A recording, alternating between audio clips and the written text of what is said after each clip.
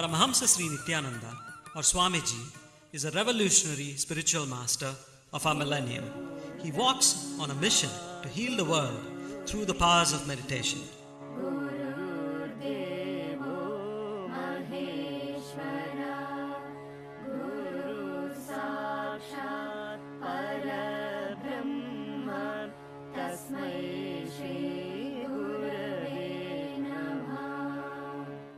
Swamiji chose to be born as Rajashekaran in the sacred town of Tiruvannamalai in southern India. Mastering yoga and rigorous spiritual practices at a young age, Rajashekaran finally left home for the Himalayas in the quest of the ultimate truth. This quest led his feet to the holiest of pilgrimage spots and to great spiritual masters in India and Tibet. After years of wandering, study, and intense penance, the boy Rajashekaran experienced the ultimate flowering of consciousness on January 1st, 2000. Rajashekaran became Paramahamsa Sri Nithyananda. Guided by a divine vision, Swamiji set up Dhyanapita, a worldwide movement for meditation in Bidadi near Bangalore in India. At the ashram, seekers aged between 8 and 80 live and learn in the Master's presence.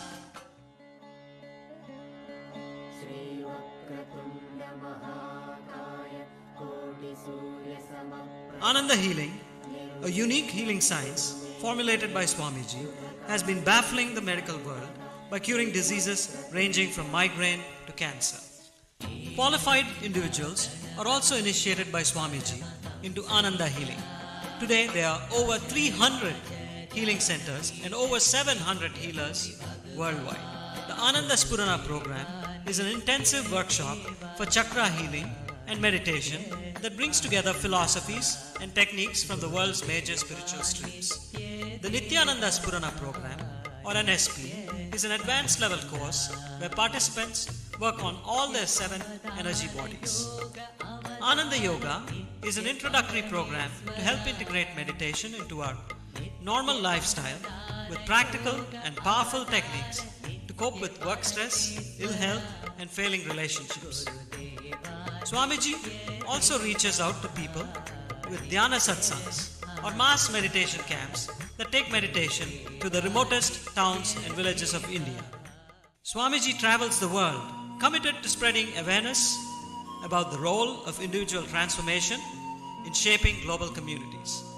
With a pragmatic vision that links Eastern philosophy to the Western scientific thought, Swamiji continues to awaken humanity to the significance of spirituality in our time.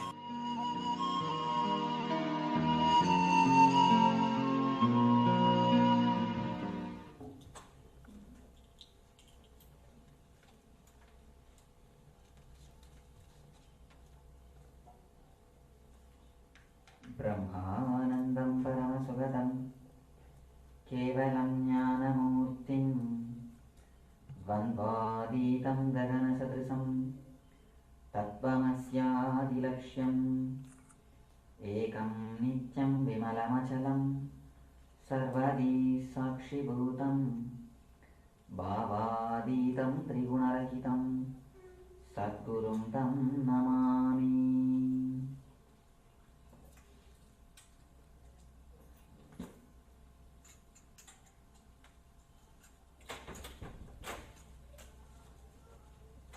Welcome you all with my love and best thoughts.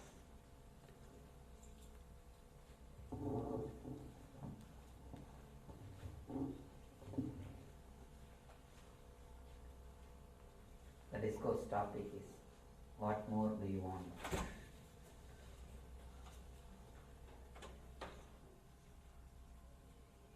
Let me start with a story from great epic Mahabharata, the greatest book ever written on the planet Earth.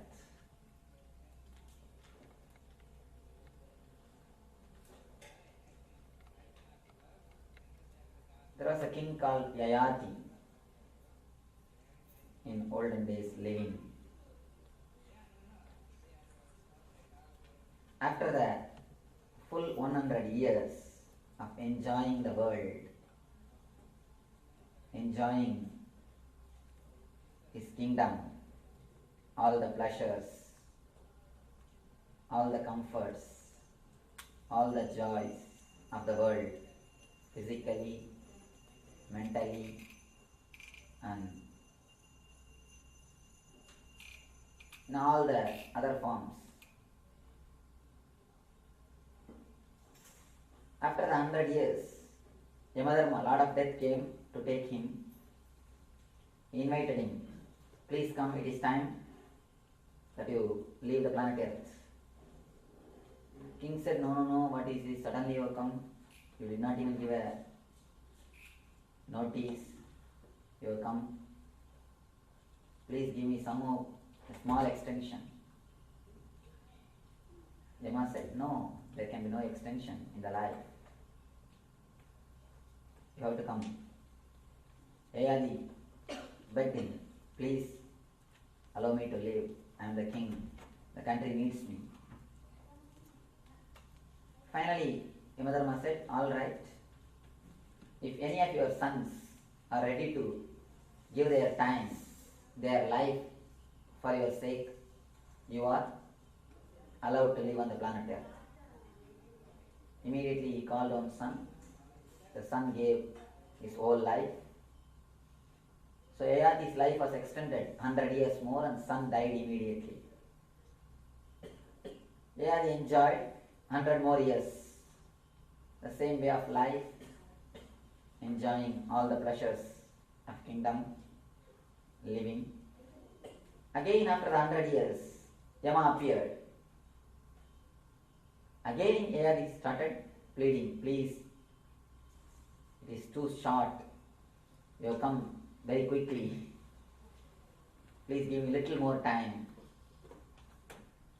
I am not prepared.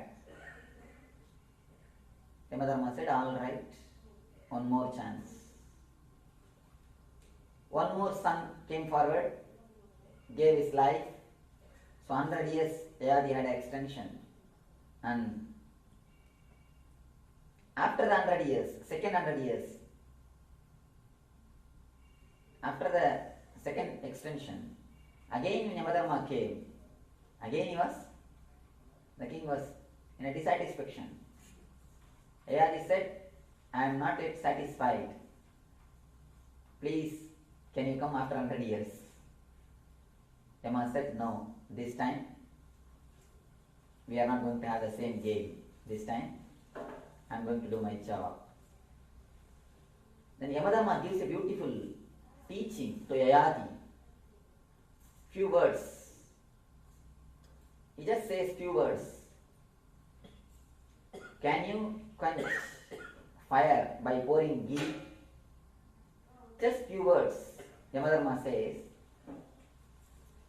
And then the Mahabharata, the story says, the sutra says, Lakshmi happened to Yayadi. Mahabharata is not saying Buddhi happened to Yayadi, Lakshmi happened to Yayadi. Mahabharata is not saying Saraswati happened to Yayadi, no. Mahabharata is saying Lakshmi happened to Yayadi. Means he had the Lakshmi in his being. He experienced Lakshmi in his being. Then he understood. He realized how many years you may live. The number of years is not going to help. The amount of pleasures is not going to quench the thirst. How many years you may have extension, it is not going to satisfy you. He realized the truth, left the body peacefully and rested in the feet of the divine. This is a wonderful story, the very small story, but we need to understand. Even if you live hundreds and hundreds of years, enjoying, experiencing the outer pleasures, without the inner quality, you will never feel fulfilled. Lakshmi means the feeling of fulfillment. Lakshmi is not quantity. Please understand. Lakshmi is quality.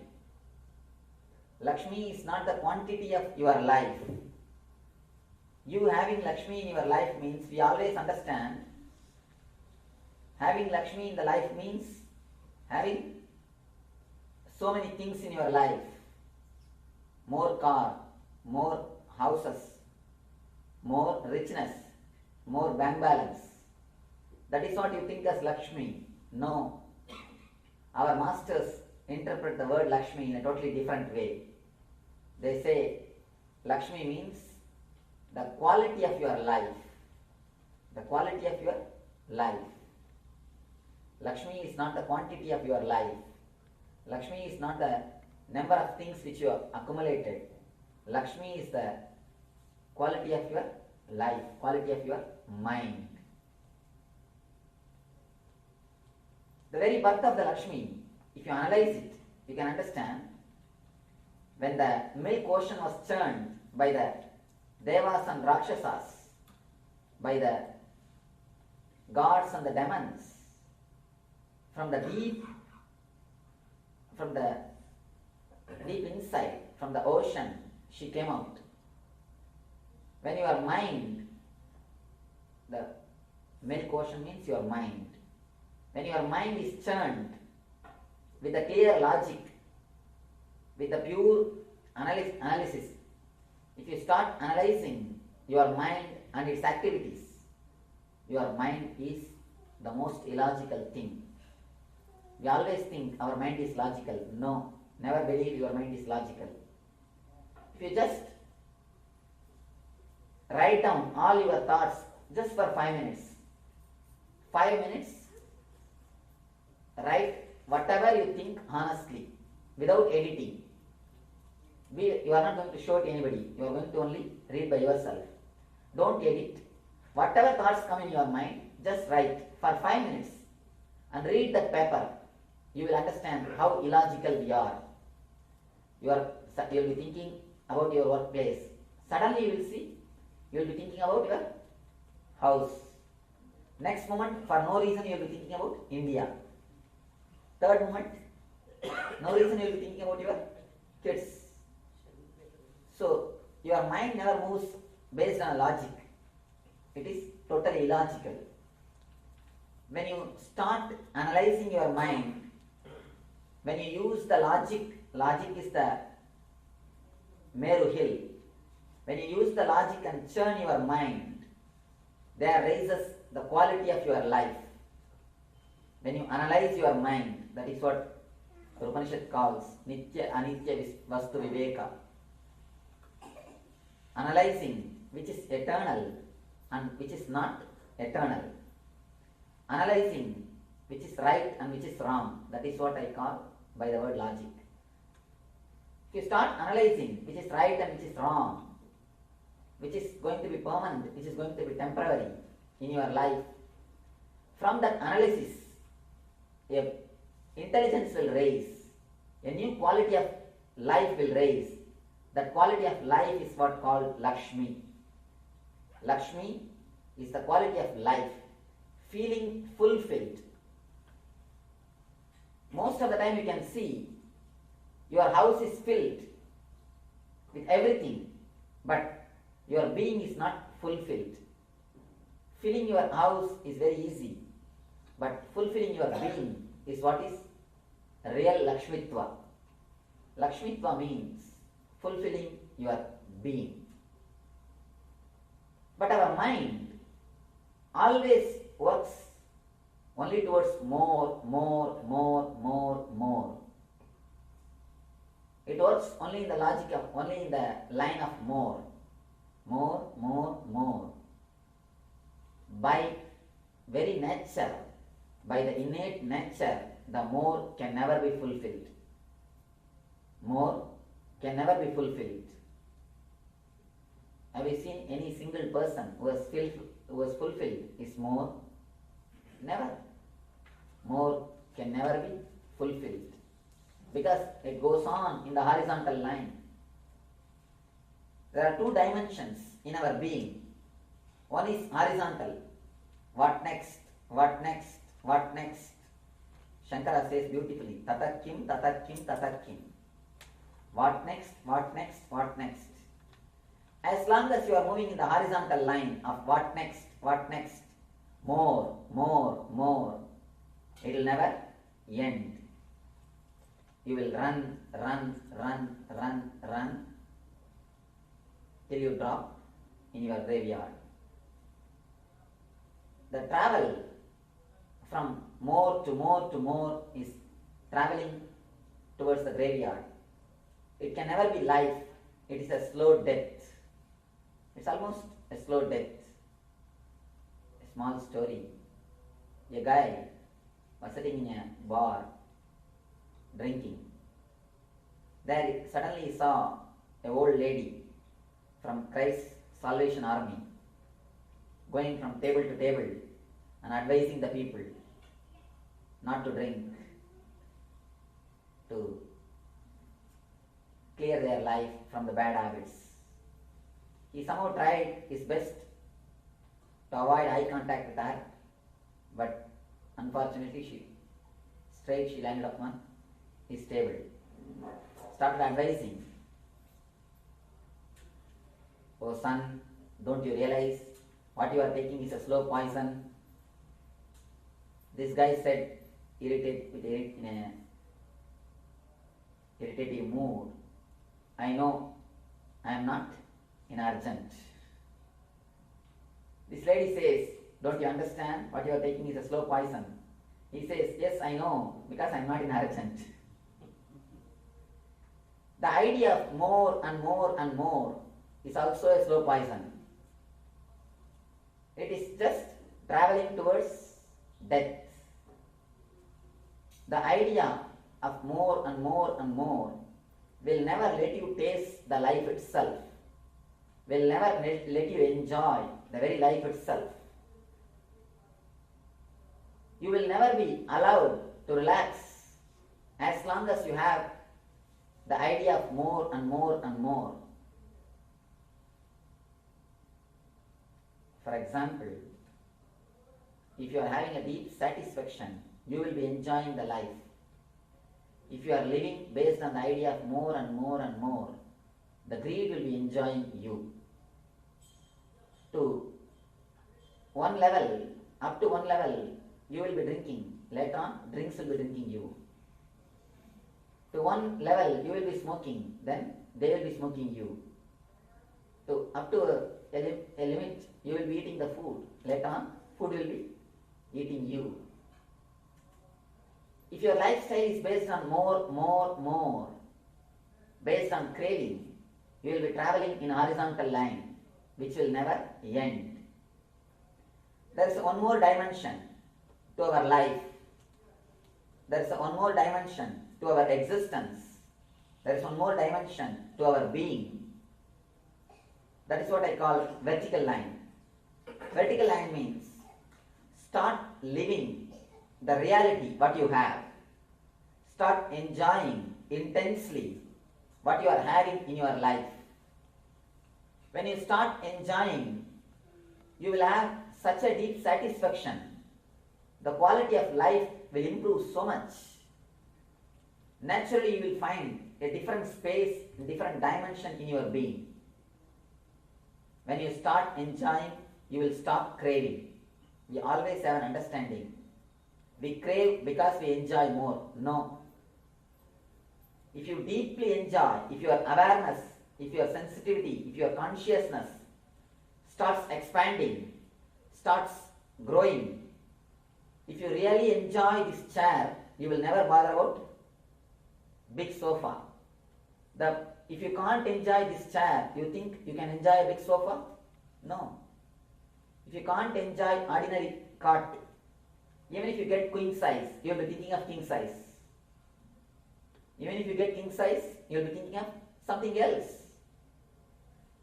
If your mental setup is trained for this more, more, more, a new layer is created in your mind, what psychologists call as a cerebral layer. Enjoying mentally.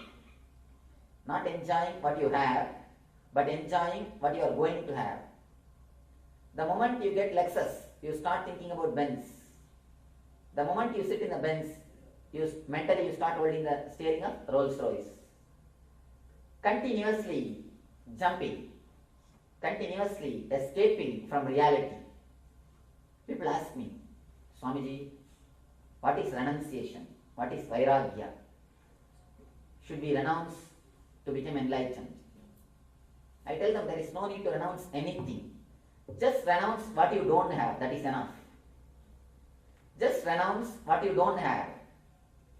The problem is, what you have never creates problem. Enjoy what you have, nothing wrong. Renounce what you don't have. But our main problem is, we are continuously enjoying what we don't have. There starts a new thing called craving.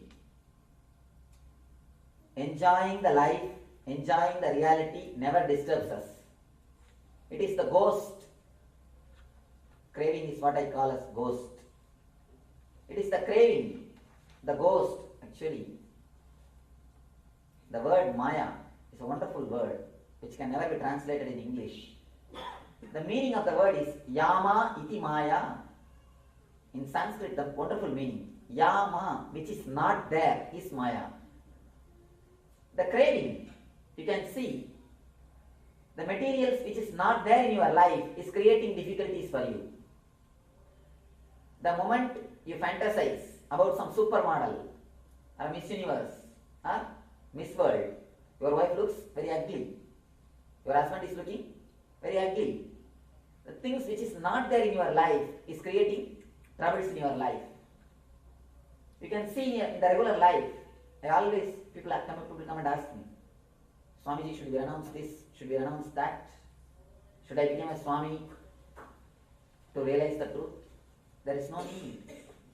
Simply there is no need. Outer women never disturbs us. Only the inner women is disturbing. Drop your inner women. Drop your fantasies. Drop your imaginations. That is more than enough. Drop what you don't have. That is more than enough to realize the truth what you have. Reality never hurts us. Reality never creates trouble. It is fantasy. When you try to make your fantasies into reality, then starts the whole trouble. Then starts the whole trouble. When you drop the idea of more, when you start living the present moment, when you start living inside your boundary,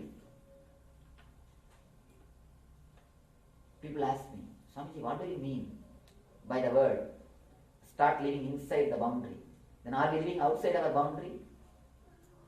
If you analyze deeply your life, early morning, if you are in your house, your mind will be in the office. You will be thinking about office.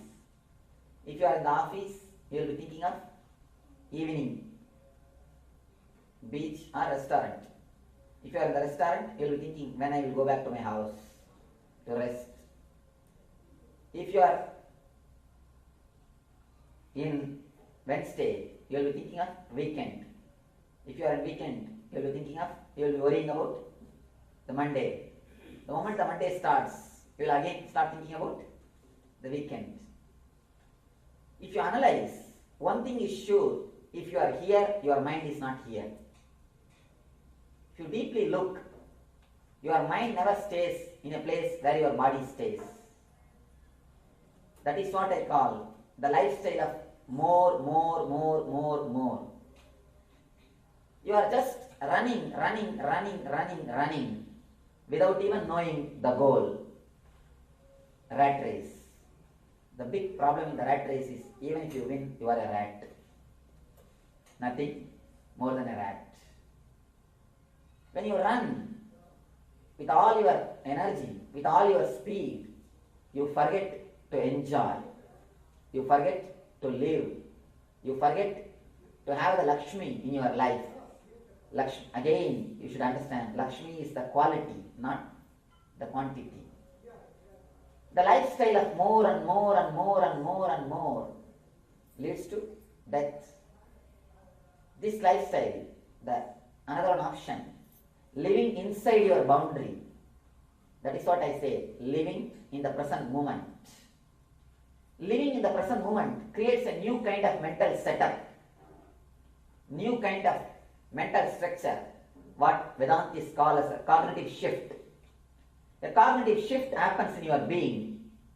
You start living more intensely, with more awareness, what Buddhists calls Zen, what we Vedantists call as cognitive shift, are living from moment to moment, living deeply centered on your being, living deeply centered on your very life itself. When you start living deeply centered on your being, centered on your very life, life feels like a blessing. So much of fulfillment, so much of joy, such a deep ecstasy. Life opens a different dimension for you. Instead of continuously feeling dissatisfied, feeling threatened by desires, you should understand this word, threatened by desires. The moment desire happens to you, you feel a deep uneasiness in your being. You can see the moment craving starts in your being, you feel a deep uneasiness, a deep uncomfortable feeling in your body, in your mind.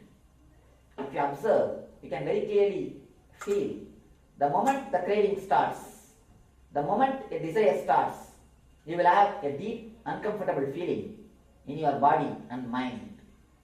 Because if the desire is fulfilled, the problem is you will start thinking, oh, when I will have it again, when I will have the same joy again, or will this joy leave me?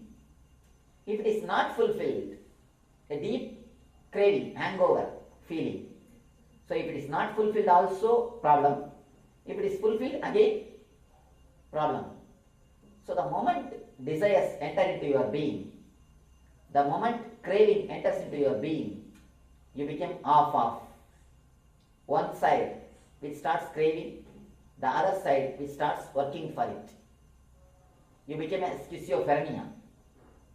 And half of your mind is visualizing about the thing which is supposed to happen, about your desire. The half is living the real life.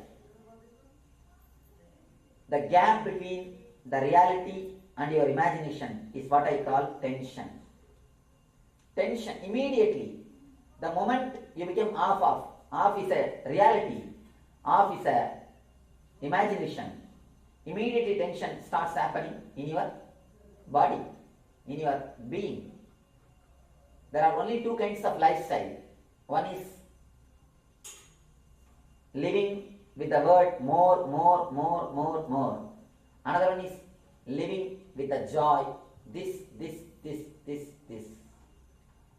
Only two words. Either you enjoy now or never. There are only two kinds of mental setup. The man who enjoys the path and the goal, or the man who never enjoys path and the goal. Never think you can enjoy the goal if you don't enjoy the path. Always we think, when we are young, we think, somehow if we settle in the US, it will be really grand, we can enjoy. Once you come and settle here, you think, if I get a good house, really I can enjoy. Then you plan, if I get married, I can enjoy. Then you feel, if I get kids, we can enjoy. Then you think, if I am retired, I will have social security, money I can enjoy, relax, rest. By the time you retire, already your mental setup is created to run behind the word more. You have lost, you have forgotten the habit of enjoying or living. The very idea of relaxation has become just a word, not an experience. Then naturally you see, the quality to enjoy, the sensitivity to live is lost. It's almost like a selling your eyes to purchase a painting, selling your life to purchase a house. Either you enjoy the present moment and enjoy the whole life. Either you enjoy the path and the goal, or you don't enjoy both. When Krishna says, Karmanye Vadikaraste Mabaleshu Kadachanaha, he means, when he says, do your duty, don't expect the result, it does not mean work without getting the salary, without taking the salary, no. He never says, do your job without taking the salary, no. He says, let the job itself become enjoyment. Let the path itself become the way to joy. Let you start feeling the fulfillment in the very path itself, in the very life itself. If you postpone, the habit of postponing will become a mental structure. That will become the mental attitude. One thing, be very clear. Whatever you may acquire in the quantity, it is the quality of your mind which is going to give joy and sensitivity. You may have king size bed, but it is your mind which has to sleep. So your mind is only going to decide. We work so much to increase the height of our bed, but we forget to increase the depth of our sleep. When you work towards increasing the height of the bed, you forget you need to increase the depth of your sleep. Small story. One guy wanted to do 3 works when he goes back to his house. So he never believes his memory. He always thinks he forgets things. So he made 3 knots in the kerchief. Went back to the house. Did 2 works. He remembered 2 things to be done and did 3rd thing somehow he was not able to remember. He was sitting, thinking. Whole night he was thinking. Early morning around 4 o'clock, suddenly he remembered. The 3rd knot he made, thinking, I should go and sleep nicely. Tomorrow is a weekend. Thinking that I should sleep, he made the 3rd knot. But when he was trying to find out what for he made the 3rd knot, he lost the whole sleep. Our whole life is wasted just like this. You plan to enjoy, but you never enjoy. If you don't have the quality of mind, even your weekends, what will you be doing? You may have a weekend, you may just change the place, but you are carrying the same restless mind, same restless attitude. What can you enjoy? You can never enjoy anything unless you have new quality of life, unless you work on the quality of your being. The immediate thing which we need to work is the instrument with which we enjoy the life, not the quantity of things which we acquire. One important thing you should understand. The moment you create a sensitivity in your being, even ordinary water looks like amrita. Ordinary water will taste like amrita. That is what the Purana says. There is a beautiful sutra in the Kathopanishad. If you give all your things away in the Vajapaya Yajna, you will become Indra. Based on this sutra only, the Ujjasravas, he starts doing the Vajapaya Yaga to give away all his properties.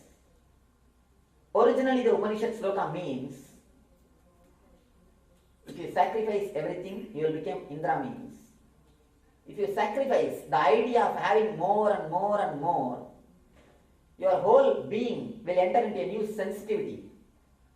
It is not the outwardly things. Don't think if you give away your house and if you give away your properties, you will have that quality. No. If you give away the idea, if you drop the idea of craving, if you drop the idea of having, if you drop the idea of more and more and more, you will have a different space, you will have a different sensitivity to live, to enjoy what you have. There is a beautiful story in Buddha's life. A great king called Aparasanjita. This king goes to Buddha. Wife of the king is a relative of Buddha. The wife of this king is a relative of Buddha. from the very young age, the queen is associated with Buddha and she knows about the quality of Buddha. Even after becoming enlightened, the queen used to go and have the darshan of Buddha. So the queen was continuously inspiring the king, please go and see the Buddha. Just see what kind of human being he is. Why don't you just have a look? Why don't you just check out? The king decides, all right, let me go and see who is this Buddha.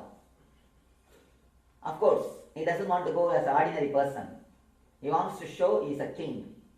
So he takes all the best diamonds from his treasury. Queen says, don't take diamonds. He is not the man whom you think. Take at least few flowers. He may accept the flowers, but never the diamonds. King says, all right, let me take both. Diamond and flowers, both. In one hand, jewelry box filled with diamonds. In the other hand, plate filled with flowers. He goes to see the king, see the Buddha. King goes to see the Buddha. But his mind is thinking, let me show my greatness by giving both these things to Buddha. He goes, there Buddha is sitting in front of 10,000 disciples. The moment he entered the Buddha's court, he was about to offer the diamonds to Buddha. Buddha said, drop it. The king was shocked. But no other way, because 10,000 people are sitting.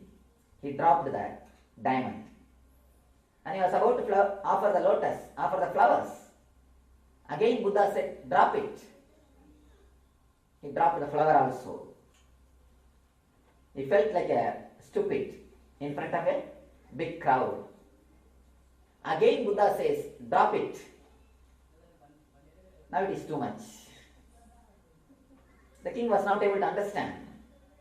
He said, what are you talking? I am not having anything in my hand. I already dropped the diamond. I have dropped the flowers. What you are asking me to drop? The senior disciple of Buddha, Sariputta, was standing nearby. He says, Buddha is asking you to drop the idea of more and more and more. He is not asking you to drop diamonds or the lotus. Diamonds are not even worth dropping. He says, drop the idea that these things have got value. Drop the idea that diamond has got a special value. That is what Buddha wants you to drop. Not the diamond itself. There is no need to drop the diamond. Even dropping the diamond means you have a fear that it is a valuable. Unless I drop all these things, I cannot become enlightened. No. Not even dropping the diamond, but dropping the attitude, it has got value. That is what Buddha says by the word drop it.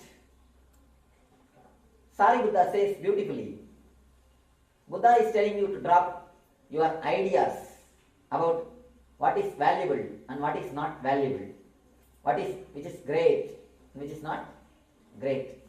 Buddha is not asking you to drop the physical things. He is not asking you to drop your kingdom. He is asking you to drop your mind, your idea.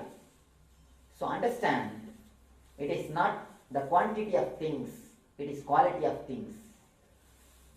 First thing, neither running behind the idea, more, nor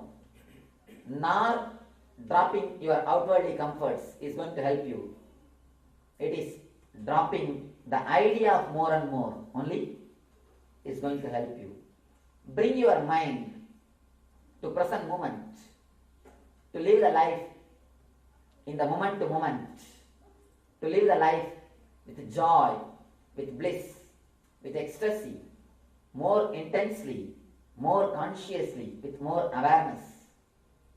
When you are drinking water, drink totally. When you are eating, eat totally. When you are walking, walk totally. When you are driving, drive totally. When you are sleeping, sleep totally.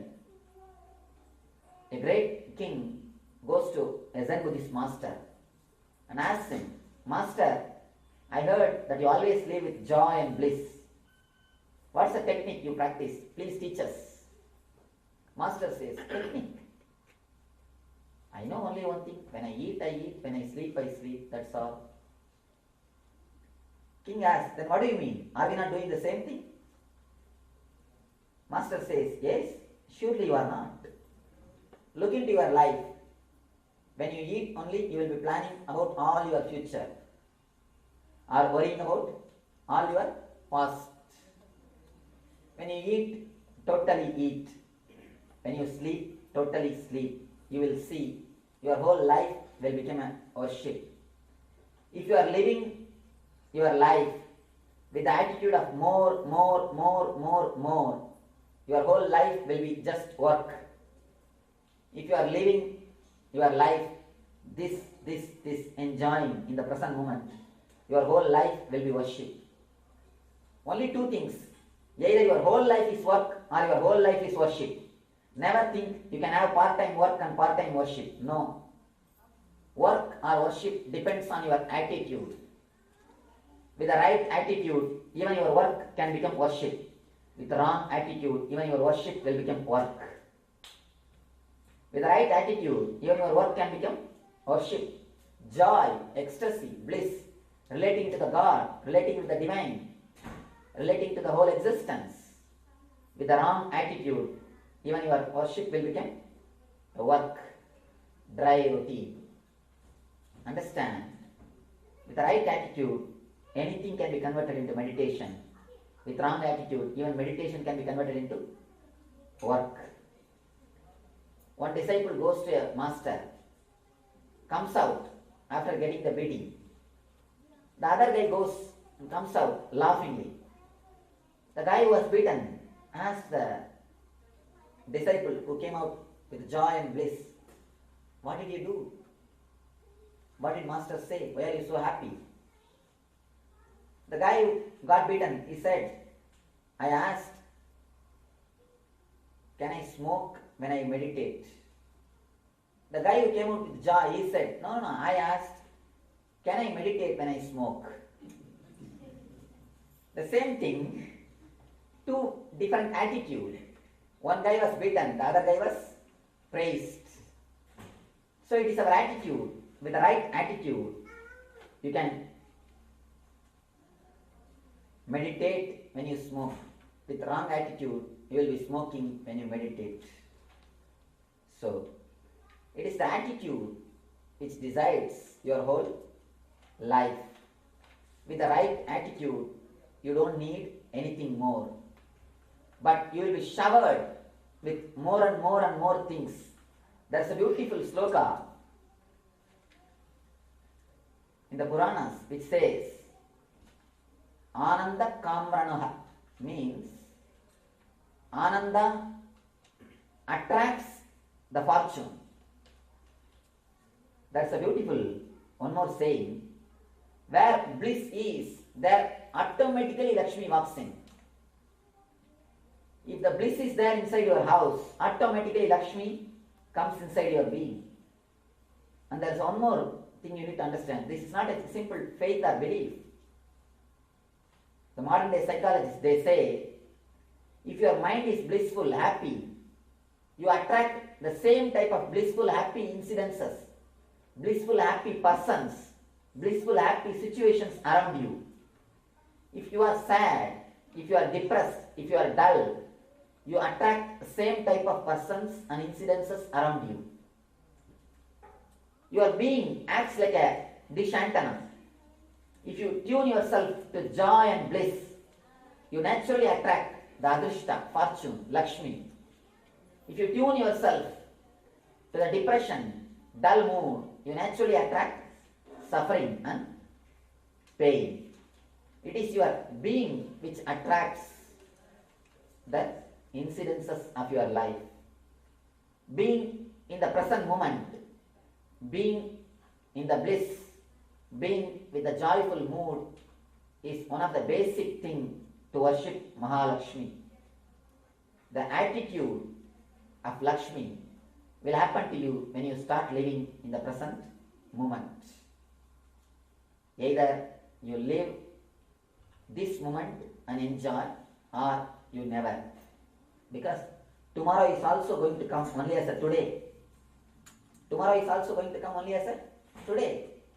So if you postpone today in the name of tomorrow, tomorrow you will postpone in the name of day after tomorrow. That's all. So it is your choice. If you understand about the whole life, you will understand you don't need anything. You will feel you are just showered. You are not even given, you are showered. If you don't understand you are showered, how much is showered on you, you will take your life for granted. You will take your whole life for granted. If you understand you are showered, you will understand what more do we want. Let us understand what more do you want. You are showered so many things in our life. We always think God has given very less for us. He has not given what is my right is. A small story. One guy went to the temple and started praying to God. Oh God, just give me $100. I will be able to manage with that $100 my 1 week expenses. After 1 week, I will get my job and I will start donating to you. The priest heard the prayer and really felt compassionate towards that boy, towards that young guy. So he put $50 in a cover and went near him, gave that cover to him and told, see, God has asked me to give this cover to you. Please have it. The guy ran to his house, opened the cover, saw $50 and started praying, oh God, next time when you send money, please send directly. See, the priest has taken away half of it. We always think what is not given, not what is given. He never bothered the $50 which is given to him. He started bothering about the $50 which is not given. So when you understand how much life has showered on you, you will understand what more do we want. When you don't understand whatever life has showered on you, you will never understand even after entering into the graveyard. Even after entering into the graveyard, you will think, oh, next guy has got a good flat. Next guy has got good sight. My tomb is not as big as his. Either you understand now itself what more do we want, or never. Understand what more do you want. Your life will be filled with bliss, ecstasy and joy.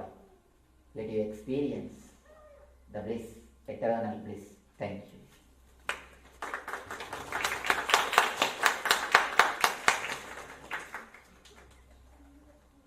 So, what is time? 8:20. It is showing different time. What time we are supposed to finish? It's already time. We have some time for question and answers. How many minutes? 15 minutes.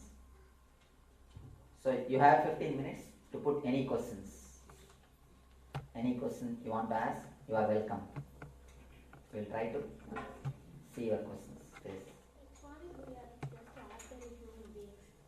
Sorry, little loud. We are just ordinary human beings. However, we try to live in the presence. So when you say you are ordinary human, when you Wonders, what's going to happen tomorrow, and then about the past also. when you say you are ordinary human being, do you mean I am extraordinary human being? I think so. No. There starts the trouble. Please be seated.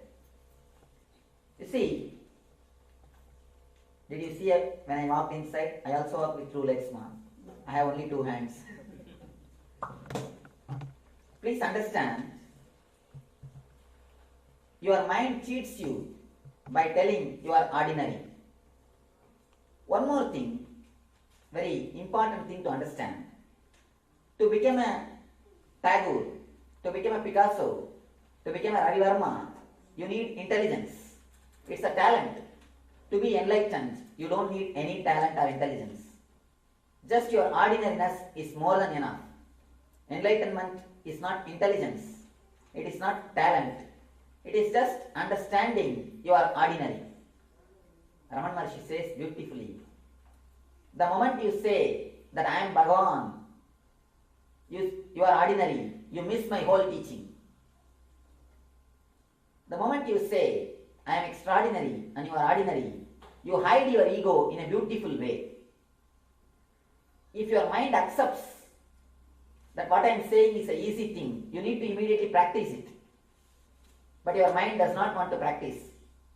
Because if you practice all these things, your mind will have to die. Your mind will have to die. Your mind will lose its grip on you. Your mind is also, just like other beings in that world, has got its own instinct to survive. In the world, every being has got its own instinct to survive, to protect itself. Your mind also has got its own instinct to survive.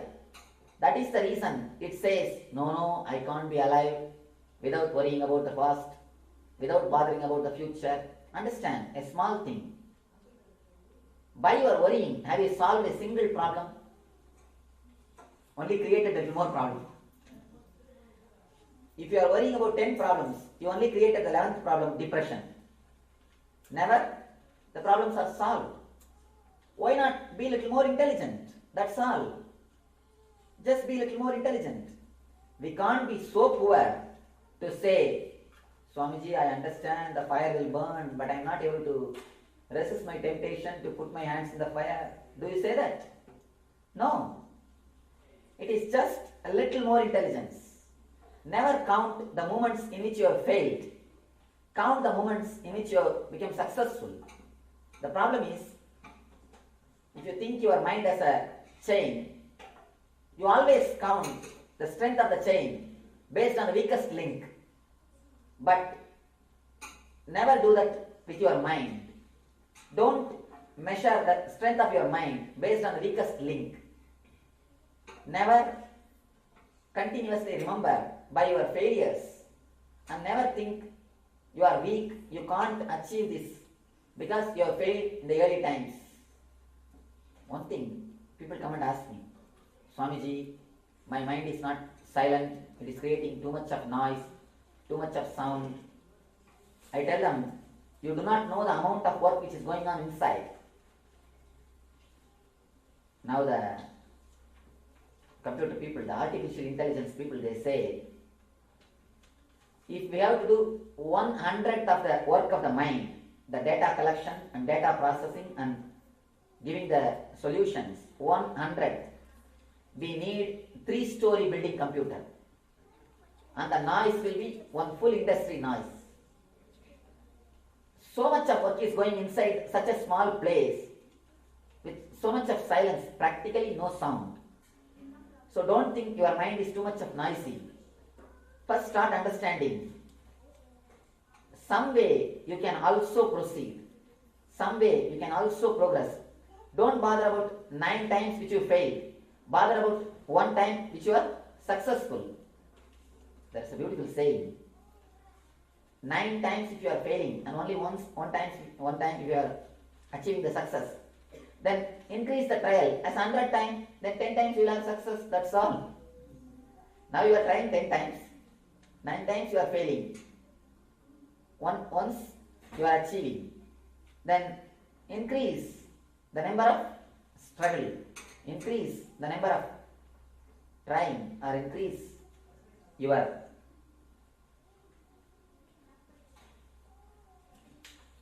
effort. Naturally you will see you are achieving more and more moments of bliss.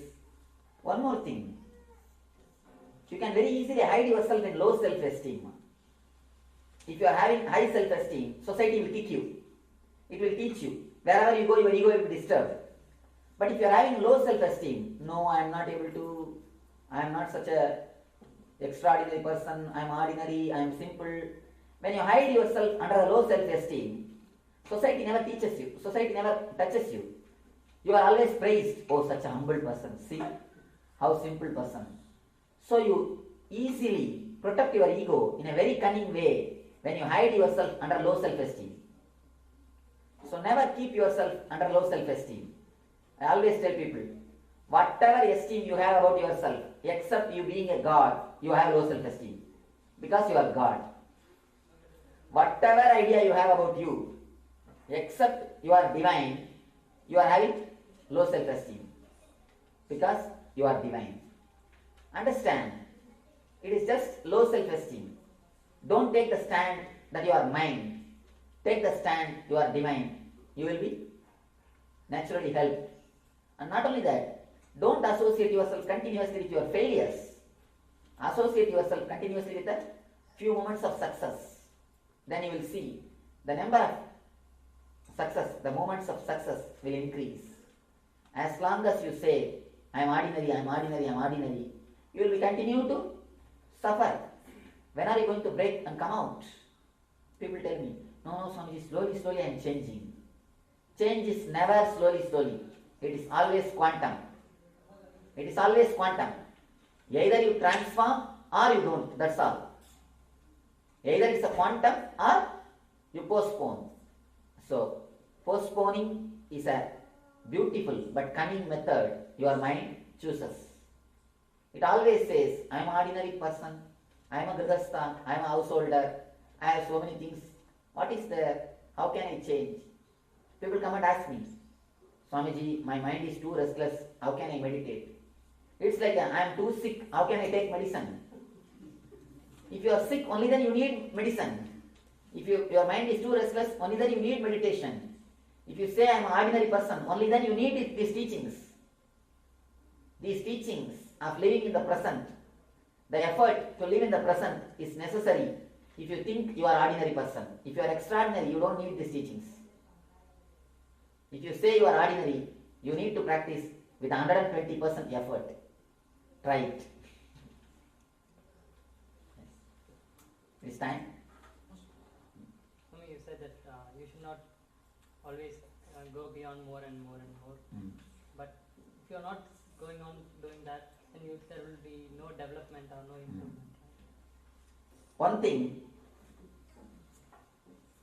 when you start really enjoying your being, you will start expressing 10 times more creativity than you are expressing now. As on now, half of your mind is running behind more and more and more. Understand one thing. 80% of your energy is spent only in Icha Shakti. Thinking of more and more and more. Only 20% is spent in Kriya Shakti, creativity. If you start awakening the Jnana Shakti, the living in the present moment, living joyfully, consciously with awareness, 80% of your energy will be spent in creativity. You will start creating, and only 20% will be spent in just spending in a vague thoughts, in imagination. Understand? When I say drop running behind more and more and more, I say drop the mind which runs behind more and more and more. I don't say, I am not telling you, don't get a bigger house, don't make a bigger bank balance, don't make a big car. No. I am not telling you to drop the diamonds. I am telling you to drop the idea of having more and more.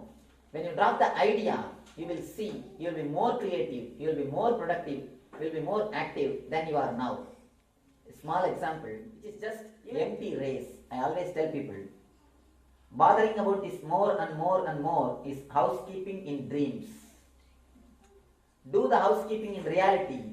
Please don't do it in the dreams. By bothering about more and more and more, you are doing housekeeping in dreams.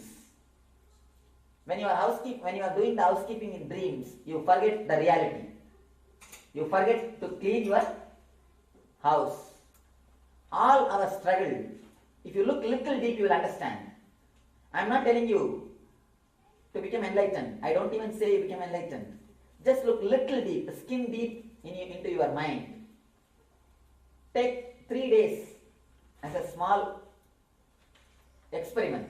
Take these next 3 days just for a small experiment. Just for next 3 days, drop all your worries. Surely by dropping your worries for 3 days, you will not lose your job. You will not lose your house. You will not die. Just for 3 days you try. Drop bothering about the future totally, utterly. Drop the whole craving. Just for 3 days. After 3 days, if it did not work out, please pick up your craving again. I don't say no. Just for 3 days, try this as a simple experiment. When I say, I am not even asking you to believe me. I am just saying you, take this as a hypothesis and try to work. Just for 3 days, decide consciously, I will not allow any craving. I will not allow any more and more attitude, more and more idea in my mind for only 3 days. Tomorrow, day after tomorrow, next day, just for 3 days. Not more than that. I am not asking you to drop eternally. Don't plan, I will drop once for all. You will never do it. Just for 3 days, try this experiment.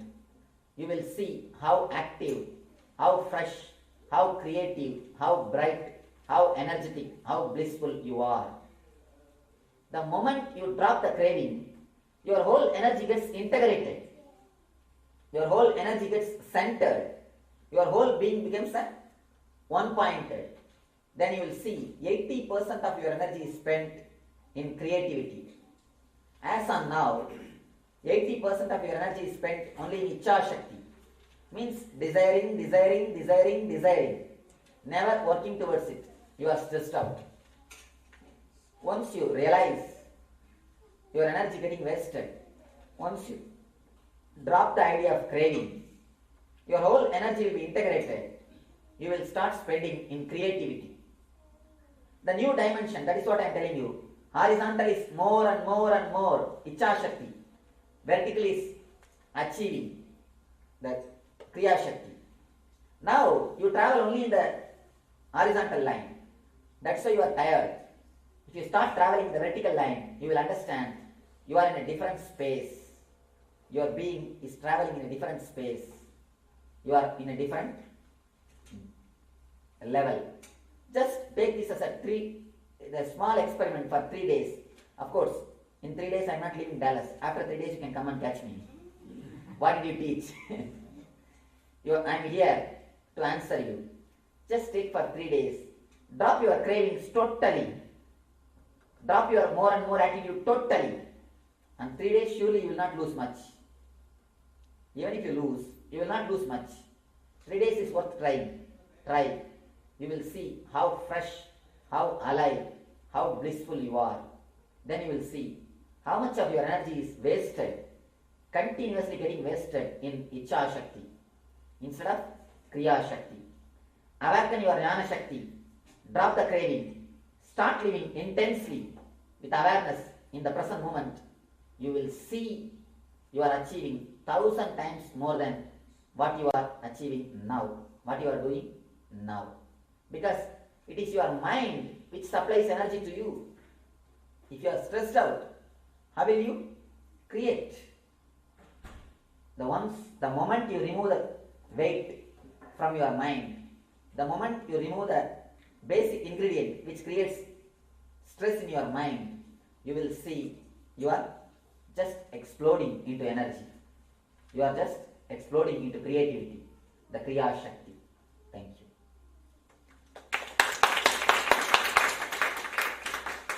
Let you experience the bliss, eternal bliss, Nithyananda. Thank you.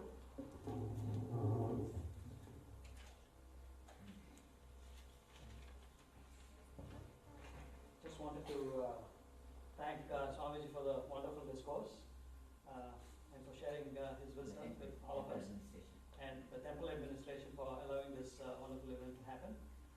Tomorrow Swamiji will be back in the temple at 7 o'clock. The discourse topic is need or grief.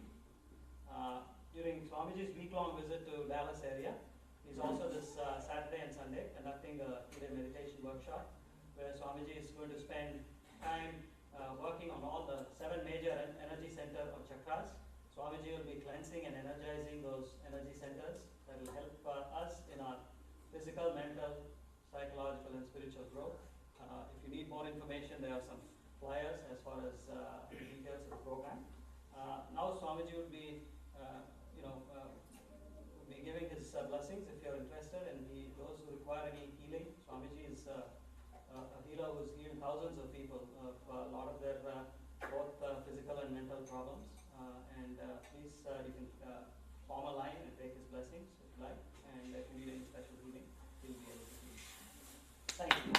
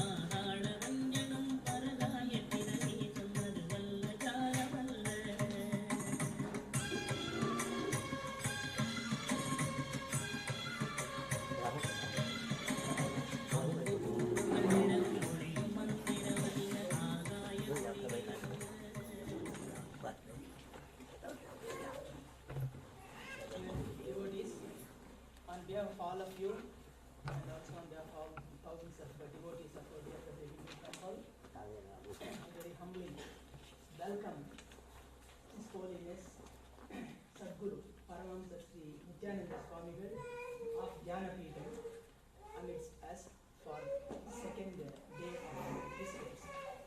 All of us are truly blessed that Swamiji really agreed to come to the temple and address all of us and share his wisdom and thoughts on spirituality. And yesterday, you listened to the enlightening lecture by Swamiji on what more do you want. And today, we are going to hear about an equally interesting topic, need and greed. Once again, on behalf of all of you, I extend a hearty welcome to Swamiji. And as a token of our appreciation, on behalf of all of you and on behalf of our temple, I would like to offer.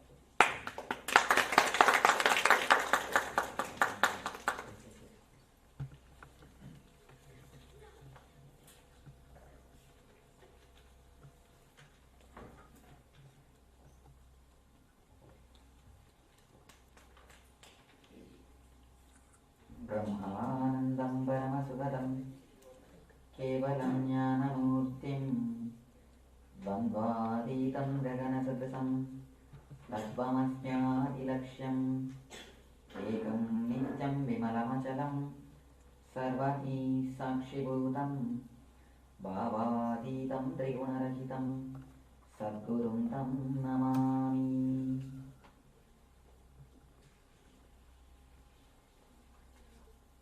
I welcome you all with my love and respect.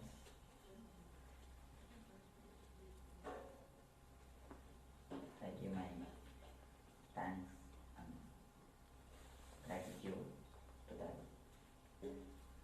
temple authorities for organizing this event.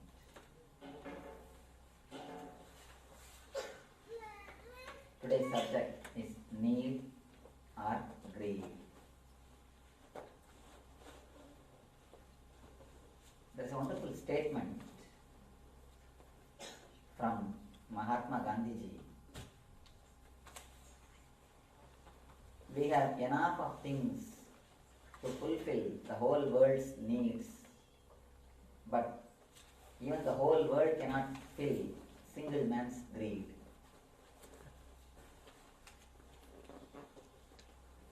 We have enough of things to fulfill everybody's needs, but even the whole world cannot fulfill single man's greed. I think only a person like a Gandhi can give this type of statements. The very person is a representation or representative of this ideology. His life is a living scripture. His life is the expression of this saying. What he said, he lived. Of course, he is one of the greatest human beings. Apart from a political leader, there are so many other dimensions for him. Only India can boast that it has got ideals like Gandhi. Every country is represented by their ideals, by their leaders. Only India can boast we have an ideal who is a man who preached and lived non-violence. All countries make only warriors as their leaders. All countries represented by the great warriors. Go round and see. All the representatives are leaders of the countries. They are warriors. But here is a country which is represented by a man who died saying, don't punish him, don't punish the guy who killed me. He says, even in the last moment, don't punish the guy who killed me. Even in the last moment, is concerned for the other. Even after giving his life, is concerned for others to the extreme. Living religion is easy thing, but living the religion at the moment of death is not an easy thing. Gandhi is a person, he lived his religion even at the time of passing away. Even when he was shot,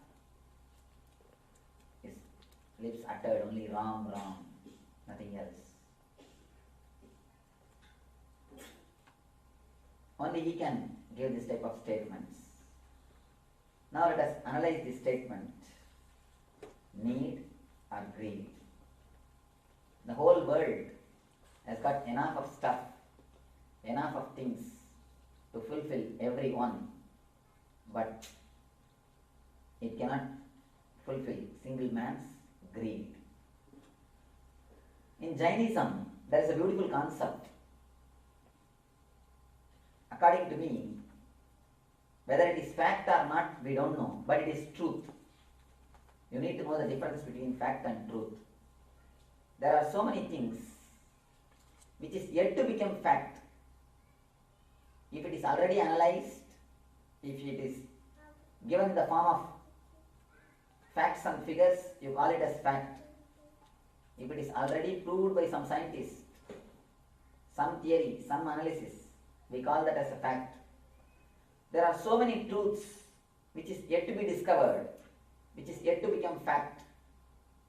Just because it is not yet become fact, you can't say it is not truth. Before the gravitation theory was discovered, before the theory of gravity written, do you think that gravitation force was not there? No. Even before Newton, gravitation force was there. Newton made it as a clear theory. Newton has made the truth as a fact. The truth of gravitation was there, but Newton made it as a fact. So there are so many truths which is yet to become fact. Just because it has not yet become fact, you can't say those things are not truths. In Jainism, there is a truth. Mahavir says, when you come down to this planet Earth,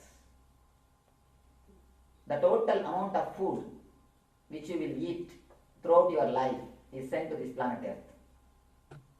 And the energy to fulfill all your desires are given to you. The things which you are going to enjoy, not only food, the house, or the comforts, whatever you are going to enjoy, that is sent to the world, and the energy to enjoy, the power, the capacity to enjoy is given to you. The moment you land on this planet Earth, you have capacity to enjoy what you are supposed to enjoy according to your karma. And the things which is supposed to be given to you, that is also sent to the planet Earth. The problem is, then why we feel here that we are lacking something? Mahavir says, whatever you are supposed to enjoy is already sent to the planet Earth. And the capacity, energy to enjoy also is given to you when you come down. Then why are we feeling always that we are lacking something?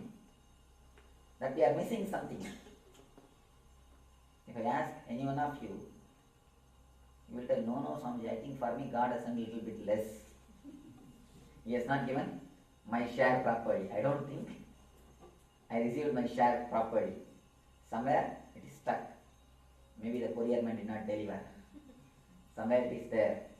It has not yet reached. Everybody feels something is missing. They are deprived. But Mahavir says it is already sent to the planet Earth. What happens? Then why are we feeling that we are deprived? Why are we feeling we are missing something? The problem is, after coming down to this planet Earth, you start seeing from others what others are enjoying, what way others are living, and you start picking up the desires from others. You start picking up your desires from others. You don't work out only your desires. You start gathering others' desires also. For example, from here you go to mall to get a refrigerator. You take enough of money, go there to get a refrigerator. After going there, you meet one of your friend. She is purchasing a color TV and a new oven, so many other things for her house. You slowly feel, I should also have a color TV. I should also have little more jewelry. I should also have better clothes.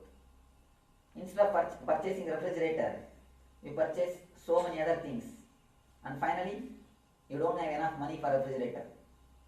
Naturally think of taking loan. So finally you end up in loan. After that you feel that you are not satisfied. You have to work now to fulfill or to give back that loan. Same way, when you come back, when you come down to this planet Earth,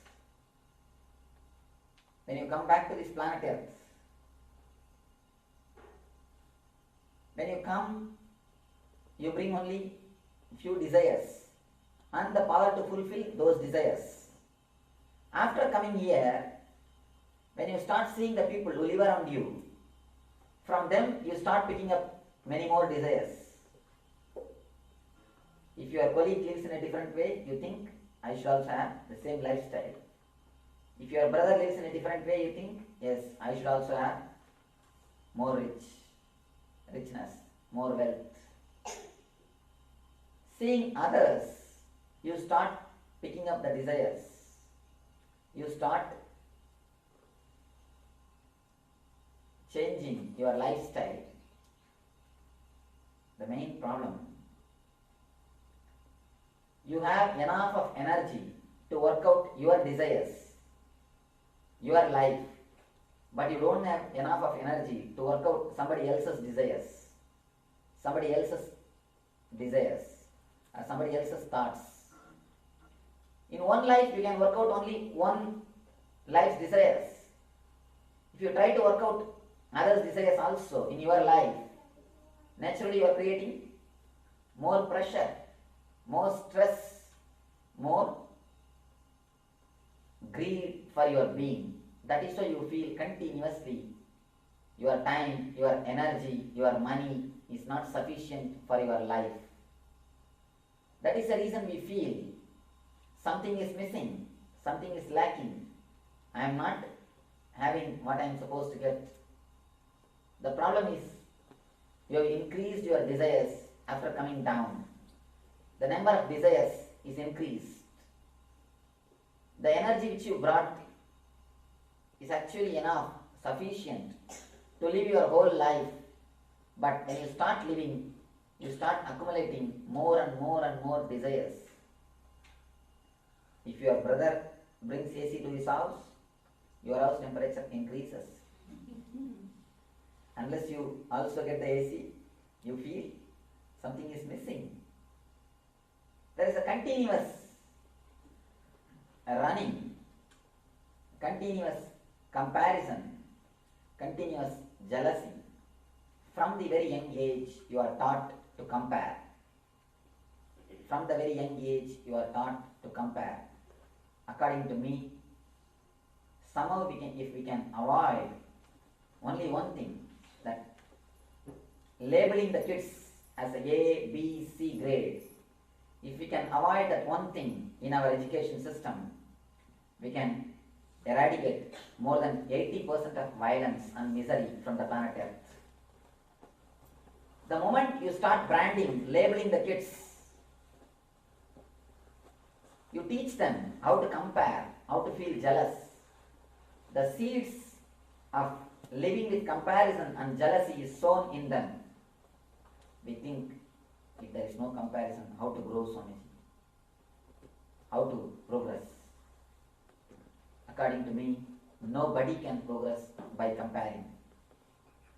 Each being is unique. He has to flower in his own line. If you compare, you may grow as he is growing. You may progress as he is progressing, not as you are supposed to be. The big problem in the rat race is, even if you win, you are a rat. Even if you win, you are a rat, nothing more than that. When you run based on others' style, naturally you end up only in suffering. A small thing you need to understand. There are some kids who are masters of visualization. You will see they will excel in painting, art, poetry, dancing. There are some kids who are masters of verbalization. They will excel in language and logic. There are some kids who can excel in maths, in other field. But when you grade them, you try to generalize them. When we try to generalize them, naturally we sow the seeds of miseries in them. Either we give them low self-esteem or high self-esteem. Low self-esteem and high self-esteem, both are troubles. Both are going to create violence in them. The guy who is having low self-esteem will try to throw stone.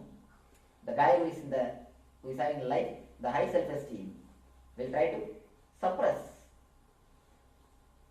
Seeds of violence is sown, seeds of misery is sown in the kids, inside the heart of children when they are graded as A, B, C.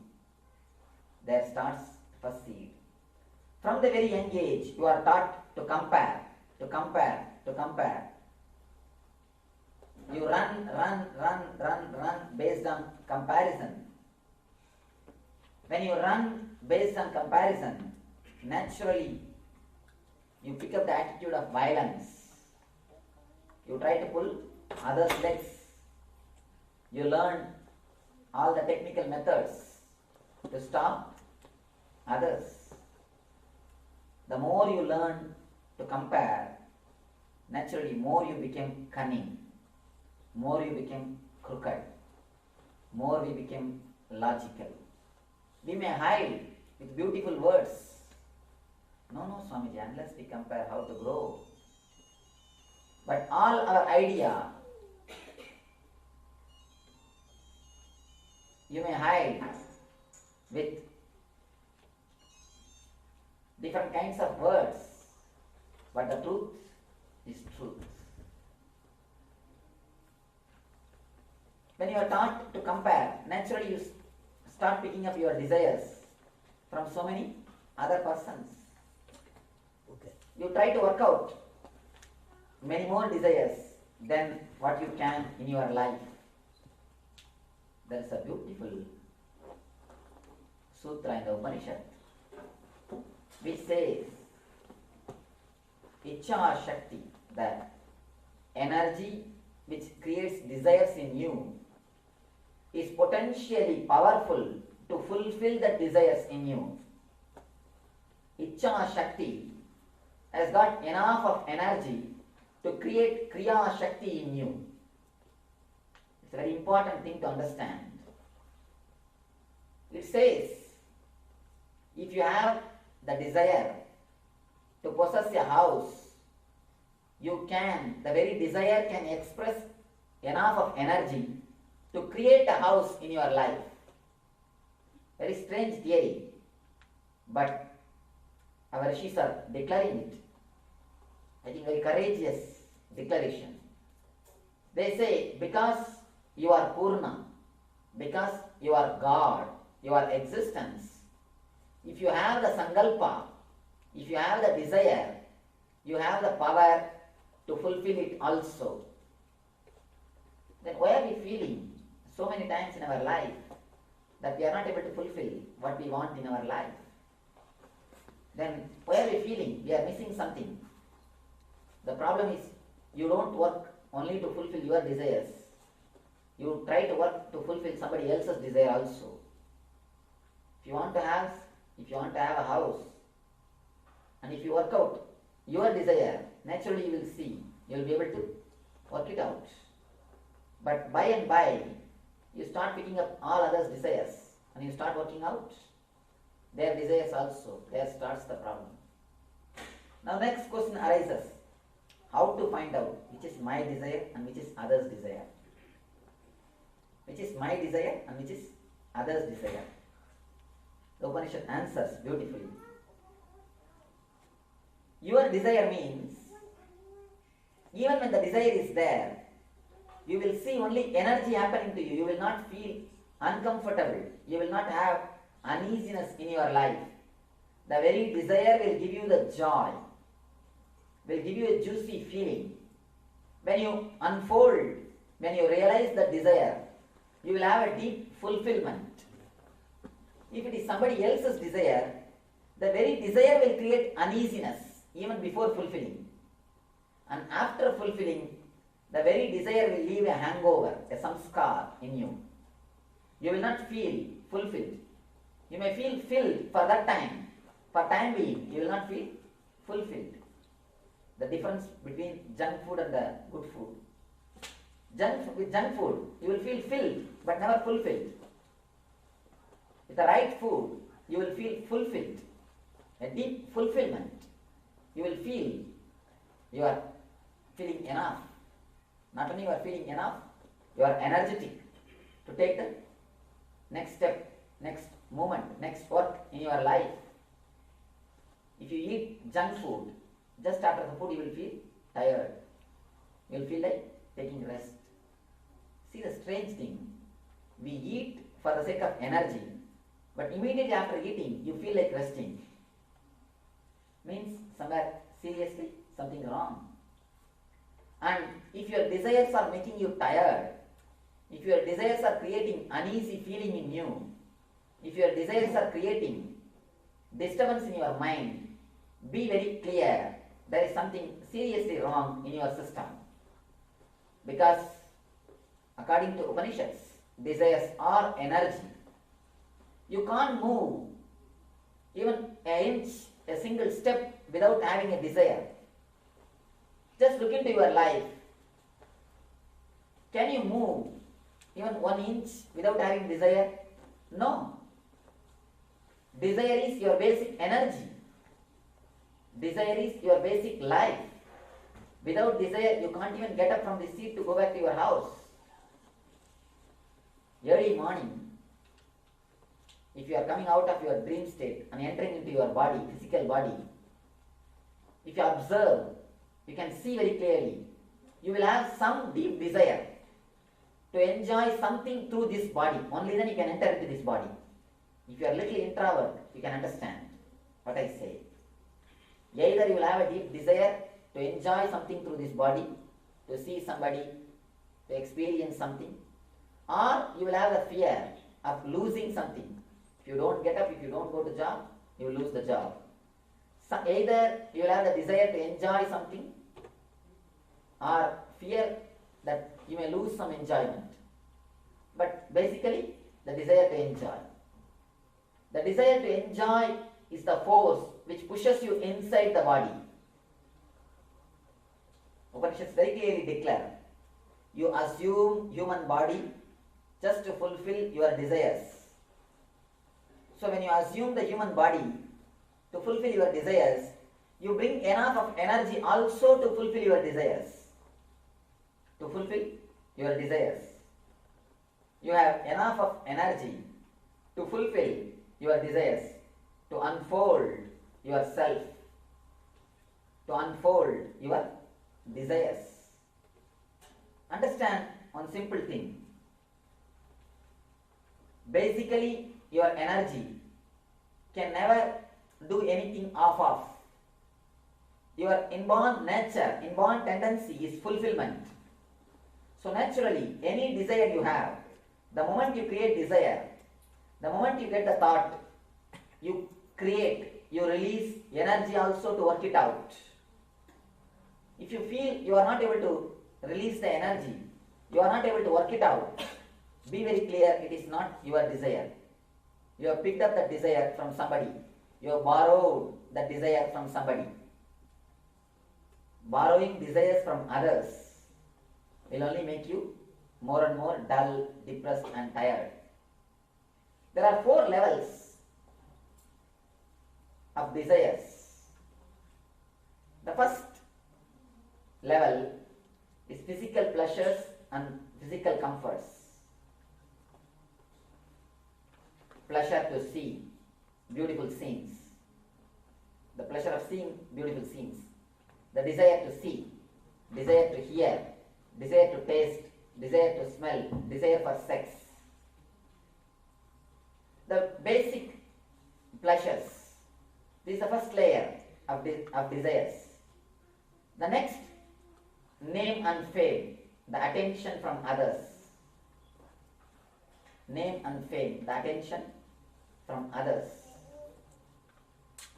Third level, spiritual desires. You should understand mainly. People may think even spirituality can become a desire. Yes, our desires to become more spiritual, to have the darshans, visions, to have God whenever we want to have. Even in that level, even in that line, greed can happen. The fourth, ultimate, but very subtle, just to hang on to this body, the desire just to hang on to this body for no reason. In these 4 level desires, see very deeply where you have need and where you are having greed. In these 4 levels, if you analyze your mind, if you analyze your lifestyle, classify all your 4 desires under these 4 categories. There are no other desires, only these 4 categories of desires. All the desires can be brought under these 4 categories. Understand whether your desires are the category of need or greed. If it is your own desire, if it is yours, it will be a need. If it is somebody else's, it is greed. You have enough of energy, enough of power, enough of capacity to fulfill your desires, but you don't have energy, capacity to fulfill others' desires. If you look into this 4 layer, you will understand where all you are picking up others' desires. In the sensory pleasures, you can see how much of fantasies you pick up from outer world. In the real life, the reality never disturbs you. The real enjoyments will never disturb you. The desires which you want to enjoy, the desires which you want to have fulfillment, will never disturb you. People ask me, Swamiji, should I renounce all my desires to reach the spiritual state? I tell them, no. Again it's one more greed. Again it's one more greed. People renounce here so that they can enjoy there. People always renounce here so that they can enjoy in the other world.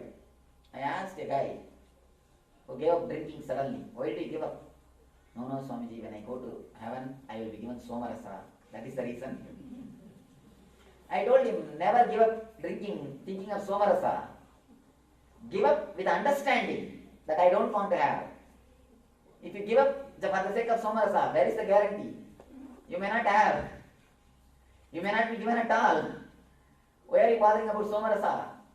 I always tell people, give up, but based on understanding, not based on greed. That's a sect of religion which believes if you give money in this world to their spiritual institution or religious institution, the priest gives a receipt, and that receipt will be kept when the person dies, and if the body is buried, the receipt also kept along with the body. They believe if they take that receipt and show to God, there he will be given the exchange. Be very clear, there is no money exchange in the heaven or hell. If you drop your things for the sake of the otherworldly pleasures, again you are on the same trip. Again you are on the same greed trip. Don't think you are announcing. No. Look into your life deeply. In how many places you replace your greed with beautiful words. Most of the time you can see. Even all our prayers are nothing but bargains. All our spirituality is nothing but bargain. I heard one guy was praying for Mahalakshmi, please give me $1 million in lottery. I will put $100,000 in your hundi. If you don't believe me, deduct that 100,000 by yourself and give me only the remaining portion. All your prayers are nothing more than simple business. Greed, named in a different terms. One guy was praying to Venkatacharya. Oh God, if I become successful in my business, I'll put one share. He has got 3 partners. We will make you as a 4th partner. One share we'll put it in your hundi. Some of Venkatacharya works. That much I saw. He does his job properly. I never seen anybody having loss or any difficulty when they go to Venkatacharya. Because the great enlightened master Konganara, he installed a special energy in that area. So you can see it's a real Bhuloga Vaikuntha. It is not a simple place where you can fulfill only your desires. It is a spiritual energy. In front of a projector slide, if you keep a slide, the slide will look in reality. If you keep a temple slide, you can see the temple. If you keep an actor slide, you can see the actor. If you keep an actress, you can see the actress. Just like that in front of Balaji, if you keep your thoughts, you can see them in reality. They will become reality. Because there is a projector light. Any thought you keep, whether it is good or bad, the problem is you pray and finally get into trouble. Most of the time we don't even know what should be asked. We pray something and he fulfills it. Then we are in trouble. Then you are in trouble. Anyhow, he never misses. That much I have seen. He always fulfills. Whether it is good or bad, that is your responsibility. Anyhow, these guys had a good profit. It came Only Venkatachalapathi's share came 1 crore. Now problem starts. If it is just 5,000, 10,000 rupees, they don't mind putting in only. And it's a big money. Among the 3 partners, one guy said, why God needs so much of money? After all, we have children. He doesn't have any issues. Why he needs so much of money? The second guy said, yes, after all, we are the children of God. Why not enjoy a little bit as a God's prasadam? Third guy said, yes, what you said is right. We will convert all the money into gold and make a small undi. We will throw everything up. Whatever falls inside the undi, we will put it in the undi. Whatever falls outside, we will take that as a Balaji's prasad. The next guy said, no. Whatever falls outside, we will put it in the undi. Whatever falls inside, we will take it. Third guy, very intelligent guy, he said, we will throw everything up. Whatever God wants, let him take. Whatever falls, we will have it. After all, God is there above. All your prayers, you can see, is nothing but the projection of your greed. That's what I say. Even your spirituality is nothing but greed. Look, what all the ways you feel and you try to hide and you try to decorate your greed. First level fantasies. If it is your desires, you will never feel tired. You will never feel dull. You will never feel depressed. Have you seen any single animal suffering by obesity? Of course, natural animals never suffer. If they are pet animals, they suffer because they pick up the habit from you. No, the wild animals never suffer. Have you seen a single natural animal who is suffering, who is having headache, who is going to psychiatrist, who is having depression medication, who is suffering due to obesity? No. They have plenty of food, continuously available. They have everything, but they never suffer. Why? They work out only their desires. But in our life, we continuously pick up desires from others. Continuously seeing McDonald's advertisement is just nothing but picking up the desires. You are bombarded with fantasies. Continuously, the idea is put inside your mind. So naturally, when you see a Starbucks board, you think, let us have a coffee. You don't think whether you need or not. You never ask your body, do I need? No. Just the board. Immediately the inspiration. To stop your car, to have. See in how many levels continuously you are exploiting your body for the sake of your greed. Actually, we always blame our body. Oh, because of my body, because of my sensory pleasures only, I wasted my life.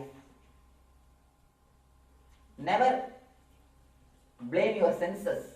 Never blame your body. Your body is actually intelligent. Your body is actually natural. The problem is your mind. Problem is actually your mind. Never think your body disturbs you. It is you who disturb your body. See how many times, how many nights you torture your body. Your body begs you to give a little rest. It is closing and it wants to sleep, but you sit and watch football match. And you are sitting in front of the cricket match. You sit and watch the football match. You sit and watch the cricket match. And I am surprised, especially these Indian fools. They think that cricket is patriotism. The idea of patriotism is associated with cricket. Please understand, if at all your country has to be represented, it can be only by 11 enlightened masters, not by 11 fools. I am not blaming the people who are playing the cricket. They are good people. Surely they have not done anything wrong. They are good guys. But they cannot be representative of your country, your culture, which is thousands and thousands of years old. If at all you have to be represented, you should be represented by Shankara, Ramanuja, Vivekananda, Ramana Maharishi, not by 11 fools. But somehow the idea of patriotism and cricket is associated. Basically the game is promoted by underworld. Understand? Of course, I am little open. I am bringing the truth. Even though it hurts, it is truth. Never think at least your country can never be represented by some players. Maybe other countries can be represented because that is their culture. All over their cities they build universities and stadiums. But your country, all over the city, all over the states, all over the village, you build only temples and ashrams. Your country can be represented only by 11 enlightened masters, never by 11 players. Anyhow, how many times you torture your body just for the sake of your joy, and your tongue is burning, your stomach is burning, but do you leave that gongura chutney? No. You just push it inside. Just the very mentioning of the word, now many tongues have started giving saliva. Many times you torture your body for the sake of your joy. Whenever your body feels comfortable after the enjoyment, it is your need. If it feels tired or disturbed, it is your greed. Understand, this is the scale. After the enjoyment, if you feel fulfilled, if you feel ecstasy, if you feel that you have flowered, it is a need. After the enjoyment, if you feel tired, if you feel disturbed, if you feel uneasy in your body and mind, it is just greed. Same with the second level. The scale is for every pleasure, not only for food, not only for eyes, for ears, for smell and for sex, for all the 5 pleasures. This is the scale. This is the scale with which you can measure whether you are having need or you are having greed. Second level pleasure, name and fame. In this, how to find out whether we are having need or greed? If it is just a need, of course, attention is a basic need for human being. Understand, psychologists say 90 days you can be without food, but you can't be mentally balanced more than 14 days without somebody's attention. 90 days you can be alive without food, but you can't be mentally balanced more than 14 days without somebody's attention. If you are not attended, if you are not cared, if you are not loved, naturally you feel something is missing. If continuously 14 days, if you are not attended by anybody, anything, you will become imbalanced. You will lose your balance, psychologists say. Attention is a need. In every one of our life, we must be attended, we must be loved, we must be cared by somebody. If it is just a need, not only you will have it, you will simply reciprocate. You will automatically give it to the other. When you are attended, naturally you will feel fulfilled and you will give it back, you will reciprocate. If it is a greed, how much you are attended, you will only suck others' energy. You will never feel like giving back. You will feel more and more powerful. The more and more you are attended, you will feel more and more powerful. But you will never feel like giving it back. You can see these things in politicians. The more the crowd, you will see they will feel more powerful. The voice will be more. The promises will be more.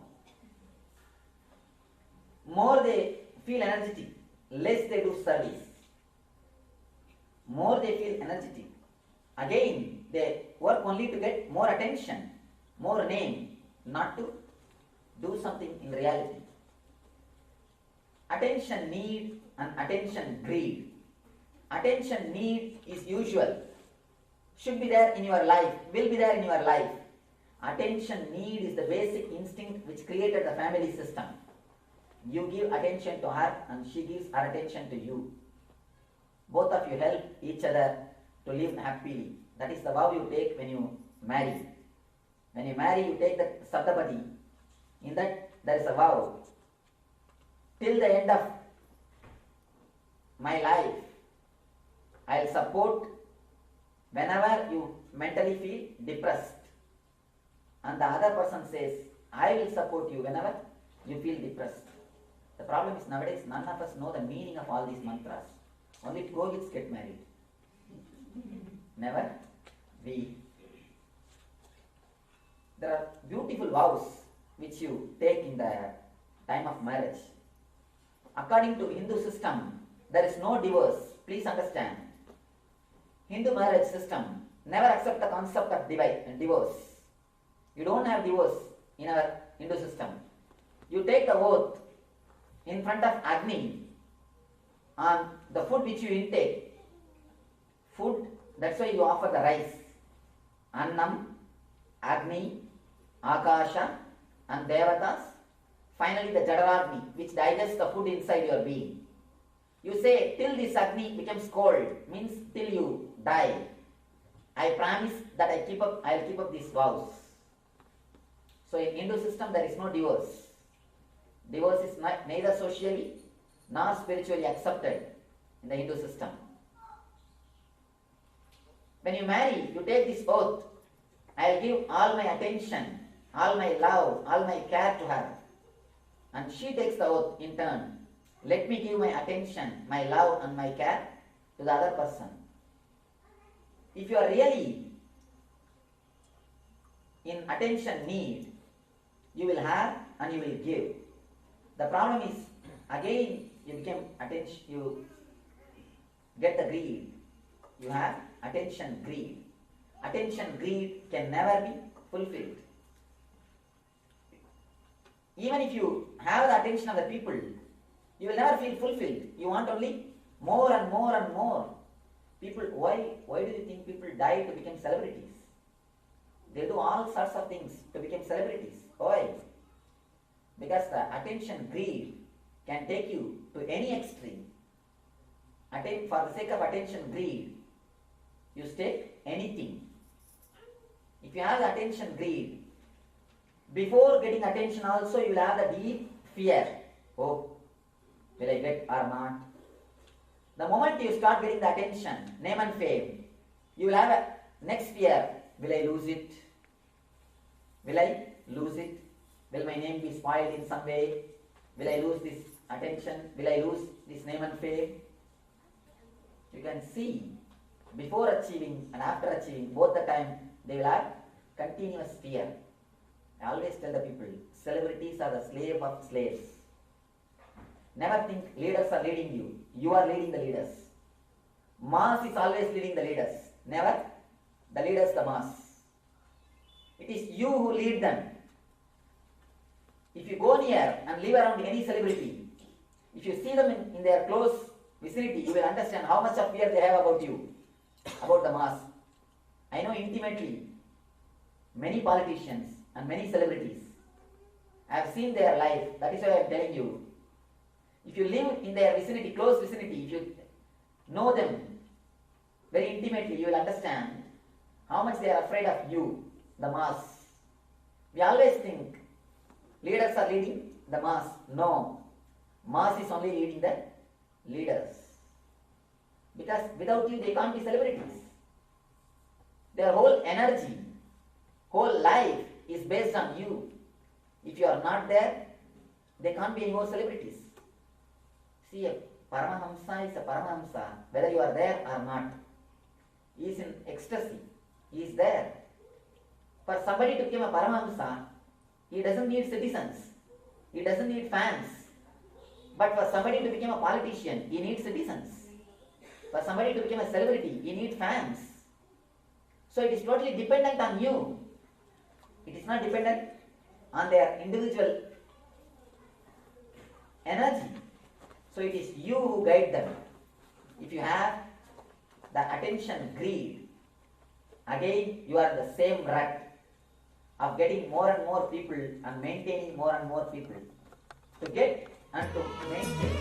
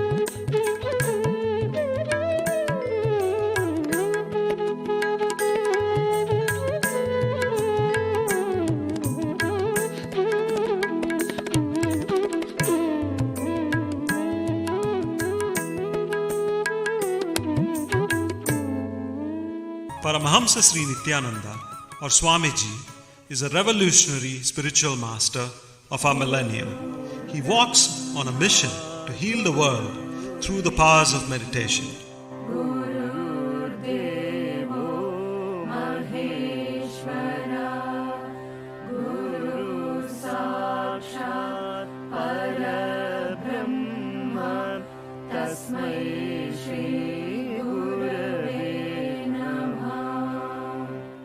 Swamiji chose to be born as Rajashekaran in the sacred town of Tiruvannamalai in southern India. Mastering yoga and rigorous spiritual practices at a young age, Rajashekaran finally left home for the Himalayas in the quest of the ultimate truth. This quest led his feet to the holiest of pilgrimage spots and to great spiritual masters in India and Tibet. After years of wandering, study, and intense penance, the boy Rajashekaran experienced the ultimate flowering of consciousness on January 1st, 2000. Rajashekaran became Paramahamsa Sri Nithyananda. Guided by a divine vision, Swamiji set up Dhyanapitham, a worldwide movement for meditation in Bidadi, near Bangalore in India. At the ashram, seekers aged between 8 and 80 live and learn in the Master's presence.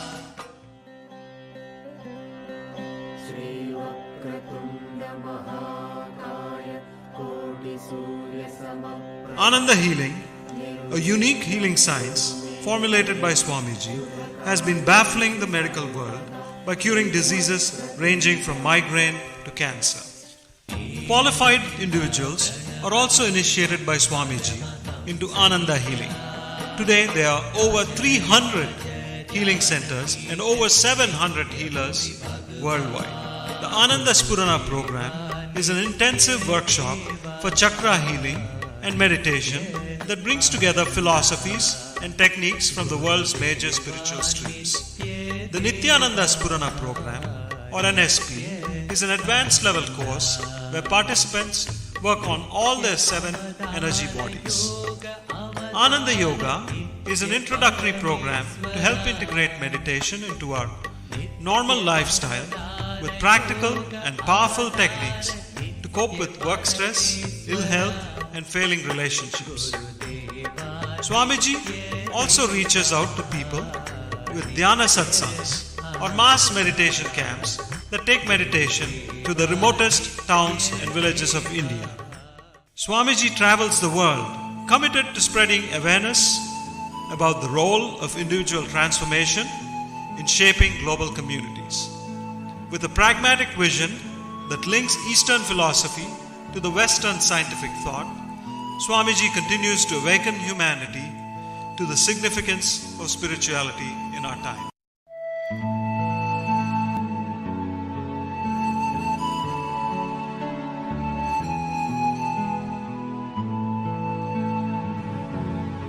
Welcome you all with my heart.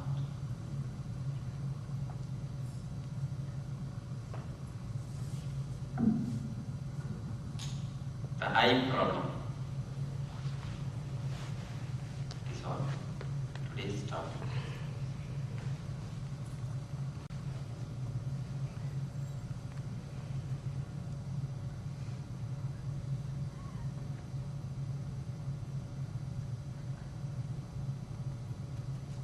I think this is the only problem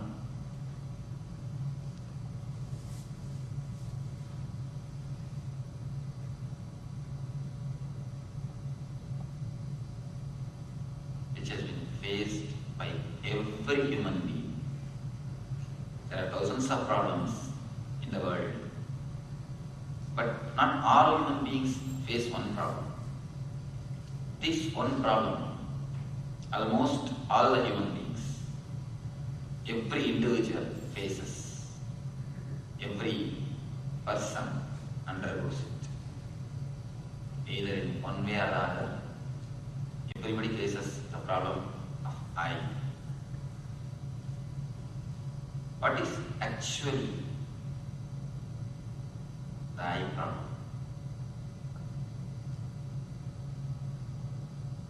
Somebody went to Ramana Maharshi and asked, Bhagavan, I want peace. He said, drop that I and the want, what remains is peace. Drop that I and the want, what remains is peace.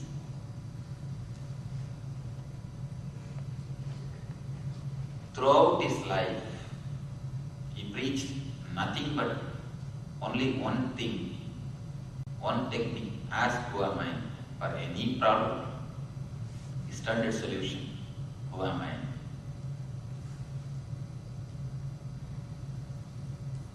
Almost all the religions and all the masters have spoken, explaining on this I problem. Upanishad says, Aham Brahmasmi.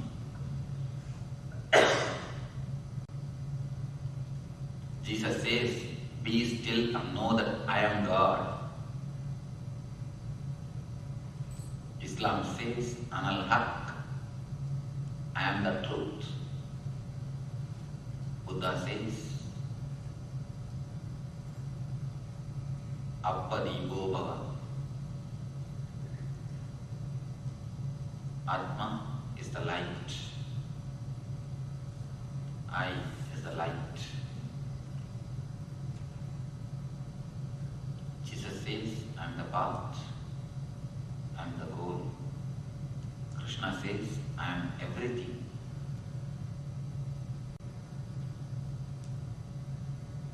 The I, you all should understand, when Krishna says, I am everything, he does not mean his form.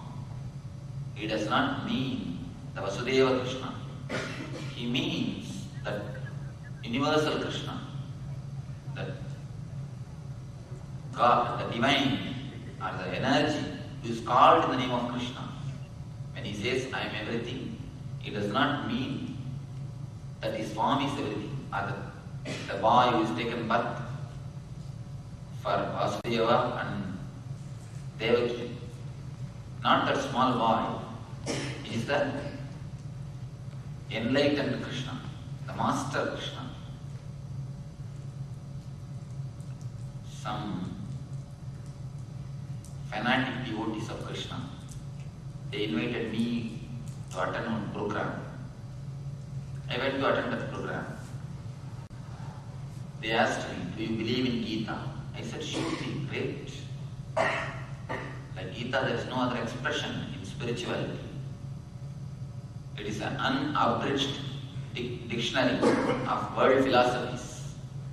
Gita is the unabridged dictionary of the world philosophies. Such a great book. You cannot find a great book like Gita so easily. Then they said, then why are you worshipping other gods also? Krishna is everything, you should worship only Krishna. I told no, there you make a big mistake. They quoted Gita. In Gita, Krishna says, I am everything. I am everything. Then why are you worshipping other gods also? You should worship only Krishna. I told them, here your trouble starts. Here only the problem starts. In Gita, when Krishna says, I am everything, he is in the ecstasy of enlightenment. That's why he says, I am everything. Of course, when you are enlightened, you feel that your whole world is you, and you are the whole world. The energy which moves the sun, which moves the moon, which moves the earth, the same energy will be moving your body. You will see, you will experience. It is one and the same.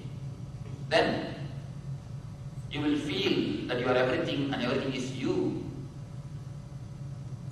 Only in that ecstasy, everything is you, you are everything. Not in the ordinary sense. Sometimes I do say, enlightened master is God. When he was in the ecstasy, when he was in the enlightenment mood, everything is he. Only in that meaning, he said, not that the form of the Krishna.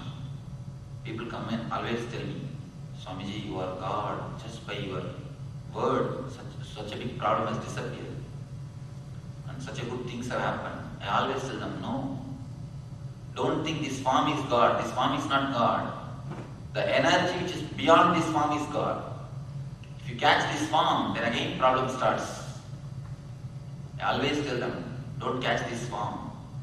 The energy which moves, which works through this form is God. The other day I had been to some devotees' house. They were asking me, Swamiji, I was worshipping the other guru, another one master. Now I started feeling a deep reverence, respect, love for you. Is it a mistake? Is there any problem? Am I doing something wrong? Perfectly alright, nothing is wrong. It's not like a shop. If you go to other shop, you should not come to my shop. If you come to my shop, you should not go to other shop. No. It's not like a business.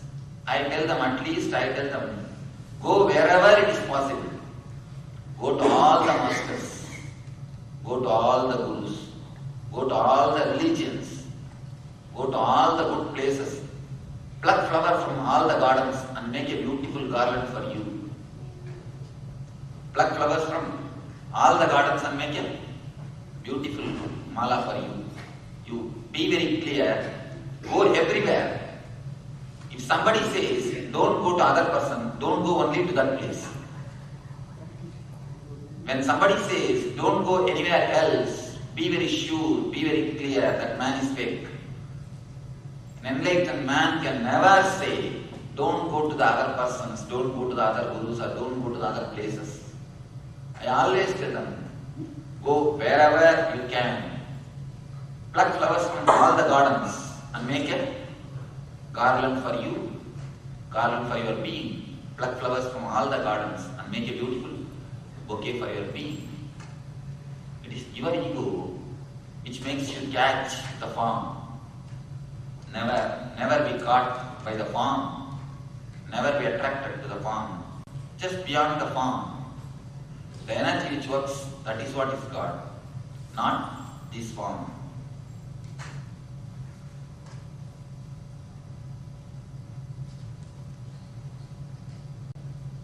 Somebody asked me, Swamiji, we are seeing your photos are being worshipped everywhere. What you feel? Devotees asked, what you feel when your photos are being worshipped, or when your name is being chanted? Thousands of people chant your name as a mantra. Thousands of people worship your photo as a god. What you feel? I told them, I tell you very clearly, it's my honest feeling. I don't feel this form is me, this body is me. I don't feel this name is mine. If you feel this body is you, then you will have ego. I don't feel this body is me. That is why when somebody worships, I also do namaskar. If I go to some devotee's house, there you will see in the puja room my photograph will be there. When I show the arati, I have to show for that also. I cannot say take away my photo, only then I can do puja. No. I show that photograph also. So I always tell them, I don't associate me, or I don't feel that I am only the 6 feet body. But if you feel I am only the 6 feet body, then you will be missing something very big. I told them, the Krishna when he says, I am the world, I am the God, everything is in me, he is the ecstasy of enlightenment. He means the energy which is called Krishna, not the man who is Krishna, not the ordinary man who is Krishna. Then they asked me, no. And Krishna says, it is only the man who is Krishna, the form which is Krishna. What is the proof? It is not the man. Where is the proof? It is not the man, it is only the energy, experience. And I quoted a small incident from Bharata, Mahabharata. I want to tell you the incident. After the Gita, after the Kurukshetra war, after the war which has happened for 18 days, once the war is over, after some 2-3 months, in a very relaxed way, Krishna and Arjuna, they were going for a outing, for a picnic to a nearby forest. At that time, again Arjuna asked Krishna, oh Krishna, you said so many great things in the Gita at the time of war. Because I was too busy with the war, I forgot all the truths which you uttered. I forgot your great teachings. Please, you repeat now once more. I want you to record the whole thing for my future reference. Please, can you repeat the whole thing? I have forgotten everything. You should remember this one word. Krishna says, forgive me, I have also forgotten. I have also forgotten. At that time he makes a beautiful statement. Then Arjuna is asking, what do you say? What do you mean? You have forgotten. Krishna says, I was in the inspired consciousness. When I spoke Gita, I was in the enlightened mood. The enlightened energy was working through me. He says, it is not me, deham naham. It is not this body which was speaking. When I gave the Gita, it is not Vasudeva Krishna, it is Parabrahma Krishna. It is not Vasudeva Krishna, it is Parabrahma Krishna. It is the divine energy which spoke those words. So, I do not know what I spoke. I can do one thing. Whatever I remember, I will recollect and present it to you, give it to you. If you want, note down those things. So second time, whatever he remembers, very little he repeats. And that is compiled and titled as Anu Gita. There is one more Gita said by Krishna in the Mahabharata, which is the proof Gita Krishna does not mean the form of Krishna. It is something beyond the energy. That is what Jesus also means. Be still and know that I am God. Means, he says that I within himself is God. And when Islam prophets say, Anal Haq, I am the truth. The I stands for the energy. I stands for the divinity. Can we have a board? Will it be possible? Whiteboard?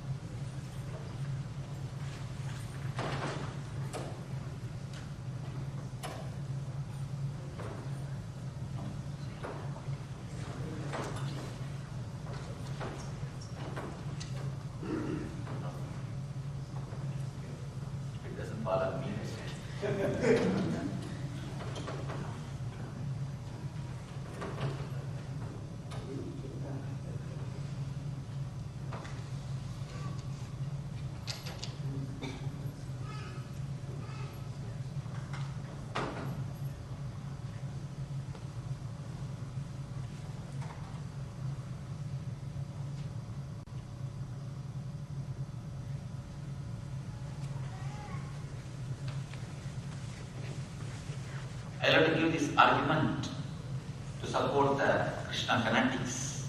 They are not Krishna devotees, Krishna fanatics. To prove when Krishna means, when Krishna says, I am everything, it does not mean the Vasudeva Krishna, he means the Parabrahma Krishna. The energy is Krishna. The formless spirit, which is Krishna. The I, the mistaking of the I, not only happens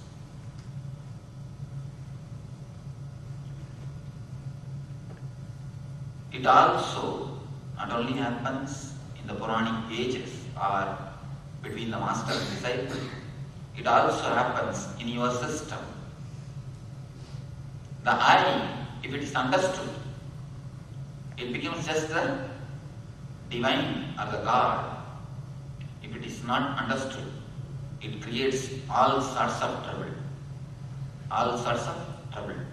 Anybody you ask, what is the reason for all the trouble? They will tell, ego Swamiji.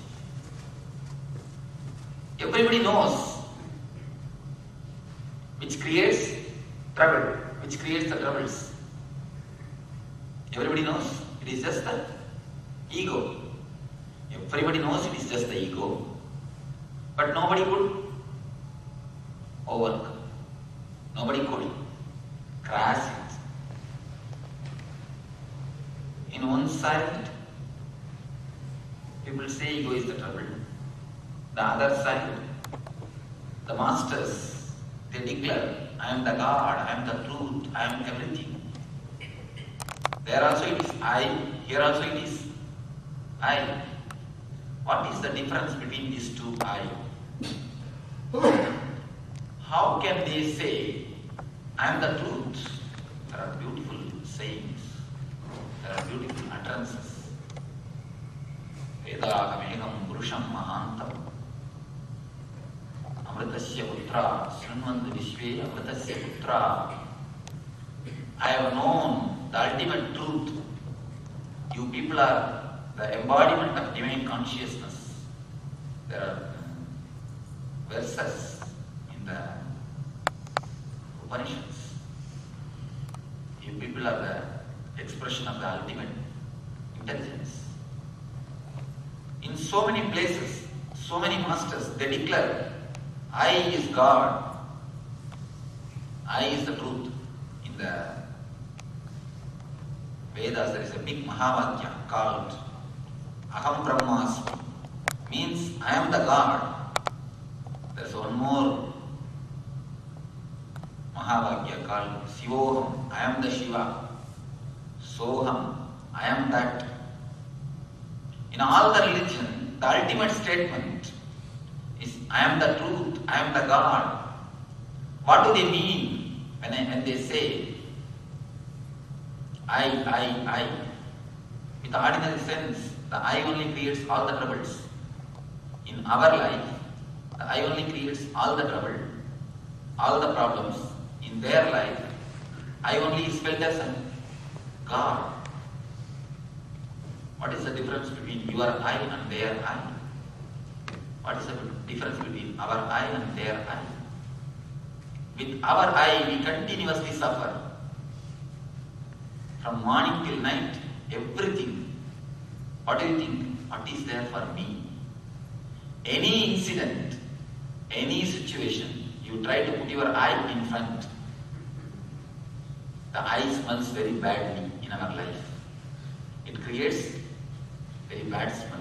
You should see there are people, as I was telling you the other day, they will present one tube light to the temple.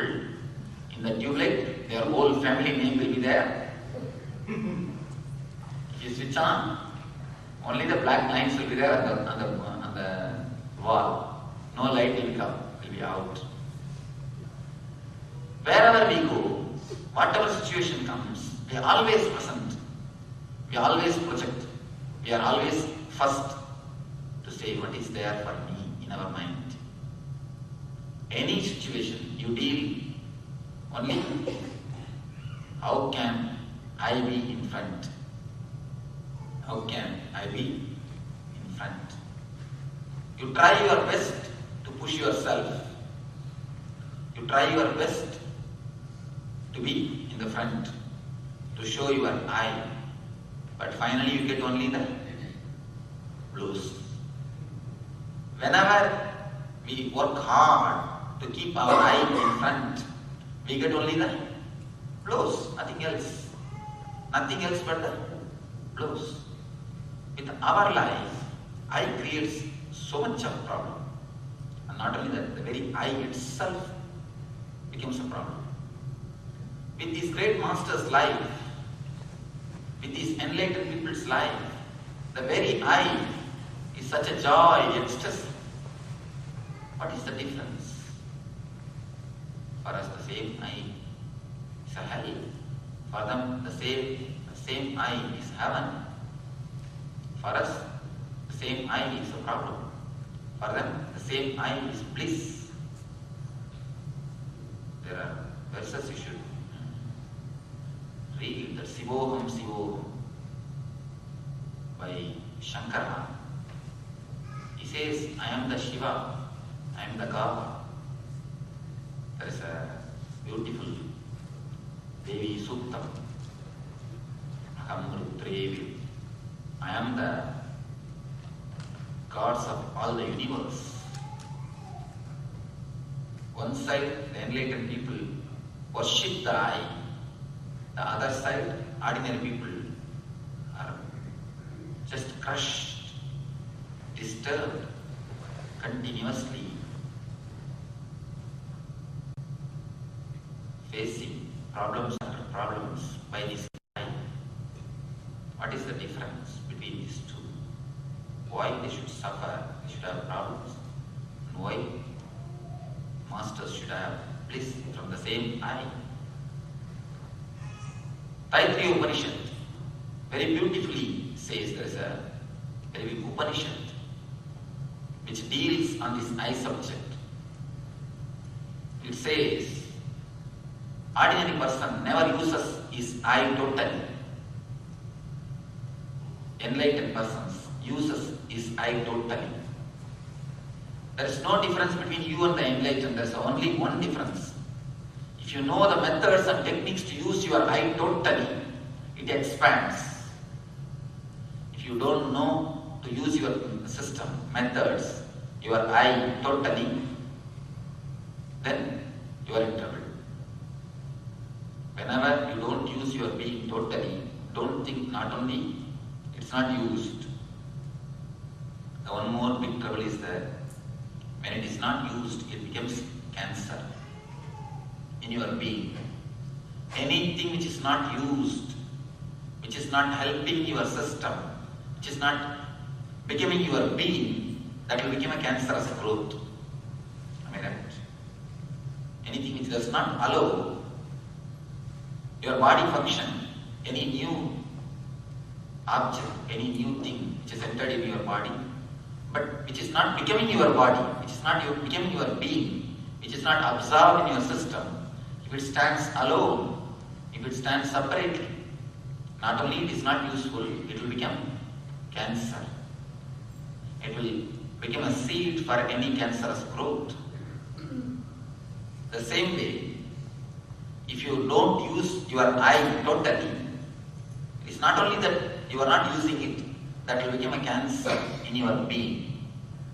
We all carry the cancer which is called I, the unused I, which we can name it as an ego. Whenever the water flows, please no cell phones, switch off all the cell phones.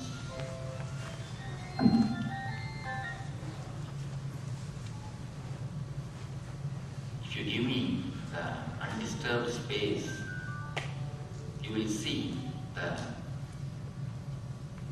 energy or the expression of the discourse will be going up and up. Even one disturbance can bring down the energy. You can always see the speakers, as time goes on, they will become tired. Masters, as time goes on, they will become more alive. Because it's like more like energy build-up. It's not like a speaking. You see, if a man speaks ordinarily from the mind, after 10 minutes or 20 minutes, his mind will be dry. That's all. Whatever is memorized and came here to vomit is over. Nothing else, then he has no other material. But whenever you speak from the no mind, just you are flooded with the truths, but only with the committed truth and only with the undisturbed energy. That is why even in the public in India, when we call for the mass meditation camps, when we conduct the mass meditation camps, 30,000, 40,000 people attend.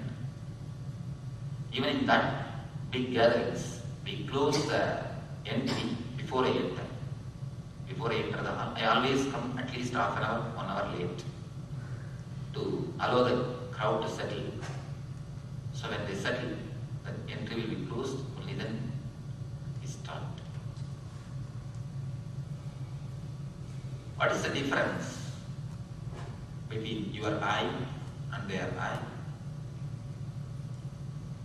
When you don't use your eye totally, it becomes cancerous. The river, if it continuously flows, river also will be pure. Whomsoever comes near the river, they will also be purified. If it does not flow, if it becomes a small pool, what happens? It gets dirty. It gets contaminated. First, it becomes dirty. Whomsoever comes near, they also become dirty. The same way your being, when you use your being totally, when it expands, when it becomes total, it will be joyful, blissful, it will be eternal bliss, Nithyananda. And it will make everybody joyful, everybody blissful, everybody beautiful. When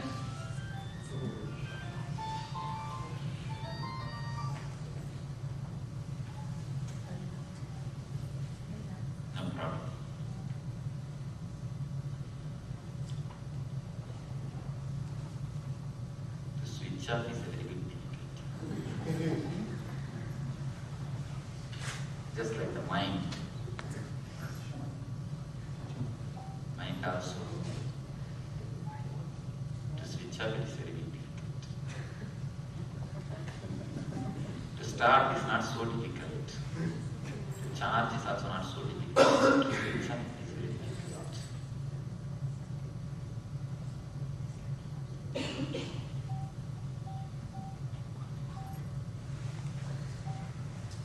When you are flowing, expanding, you will be in eternal bliss and you will make whomsoever comes around you, you will put them also in the eternal bliss, Nithyananda.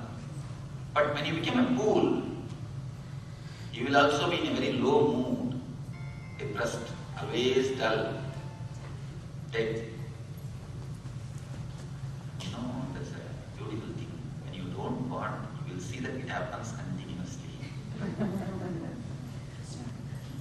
When you don't want something, you will see that it happens continuously. The very no will make the other thing to happen continuously. If you decide, for next 2-3 days, let me have rest, you will see unexpected all works will land up only on that next 2-3 days. You will have all your problems only on that next 2-3 days. The very no makes the world to do this. Whenever you choose something, you will see immediately that nature chooses the opposite. Just today I was telling you, when you choose to meditate and try to sit, you will see you will have more thoughts than usual mind. The ordinary time, you will get if you get 2-3 thoughts per kshana, In the meditation time, you will have at least 10 thoughts per kshana. 10 thoughts per kshana. That's a big problem. Whenever you choose something, it creates trouble.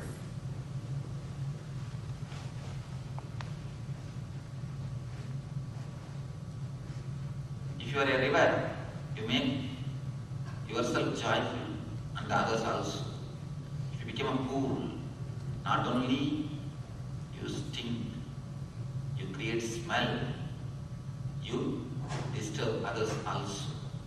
Whomsoever comes around you, you put them also into the same smell. You create disturbance for them also. What is the way to be a river? What is the way to expand? What is the way to be total? What is the way to be a big I? I always say, the difference between your I and their I is small I and capital I. For you it's a small I, for them it's a big I.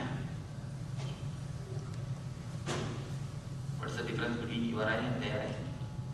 It's nothing but small I and capital I. Once you understand, you are a total. Once you start using your total, it's actually using nothing else. You have tremendous potential in your system. If you just know how to use, how to expand, that's enough. You will see. You reach the big I state. There are 5 techniques or understandings given to us to use ourself totally, to use ourself to the maximum by Taittiriya Upanishad, a great Upanishad. Upanishads are nothing but the research reports of the great enlightened masters. It's the research report of inner scientists. You have 2 kinds of scientists. One is outer scientists, whom you know, all these scientists who has created this mic, scientists who has created this video camera, scientists who has created this light. All these people are scientists of the outer world. There are scientists who work on the inner world. They are only called as rishis, enlightened masters. When an inner world scientist, when they become enlightened, they publish their research report, how they walk, what all the difficulties they faced, what all the ways they lived, what are the ways they overcome the difficulties, and how they reach the ultimate state. Their reports are only called as Upanishads.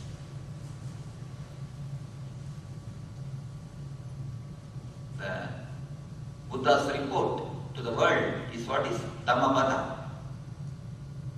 Shankara's report to the world is only all his bhashyas, all his commentaries.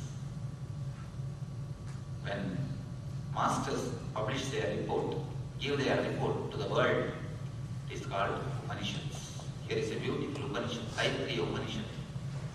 Gives 5 levels, 5 techniques, 5 understandings to live your life to its maximum, to its optimum. I'll just make a small diagram to show the 5 levels of your I, how your small I can become a bigger I. Let me explain.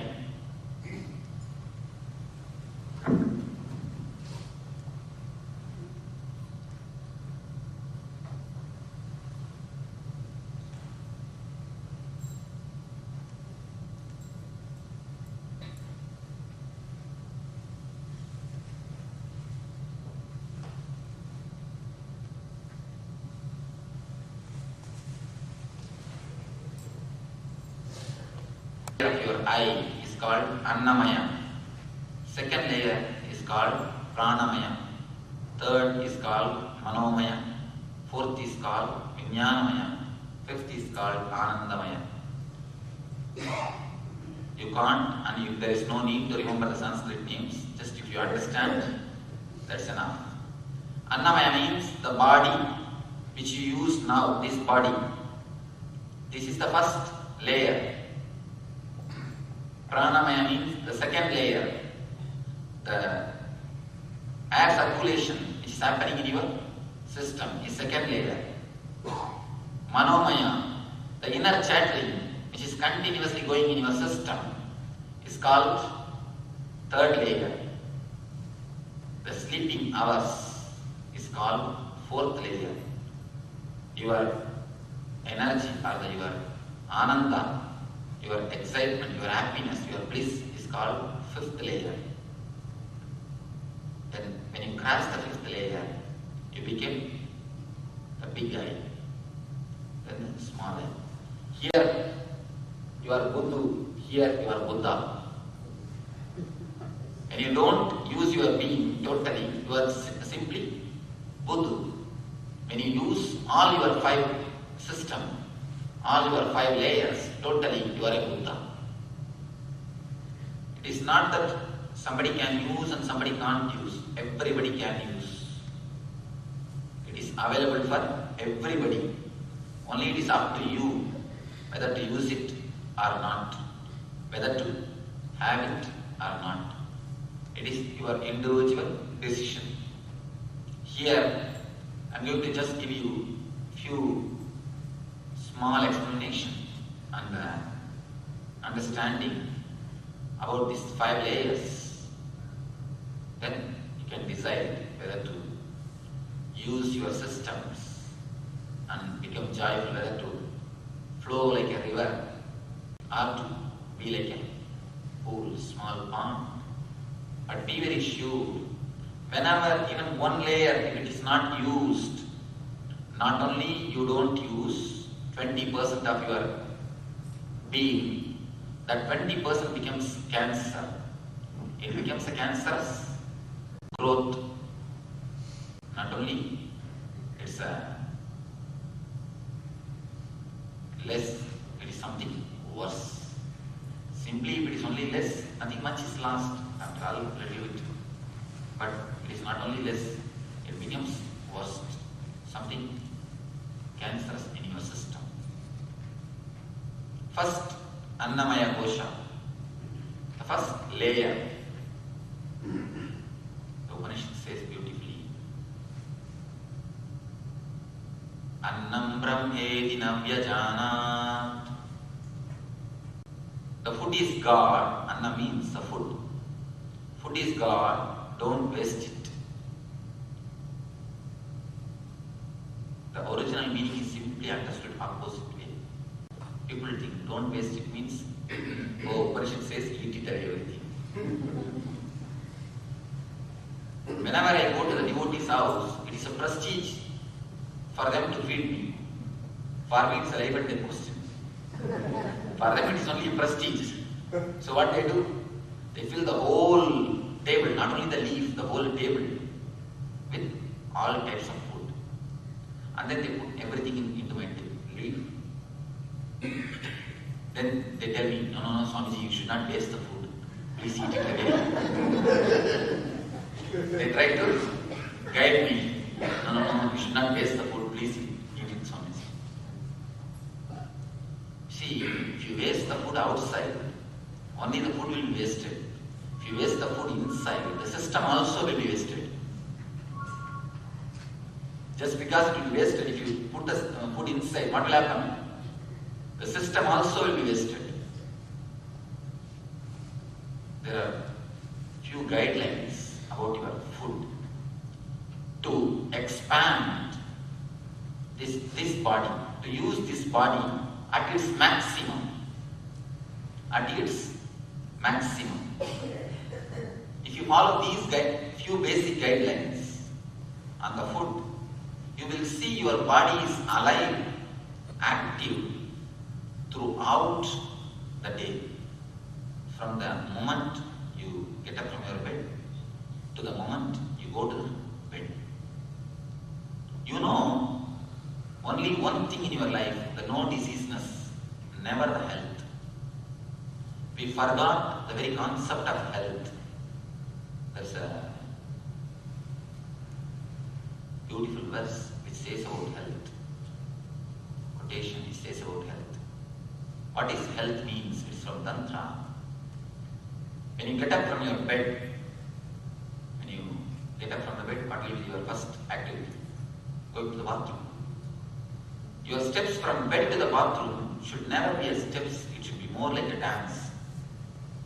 It should never be like a steps, it should be more like a dance. Then you can say you are healthy.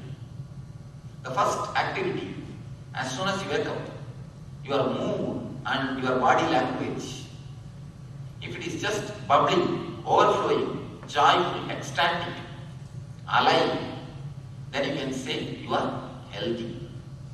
Otherwise, be very clear, you are clinically alright, that's all. You have no disease, but you cannot say you are healthy. You can never say you are healthy. The disease is yet to be discovered, that's all. Yet to be discovered, yet to be diagnosed. It is there, it is not yet known. Only when you are in that well-being, as soon as you come out of the unconsciousness in the early morning, as soon as you wake up from your bed, you come out of the unconsciousness. At that moment, if you radiate life, joy, ecstasy, you can be sure you are healthy. Otherwise, you are yet to be diagnosed, that's all. That is only title, not that you are healthy. Be very clear. Have you seen the nature? You can see early morning, a bird, as soon as it comes out of the sleep, it will just chirp and make sound. Cat, it will just stretch the whole body. Dog, it will just go and verify its boundaries, whether things are going well, whether everything is perfect. Calf, it will just at least round the mother or the small stump in which he is tied. All the animals you can see early morning, they will be alive, fresh, responding to the nature. Human being is the only animal, as soon as he gets, just turns and pulls the bedsheet that goes back to sleep.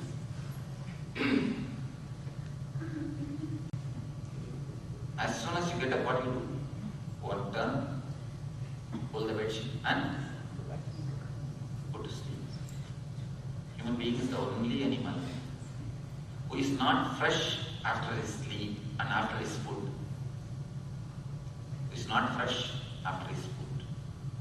We are the only animals who have disconnected themselves from the nature.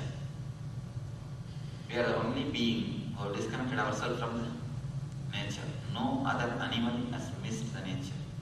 A small story. Once a man who is 40 years, he somehow wants to get rid of his wife and the wife's cat. 40 to 50 only, the new knowledge descends on you. He somehow wants to get rid of his wife and the wife's cat. Anyway, he could do nothing about the wife. At least the wife's cat, he wants to try the cat.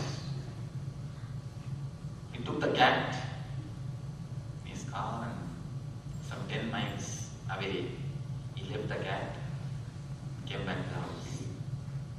As soon as he came to the house, he entered the house, he saw the cat is standing. Cats can catch the way by smiling. Next day, picked up the cat, went to some 20 miles, left the cat, came back to the house. Next day, he saw as soon as he came to the house, within 10 minutes, he heard the sound, turned and saw the cat is standing. That day he was terribly upset. He took the cat, put it in a gunny bag, packed it, took some unknown streets, unknown roads, right, left, some ranch, some forest. Then he felt, yes, this is surely new place even for me. I have never come here. Even for me it is a new place. Surely this cat cannot find a way. Let me leave this cat now here. He left the cat. He is driving back to the home. Suddenly in between he had a doubt, serious doubt. He rang up to the house. Here the cat has come, he is asking his wife. She said, oh, it is here. Somebody here. What are you talking? The next person he asked, please find out the way from cat, I have missed my way. I lost my way. Human being is the only animal who lost his touch with the nature, who lost his way. All the other animals know their way. Only human being is the animal who lost his way. Human being is the only animal who started eating the junk food. Have you seen any other animal becoming obese? Obesity is the problem faced only by the human beings. About the food, 2-3 tips to keep this body, the Annamaya Kosha, the first layer of your eye, alive, active and fresh. Three tips. If you understand these 3 is enough. First thing, the very first thing, there are 3 types of dosha. Dosha means, the dosha word cannot be exactly translated in English. Dosha means defects, you understand that much. 3 kinds of defects are there in the food. If you avoid these 3 kinds of defects, then you will see the body will be alive throughout the day. They call it Jadi dosha, Nimitta dosha, Asraya dosha. These are Sanskrit terms. You understand the meaning. Jadi dosha means by its own nature, the food which should not be taken. There are many food. By its own nature, it is not good for your health. How to find out? After eating, if you feel your stomach or your body, you will feel the uneasiness. All the junk food, all the soda items, all the junk food you can see. After eating, if you just sit and watch your system, you never sit and watch your system. You watch everybody's system. You watch everybody, but you never watch your own being, your own self. All the great masters, they say, your body always speaks to you. You never speak with your body. You never relate with your body. There is a meditation technique in Tantra to relate with your body, in which you are supposed to relate with your body, talk to your body. You feel awkward, what? How to talk with my body? You talk with everybody, but you never talk to yourself. You never sense or you never feel what happens in yourself, in your system. Whenever you take any junk food, you can always see, you feel too much. It is called Jadi dosha. By nature, the food which is to be avoided, non-veg, onion, garlic, green chili, which makes you tense. If you eat the hard food, I have seen, especially this Andhra, gongura chutney, just chili, nothing else. Ice will be pouring. Their body will beg them, please leave me. But for the sake of tongue, not even they will touch like this. With all 2-3 fingers they will take and taste. Just the word, I think many mouths are giving saliva. Just the word is enough, gongura chutney. Many mouths have started to be. Body just begs in many times your body begs you to allow yourself to leave. But just for the sake of taste, you put everything, anything and everything inside. Alcohol, smoke. By their very nature, the food which has to be avoided, vegetarian, the non-veg food has to be. These are the first thing. The next thing, of course, I'm not going to give any rules, I'm giving only the understanding. Because if I start giving rules, there will be 1,000 questions. If I allow this subject to be questioned, you will see, you will be stuck here itself. No, Swamiji, doctors say this is good, doctors say that is good. Somebody came and told me, Swamiji, doctor said me to drink wine. What should I do? Doctor would have suggested only little bit. But you use that as a visa. What can be done? It is you who has to decide, not me. I'm just giving you the understanding. If you want your being to be alive, to expand to the energy, if you want to keep yourself active, then understand these things. Try your best to follow. I am not giving you any rules or morality. I don't believe in conscience. I believe in consciousness. I don't believe in rules. I believe in experience. So, I am not here to give you any rules, but I can give you some understandings. These are just the research reports. Of course, and if you get into some trouble and go to some doctor or some psychiatrist, when he says, you will obey. And rishis or the masters say, we have all our reluctance and all our questions. We want to have all sorts of exemptions. People come and ask me. So, for healing, I give them 1 or 2 diets. Swamiji, can I have a little bit of this? I have to eat my kids, Swamiji. I have no other way. I can have a little bit of exemption. I tell them. For cancers and all, I tell them, please don't eat non-veg for 21 days so that healing will be effective. The healing will be more active.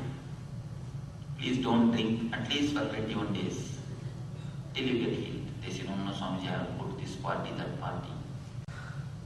Then go and die. Who says no?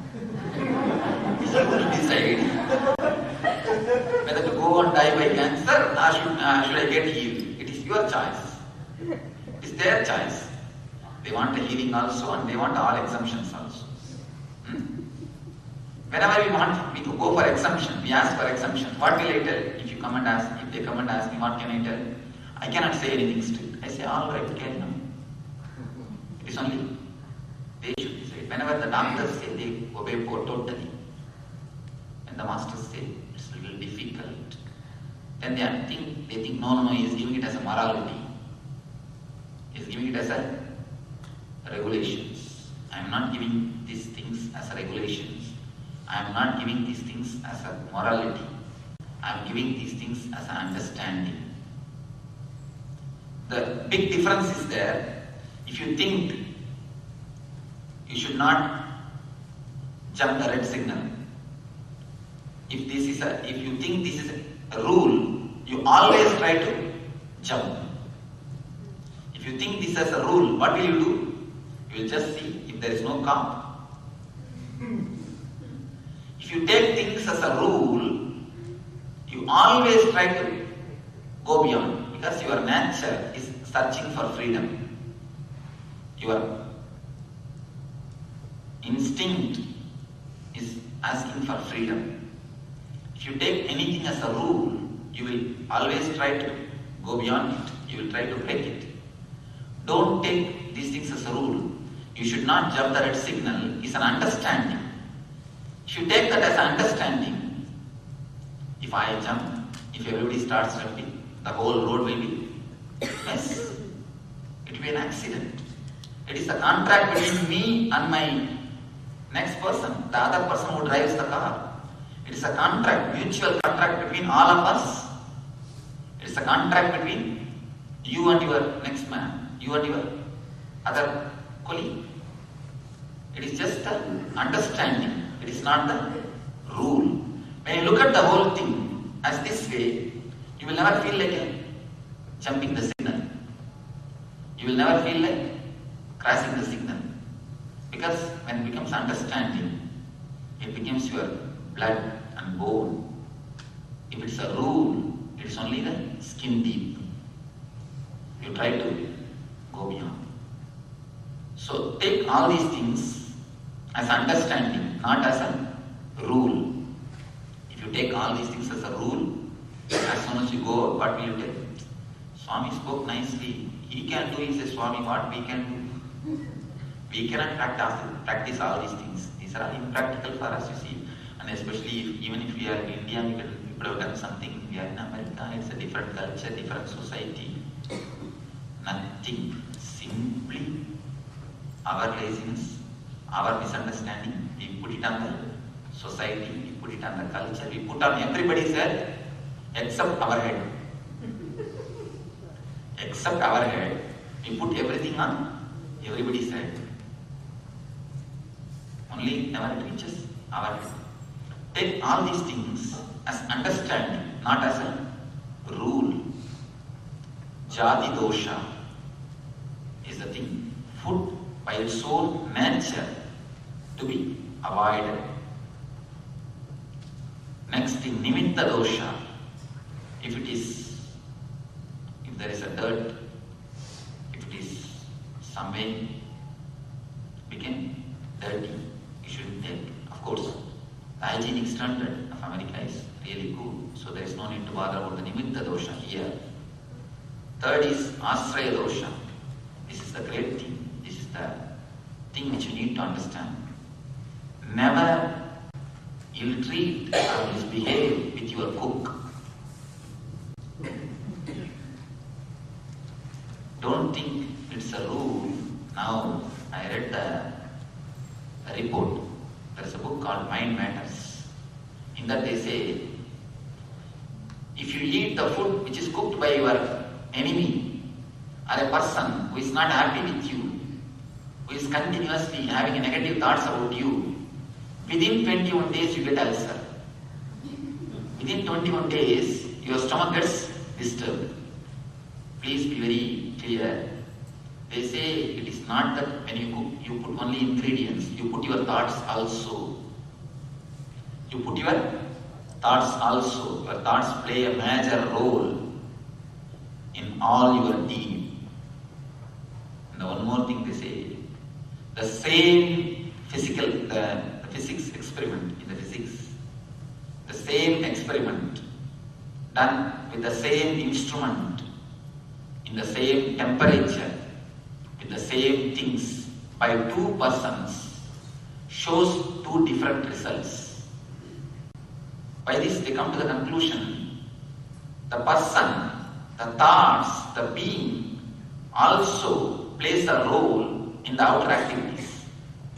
Your thoughts do have a major effect in all your deeds. And whatever you touch, Ramanuja says, Ramanuja is a great acharya. He says, don't eat the food cooked by wrong persons. Don't eat the food touched by your enemy. It's not that it is given as a morality. You need to understand one thing. Your thoughts play a major role in your deeds. And not only that, you radiate your thoughts. That's why with some people you feel naturally attracted. With some people you feel, just by one seeing or twice seeing, you feel as if you want to know about that person. As if you know him for a long time. You wanted him or her to be around you, or you want to meet them again.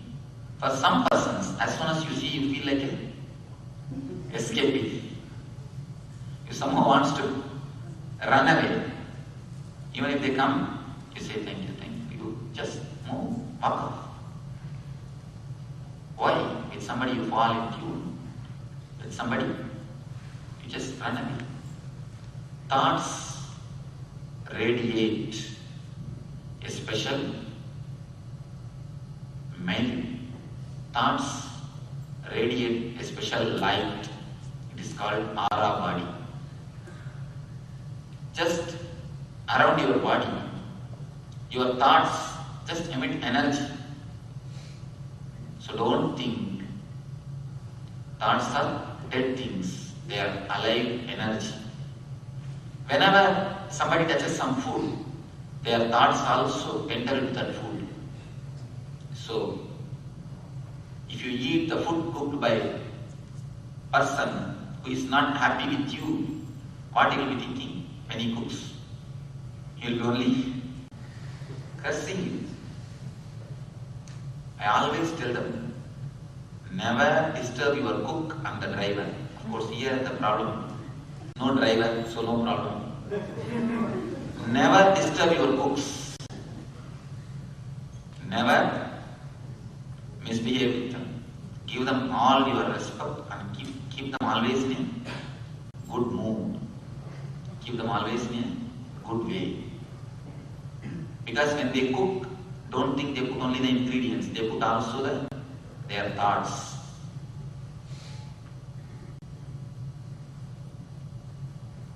Jadi dosha, nimitta dosha, asraya dosha. When you understand these three basic things about the food, I'll tell you in the English, the nature of the food and the hygienic. Food should be totally clean.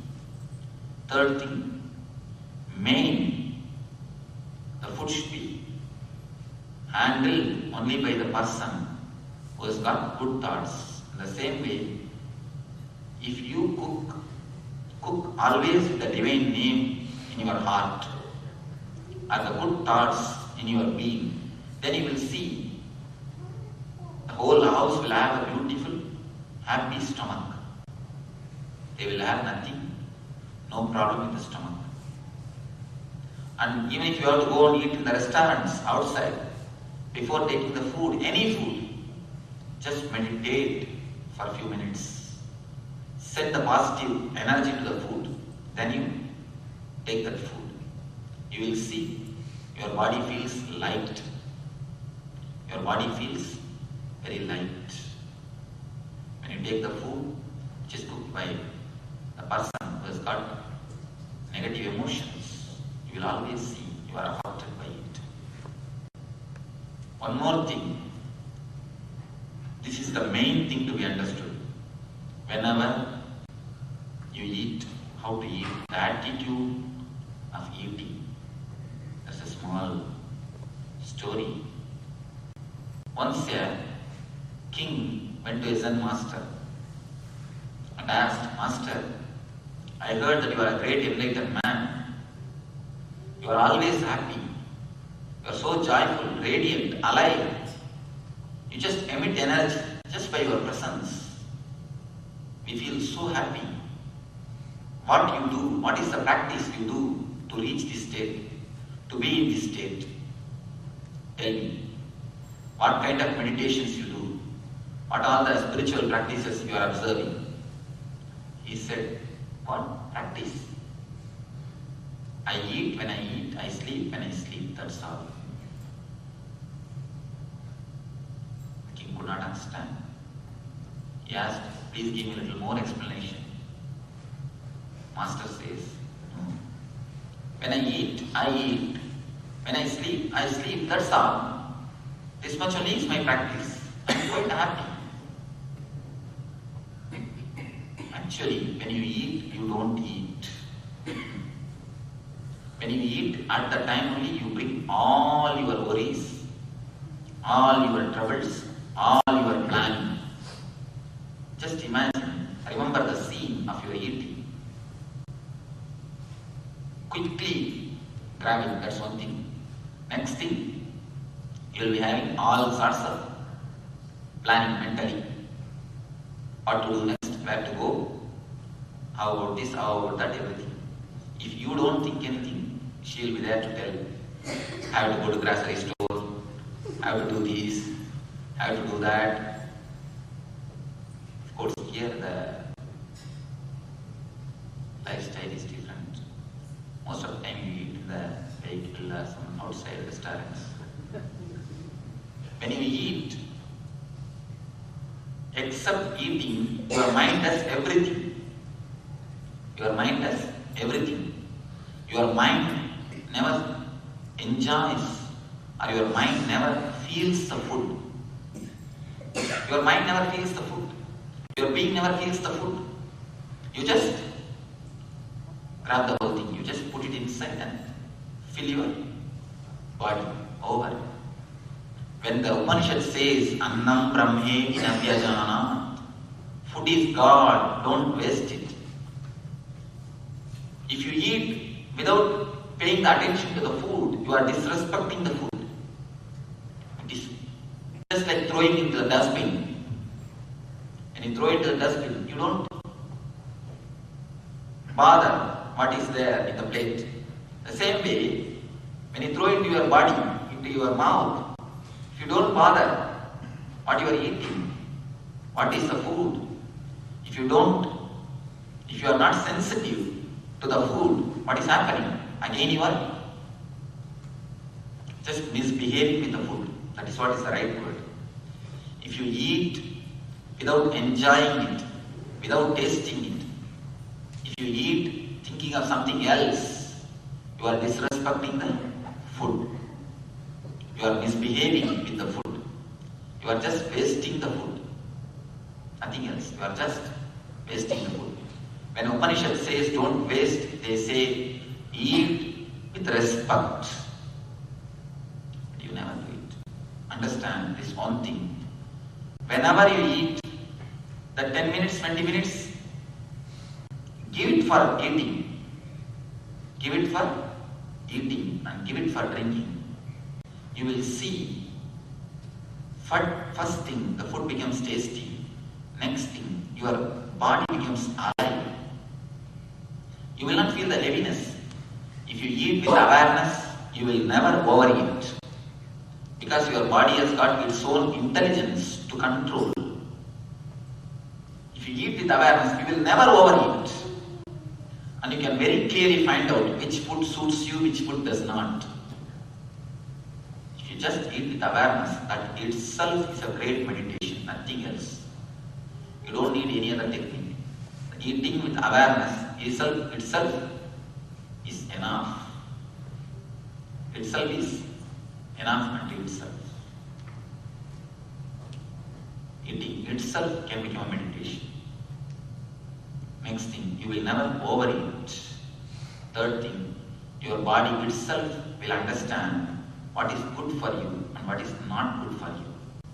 Your whole food habit will be regularized if you eat with the awareness. These are the few tips to keep your first layer of your eye to keep alive. Next thing, pranamaya kosha. Pranam brahmeti navyajana. Again the Upanishad says, prana is God. Don't waste it. You need to understand this word. Prana is God. Don't waste it. If you waste the 5 layers of your eye, then only you shrink yourself and you are only in the small eye. If you use all the layers of your eye, you will become a bigger eye. Prana is energy. Don't think prana means air.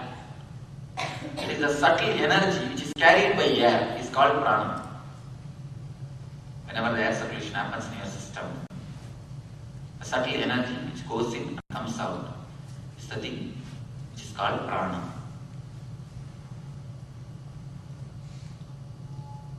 What is meant by don't waste it? Don't breathe in a very off-minded way. You breathe throughout the day, but do you mind your breathing? All of you, if you mind, you will see you are breathing only very short. You don't breathe in a deep, long way. Have you seen that Ganesha's statue? It's got a big belly. If you breathe totally, actually the Ganesha is considered as a god who is in Mooladhara Chakra. He is is the god of intelligence. If you breathe deeply, you will see your intelligence also becomes just like Ganesha. That's why he showed the big nose, long nose. He is the god in Mooladhara. If you breathe deeply, the Mooladhara will be awakened. All your energy centers will be alive. As of now, you are alive, you are at your peak only in the moments of sex. Whenever your Mooladhara is active, alive, your whole being comes to life. Whenever you are fantasizing, whenever you are in the mood of sex, you will see your whole being is active, vibrant, alive. Now only in the time, at the time of sex and the fantasizing, you are alive. But by the deep breathing, your body can be alive throughout the day. Throughout the day and throughout the year, it can become alive. It can become beautiful. There is a meditation technique in the ASP which you will be practicing tomorrow, I think by this time. Many people come and tell me, report me, Swamiji, with that meditation I feel that I am reaching the state of peak. I feel that inside my being, the orgasmic experience is happening. What is happening? How can meditation take me to such a peak experience? I tell them, it is nothing to do with the outer person, outer man or woman. It is something to do with your own energy system. There's a book called Discovering Love. In that backside, I have given a quotation. When I say surrender in love, I don't say surrender to the partner. I say surrender to the experience which is love. The same way, it is an experience. It is not because of the other. We always mistake. The joy is because of the outer world, the outer man or outer woman. No. It is because of the inner alchemy. Because your energy is awakened, you feel the joy and the ecstasy. Never because of the outer man and the outer woman. A small example from Ramana Maharshi. A dog has got one bone, dry bone. It started biting and playing with the bone.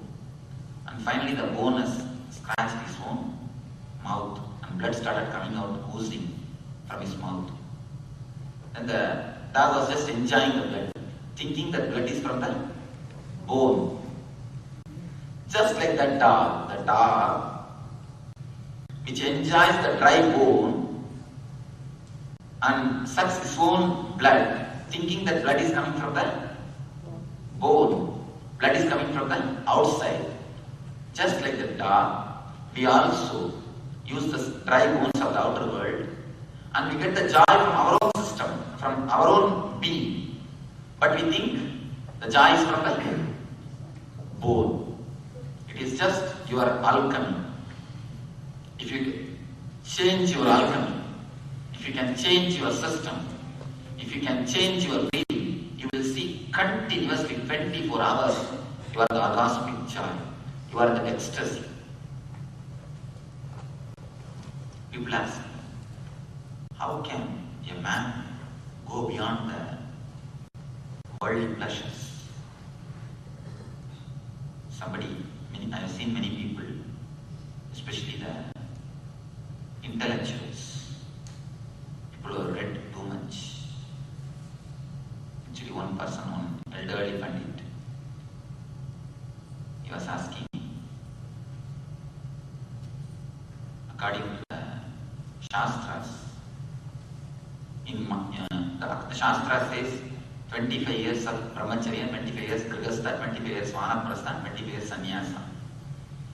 According to the rule, you should have been Grihastha. He asked me, you should have been a Grihastha. Why you became a Sannyasi? I told him, according to the rules, you should have become Sannyasi by this time because he was above 75. You are not become. To compensate like few persons only, I have become Swami. Then he said, poor man, in this young age you became Swami.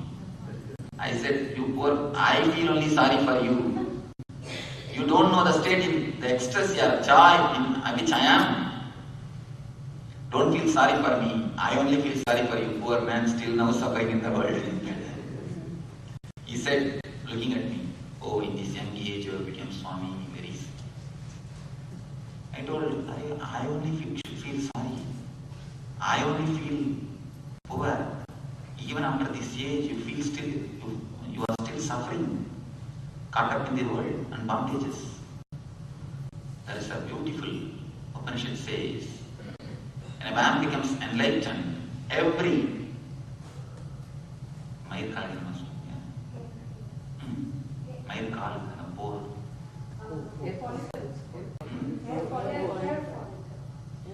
every hair follicles emits the joy or ecstasy of orgasm. Every hair fall.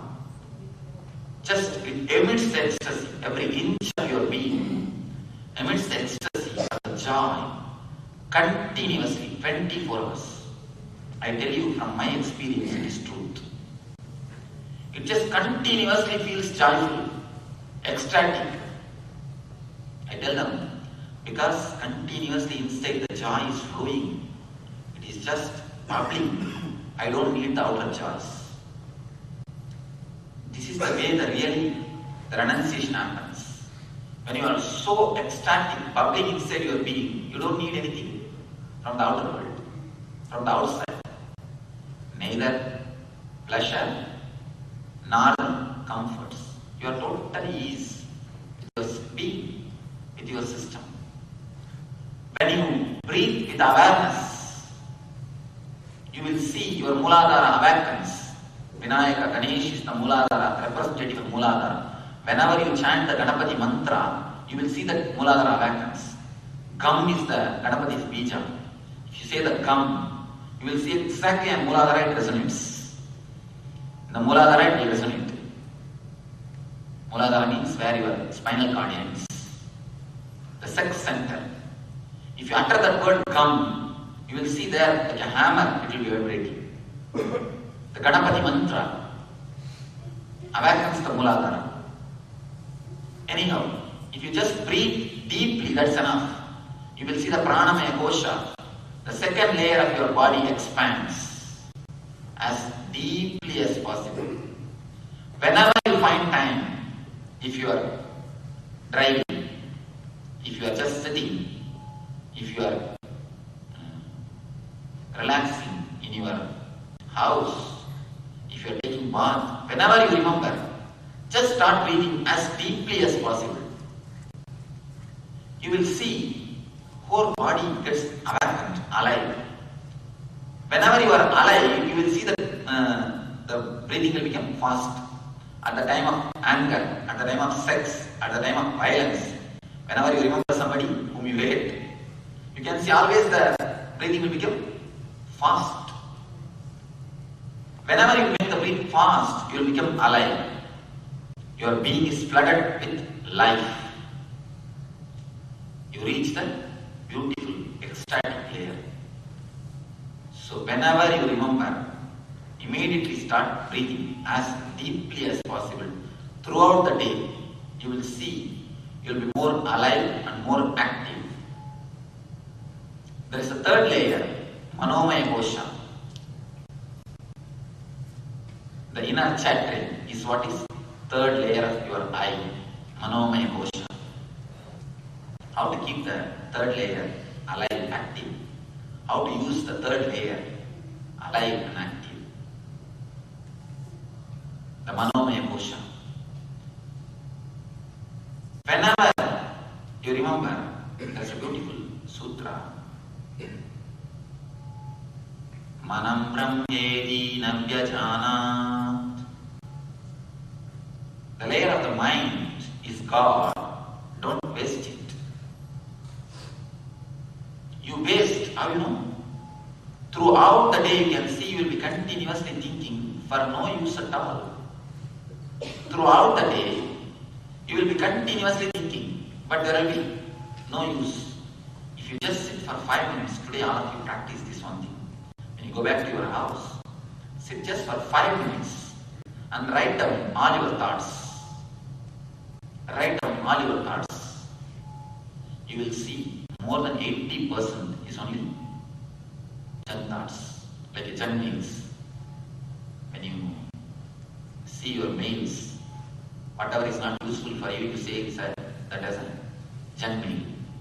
Just like that, if you write your thoughts and see 80%, you may think, oh, 80% is too much, maybe 20-30%. But please, you write down and see. Then you will understand 80% is not useful directly to your life. It is not useful directly to your life at all.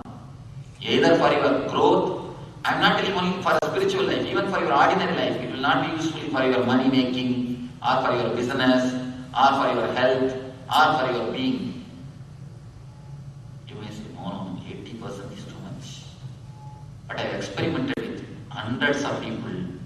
I always found this 80% is a right ratio. 80% will be just junk thoughts. Whenever you find time, sit and try to analyze your thoughts. It's like cleaning the cobwebs. Analyzing your thoughts is equal to cleaning your cobwebs at least once in 10 days. Analyzing thoughts, what are you thinking actually? What's going on in your mind? You see, all your thoughts put together, the totality of your thoughts only is your life. Am I right? Totality of your thoughts only is your life. If a big lunatic asylum is going on inside, what will be your life? If you note down your thoughts, if you write down your thoughts, you will find it's nothing but a big lunatic asylum going on. Every side, every corner, everybody is jumping. Each side is very shouting. You do not know what's happening in your system. It's just like asylum. In asylum you can see one fellow will be shouting, one fellow will be rolling, one fellow will be jumping, one fellow will be... Each one will be doing their own way. Nothing is regularized, nothing is controlled. Just the same way only you are mind. It's not, don't think it's a clear system, it's a chaotic system. Try to analyze your thoughts. Thoughts are weapons. Don't think they are just dead instruments. What you think, that only you will speak. Thoughts are nothing but weapons. Try to analyze your thoughts. I don't say correct your thoughts. Never try to correct them. Just analyze. You will see they correct by themselves. When you try to correct, you will be fighting with yourself. Never. You will be trying to fly by holding your shoes. By pulling your shoes, you will fly. Never. Never try to fight with your thoughts. Never try to correct them. Because I know all of you tried all your best to correct your thoughts. But never. It gets corrected only. You are getting corrected. You finally come to a conclusion, thoughts cannot be controlled. You don't correct, just analyze and find out where the trouble is. Thoughts are just like, mind is just like a small kid. If you tell him, keep quiet, do this, do that, he will never obey. Just you watch him very relaxedly, slowly. Let him move around the hall, just sit and watch him. You will see, within 2-3 minutes, he will just look at you once. Second time. Finally, when he sees that you are silently watching, he will automatically sit silently. Keep quiet. Am I right? If you try to control the kids, they will never respond.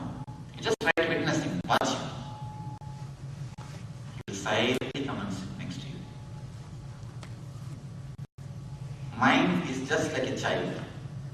A small incident happened in Buddha's life. Emperor came to see Buddha.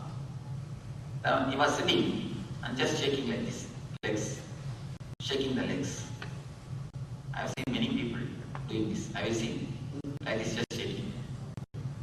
It shows the inner restlessness, nothing else. Inside restlessness. And like this doing only, finally they get into Parkinson's. It starts shaking by itself. After And sometimes you don't need to shake, but it shakes by itself. Parkinson's. Now, this is a habit only. It ends up in the Parkinson's. And the emperor was just shaking continuously. Buddha didn't tell anything. He just watched him. He gave him a look. Suddenly emperor stopped. He understood. It stopped. The emperor asked, Master, how can I stop my mind? Buddha says, the same way the which I stopped your leg. I didn't say to stop you. I just watched you. I just gave a look. When you understood that you are shaking, you automatically stopped it. You automatically stopped it. It's not that you tried, you also took some time or the method or the technique to stop it. If I say stop your legs, you will ask, Swamiji, please give me the technique, how to stop. No need for any technique. Buddha just looked, the king stopped. Same way, look at your mind, you will see it will stop. Because mind works only when there is unconsciousness. Whenever you find time. Don't think whenever you find. No, when I say that whenever you find time, you decide, no, I don't have time. When I tell the people, meditate, they always tell me, Swamiji, I don't have time. Everybody else is doing nothing. He is the only person who is doing the whole world's work. You see, never say you don't have time. You say one thing, I can't give so much of importance to the meditation. I have much more important work than meditation. Then things are understood. Then what you say is truth. Because everybody has got only 24 hours. Is there anybody who has got some more time? Oh, now they have discovered 24 hours plus 2 minutes. How many minutes? Nobody from the 6. Nobody from this. Anyhow, 24 hours plus 2 minutes. That plus 2 minutes only comes as a leave here. 1 day extra. Everybody has got only that much of time. How can you say you don't have time? You can say, I can't give so much of importance to meditation because I have much more important work. You say that, then you can say you are honest. So never say you don't have time. Make some time. Instead of sitting and watching in front of your TV, the box which makes you idiot. That's called that nickname. The box is nicknamed as a, you know the nickname? Instead of sitting and watching, you can sit and watch your mind, but you will see much bigger shows inside your mind. You will see much beautiful shows inside your mind. When you sit and watch, witness your thoughts, you will see automatically they come to your rhythm, they come to your understanding. Your energy gets used. Your energy will be expanded properly in the dimension in which you want to grow. In the dimensions in which you want to grow. You take so much of time to clear your car, to clear your house, to clean your room, but you don't take time to clean your mind. And then you complain, Swamiji, in those days I used to have so much of peace of mind and so much of relaxed mood. Nowadays I am too stressed. Everybody says the same thing. I do not know which is the truth that those days. The man who is in the college level, he also comes and gives the same complaint. The man who is in his 30s, he also comes and says the same complaint. The man who is in 40s, he also says the same thing. The man who is in 80s, he also says the same thing. I was amazed that it's actually the peace. Everybody is in the past, once upon a time, so relaxed, so happy, so joyful. I had a lot of peace of mind. It is just your mind. At least once in a week, try to sit with yourself. Give appointment to yourself give appointment to so many thousands of people. Give appointment to yourself. Meditation is nothing but the time, the appointment which you give it to yourself. You spend so much of time on makeup. And I heard here they spend so much of time on manicure nails. What is happening?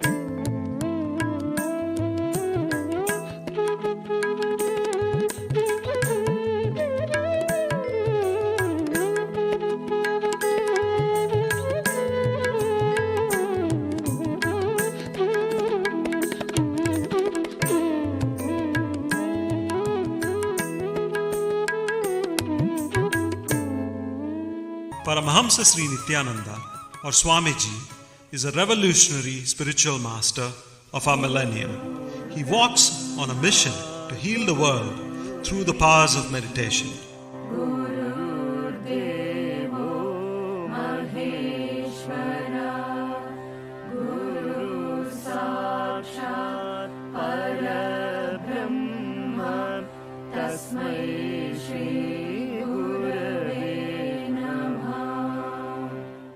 Swamiji chose to be born as Rajashekaran in the sacred town of Tiruvannamalai in southern India. Mastering yoga and rigorous spiritual practices at a young age, Rajashekaran finally left home for the Himalayas in the quest of the ultimate truth. This quest led his feet to the holiest of pilgrimage spots and to great spiritual masters in India and Tibet. After years of wandering, study, and intense penance, the boy Rajashekaran experienced the ultimate flowering of consciousness on January 1st, 2000. Rajashekaran became Paramahamsa Sri Nithyananda. Guided by a divine vision, Swamiji set up Dhyanapita, a worldwide movement for meditation in Bidadi near Bangalore in India. At the ashram, seekers aged between 8 and 80 live and learn in the Master's presence.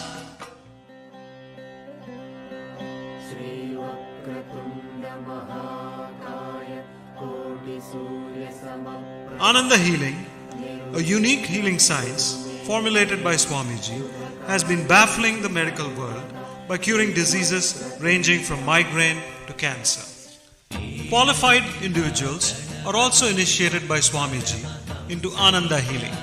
Today there are over 300 healing centers and over 700 healers worldwide. The Ananda Spurana program is an intensive workshop for chakra healing and meditation that brings together philosophies and techniques from the world's major spiritual streams. The Nithyananda Spurana program, or NSP, is an advanced level course where participants work on all their 7 energy bodies. Ananda Yoga is an introductory program to help integrate meditation into our normal lifestyle with practical and powerful techniques to cope with work stress, ill health, and failing relationships. Swamiji also reaches out to people with dhyana satsangs or mass meditation camps that take meditation to the remotest towns and villages of India.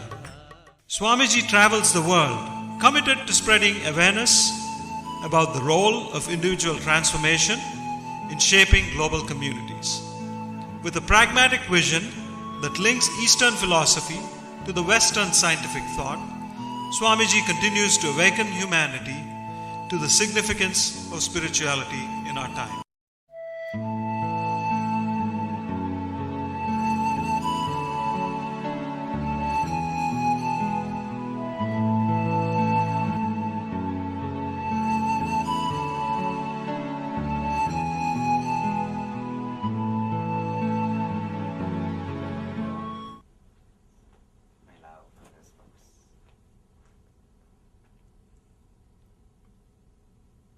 My best discourses are given always when the group is small. People ask me, Swamiji, generally public speakers, they speak when the crowd is more. They are in their maximum, they are in their total, they are in their optimum when the crowd is more. But all your best lectures are delivered only when the group is small. Why it is totally opposite in your case, Swamiji? If you are addressing a political meeting, if it is political, you need number. Number counts.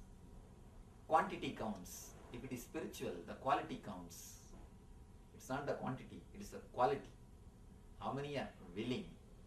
That is why in all tradition, not in one tradition, in all tradition, mystics always live away from the society. It's one of the technique to find out who are really interested. So who are really interested, they will travel. If it is a India, always in Himalayas. If it is a Japan, always in the caves where the Zen masters stay. Anywhere, They just live far away from the society just to see how many are really interested. How many are really interested? The quality, that only really inspires the masters. Whenever it is political, you need quantity. Whenever it is spiritual, you need quality. The number never counts. The intensity, that really counts. The subject is lifestyle is not life. The same introduction what I gave. Lifestyle is all about the quantity of things which you have. Life is all about the quality of your consciousness. Lifestyle is related to the way in which you live, the way in which you talk, the way in which you dress, the way in which you behave, the way in which you earn your money, the way in which you spend. All the things of the world is related to lifestyle. But life is something more deeper than the lifestyle.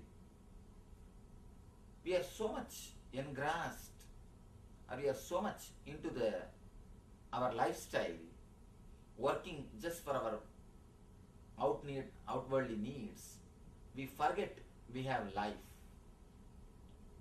Almost the whole life we measure just by the bank balance. Now, especially in the modern world, if you give money, any service you get, any service just equated to money. No, there is nothing in the world which you can't get by money. So almost your whole life is reduced to money. The whole life is veiled based on the money. People feel the whole being is nothing but your lifestyle. Many people come and tell me, Swamiji, I have achieved everything in the life. Whatever can be achieved in the life, I have achieved. But I don't feel fulfilled. What is happening, Swamiji? What is missing? Then I tell them, no, you achieved only whatever can be achieved in the lifestyle, not in the life. You achieved the lifestyle, not the life itself. Life is not lifestyle. Lifestyle is not life. For lifestyle, just the outwardly things are enough. But to live a life, you need to have more awareness. You need to have more consciousness. Life is something related to your quality of consciousness. Universities, schools, colleges, everywhere you are continuously taught how to create a better lifestyle, how to achieve better lifestyle, but nowhere you learn how to achieve a better life, how to live a better life. The quality of your consciousness is never helped. The quality of your being is never supported by any of this so-called education. There starts the whole trouble. Our whole energy is trained and spent. It is the whole time, energy, or the mind, whatever you have, is spent, is directed towards the lifestyle. And people are so much bothered about the nail, about the decoration of the nail. What do you call here? There are special shops where they... No, not only that. There's a special name for hand nails and Manicure. manicure. We so much bother about the manicuring. And then for legs, what they call? Pedicure. We are so much bothered about it, but we forgot the important aspect of your being, your mind, your very being, your awareness, which is much more important than anything else. Lifestyle is all about how to make, how to purchase, how to get bigger cart. Lifestyle is about king size or queen size bed. Life is about how deeply you sleep. We did all our things for lifestyle to increase the height of our bed, but we forgot to increase the depth of our sleep. We worked so much for the lifestyle, we forgot about the attention which we need to send, which we need to diverse towards the very life itself. Why we are so much bothered about lifestyle? Because we do not know anything about life. We think lifestyle itself is life. The main thing you need to understand, lifestyle is very poor substitute for life.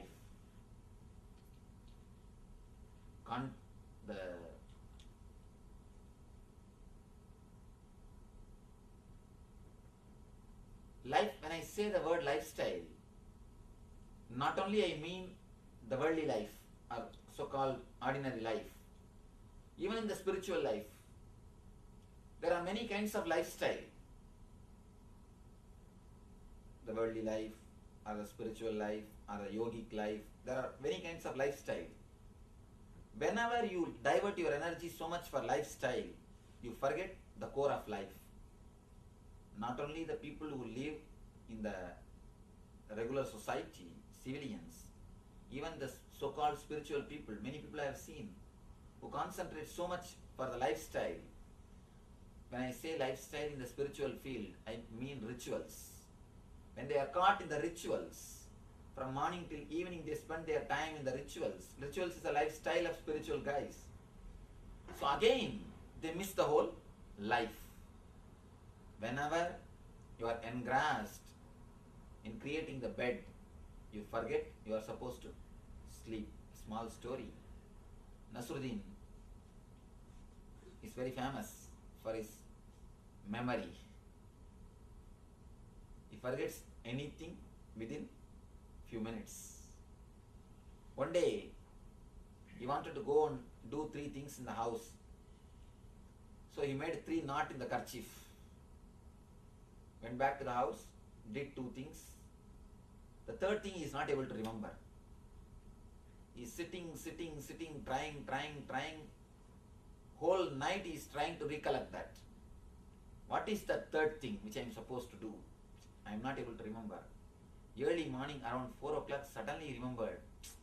I thought I should sleep relaxed way. That is the reason I put this 3rd knot. He made the 3rd knot so that he will go and sleep in a very relaxed way. But thinking about the 3rd knot and searching for the 3rd knot, what for he put? He lost the whole night. He lost the sleep. When you are caught in the lifestyle, you miss the life. When you are too much engrossed in the lifestyle, you miss the core of the life. There are 7 planes in which you live your life. There is a 7 major emotion. The other day I was reading a beautiful book. It's a wonderful book on movies, Hollywood movies.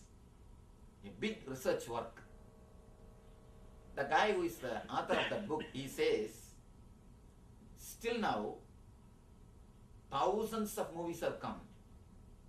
All those Hollywood movies can be classified under 7 titles. There is only 7 story in whole Hollywood field. There is only 7 story. Not more than 7 stories. Only 7 stories. Any movie you can classify under that 7 story. No more stories. Only 7 stories are written, and the same 7 stories are in a different way. They are cooked and served to the society. And I was shocked when I read that 7 core stories which he has presented. All the 7 are exactly relating to the 7 major emotions depicted by Patanjali. I was shocked. If you have done our meditation course, you know about the 7 chakras I speak. That 7 chakras I speak about 7 emotion. I was surprised. All these 7 stories, the core point is the 7 emotions. So, 5,000 years ago, Patanjali declares there are only 7 emotions based on which you live.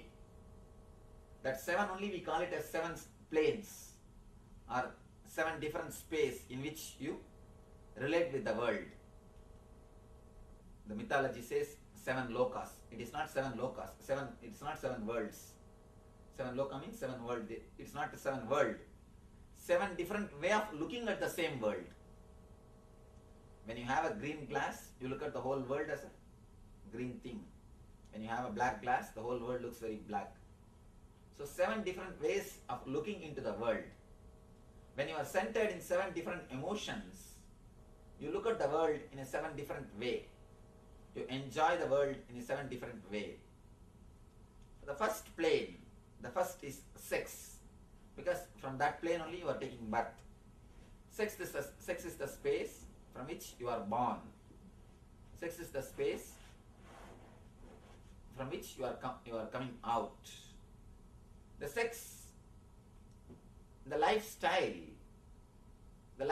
of the sex is fantasy. Living filled with imagination and fantasy. Just seeing the outwardly things. That is why continuously anybody who falls in love with somebody and gets married, he always feels the other has cheated him. She says he has cheated me, and he says he has cheated me. He says she has cheated me, and she says he has cheated me. In this country, the he-she big problem. Because now lawyers also agree the he-she. Anyhow, we always feel the other has cheated us. The other never cheats. It is we who project our imaginations and gets cheated. People come and tell me, Swamiji, I am searching for a life partner. I tell them, never tell that.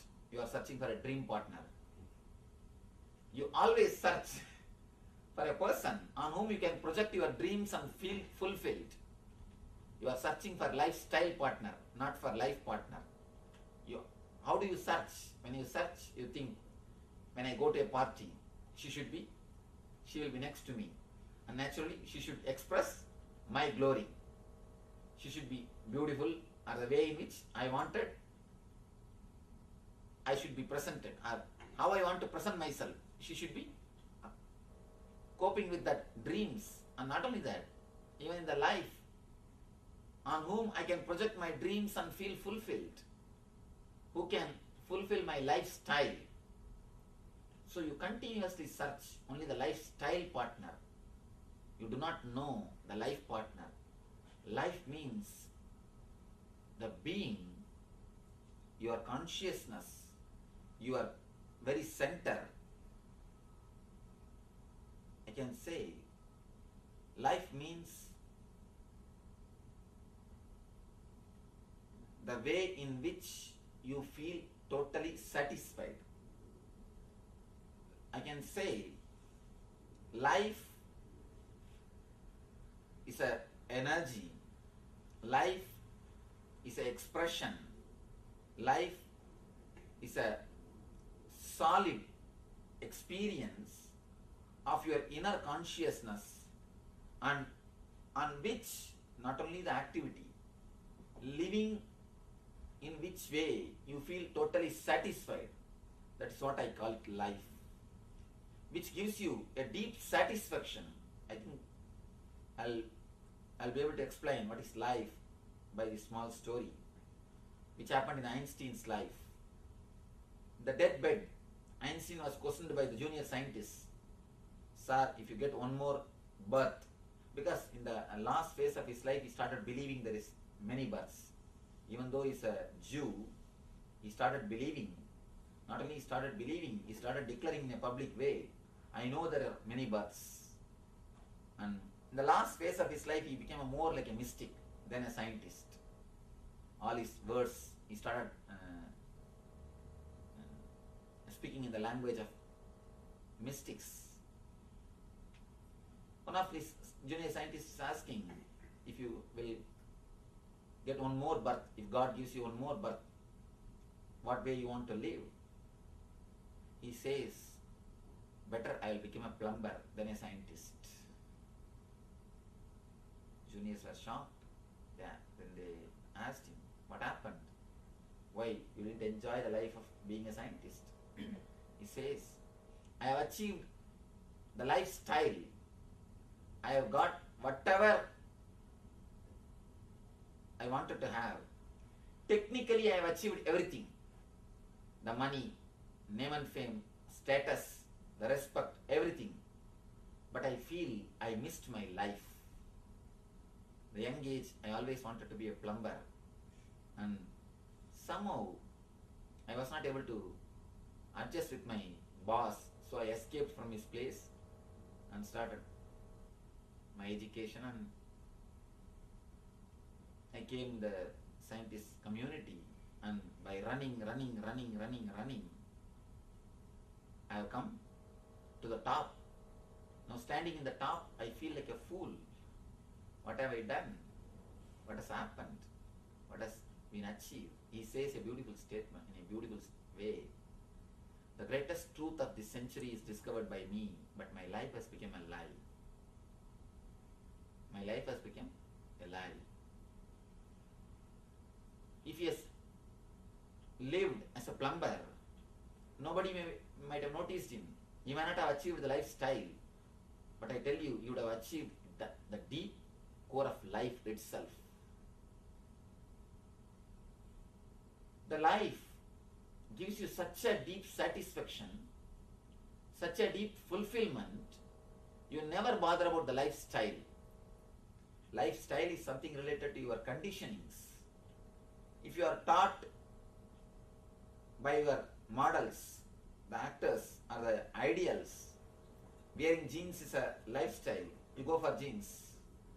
If you are taught by your ideals, the models, a different kind of fashion dress, immediately you go for that type of dress. So lifestyle is a conditioning given to you by society. Life is societal. Lifestyle, or what do you call as? Lifestyle is societal, but life is natural. Whatever comes to you as a natural is your life. Whatever is given to you by society is lifestyle. Lifestyle is the superficial thing, just a skin deep, but life is the core of your being. If you can keep in touch with your life, with your consciousness, even in the lifestyle you will be more happy. Whatever lifestyle you may live, you will be more happy. But we always run behind lifestyle. We think lifestyle needs to be changed. If you have any problem, immediately you think there is some problem in my lifestyle. No. There can be no problem in the lifestyle. If you start changing the lifestyle, you will never end. You will never end. In my camps, I ask the people, can you tell me what is worry? People always start telling me the reasons about worry. Tell them, no, don't tell me the reasons.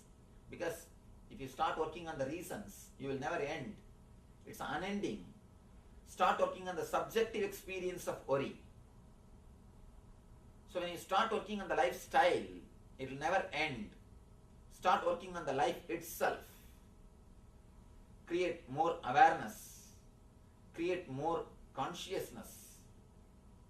As long as you are struggling with the lifestyle, you can never feel fulfilled. You can never experience the relaxedness. Man can never relax till he reaches graveyard if he is working with the lifestyle. Even in the tomb, he may be worrying, oh, these guys have put such a simple tomb for me. If you are running, if you are continuously bothered about lifestyle, you will bother how my graveyard is polished, how my tombstone is polished. And here I heard People purchase the plots. If it's onlooking, if it's a onlooking ocean or if it's onlooking a lake or something, the rate is high. When you are too much bothered about lifestyle, naturally you run, just to fall in the graveyard. Nothing more than that. There's a beautiful story in Zen Buddhism. One guy wanted to have 1 acre land so that he can grow his vegetables. He prayed to God, and instead of God appearing, Saturn appeared. And Saturn appeared in the form of God and said, "Don't worry, my son, I give you the boon, not only 1 acre. Tomorrow from morning till night, whatever area you cover by running, that land belongs to you." If God means, He would have given just 1 acre, and you would have really lived happily. But it is Saturn. He said, tomorrow from morning till night, whatever area you cover by your running belongs to you. This guy thought, oh, that's nice. I can walk up to 10 acres so that I will have enough space for vegetable and my house and for everything. After 1 hour he thought, I think I should walk 20 acres so that I will have for my next generation also. After 1 hour he thought, why not 100 acre? After all, God has told me I can have a small kingdom itself. Next day morning he decided, let me not calculate, let us do as much as possible, let me run as long as possible. The moment sun started, he started running. By the time he was carrying his food, by the time it is 2 o'clock, his body said, please give me a little food. He thought, no, tomorrow we can eat. Today, let me run. Today if I run a little more time, tomorrow we can eat. So food is afterwards, let me run. Again he started running.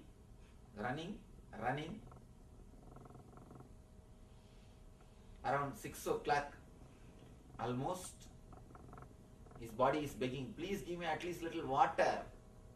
He says, no, tomorrow you have water, now run. By 6:30, body said, no, I cannot even step. I cannot put even 1 step further. Please forgive me. He says, no, already there is a beautiful river. This bank of river belongs to me. Why not that bank also? So that I can have a bridge. Somehow pushed himself to cross the river. 7 o'clock, he saw that side of the river. There is a beautiful graveyard. He said, I have made enough place for the kingdom. I should make this graveyard also mine, so that my people will have proper graveyard. He started running. The sun is about to set. 7:15, sun is setting. Body says, no, I can't run anymore. He said, no, just let me finish this graveyard, so that I'll have a clear graveyard also for my country. He ran. The moment he saw the sun is setting, he fell and never got up. If you look little deeply, really the same thing happens to our life. We never relax. Understand? We never relax. We always postpone the enjoyment afterwards. We say, let me enjoy the life later on. Let me enjoy the life later on. When you are studying, you say, I will enjoy when I am married. When you are married, you say, after the kid. When you are having the kid, you say, let him get educated. Then you say, let me finish the job. Then you say, I'll retire and then I will enjoy the social security. By the time you are retired, you are trained to run. You create a mental setup which never lets you relax. You create a lifestyle which never lets you relax. You can see, I have seen in India, he would have got married, his son would have been married, even the grandson would have been married, but he will be sitting and reading the Hindu newspaper matrimonial column with a big glass. He will be reading the matrimonial column because there is no work. Same newspaper from morning till night, he will be sitting and reading. Even the editor wouldn't have read. Why? Whether you sit with a TV or you sit with a newspaper or you sit with some magazine, but you never sit with yourself. The capacity to sit with yourself is what I call life. The capacity to sit with yourself only gives you the first glimpse of life. Even if you don't have anything to do, you start thinking.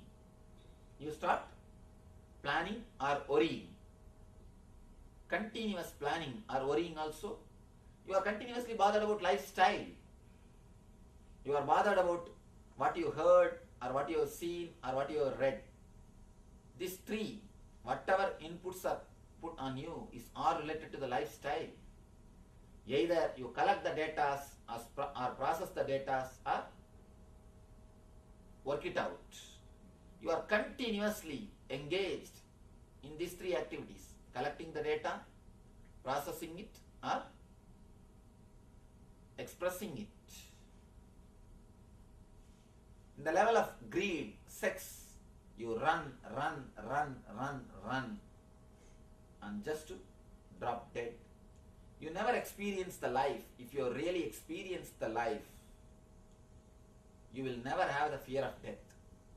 Because life and death are not two things. It is both sides of a same coin. So if you really experience the life, you will never bother about death. If you experience life, you will understand death is not the end of the life, it is climax of the life. Climax is not end. It's the peak of your life. It's an intense experience, intense energy which is undergoing the transformation. Gita says death is nothing but changing the shirt. Just like changing the shirt, you change your body. And changing the body leads you to inner transformation. You change, you learn the new way to live.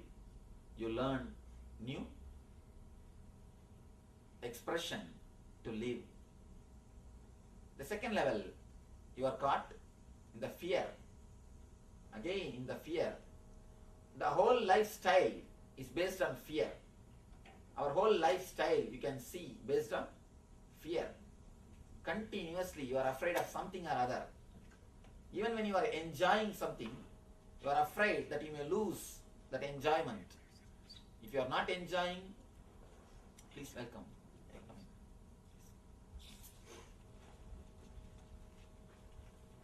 If you are enjoying something, again, you are afraid that anytime you may miss it. Anytime, please give them way.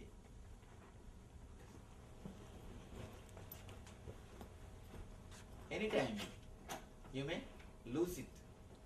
The very lifestyle is nothing but the fear, continuous fear. Your second plane is based on fear. If you experience the life, the awareness, the core of your being, you know there is nothing to be afraid. There is nothing to lose. There is nothing which you can lose. If you can lose something, let them be lost as early as possible. Better the early you are free from it. Anything which can be lost is not worth having. Anything which can be lost is not worth having. The third plane, you live in the unnecessary worrying, what I call corrupted inner chattering. If your inner chattering is corrupted, inner chattering means your inner thinking. If it is corrupted and if it is continuously disturbing your own self, that's what I call worrying. all your worrying is about the lifestyle.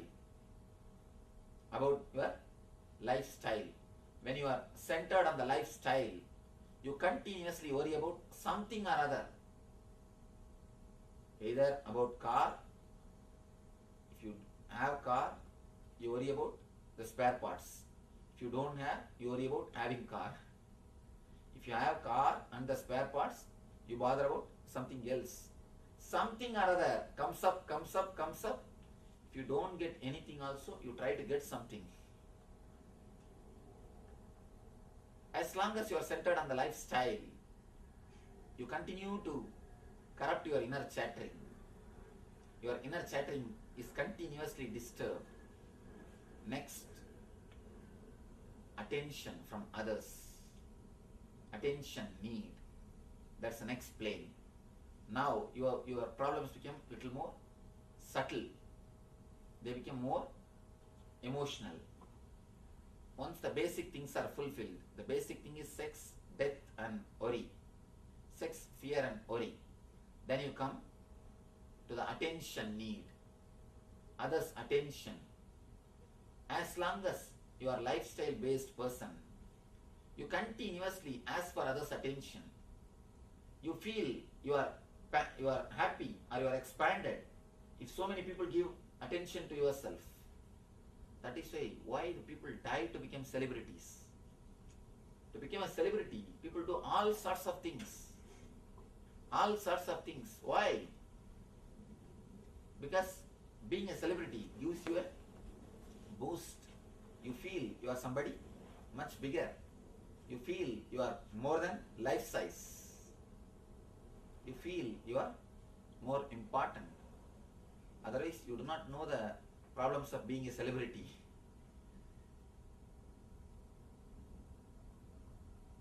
Being a celebrity, you get attention of so many people. Attention is energy. That is why politicians feel highly energetic, so active when they are among their followers. There's a thing called mob psychology. If the group is there, you will do anything. In the colleges, I have seen in Indian colleges, if the group is there, the leader will shout, "Principal, down, down." Just pick that guy up. Just pick that guy up and bring him separately. He will tremble. His whole body will tremble. The mob psychology. Whenever you feel energetic because of the group, because of the people, understand your whole lifestyle is based on attention. If somebody gives you attention, you feel you are energetic. Otherwise, you are dull. Lifestyle itself is designed by the people. We always think leaders are leading us. No, be very clear. Mass is leading the leader. Leader does what mass wants. We always have an idea. Mass does what leader wants. No, it is the other way. Leaders are doing what mass wants. Leaders are the worst slaves according to me. Leaders are the worst slaves because they are continuously receiving energy only by the attention of the people. Their energy is not based on themselves. It is based on so many persons. So if somebody's attention is missing, they feel they are lost. They are lost something. So if you are based on the lifestyle, in the next plane, you feel you bother continuously about others' attention. Only if somebody gives you the certificate, you feel fulfilled. Otherwise, you feel dejected. You feel miserable. You feel something you have missed. Next is low self-esteem.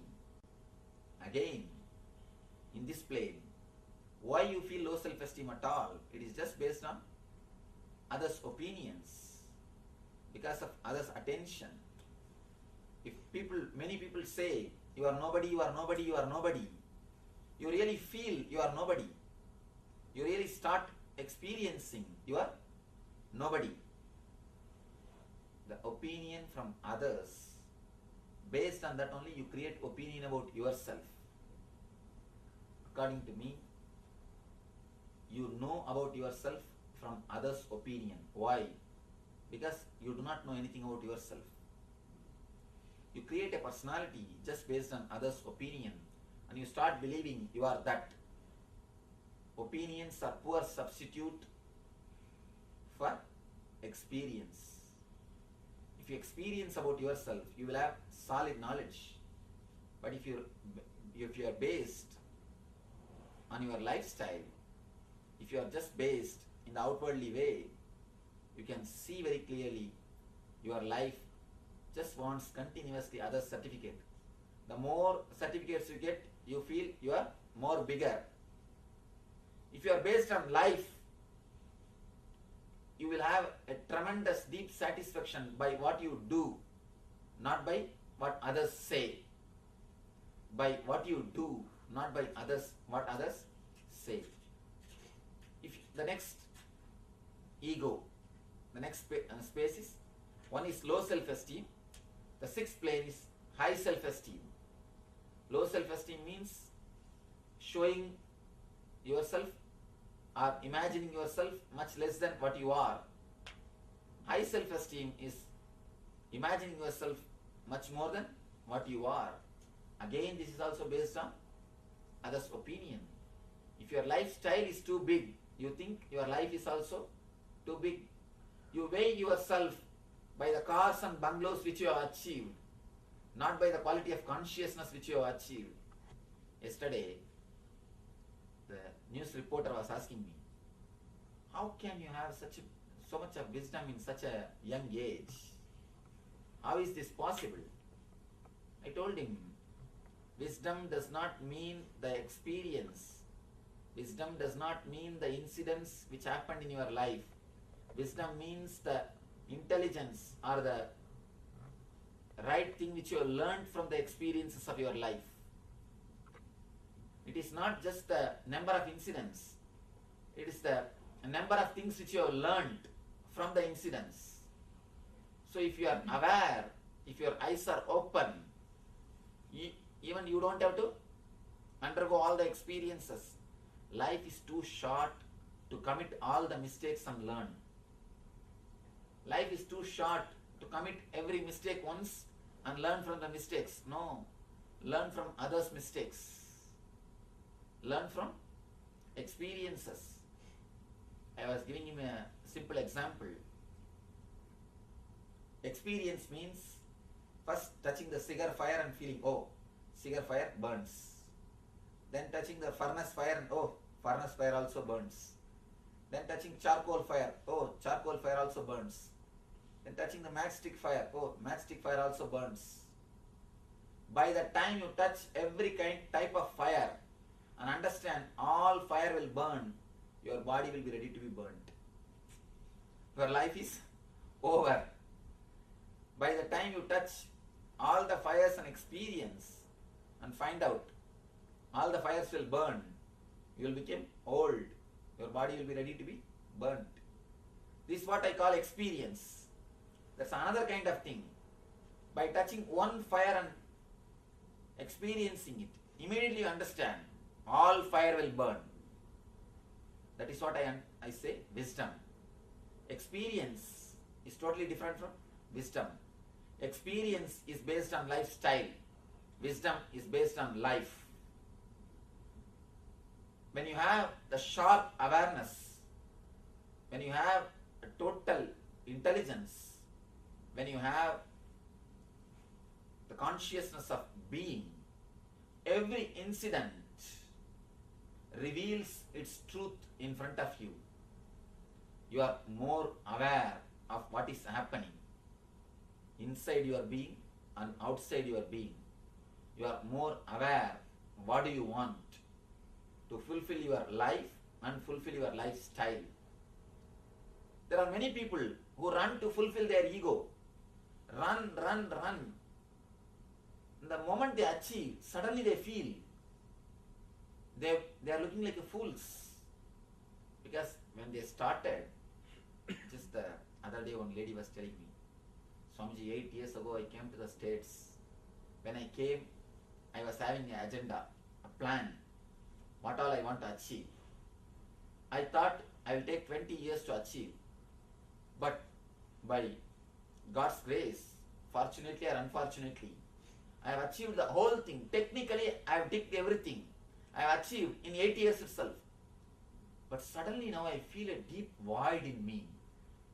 I achieved what I want to achieve, but I have not achieved what far I want to achieve. What far is the joy and bliss that I have not achieved. Swamiji, tell me what is missing. What is happening to me? I have achieved what I want to, but I have not achieved what far I want to. I always tell them,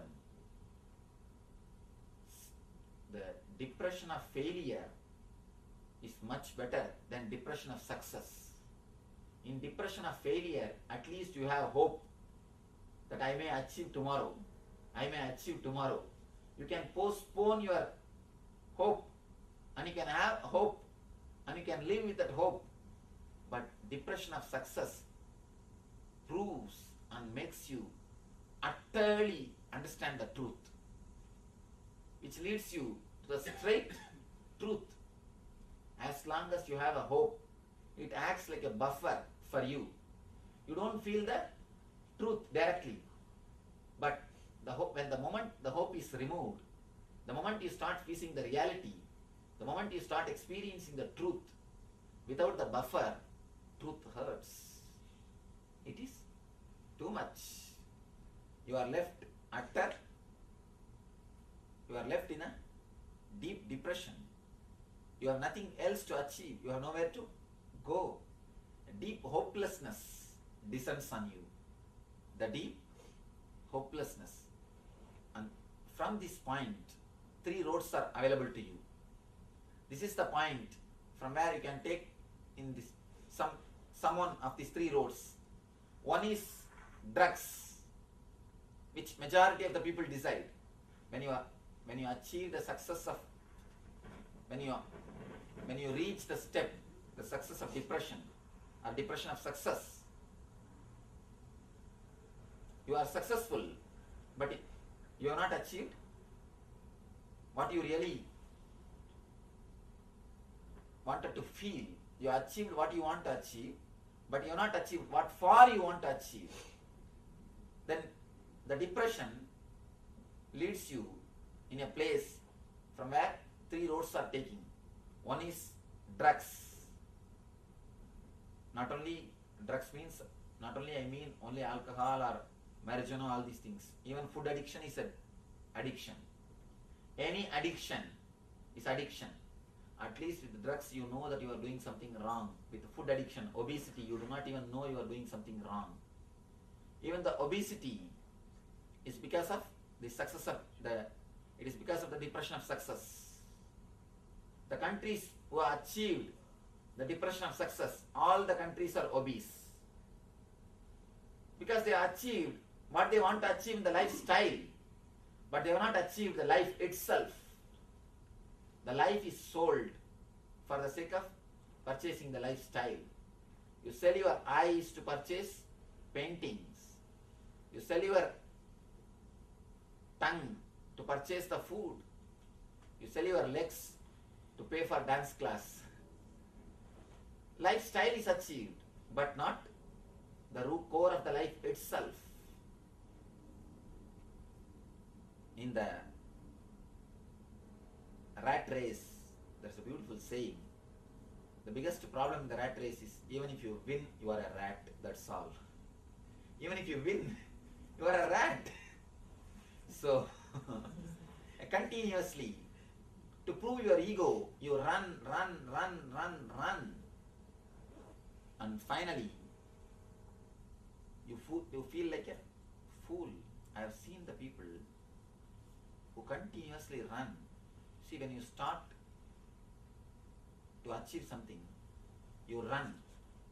The moment you finished it, you suddenly feel the desire has disappeared. And I have seen many people coming and telling me, when I wanted to get a car, I thought the moment I get my car, my life will be heaven, Swamiji. Nothing else is necessary. But now I feel nothing much has changed.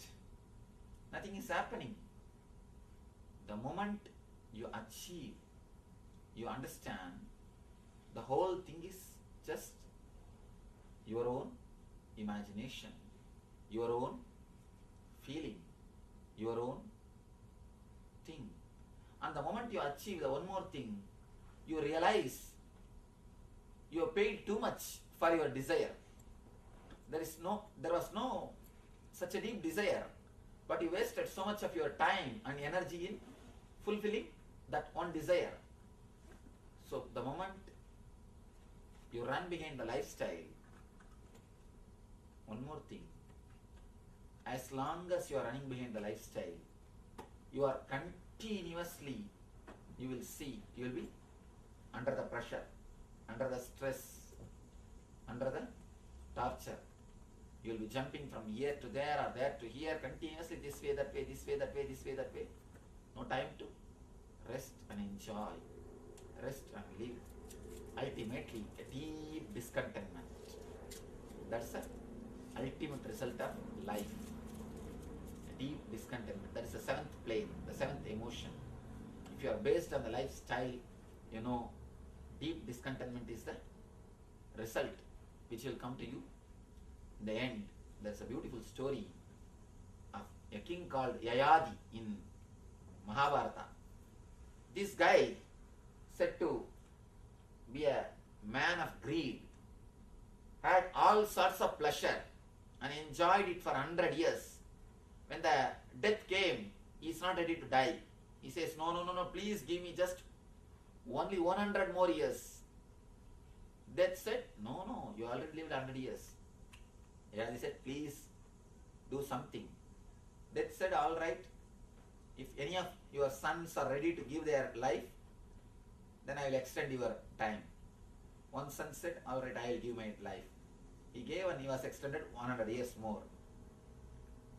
Again after that 100 years, the end of these 100 years, death came and this guy said, no, I do not know how these 100 years passed, please don't come so quickly. Death said, what is this? All right, one more extension, after all you are a big king. Again the third time, Death said, no, this time no extension is possible.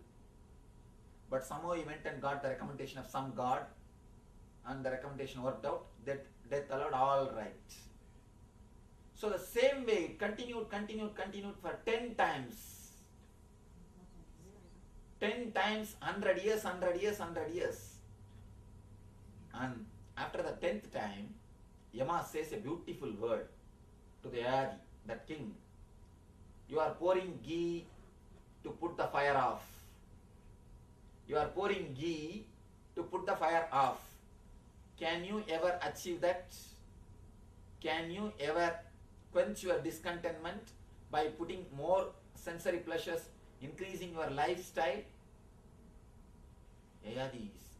Suddenly Yayadi had a glimpse of realization.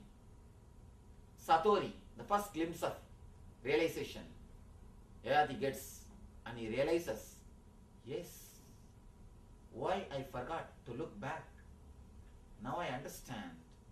How much of ghee you pour, fire can never be quenched by the ghee. So how much of life I may have, I can never feel satisfied. So lifestyle can never fulfill the life itself.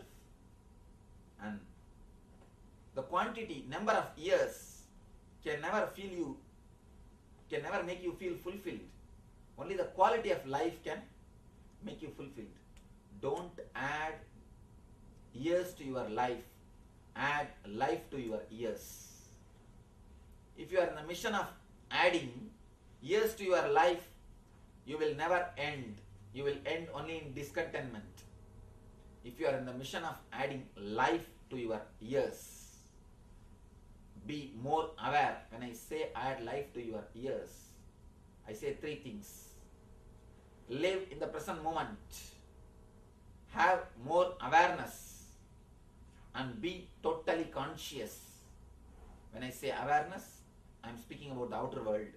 When I say consciousness, I am speaking about the inner changes. Live in the present moment and have deep awareness about what is happening around you, and have deep consciousness, have deep consciousness about what is happening inside. These three will give you the glimpse of what I say life, or energy, or experience, or samadhi. So, if your life is more based on the being and the consciousness, you will see you achieve a tremendous satisfaction and tremendous feeling of fulfillment happens to you. In the level of sex, instead of fantasies, you will have a deep intimacy with your spouse. The level of death, instead of fear, you will have a deep fulfillment and you will welcome the death so that it can bring more transformation in you. The level of worry, instead of corrupted inner chattering, you will have a deep, clear planning. Instead of psychological worrying, you will have chronological planning about your life. In the level of attention, instead of asking and taking attention from others, you will start radiating the peace, you will start radiating energy by yourself. Instead of others being your energy source, you will start radiating energy independently.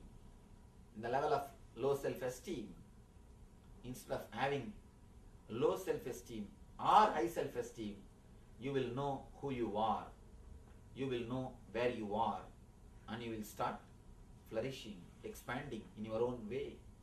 Next, in the level of ego, naturally, you will never work to swell your quantity of things which you have, to increase your ego, to expand your lifestyle. Instead of that, you will start learning how to enjoy the things which you have, how to live the things which you have. If you can't enjoy this ordinary sofa, you think you can enjoy the throne. Never. It is your body which enjoys, not the throne itself, not the seat itself. It's the life which enjoys, not the lifestyle. When you reach the highest plane, if you are too much oriented about the lifestyle, the deep discontentment, what happened to Yayadi will be the result. And if you are oriented on the life, deep fulfillment. There are so many great masters.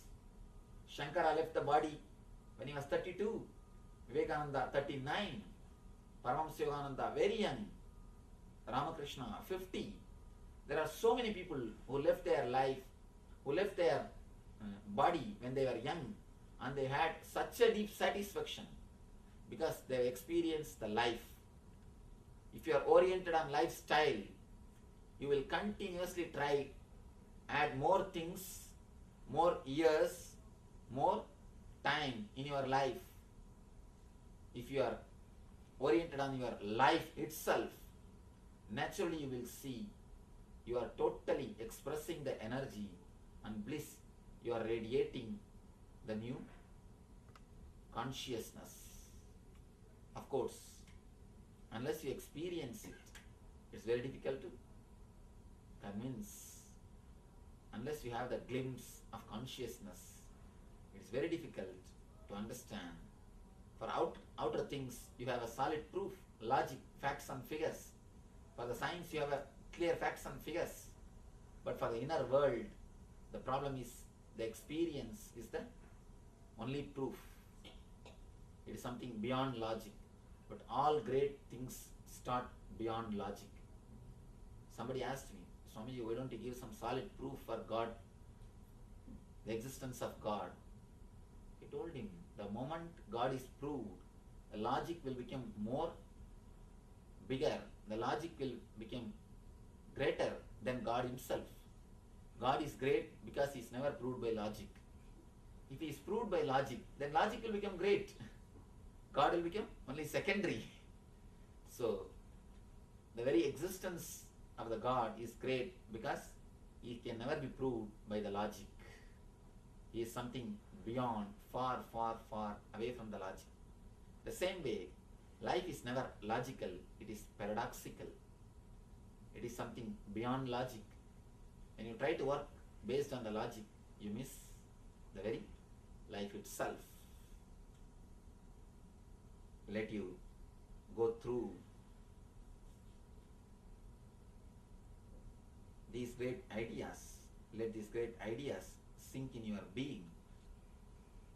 Let this awareness and consciousness flower in yourself.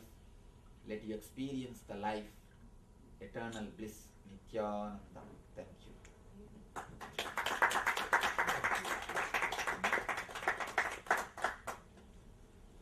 If you want to have a few minutes for question answer, you are welcome, or we will finish. One thing, you said a successful person, when he achieved, when something happens and they go to depression, there is 3 ways you said. One is drugs. What is that? Another one is addiction, drugs. The another one is suicide. Maybe instant, not immediately committing suicide, or slowly just getting faded away, staying the same depression and dying. The third one, very few intelligent guys, they decide meditation, going into the depression to see the end of it, to analyze it, to come out of it, the ultimate solution. These are 3 paths. Some choose the drugs, some choose the suicide, some choose the meditation, the transformation. So it's up to us to choose which we want.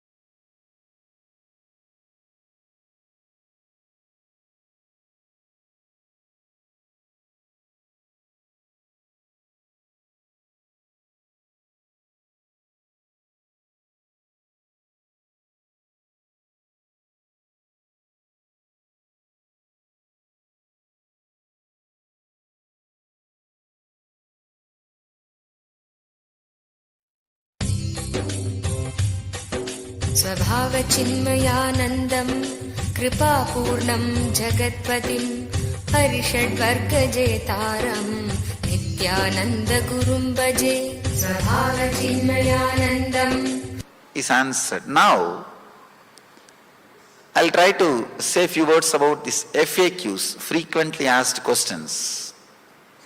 The usual doubts, the usual difficulties people face when they enter into meditation, when they even hear about meditation. Many people think meditation is something like leaving the whole thing.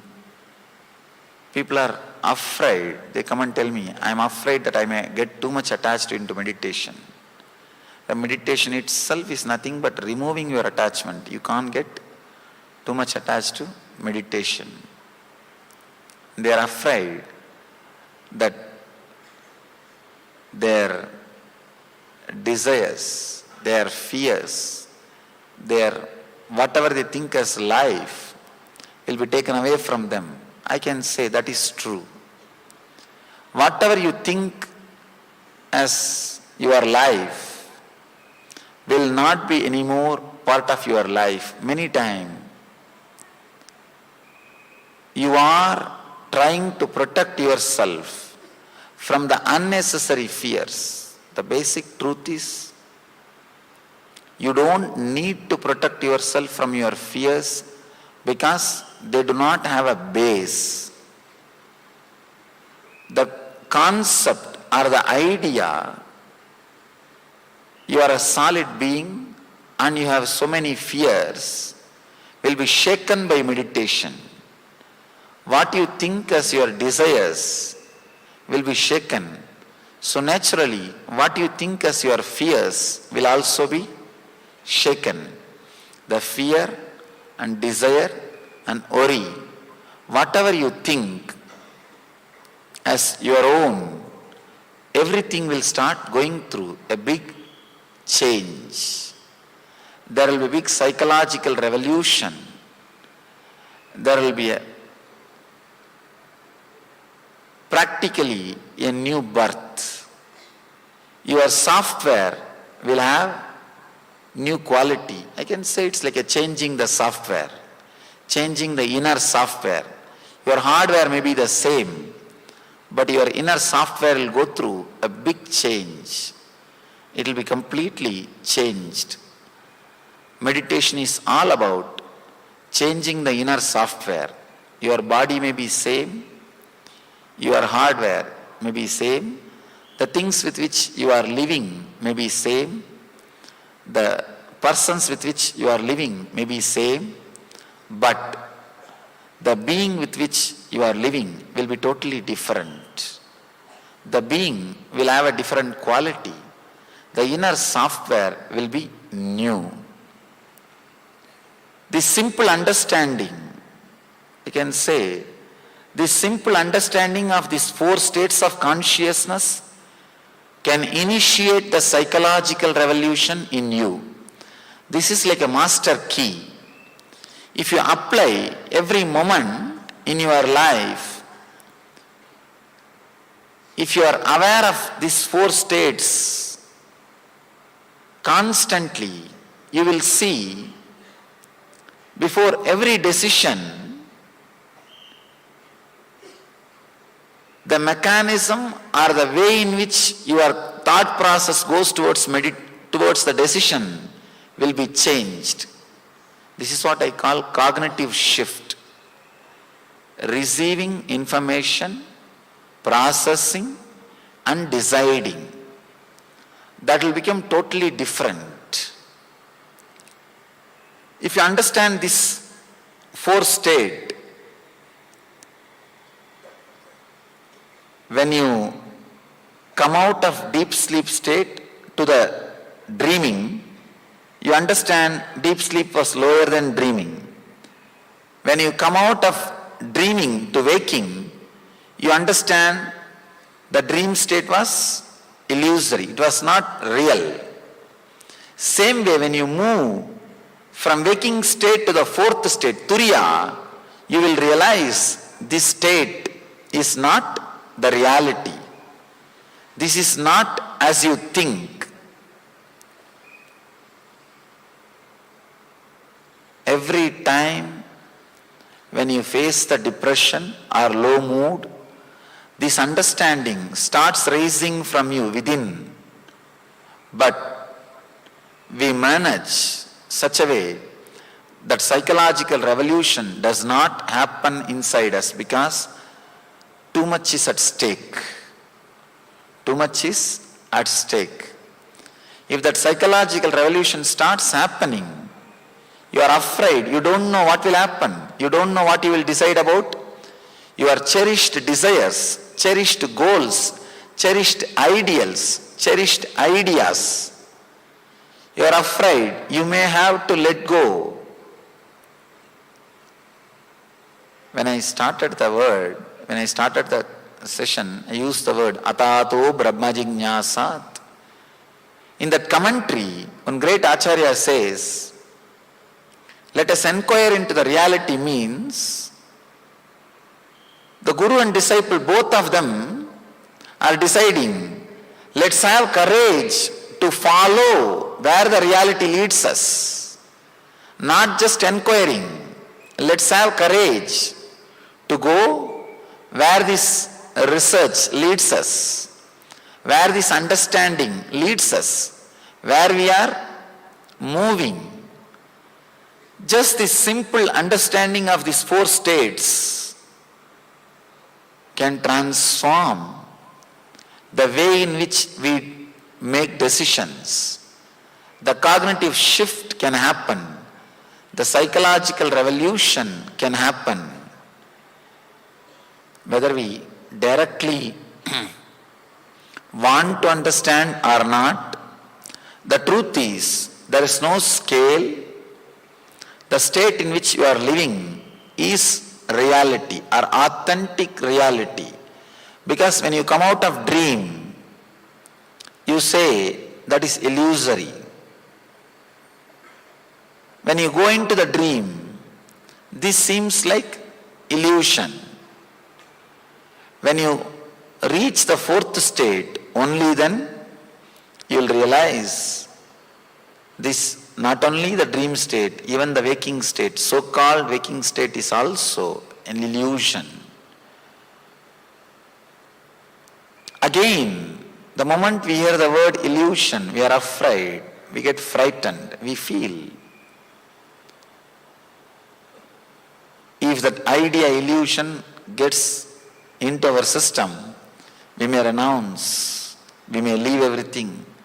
Our lives may change. I tell you, you will renounce only one thing, that is your suffering, nothing else.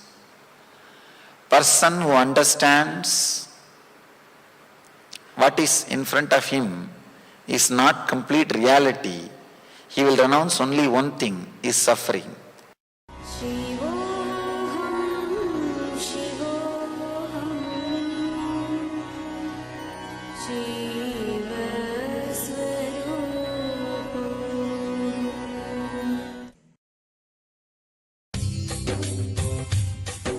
स्वभावचिन्मयानन्दं कृपापूर्णं जगत्पतिं हरिषड्वर्गजेतारं नित्यानन्दगुरुं भजे सदाशिवसमारम्भां शङ्कराचार्यमध्यमाम् अस्मदाचार्यपर्यन्तं वन्दे गुरुपरम्पराम्.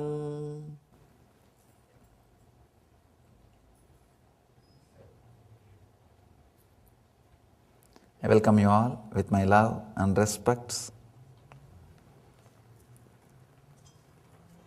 Few words about Thanksgiving before entering into the sutras.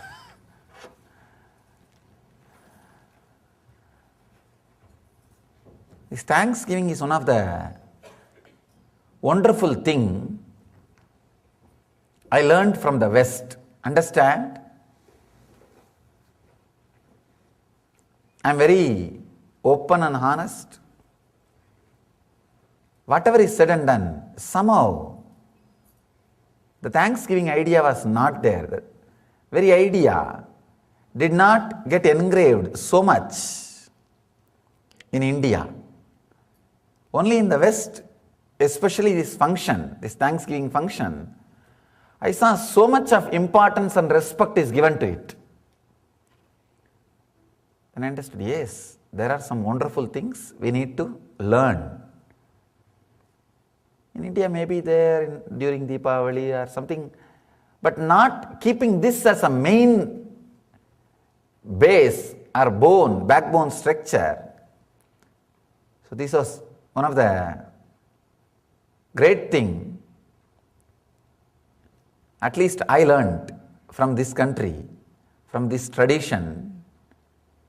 And not only that, even verbally thanking is given so much of importance in this culture, which is needed. The Vedic tradition, the thanking or the gratitude, it has become more a spiritual quality. It was never a social quality. It was there, but more or less a spiritual quality. But here I saw it's vibrant, alive in every day-to-day life. It is a social quality which we need to really learn and imbibe. Maybe I can say this is a kind of a constant meditation, every day meditation. Whenever you say the word thank you, that's like a everyday meditation, reminding yourself. Okay, happy Thanksgiving.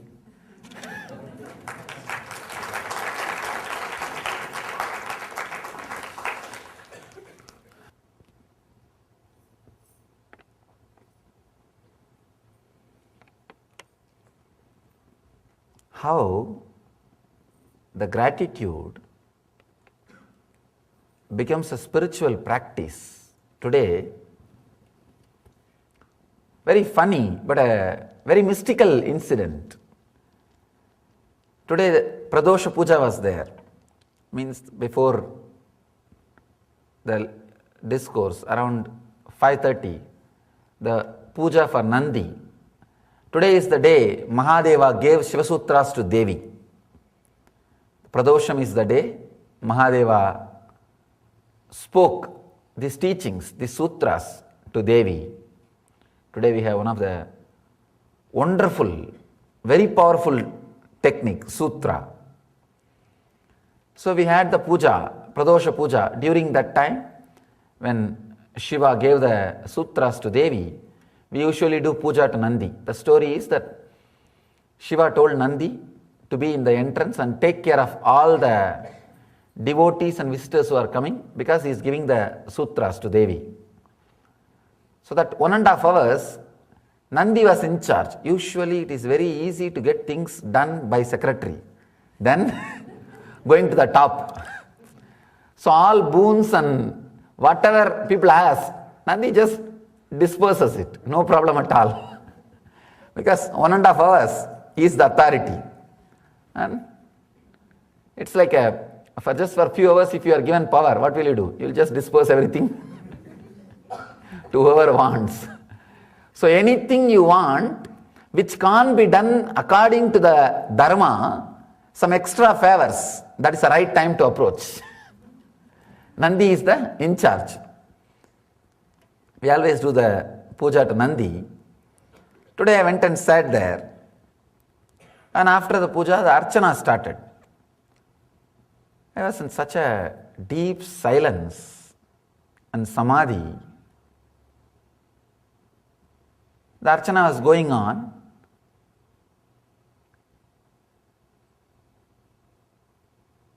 Slowly, I saw behind me the group which was sitting, 1 or 2 people were little uncomfortable, not settling down. Of course, I did not see physically, but because I was in samadhi, I can see very clearly what is going on in the minds, like a worms moving. I saw few minds little unsettled, little irritated. I was thinking, this presence, anybody will fall in tune so beautifully, so wonderfully. What is the problem? I saw few guys are not able to, were a little agitated because that brahmachari was chanting the mantra. He chanted the name Nithyananda also, along with the mantra. These few, one or two brains doesn't understand the Rudra, the traditional Rudram itself, there is a word Nithyananda. It's a name of Shiva. It's name of Mahadeva. And I was just seeing. And another one funny thing is, I did not even remember or listen, it is my name, because I was in such a deep samadhi. Never feel, that's my name. And there are few intelligent guys, maybe who had the click or initiation, who had that gratitude or the love. I saw the more they heard that word, they were able to feel more and more connected, because, understand, the experience with the master will intensify your true devotion. Usually, master is used like an object to create devotion in you. Many of our disciples come and tell me, Swamiji, only after I felt connected to you, only now I feel connected to all the puja, rituals, tradition and everything. Till then I never had connection with all those things. All those things people used to do, I go there like a ritual. Only now it makes sense so much. It makes meaning. Master is like a window or a door. Feeling connected to him or grateful to him will open a new door of being grateful to everything. Feeling connected to everything. Few people who had that click, I saw very beautifully they were able to settle. And the few people, and even those few, it is not that they never know or never had any blessing or never had any benefits from the master. They had. But that gratitude, the thanking attitude has not started. If that starts, you will stop judging. Thanking is one of the very powerful quality. In our first meditation technique, the first meditation program, the 7th technique, the quality to open the Sahasrara chakra, the ultimate chakra, is gratitude. In gratitude, you will stop judging and fall in tune more and more and more. I saw today beautifully the power of thanksgiving, consciously. Power of thanksgiving. That those few guys, they also do not know traditionally the Nithyananda is one more name of Shiva. If you chant the Rudram, the original Rudram, from the Varanasi edition, there will be a name Nithyananda. And I saw the person, both of them do not know. Person who got agitated and person who felt connected. Both of them do not know traditionally it is the name of Shiva, so it is getting chanted. And the person who did not get agitated, he had some gratitude. Because of that, that name only connected him more and more. The person who did not have, because of that one word, one agitation, he was not able to connect to the whole ritual. The whole ritual. I just smiled and I understood the whole thing. I smiled and turned to the priest and said, stop chanting. He stopped. He just chanted only a few times, then he stopped. If you attended the puja, you would have seen why suddenly Swamiji stopped the recital of his name. That was the reason. Understand, whenever the one simple quality of gratitude, if it starts, gratitude is like a small fire which can burn all your karmas. All the karmas. Anything which you carry on, which you brought, which you are accumulating, anything can be burnt. A simple remembrance of gratitude, not only to the master, to every being, to everything. It brings so much of sensitivity. It brings so much of love and so much of settled feeling, so much of connected feeling. It can just move. I saw the person who was agitated a little bit, whose mind was complicated.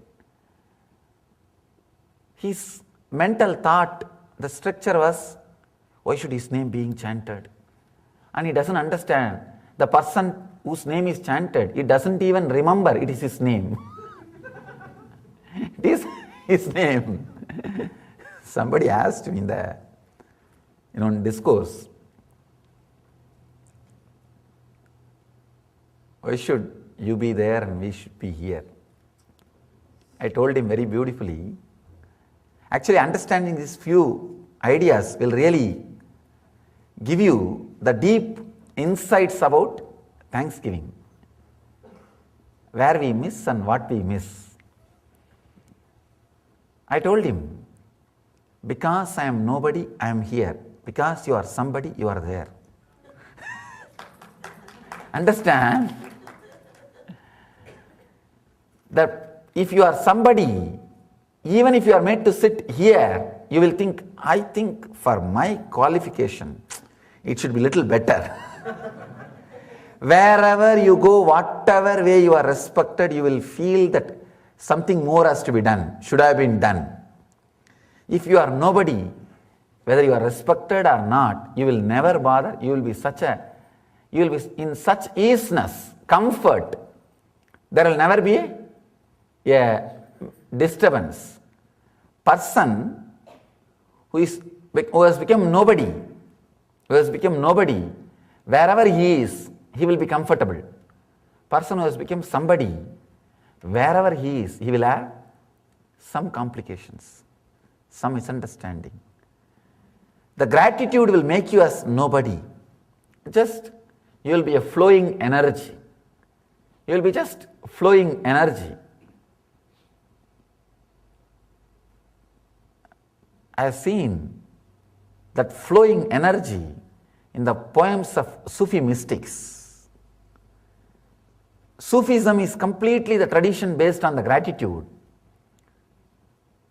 And the way in which they flow, it was such wonderful flow. It was such a gratitude-based tradition.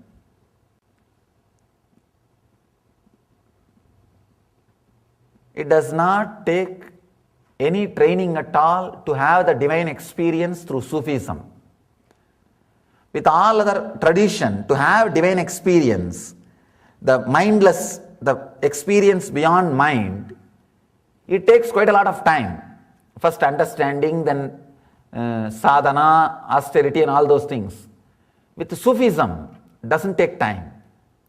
Straight away it happens, because every step, every teaching is directed towards thanking, gratitude.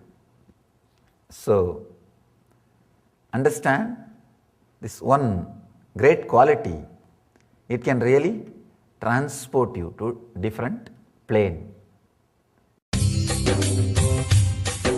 स्वभावचिन्मयानन्दं कृपापूर्णं जगत्पतिं हरिषड्वर्गजेतारं नित्यानन्दगुरुं भजे स्वभावचिन्मयानन्दं कृपापूर्णं जगत्पतिं हरिषड्वर्गजेतारं नित्यानन्दगुरुं भजे स्वभावचिन्मयानन्दं कृपापूर्णं जगत्पतिं हरिषड्वर्गजेतारं नित्यानन्दगुरुं भजे स्वभावचिन्मयानन्दं कृपापूर्णं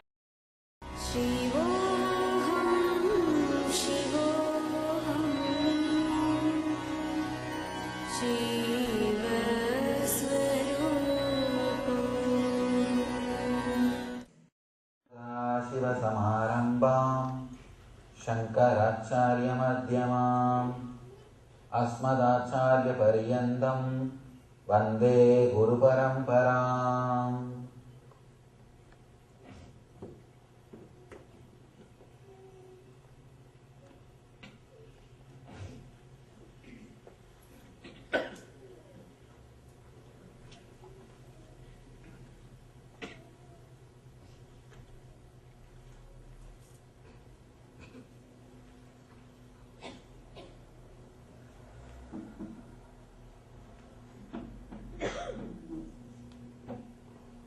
I welcome you all with my love and respect. And the representative from the city.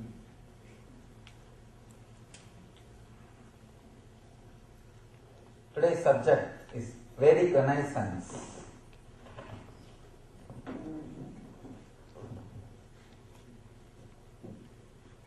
Vedic Renaissance.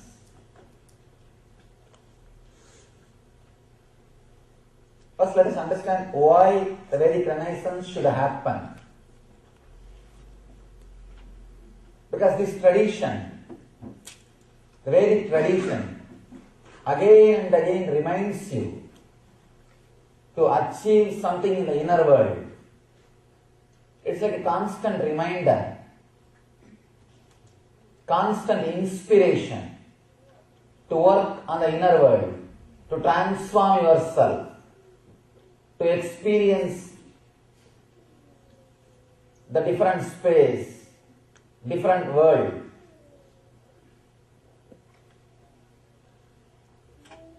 First time in the history of humanity, human beings are enjoying such a luxurious, comfortable life. The outer world luxury and outer world comfort, we have reached peak.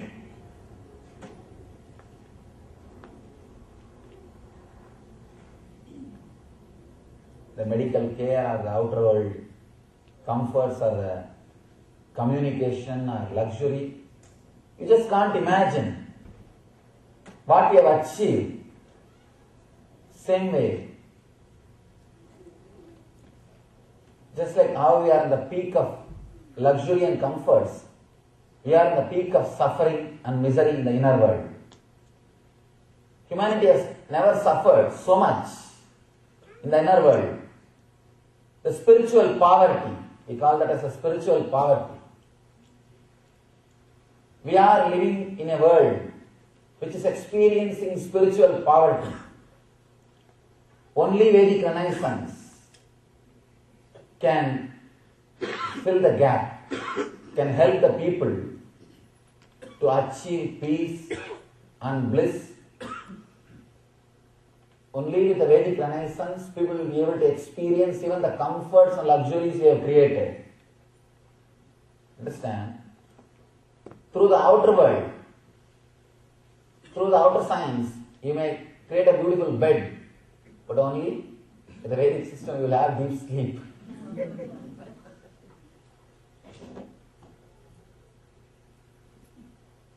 You may create all possible luxurious things. You may create all comforts. To experience peace, to experience life, you need Vedic Renaissance. Somebody need to remind you. Somebody need to give you the experience that you are beyond this body, beyond this mind. You are beyond all the sufferings of the outer world. Your inner space is untouched by anything belongs to outer world. Only Vedic Renaissance can do that. Experiencing the spiritual truth, experiencing the inner world, experiencing your own consciousness can happen when the Vedic Renaissance happens inside you. Understand? When I say Vedic Renaissance, I am not telling you to go and change the whole world. No. Let the Vedic Renaissance happen in you first. First, we need to understand. First, we need to internalize. First, we need to transform our life. In Vedic tradition, we don't believe in conversion. We don't believe in going around and preaching. We believe more in practicing. We believe more in creating an intense vibration or the spiritual space, spiritual intensity. Vivekananda beautifully says, An ordinary teacher who is going around and meeting thousands of people will not be able to create such an intense energy like a person who is sitting in a cave and just radiating his enlightenment. Understand? Vedic Dharma is so courageous. It discourages even preaching. It says, let you achieve, let you radiate. Simply everything else will happen. For the renaissance of the Dharma, renaissance of the Vedic tradition, first you need to do, let you become a seeker. Let you understand what for you are living. See, when I use the word seeker, let me define the word properly. I mean, person who understands the outer world is not everything. Whoever has got the clarity, the outer world is not everything. Life is something more than the outer world. Whoever has got that clarity, whoever feels that life is something more than the outer world, life is something more than what you experience through your eyes and ears. Life is little more than what you experience through senses. Whoever understands life is more than what you experience through your senses, you become seeker. You start seeking, which is beyond these five senses. You start seeking the truth. You start seeking something which is beyond your senses. In Sanskrit we call that mumukshutva, means start seeking something which is beyond your senses. Shankara, the great master, says, Manushyatva, Mumukshutva, Mahapurusha Sangama. Manushyatva, having human body. Mumukshutva, seeking towards the higher self. Mahapurusha Sangama, the experience with the enlightened being. Having the darshan or a touch of an enlightened being. All these three are very rare to achieve. After achieving all these three, if somebody is not enlightened, he is called fool. No other word. Because you have everything and you did not use it. There is no other word. Shankara says, all these three things are greatest things which can happen to any human being. Seeking. First thing, you need to start seeking. Once in a while, when you really feel the life is not under your control, understand? In a civilized society, especially living in a city, you are given a wrong impression by your mind, your life is under your control. I always tell people, go and live in Himalayas for some time. If you live in the Himalayas for some time, you will realize life is beyond your control. You will understand your life can't be controlled just by your logic. It is beyond your control. You will be reminded your logic is not the master. Your logic is not the master. But in these kind of societies, the cities, almost you are very clear about your routine. From morning till night, you know how you will walk, in which car you will use, where you will reach, what you will do, or what you will not do, and how you will come back, and what is your next routine. Even if there is a small accident, you know there is life insurance. There is insurance. Practically, Your ego gives an idea. Your logic teaches you. Your logic gives you the sort of a feeling. Your life is under your logic. Unconsciously you start believing your life is under your logic.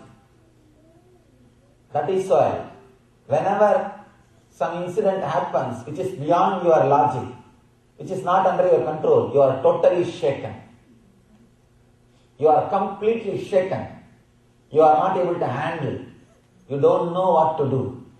Either you fall in depression or you just suffer. You always expect, you always believe unconsciously that life is going to be only filled with the incidents which will be under your control, where your logic is going to play everything, where your logic is going to be a leader. Suddenly, when the truth is told to you, of course, life again and again reminds you the truth. Your life is beyond your logic, especially when somebody in your family or a friend circle dies or some accident, means losing job or something. Suddenly you will see life is not under your control. Your logic is not the leader. Life is beyond your logic. Life is beyond you. You start seeking. Then you start seeking. Few intelligent people start seeking the law of life. Understand? You know law of the outer world. Whoever wants to understand the law of the inner world, we call that as a dharma. Dharma is the word we use. Law of the inner world means the law of cosmic energy. Whoever is trying to search, whoever is trying to seek, whoever is trying to understand the law of the inner world, he is called mumukshu. He is called seeker. First thing, you need to work, you need to start seeking towards the law of life, dharma. What is really dharma? What for the human birth is offered to me? What I am really supposed to achieve? These few questions are the basic need for Vedic Renaissance in you. Understand? If Vedic Renaissance happens in you all, that is more than enough. Don't bother how to create Vedic Renaissance in others. I have always seen people who are too busy in creating Vedic Renaissance and others will never allow that to happen in themselves. Because they are too busy looking at others, chiseling others, working on others. They forget that they need to work on themselves.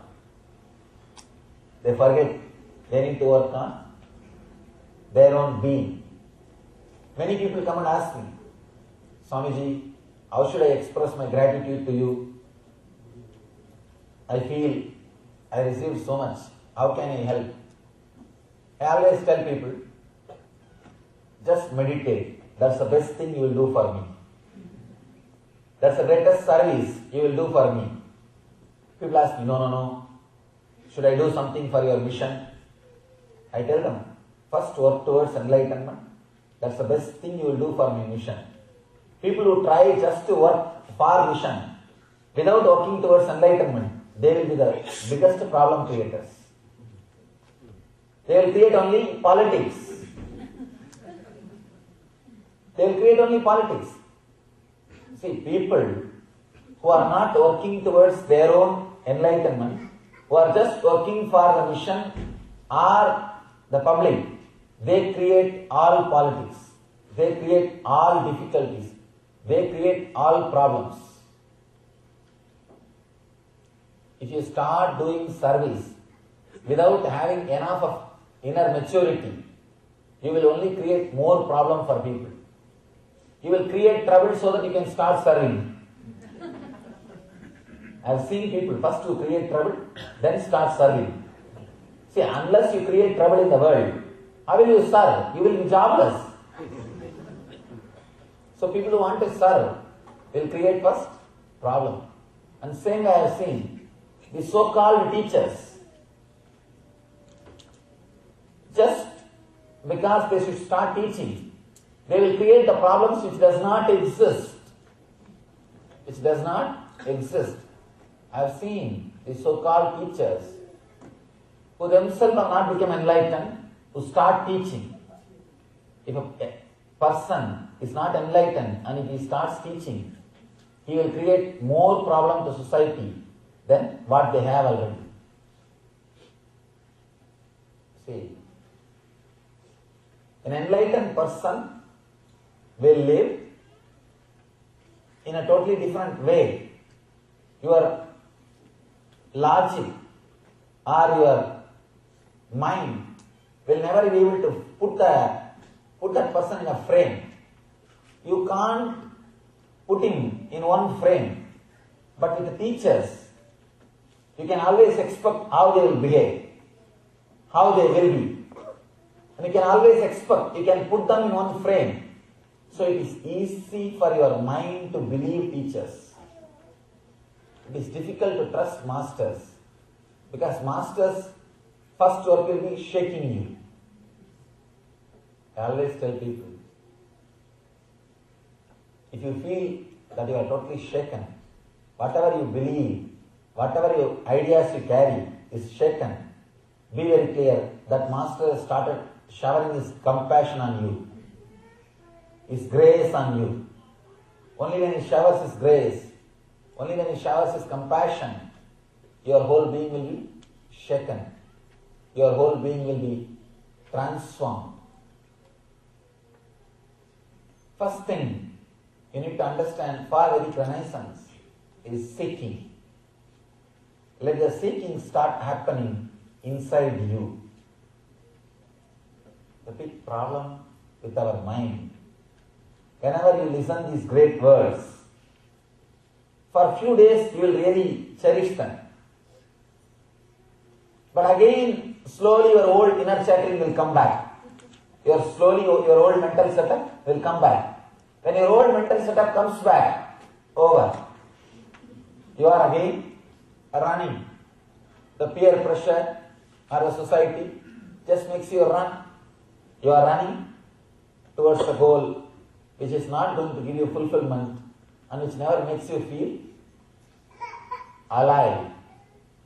I always tell people, great difficulty in a rat race is, even if you win, you are a rat. Even if you win, you are just a rat. Run, what for? You don't even know. Many times people tell me, no, to take care of basic needs. But once you know that you have enough of basic needs and all the things are taken care, after that you think you will stop? Now you are habituated for running. See, by that time you achieve everything to relax and enjoy. Now you are trained to worry. You are trained to run. If you stop running, you feel lonely.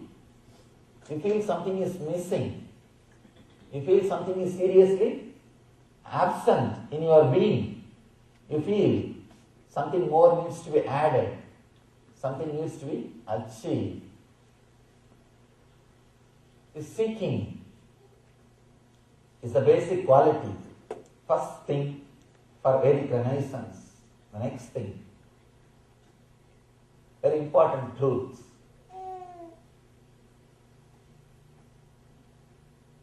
Seeking which starts in you should not be just an emotion, should not be just a thought. It should be a deep understanding. Seeking plus understanding leads to transformation. Just seeking. See, if you are just a seeker, anybody can give you words. Anybody can sell words to you. And it can be used for anything. It can be used. When the understanding is added to the seeking, you will see you are more balanced. When I say understanding, please understand this word understanding very clearly. Because this word is a very important thing. Use only one scale to measure what you are taught is right or wrong. Whatever ideas you are taught by masters or books, does it add more and more honesty in you? Means truthfulness in you. Does it add more and more chit, consciousness in you? Does it make yourself more conscious, aware of all the inner happenings? Does it add more joy and bliss, ananda to you? Just use this one scale, Sat, Chit, Ananda. Are you becoming more and more honest, Sat, truthful? Are you becoming more and more Chit, aware, conscious? Are you becoming more and more Ananda, blissful? By these teachings are the masters. This is what I call understanding. Please understand. Flood all the truth or message which you are receiving with this one idea. Are you becoming more and more intelligent, truthful? Only an intelligent person will be truthful in his life. Are you becoming more and more aware, Chit, of what is happening inside you? Are you becoming more and more blissful, Ananda? Understand? These three will always be together because the same energy, different names. Your being, the life which is inside your body, if it expresses through your head, intellect, it is called intelligence, Sat. If it expresses through your heart, it is called consciousness, awareness, Chit, compassion. If it just stays inside your being, it is called Ananda, bliss. Same energy, three different names. Just see, whatever you are learning, is it making all these three in your life? Then you are traveling in the right path. First seeking, then understanding. When the seeking and understanding is added, naturally you will start experiencing enlightenment. Do not think enlightenment is something which will happen in one moment. It will happen in one moment in the end, in a different way. But as and now, if you understand enlightenment as a gradual process, it will really help you. Enlightenment experience or the truth will be a sudden explosion, sudden experience. But as and now, if you understand that as a gradual process, you will be encouraged to move towards it, to work towards it. If you think of only the sudden enlightenment, that one flash, every chance you will fall in depression. People ask me, Swamiji, I did 2-day meditation, I did not become enlightened. God, I think He is waiting when you will close your eyes so that He can appear in front of you. I think He has got much better jobs. With the sudden enlightenment idea, we always have a problem of you getting depressed. But with the gradual progress, you will not feel depressed. You will be inspired to work more and more. Add this understanding. Are you becoming more and more intelligent, more and more aware, more and more blissful? These three will not be separate. It will be all always together. If these two things happens in you, the Vedic Renaissance is happening on the planet Earth. Understand, when you change, whole world will change. When your attitude towards yourself changes, you will attract different kind of people around you. Always our people come and tell me, Swamiji, all my friends left me after I started meditating. No, it's a big problem. Please understand, it's not that they left you, you left them. You don't have anything common. You don't have anything else to talk. I am successful in creating so many communities around the world. More than 1,000 people are living inside our communities. People ask me, Swamiji, how so many communities are getting created? I tell them, all we need to do is just create a real sincere seeking. Once you start really sincerely seeking, you will see that you are attracted towards a spiritual community and you attract a spiritual community around you. Automatically you attract a spiritual community around you. I always tell people, all I need to create a community is one sincere seeker. That's all. Only one sincere seeker in one city is enough to create a beautiful spiritual community. Because his seeking is so intense, he will attract that kind of people around him. Understand? When a seeker attracts the same kind of people around him, it will be such a beautiful, peaceful arrangement, peaceful community. No legal structure is necessary. No rules is necessary. No regulations is necessary.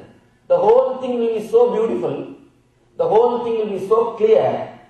They will live in Dharma.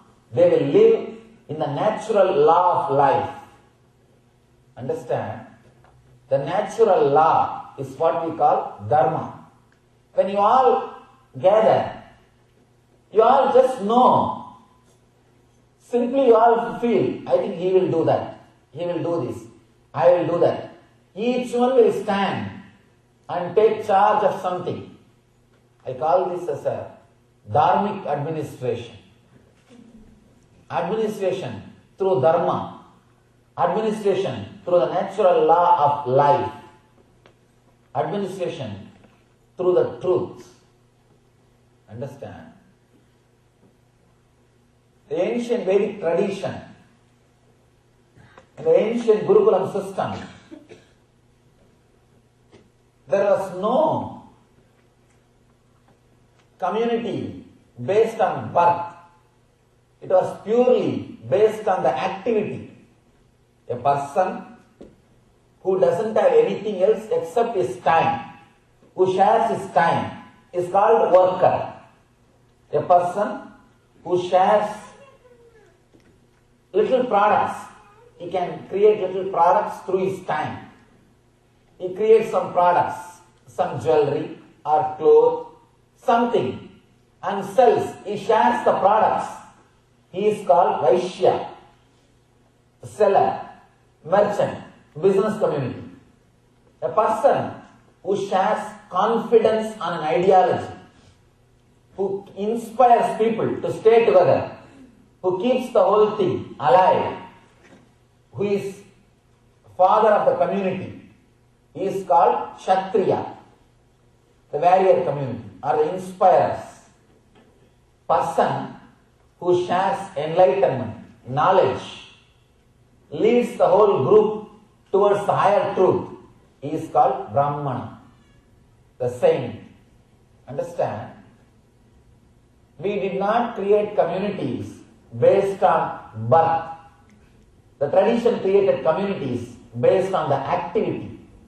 Person who shares his time is a worker. Person who shares some products is Vaishya. Person who shares courage and confidence is Kshatriya. Person who shares knowledge, enlightenment is Brahmana. This is the way our tradition was created. This is the way the Vedic system was created. Understand? The only way to bring the Vedic system back, to allow the Renaissance to happen, to help the Renaissance you need to understand the whole truth, how the law of life works, dharma, how the dharma happens. For example, in some field, you will feel more confident, more courageous. But maybe due to your engraved memories or samskaras, in some field, you will not feel confidence and courage. You will not feel courage or confidence. You will not feel that you will be able to face that situation. You can see women who can face her husband will not be able to face just a small insect. A rat is enough to shake her, or a small insect is enough to frighten her. Samskara, the engraved memory, or even just a darkness is enough to completely make her shiver in the fear. Just samskara. Even in your life, at some time, in some situations, you will express so much of courage and confidence, but in some place, you will not be able to stand. So the law of life is, wherever you feel confidence, you share that. Understand one more thing, important thing, Brahmana does not need to be a Brahmana throughout his life. All 24 hours, no. A Vaishya need not be a Vaishya all 24 hours, no. A Kshatriya need not be Kshatriya all 24 hours, no. A worker need not be a worker all 24 hours. It's like sometimes you play the role of Kshatriya, means giving confidence. Sometimes you play the role of Vaishya, sharing products. Sometimes you play the role of sharing knowledge, enlightenment. So, it is just the job, it is just the thing which you do. In your life also, if you understand this one truth, where you need to play the job of Vaishya, where you need to play the job of a Kshatriya, where you need to be a worker, where you need to be a Brahmana, your whole life will be beautiful. Big problem is, you do not know how to remove your personality and go to the next personality. How to use personality is like a coat. You are caught in one personality. Using the wrong personality in a wrong place is what I call ego. Understand? Where you need to be very polite and humble. If you are arrogant, violent, it's egoistic. And where you need to be very arrogant, courageous, if you are polite and humble, you are egoistic.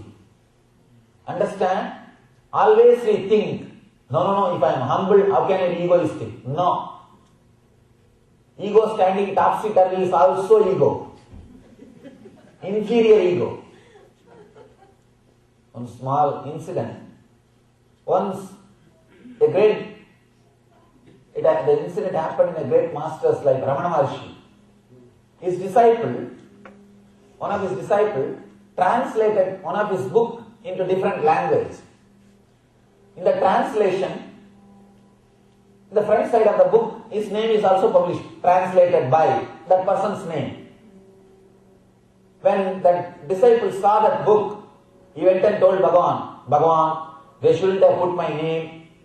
I don't feel like my name should be publicized. I am not that kind of a person. He went and shouted at the administration, the disciple, why did you put my name? And then came to Bhagavan and said, Bhagavan said, the ego which asks the name and ego which asks my name should not be put. Both are one and the same. If you ask, my name should be there. And if you say, my name should not be there, both are ego. Relax. Bhagavan beautifully says, it is called inferior ego. The ego which is trying to show the humbleness. Understand? With a superiority complex, with a violent, aggressive ego, at least society will teach you have ego. With a humble ego, you will escape from society. That is more dangerous. That is more dangerous. Very dangerous. It is called cunning ego. The ego which can nicely save itself. The real Vedic Renaissance can happen if you understand where you need to be a Vaishya, businessman. The big problem is with your family, you do Vaishya job, business. With the business, in the business field, where you are supposed to do business, there you do charity. Or there you act like a worker. In the family, you can't carry the same personality of business. There you need to be more a Kshatriya, means sharing confidence. There your business will not work. Big problem is, we lost the attitude or the idea of trusting others. Because we lost that idea, you can't think in any other way except the way of business. I was surprised and shocked when I saw in this country people having their own accounts without the knowledge of the husband or wife. Many families have got their own wealth. Means the husband will not know or the wife will not know. Means what? You have a clear business contract. Please understand. You may be living in one house, you are not living together. You may be living in one house but not living together. You do not know how to handle these four personalities. Where to do the business and where to give confidence. You see, one more thing. If you are not able to trust others, other person, be very clear. Same way you did not teach that person also to trust you. Never ever think only you are not trusting that person and he or she is trusting you. No. If you are not trusting, the other person is also not trusting. If only when you feel insecure with the other person, you don't trust. So how you will feel insecure? Somewhere you have a data, information that he is not trusting you. So the trust happens if you behave like a Kshatriya, means a father. If you take the whole responsibility on your shoulder, the trust happens. See, seeking and understanding brings Vedic Renaissance in you. Understanding the law of life, Dharma, means the Vaishya, Kshatriya, Brahmana and worker. These four style, the community style, law of our Dharma, the law of natural life, our Dharma, will bring Vedic Renaissance in your family. Step by step, I am explaining how the Vedic Renaissance can be brought first in your personality, then in your family, then in your community. First thing, seeking and understanding to bring Vedic Renaissance in you. The second thing, understanding the natural law, means the Dharma, law of life. How our masters created the communities based on the attitude and personality, based on the work which you are supposed to do. Understanding this will bring Vedic Renaissance in your families. Understand? Still, in Indian villages, hundreds of people live together as one family. Still, I know the families in which more than 100 people are members. 100 people living under one roof. Still, I know. I have seen more than 100 people living under one roof, one kitchen. How this is possible? One single proper Kshatriya is there. Means a person who gives confidence. All you need to do is be a right Kshatriya. Give confidence wherever you need to. Do business outside the home, not inside. If you are doing business inside the home, you are bringing wrong personality to the wrong place means ego. A person who can't say yes where you need to say yes is egoistic. Person who can't say no where you need to say no is egoistic. Ego does not mean only violent or aggressive. Even if you can't say no where you need to say no, be very clear, you are egoistic. You are too much bothered about others' opinion. That's the reason you have to say yes even when you can't say, when you don't want to say yes. You think, no, what they will think about me? Ego. You want deep ego satisfaction. If you understand how to play these different roles, where you need to be a worker, where you need to be a Vaishya, means the businessman, where you need to be a Kshatriya, giving confidence, and where you need to be a Brahmana, sharing knowledge. When you are counseling somebody, when you are helping somebody who is in depression by counseling, you are doing the job of a Brahman. You are leading the person to more light. You are radiating knowledge. So, try to handle your different personalities. See, instead of counseling, whenever you need to counsel, you start using your warrior personality.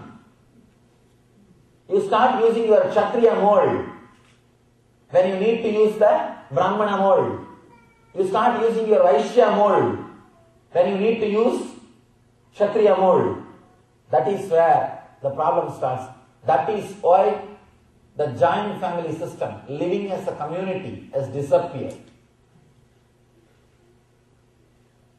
You can't find depression in the communities because you have so many people to relate.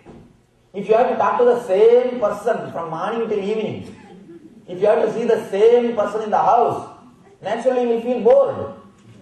You will feel, how many days you can see the same person? And after 1 or 2 years, you know the answers he will give. For any problem, you know exactly word. If you tell this word, what word he will speak, you know. So you start thinking, why to tell this and get that better, I myself repeat that word also. You will feel bored. The boredom starts happening when you are relating with only one person. One more thing, when you have different choices, you can create groups. You will feel attracted towards somebody. You will feel attracted towards one group. You will have more freedom to interact. One more thing, when you interact with so many people, your personality also becomes rich. You enrich yourself. You learn many things. And you have freedom. You have a little more space. If you are angry with somebody, 2 days you can stop talking to him. You can talk to somebody else. Now you have choice. In giant family, in community system, understand the greatness of the Vedic rishis who created this whole system, who created our Vedic way of living. You have choice. But now, if you are angry towards your husband or wife, of course, you won't talk to that person, but you don't have anybody else to talk, and you are sitting with your TV. How long you can sit with your TV? One more thing. When you talk to somebody else and open yourself, either you will get some consolation or counseling. There is a possibility for healing exists. When you don't have anybody else to open, naturally no possibility for healing. You go and give all your money to psychiatrists. No, really. See, in India, the sadhus are respected. Sadhus means sannyasis. Are respected. They are used like a psychiatrist. They do the job of psychiatrist. Listening to you. First thing, they listen to you. Second thing, either they console you. If you are right, you are given consolation. If you are wrong, you are given counseling. Something is done. You have somebody to relate with. The possibility for healing exists. That is why the joint families, depression is less, suicide rate is less, and people live more happily. Again, the one thing which is basically required for the joint family system, you should know where to play the mask of a worker, where to put on the mask of a Vaishya, businessman, where to put on the mask of a Kshatriya, warrior, where to use the mask of a Brahmana. One more thing, even your child can be a Brahmana for you. Even he can teach many things when you are in depression. When you are in low mood, he can teach you. He can give you courage. He can give you confidence. He can help you to stand. Helping others or helping each other to stand up again is what we call the Grihastha Dharma. See, Ramakrishna says beautifully, Grihastha Dharma is like a fighting from inside the fort. You can throw your arrows, but you will not be disturbed. You are inside the fort. You are safe, but you can always fight with your enemy because you have a deep security. Grihastha Dharma is like a fighting inside the fort, but Sannyas Dharma is directly facing the enemy, face to face. You don't have protection. When you are in depression, low mood, there is nobody who will lift you up. With Grihastha Dharma, the possibility for healing, possibility for consolation is more. But the difficulty is now in the single family system, in the small family system, just husband, wife and a child living together. In this family kind of a system, you are all practically swamis. Because for you also there is nobody to lift you out. You may live a Grihastha life. No, I can say you are much worse than swamis. Because not only there is nobody to lift you up, there is somebody to always push you down. There is somebody always to push you down. Big difficulty. If you understand how to play these different roles, if you understand, life itself is after all a psychodrama. Now the truth, simply psychodrama. If you understand, you are playing this drama again and again and again.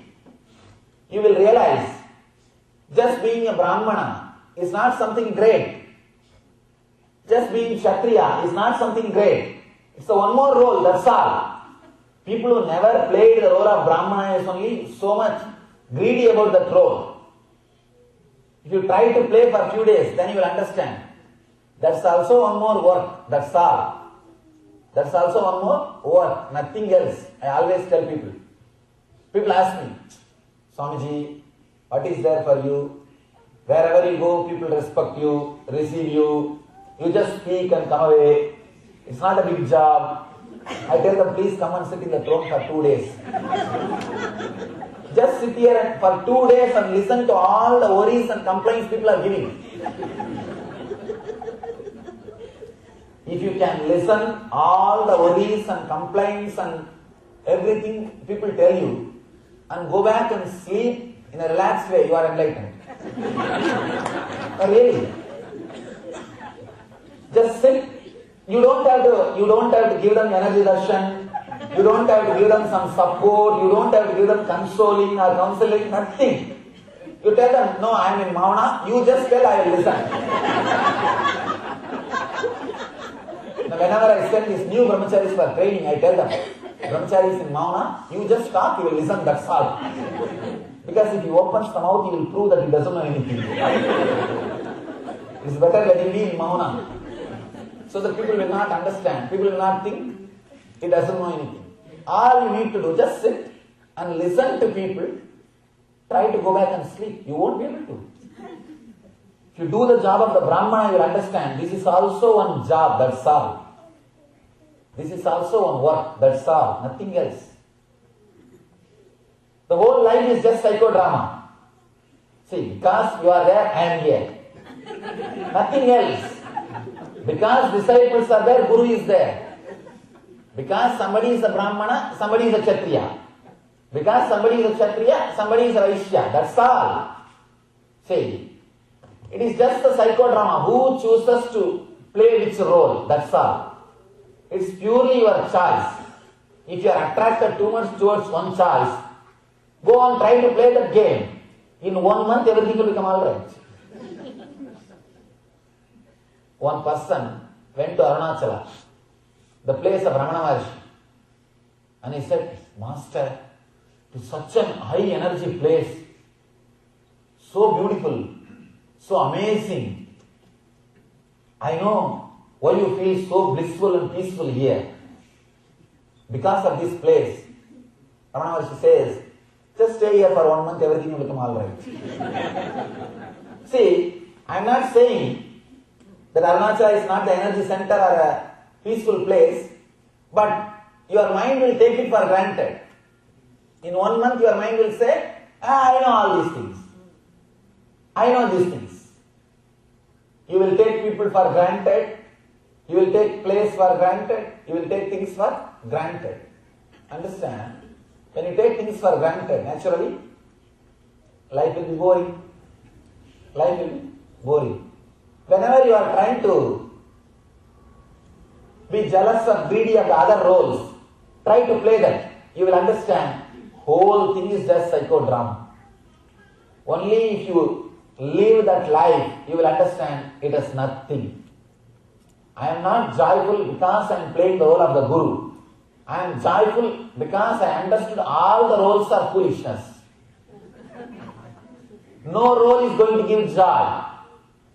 Joy is supposed to come from your own being, not from any role which you are playing. That's why I am joyful. I always tell people, whenever this, especially this Swamis, the Brahmacharis, when they take training, they feel a little jealous. We are also talking the same thing. Swamiji is also talking the same thing. But why so much of crowd is gathering for Swamiji? I tell them, sometimes I tell them, hey, today is my program, but I am not going, you go and conduct the program. Just few days I send them. Then they understand. It's one more psychodrama, that's all. Nothing else. One more role being played. If you understand that, if you understand that all role which you are playing is not equivalent to yourself, you will know where to play which role, that's all. You will not be caught too much with the Vaishya attitude or too much with the Kshatriya attitude. Here, in this country especially I saw, all these people are caught too much with one attitude. You hold on to some one attitude. You do not know how to live the life playfully. Easily move from other attitudes. See, when you need to play the businessman role, play it. When you come out, just play some other role. Moving from role to role. Playing all the roles. A person who can play all the four roles and who is beyond, who has understood, he is beyond all the four roles, is called Paramahamsa. Paramahamsa is a person who can play all the four roles, who is not attached to one role, who is not attached to one attitude. All you need to do is understand the utility of these roles and futility of the roles. If you understand the utility of these four roles and futility of these four roles, you will live, you will bring. Understand? If somebody believes God is in the form of Krishna, from the young age, God will appear to him only in that form. If somebody believes God is in the form of Buddha, God will give darshan to him only in that form.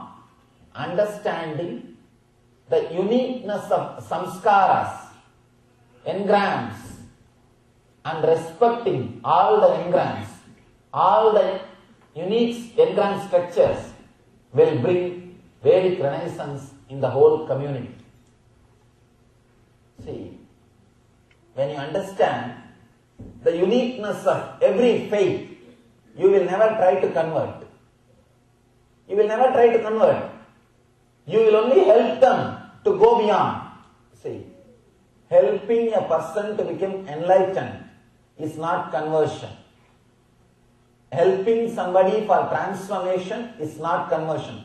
Still now, no Vedic tradition, whether it is Hinduism or Buddhism or Jainism or Sikhism, all of them do not have any ritual for conversion. No. We don't have ritual for conversion because we don't believe in conversion. All we believe, whatever you are living, live intensely. Transform your life. Transform your life. That is the helping somebody to transform. It's not conversion. It's nothing to do with conversion. When you understand the uniqueness of every person's faith, every person's samskaras, engrams, you will bring Vedic renaissance in the outer world.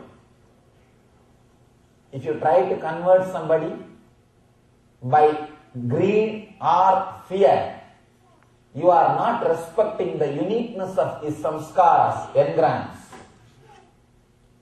You are not respecting that person. You are counting him only as a number. See, in the army, you are given only the number. 1, 2, 3, 4, like that. When you do not respect that person's uniqueness, you count him only as the number. If you count him as the number, only then you try to convert. The Vedic tradition, we don't believe in conversion because we respect every being's unique samskaras, engram, unique setup of engrams.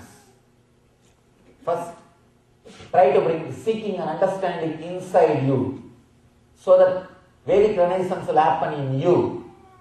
Try to understand futility and utility of these 4 roles: worker, Vaishya, businessman, Kshatriya, warrior, Brahmana, enlightened one. Understand the utility and futility of these 4 roles. You will bring Vedic renaissance in your family. Understand this important truth of respecting every individual's samskara, every individual's engrams. You will bring Vedic renaissance in the whole world, the whole community. So understand these few basic truths and bring Vedic renaissance in you, in your community, and in the whole society. Let you all achieve and radiate the eternal bliss, Nithyananda. Thank you.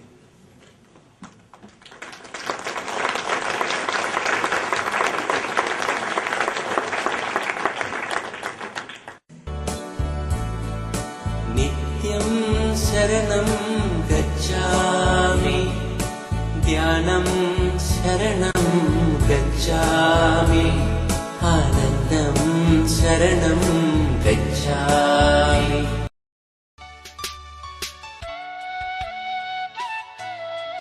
Nithyananda teaches that man's true nature is bliss.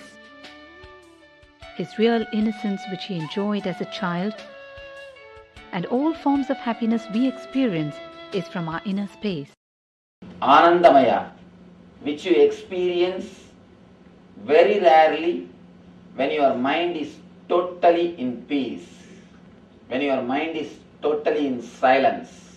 It's like if you are continuously asking for something, for example a sweet, you want to have it, you are working for it, suddenly one day you get that sweet.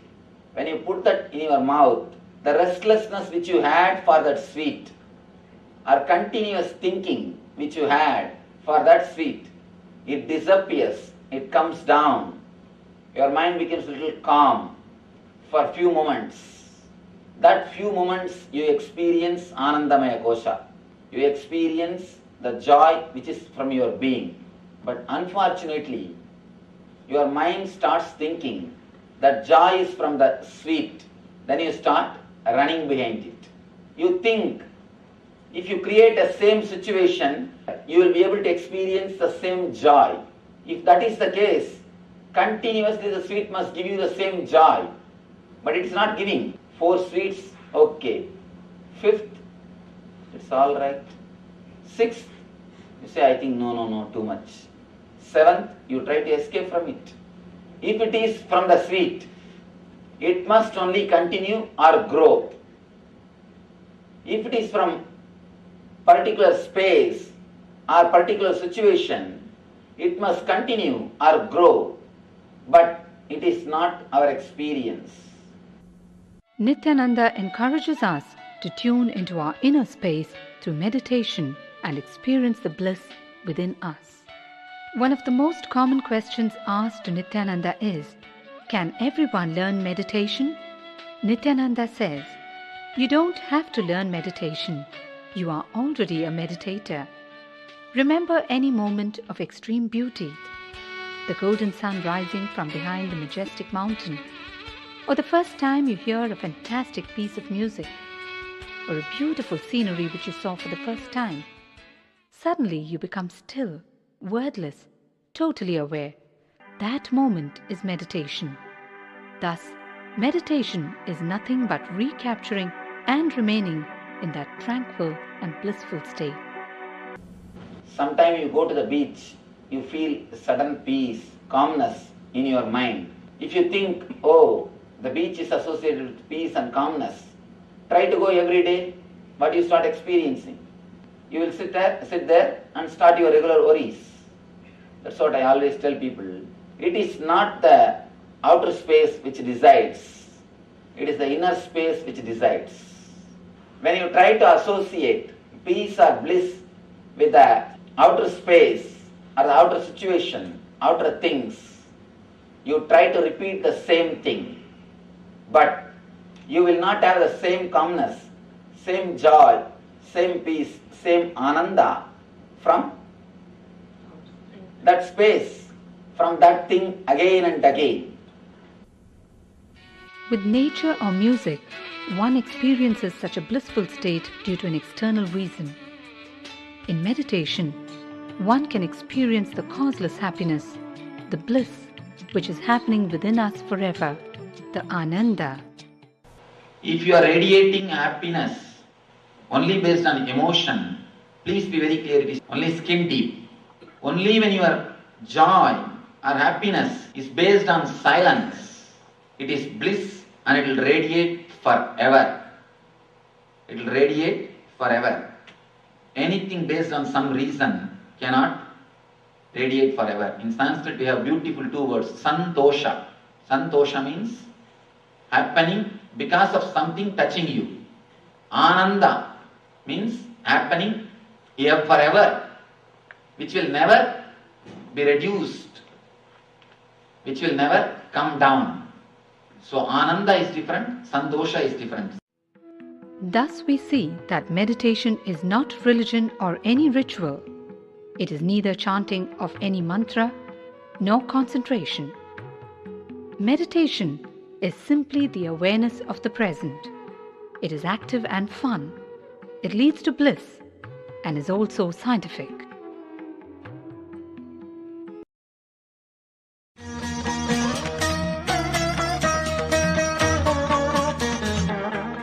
Nithyananda travels around the world committed to spreading awareness, the need of spirituality and meditation in our times, an updated understanding of the scriptures, and the role of individual transformation.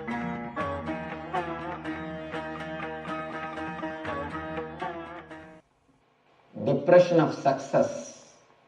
Please understand, you will never have depression if you fail. When you fail, what happens to you is not depression, it is failure. You have hope to stand up. You have hope. You think, if I achieve that, I may become happy. But the depression of success is the real depression.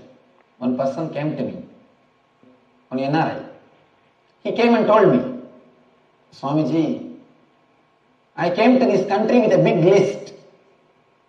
A big house with a swimming pool, 2 cars, and a beautiful family, at least $2 million in bank balance, this much of share.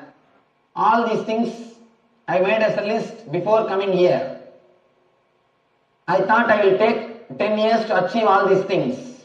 But I achieved the whole thing in 5 years. If I tick all the points, now all the points I have covered. Suddenly I realized I achieved what I want to achieve, but I have not achieved what far I want to achieve all these things. I achieved what I want to achieve, but I have not achieved what far I want to achieve all these things. I thought I will be happy, blissful, once I have all these things. But the poor guy missed one important point. He visualized all outer things, but he forgot something is necessary in your inner space for you to relax like that. There is something more, what is called inner space. I always tell people, if you are sitting in the office and worrying, it is called work. If you are sitting in the home and worrying, it is called homemaking, taking care of the house. If you are sitting in the beach and worrying, it is called vacation. That's all. But you are worrying in all 3 places. Be very clear, the man who has not worked to achieve something in the inner space can never have vacation. All your vacation is just change of place, not change of space. When you face the depression, you have 3 choices. One road leads to drugs, just to escape from the depression, forgetting the depression. When I say the word drugs, I don't mean only alcohol or LSD or these kind of drugs.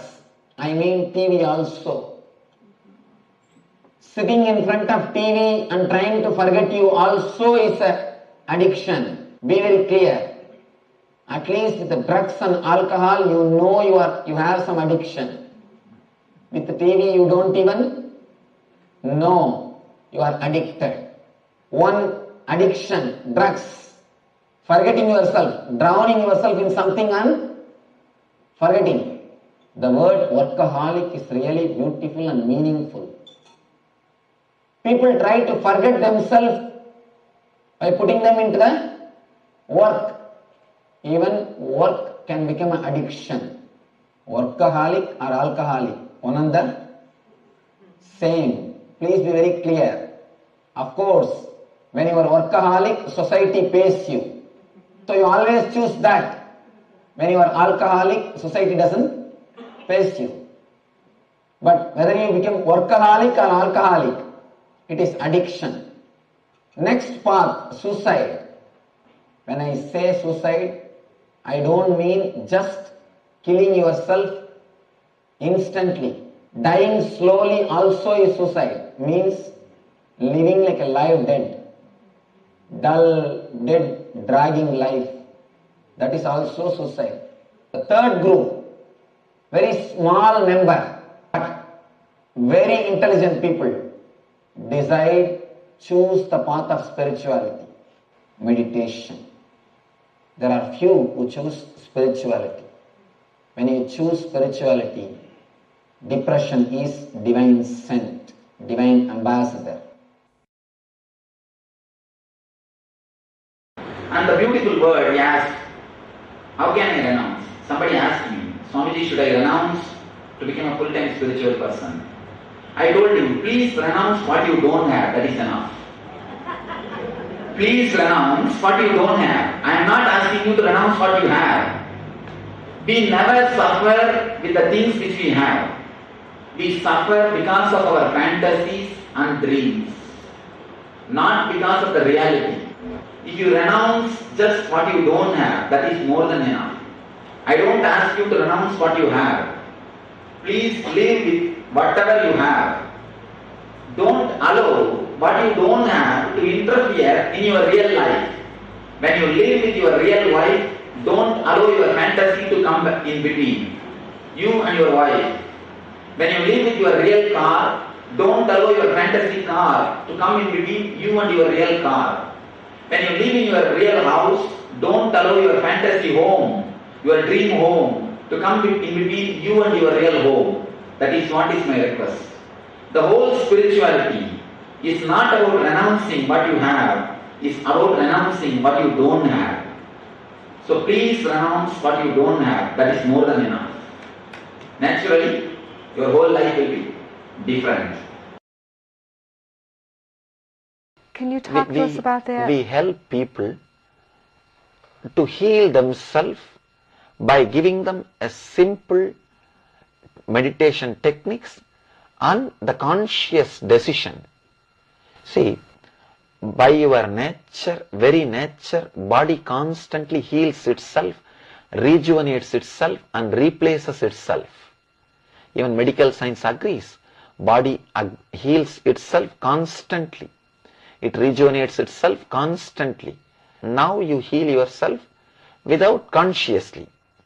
If you are helped, taught how you heal yourself, that simple science, if you consciously start practicing that science, encouraging that self-healing system, you quickly come out of the diseases. You quickly come out of the mental disorders. To quicken the healing process, which is already happening in him. Well, I know that you think of meditation as a medication. Yes, it can help because just a little alteration, the way in which you think about yourself can do miracles to your body and mind. Just a simple alteration, simple understandings added to you can just quicken the healing process so beautifully, it will be nothing less than miracles. Can meditation release toxins stored in the body? Yes, surely it can release, and it can help you not to accumulate. Both the way, it will help you. How long would it take? That's the problem. It is based on your intensity. I can say, surely not more than 15 days.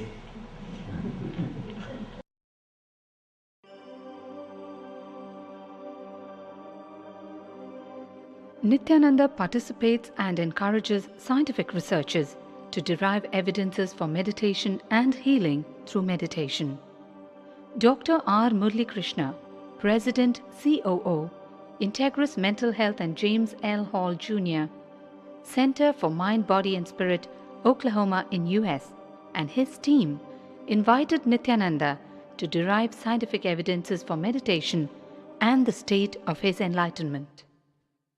When Swamiji came, I have requested him to do one thing. I asked him, would you be willing to undergo some scientific investigation of the meditation process? He very cheerfully agreed without one complaint. He went for 3 repeat sessions for PET scanning and 3 repeat sessions for quantitative EEG sessions. And these are really not very easy tests to go through. It requires a lot of patience and a lot of willingness to do that. So we did that. Because if a meditation process is doing something to your brain, we should be able to detect that. Scientific findings are verifiable. They are replicable. You can replicate them, duplicate them. So Swamiji went through those sessions and we found some interesting findings. In PET scan, they inject a radioactive dye which goes and sits in parts of the brain that are active.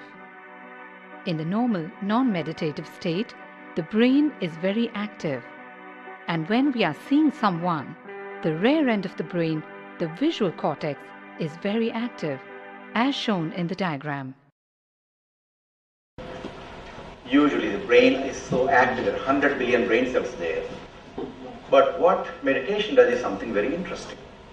It shows the frontal lobes getting more active.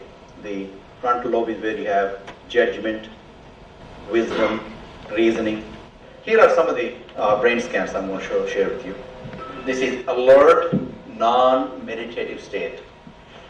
The second one is 30 minutes into 30 minutes meditation. Look at the frontal lobes, how they light it up. They light it up big time. 60 minutes of deep meditation, and here is a deep, deep level of meditation where it lights up significantly right here. Right in the middle. Probably 1.5 inches, 2 inches deeper.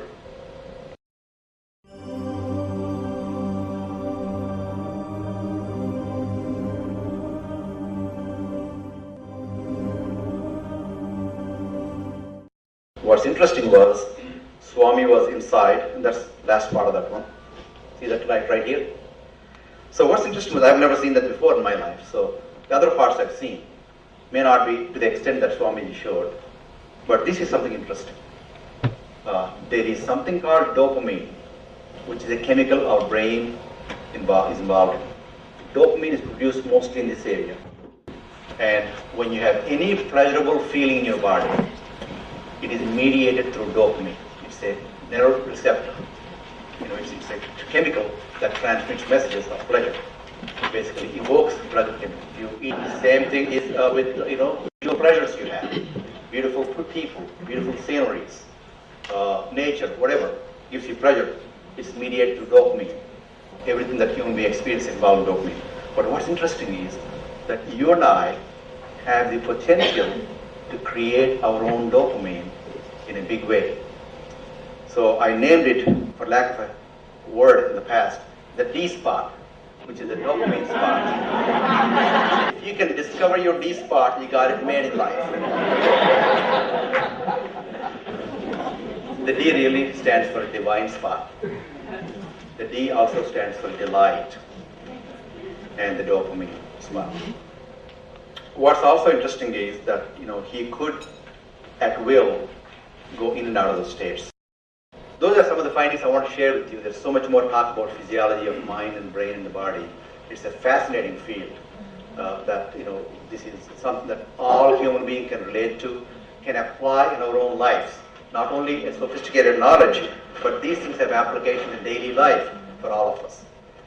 Nithyananda's system of free healing, known as Nithya Spiritual Healing, has been baffling the medical world, curing diseases from migraine to cancer. Qualified people are also initiated to become healers. The complete report of the research conducted on Nithyananda's neurological system can be found in the book Mystic Phenomena, Scientific Data.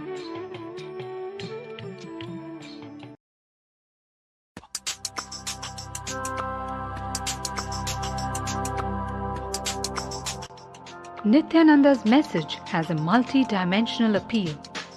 Understanding how the mind works and his dynamic meditation techniques help the corporates and youth to unburden the negative memories of the past and lead a stress-free life. Leader consciousness. What do you mean by the word leader consciousness? Most of us achieve the status of leader, but not the state.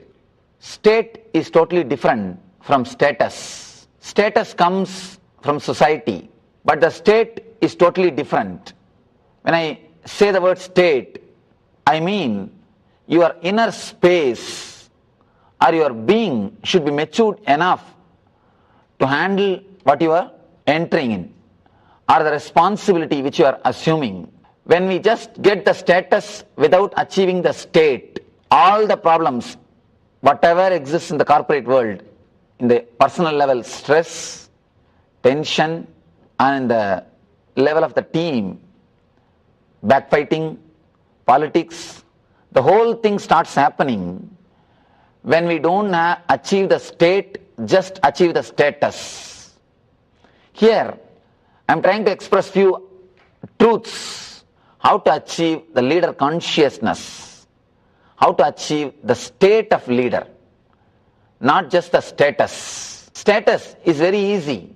State is something which we really need to achieve. A man who has achieved the state of a leader, the status will simply follow him. Even if the status takes its own time, he will not be bothered. He will live like a king. his very life will be totally fulfilled. And the feeling of the fulfillment, which is invaluable, happens to beings who achieve the leader consciousness.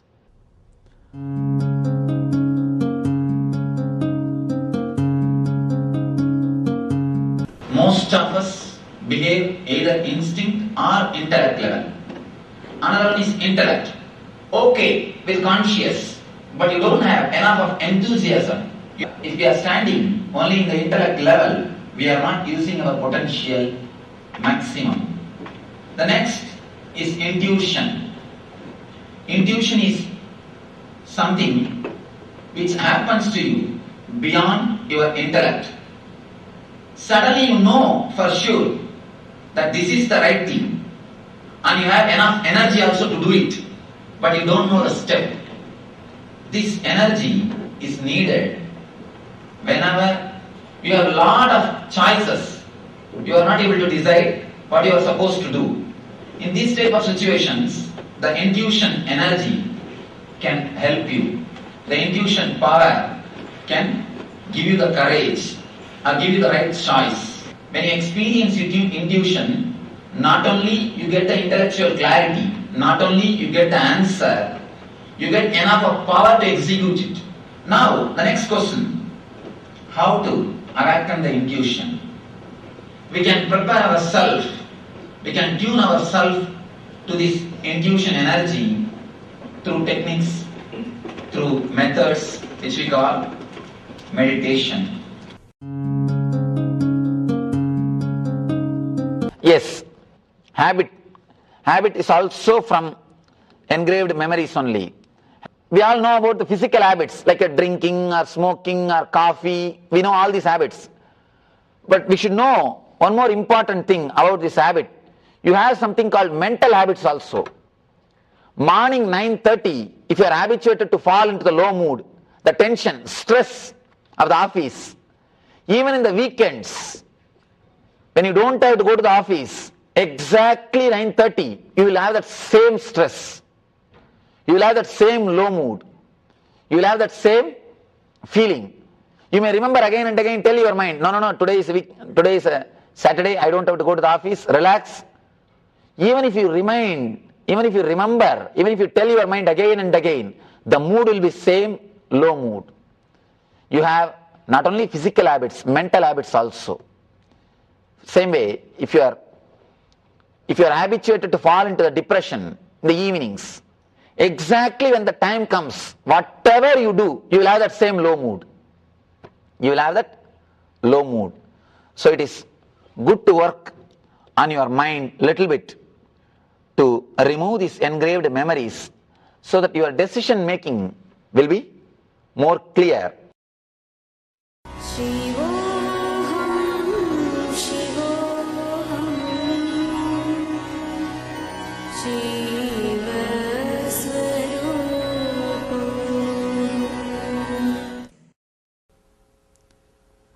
Sadashivasamarambam Shankaracharya Madhyamam Asmadacharya Paryandam Vande Guru Paramparam.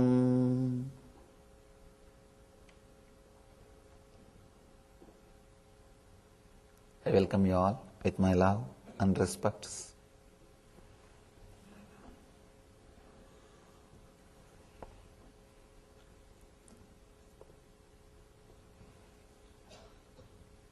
Today's subject is You Are the Source.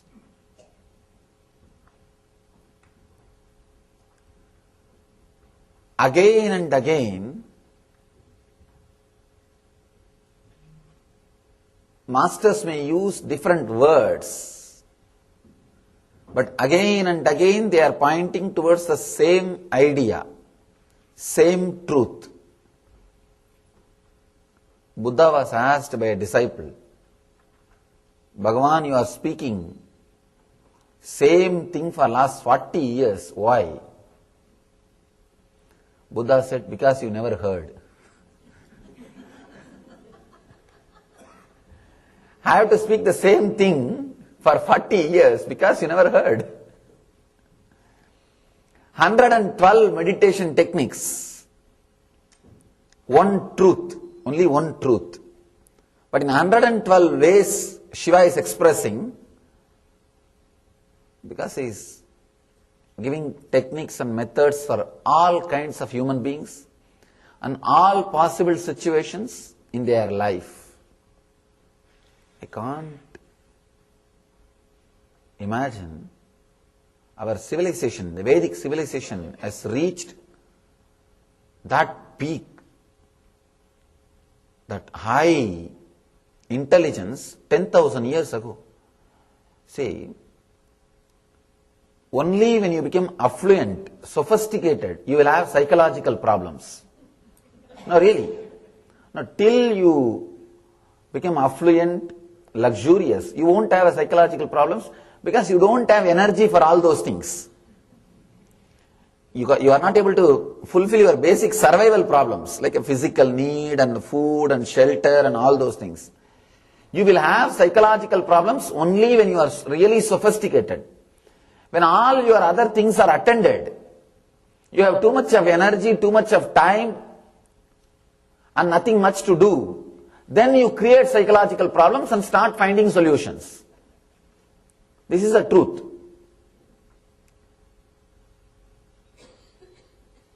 If we have so much of solutions recorded 10,000 years ago, means we had these problems. It means they lived such a affluent, luxurious, comfortable, developed life. That's what we need to understand. Of course, one nice thing, they had enlightened beings to solve the problems, not like modern day. In the modern day, we are also affluent, luxurious, and have all the psychological problems. Unfortunately, very less number of enlightened masters and very little tendency or attitude towards listening to the masters and developing ourselves. Somehow, the so-called psychiatrists and psychotherapists, they have started giving a very wrong idea that they themselves can give a complete solution. They can give a total solution. That is the basic problem. The mainstream has started believing that they can solve all the problems.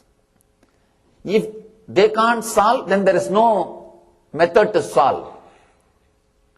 That was the belief. That was the idea. Somehow the mainstream is settled with the so-called psychotherapy, psychoanalysts and the psychiatrists' helps. They are settled with that help. They forgot to look further.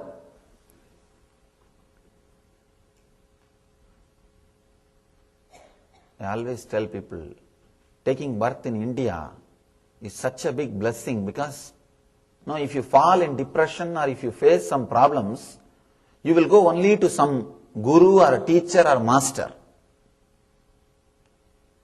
You don't have any other possibility. You will turn to Asta channel and you will see so many variety of teachers, masters, gurus. It is good. Even if you go to a guru who is not enlightened, then going to a psychiatrist or psychoanalyst. Because if you work with a master or a teacher who is not enlightened, even with him, he can't change the concepts. He may not be able to give you the energy or the initiation to awaken you, but he can't change the concepts. So slowly, the very concepts will lead you to the enlightened master. See, our masters are so intelligent. These guys have created the system which can be carried even by an unenlightened person, but the person who listens, he will get purified when he starts working on it. Whoever works on it, they will get purified. Even if a teacher is not enlightened, if you hear all these words and try to work on them, you will understand the truth that he is enlightened or not. And if you are very clear, you will at least start going towards a different direction, going towards other master, going towards somebody else. The teachings or the truths are so beautiful. And one more thing, somehow these basic rules like not changing the sutras, all have been embedded in our blood, in our consciousness. Even if somebody comes and starts teaching without becoming enlightened, they have their own ethics that they don't go to the level of changing the sutras. Somehow these sutras, these words are same for last 10,000 years. This has been taught from the beginning. If you understand, you tell your understanding. If you don't, at least tell the sutra as it is. No mantra is changed. Understand, our Rigveda and our Upanishads are the most authentic books which has no interpretation, no alteration, no correction, no development. Those mantras are there as it is. Whenever somebody interprets, comments, it is called only as commentary, bhashya. There will be clear separation. This is original sutra, this is my bhashya, this is my commentary. Got saved because we don't have an organization to hide the original and release only the altered versions. We did not have one organization to represent God. God saved us.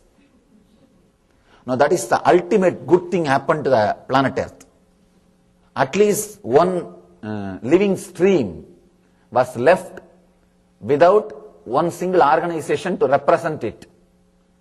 Because whenever one single organization represents, be very clear, corruption is bound to happen. Corrections are bound to happen. Here, thousands of people have studied and kept the original as it is. You can't change the original sutra. This technique is such a scientific, psychological technique. It gives solutions straight away for all the problems which modern day men face. All your sophisticated psychological disorders.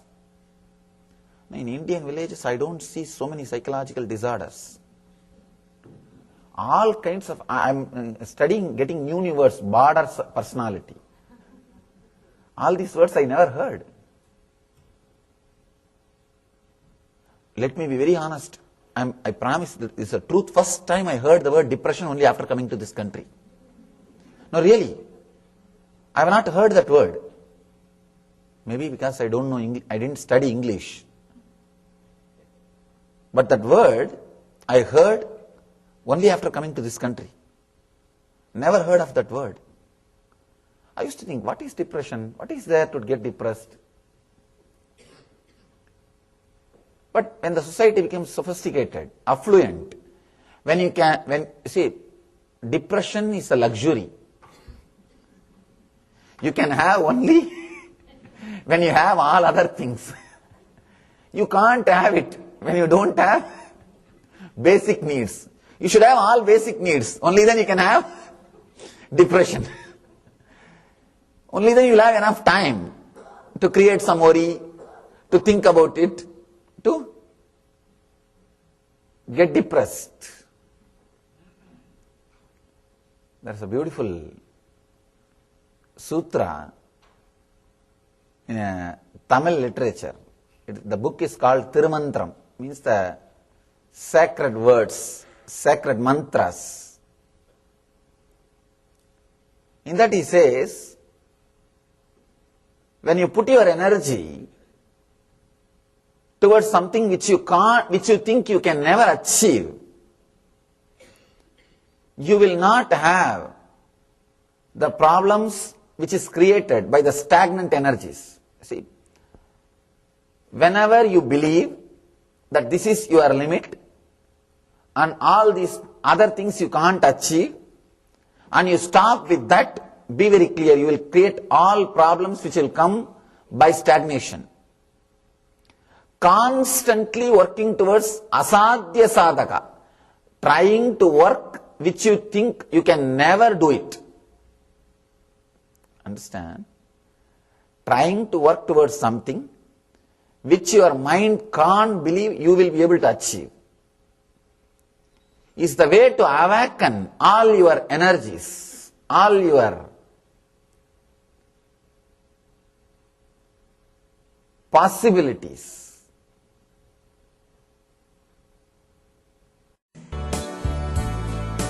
Nityam Sharanam Gacchami, Dhyanam Sharanam Gacchami, Anandam Sharanam Gacchami, Nithyanandam Sharanam Gacchami. Nityam Charanam Gacchami, Dhyanam Charanam Gacchami, Anandam Charanam Gacchami, Nithyanandam Charanam Gacchami. Nityam Charanam Gacchami, Dhyanam Charanam Gacchami, Anandam Sharanam Gacchami, Nithyanandam Sharanam Gacchami. Nityam Sharanam Gacchami, Dhyanam Sharanam Gacchami, Anandam Sharanam Gacchami, Nithyanandam Sharanam Gacchami. Nityam Sharanam Gacchami, Dhyanam Sharanam Gacchami, Anandam Sharanam Gacchami, Nithyanandam Sharanam Gacchami. Shivoham, Shivoham, Shivaswarupam.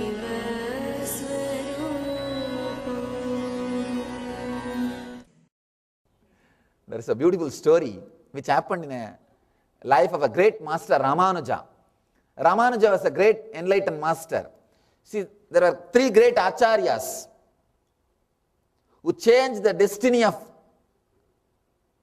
India, Bharat. They created, actually if you read these three masters' life, you will know the spiritual history of India. Shankara, Ramanuja, Madhva. These three great people are called Mahacharyas.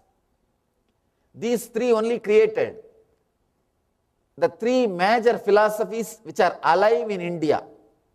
And these three are responsible for all the problems and wars also. Means the fight. These three did a great service and same way created enough problem. What to do? When people don't understand with the right spirit, naturally they create conflicts. Ramanuja, great master, in his life, a beautiful incident happened. One young guy came to him and asked, Master, please initiate me, teach me bhakti, devotion. Ramanuja asked, have you ever experienced love? Have you fallen in love with somebody? He said, what? No. I lived a pure life. I want to learn only about devotion and God. Teach me about that. I never did any mistake in my life. Then Ramanuja says, I can't teach you devotion and love. First go and fall in love with somebody. This guy was not able to understand. He said, what are you teaching? I came here thinking that I will learn about God. And you are telling me to go and fall in love with somebody. Ramanuja says beautifully, if you can't love some people who are in front of your eyes, how can you love somebody who is far away, who is not even seen by you? No, you can't.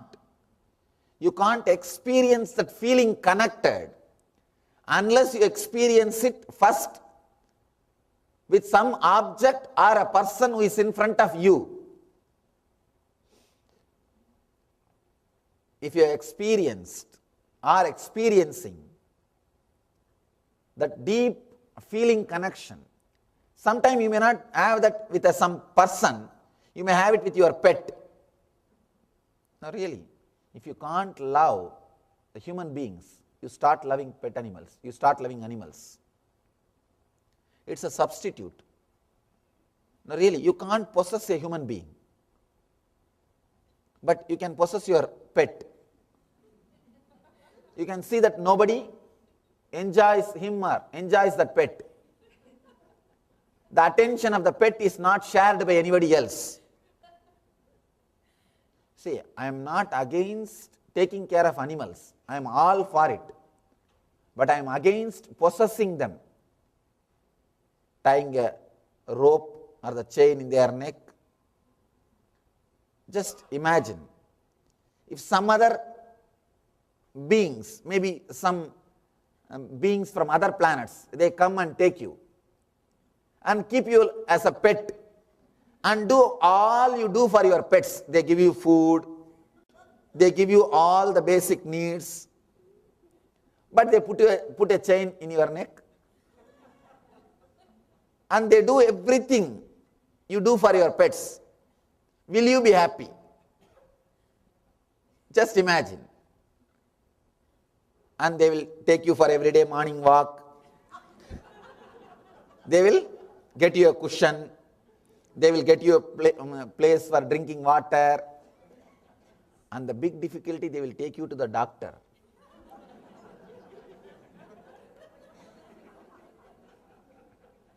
And just imagine, will you be happy? Then how do you think that your pets are happy with you? See, it's a poor substitute. When you can't love, loving the living beings, human beings, loving the living human beings is little costly. You need to open up. You need to take little risk. He may respond, may not respond as you expect. He may not reciprocate as you want. There's little risk of getting hurt. There's little risk of hearing the word no. You are afraid to get no in return. The fear of no, you never open up. Just because of fear of no, you stop opening up. You are frozen. You are completely frozen.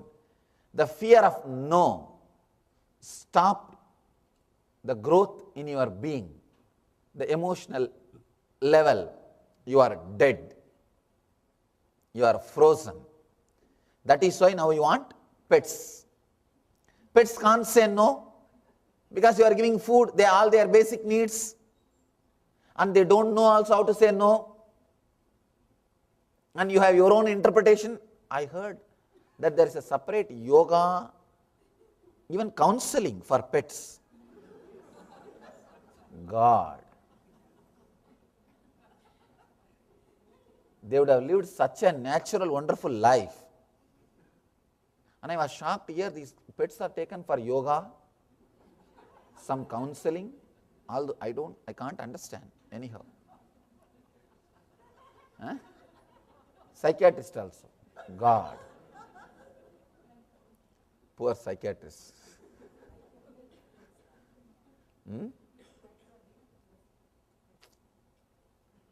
Anyhow, it's a poor substitute. It's a very poor substitute. And when you can't even open up to that much with a pet, you fall in love with some stone. Now, I have seen people really doing that. I have seen the Himalayas, some of these sadhus, they will fall in love with their kamandalu, means the water pot. They will wash that from morning till night. Washing, till it loses its shape. They will rub. See, they have dropped everything else, but they are not able to drop that one kamandalu. I have seen really. And they will fall in love with some small place. They will not leave that place for anybody else. All they do is sit there and beg, that's all. But they will reserve that place. Nobody else can sit. You fall in love with something. But at least that is much better than not falling in love with anything at all. The first choice is human beings.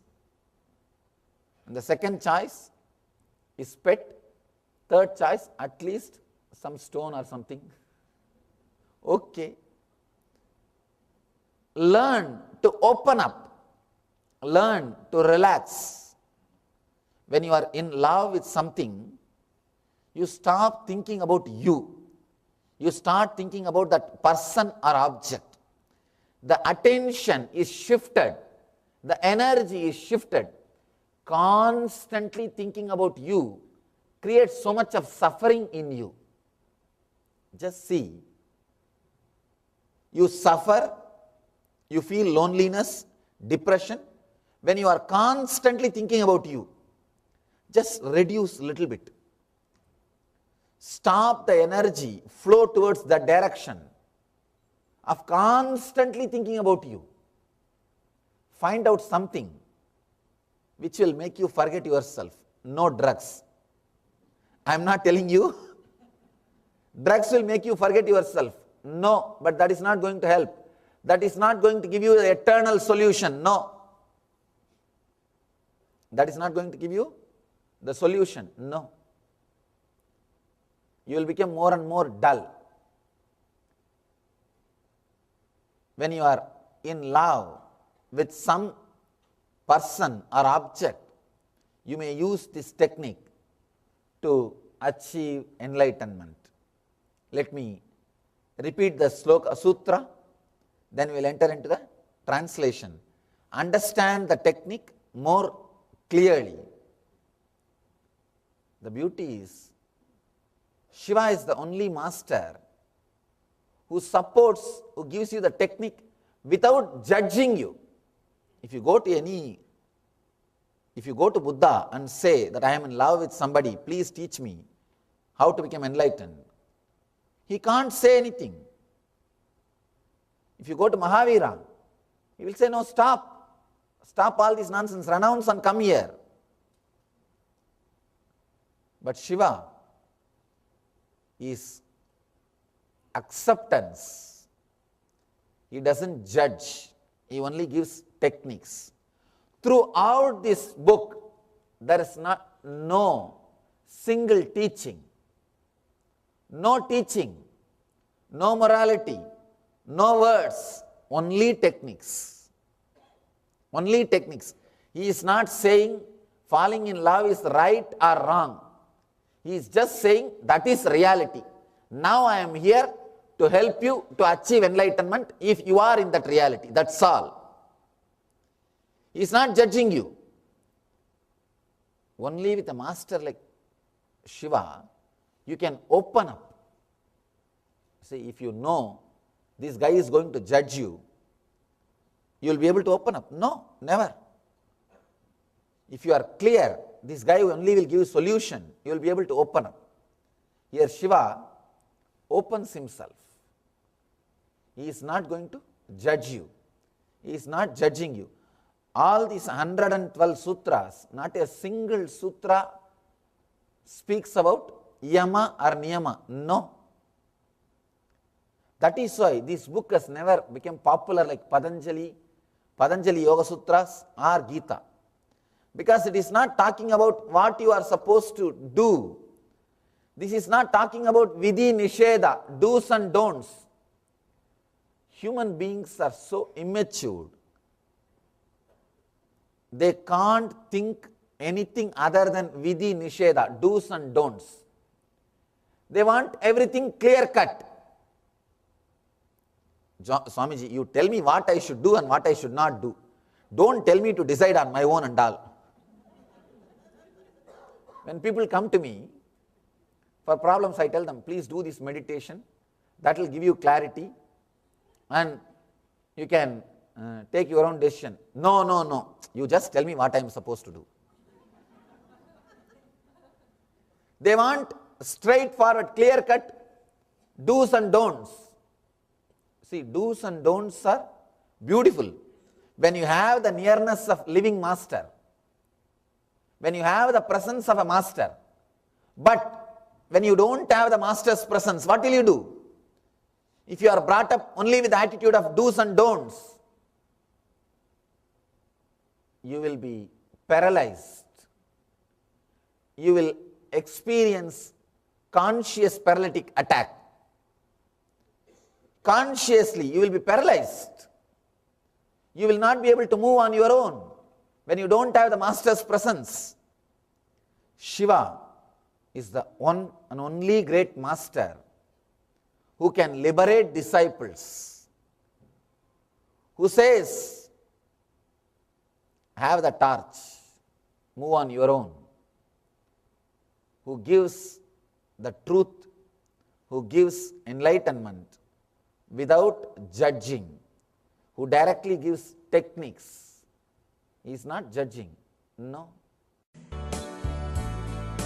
Nityam Sharanam Gacchami, Dhyanam Sharanam Gacchami, Anandam Sharanam Gacchami, Nithyanandam Sharanam Gacchami. Nityam Charanam Gacchami, Dhyanam Charanam Gacchami, Anandam Charanam Gacchami, Nithyanandam Charanam Gacchami.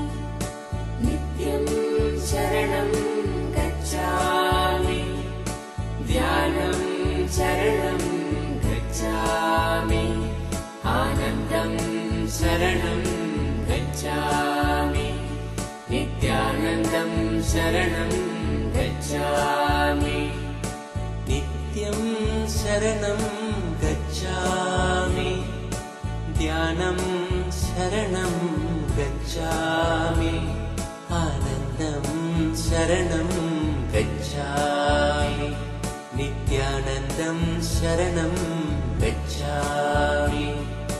Nityam Sharanam Gacchami, Dhyanam Sharanam Gacchami, Anandam Sharanam Gacchami, Nithyanandam Sharanam Gacchami.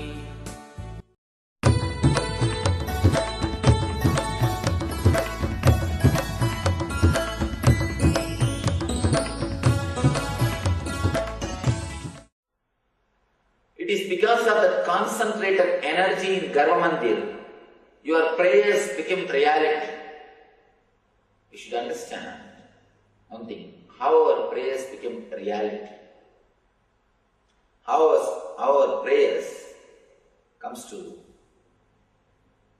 real life, how they become reality. If you keep a slide in front of a projector light, you will see that slide in screen as a reality. If you keep a temple slide, you will see the temple. If you keep an actor's slide, you will see that actor. If you keep an actor's slide, you will see the actors. Whatever you keep in front of the projector light, you will see that in reality. Same way, whatever thought you keep in front of a concentrated energy, you will see that that thought will become reality. The Garvamandirs of temples are a high intense energy, potential energy which is created by an enlightened master and maintained by a regular puja and mantras. Continuous repetition of mantras charges the whole energy, the whole space. It is kept alive.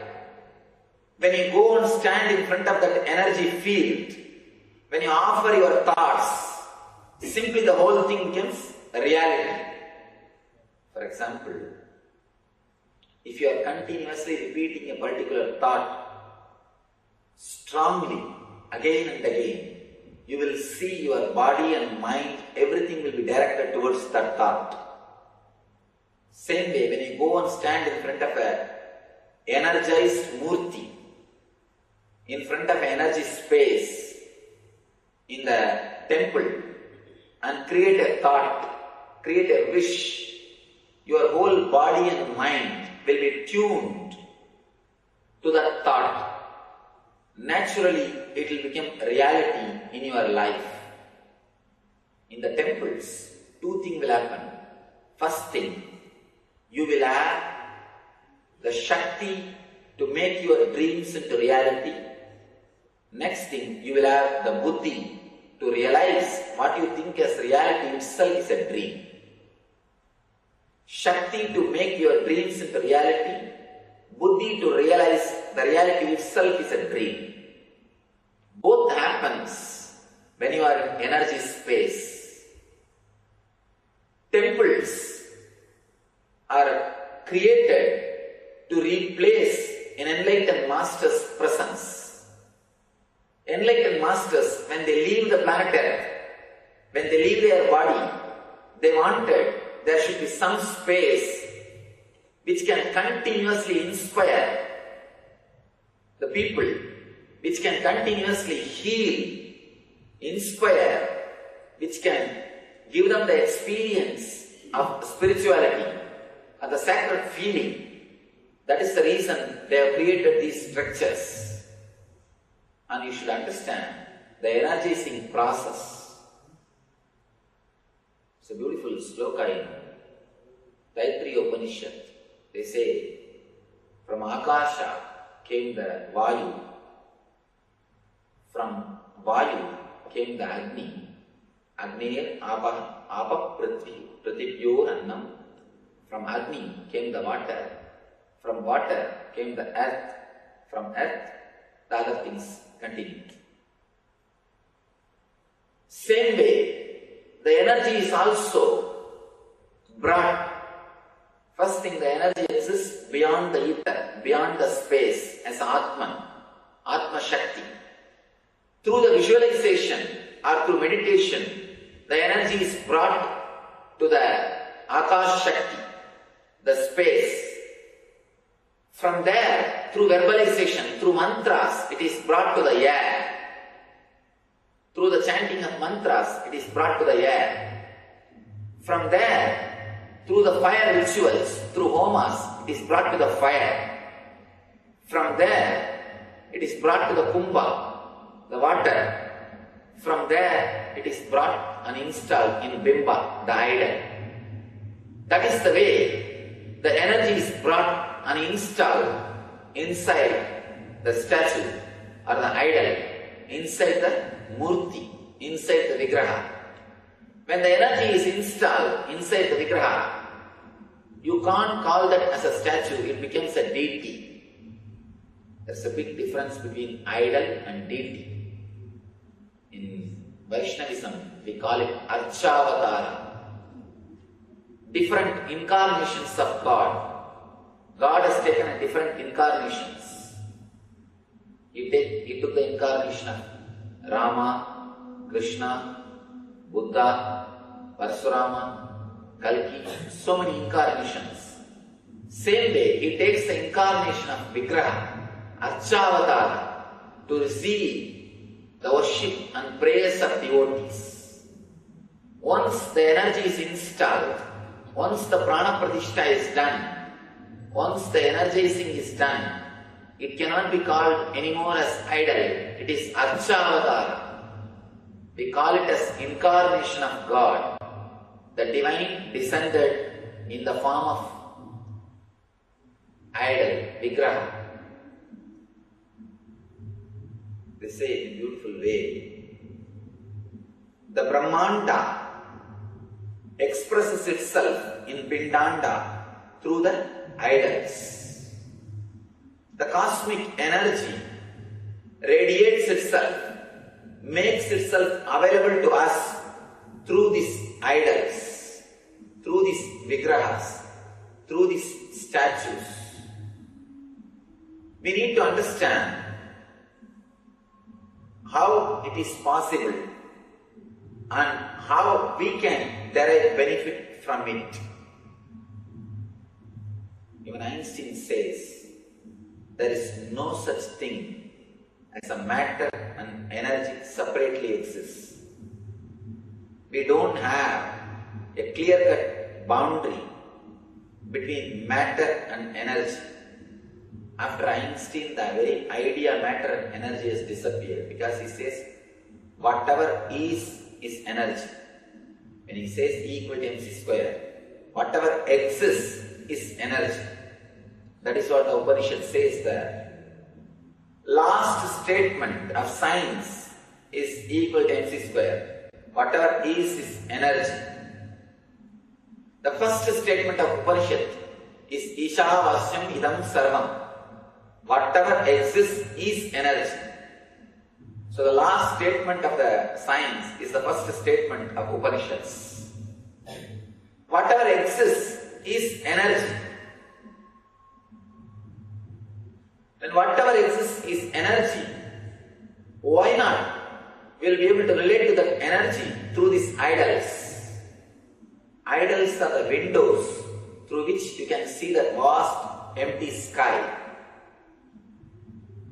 through which you can see the whole sky.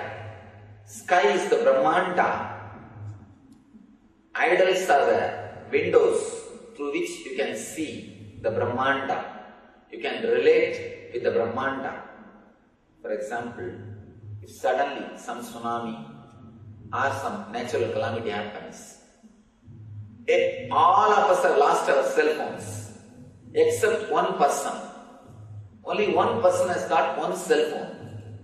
If he says that I can speak through this small thing to the other part of the world, will you believe? No, we won't. We will not believe if he claims I can speak to anybody who is in the other part of the world just with this small instrument. First thing, you will not be able to believe. He will become a great saint. We will start worshipping him, respecting him. That's the same thing happened in our Eastern culture also. Temples are cell phones. In those days, everyone was able to relate. Today, the tsunami of Western civilization has entered and destroyed the whole thing. Tsunami of the cultural invasion happened and destroyed the whole thing. Now only few are able to operate that cell phone. First thing, the younger generation, they are not ready to believe the cell phone works. Next thing, if at all you see some proof, you make him a saint and you say, oh, it is such a big job, very difficult job, he is able to do, he is a great saint, an enlightened person. But I tell you, cell phone works and it is very easy. Not only it works, it is very easy. It is for common man. It is for common public. It is for all of us. Just because we lost few keys, we can't say this lock can never be opened. Just because we lost few techniques, we can't say our ancestors are fools for building these huge structures. They are not as we think.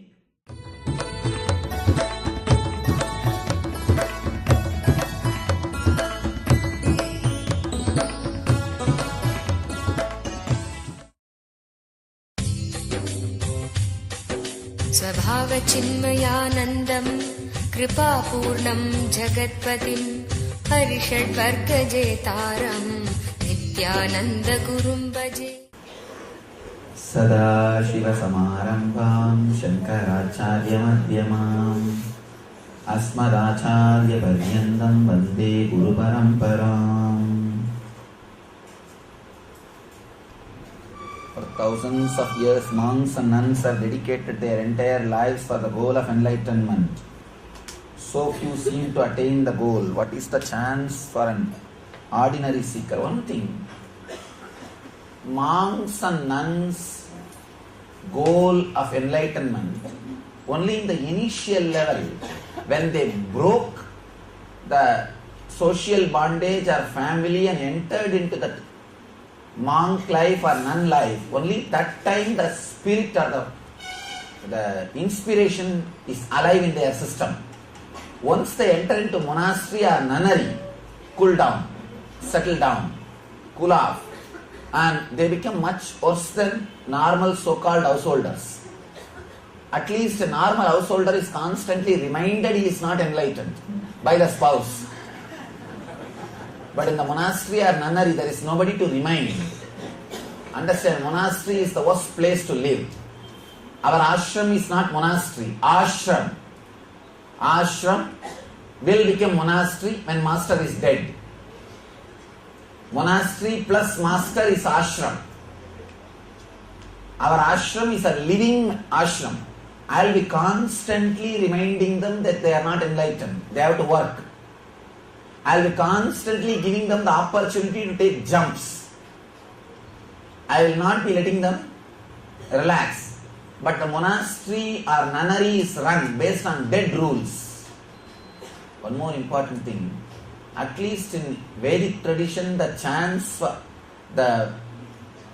when you take the sannyas, the jump is supposed to be too big.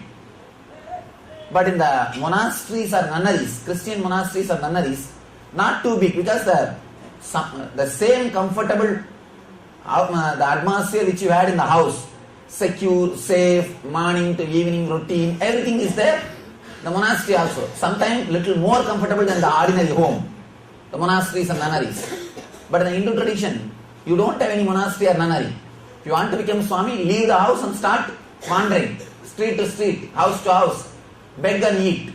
So the jump needs to be too big. At least once the jump can happen. In the other traditions which has got a huge monasteries, nunneries, I have seen many people become monks or nuns seeing the great huge monasteries. Oh, such big place, I think better let us become Swamis or monks or nuns. So, monastery is not the place to live. Monastery is the place to leave the body, not to live. That is not the becoming monk or nun does not mean that the seeking is kept alive in them. Many people, after the first jump, they don't have any more energy left for continuously taking any further decision. That is why they remain as monks and nuns. Not because they are alive. There are so many people who are not divorced, living in the family for social reasons. Not because they enjoy the family life or enjoy each other's company. For social reasons, how they live, not divorced, are living as a family. Same way, for social reason, many people live without leaving the monastery, without leaving the nunnery. That is the worst thing. That is the worst thing can happen. And I already took all the steps that my ashram do not become one more monastery, do not become one more nunnery. After I see, first, with a great spirit, you take the jump.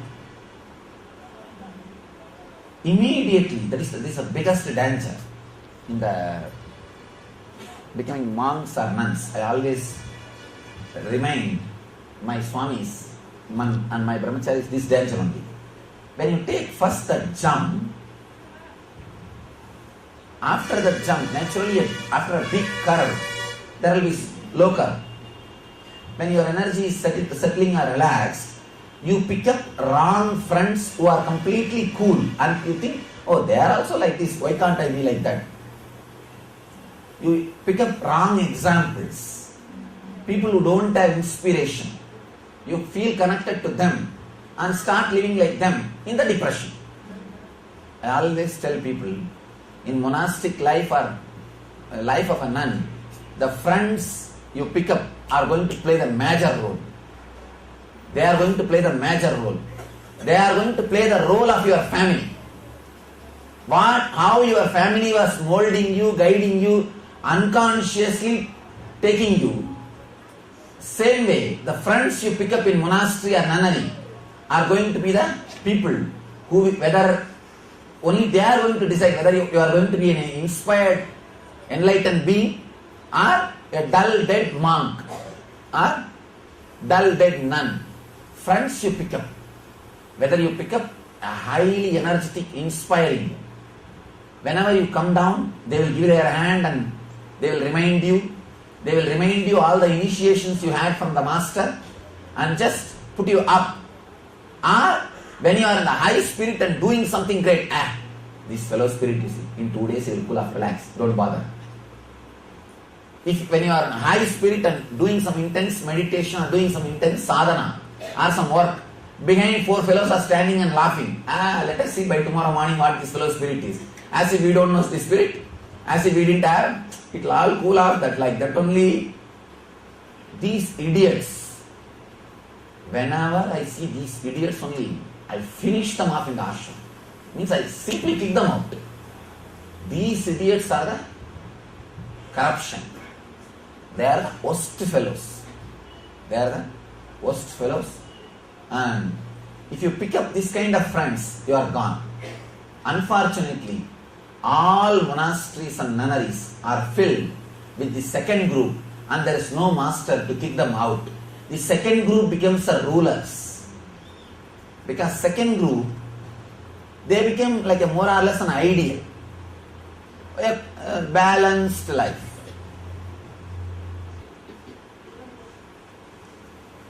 That is why in the Vedic tradition, ashrams had all 4 orders. It was not just, we don't even actually have an equivalent word for monastery in Sanskrit. We don't have an equivalent word for monastery in Sanskrit. Ashramam means all 4 varnas will stay, reducing their difficulties. Understand? Reducing their difficulties. All 4 people. Means the brahmachari, married person, vanaprasthi, sannyasi. We had a beautiful step-by-step procedure to go through. All 4 classes will stay. That is why I am trying to bring that same system back. See, for example, many youngsters, they are just, lost in my presence, in my nearness or the joy or the bliss they experience being around me, or they are just lost. Just because they are just, in tune with me or feeling connected to me, it does not need, they should become Swamis or Swaminis. Swamis or Swaminis' decision is supposed to be made on the engraved memories which they brought when they created the body. Not just because they fell in tune with me. Just because they feel connected. I will never force them or give them the pressure to become Swamis or Swaminis because I need workers. No. That is what all the so-called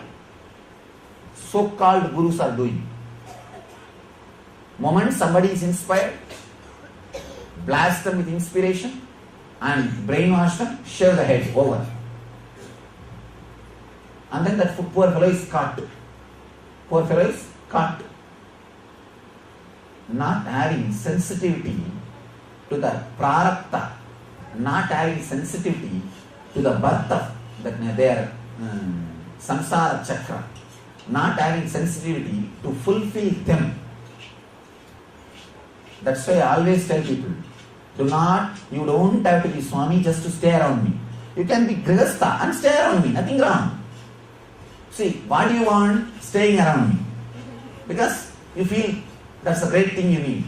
Then just for that, you don't have to be perverted. Be natural. Be natural. And I give you all the 4 or 5 options. See in which you are able to fit. In which you feel completely connected. That is why, even for these young kids who come and live around me, for them I say, first go through. All these steps are there. Go through. Which one you like, choose. See, I am not saying I won't give you sannyas. But I won't give you sannyas unless you are very clear about it.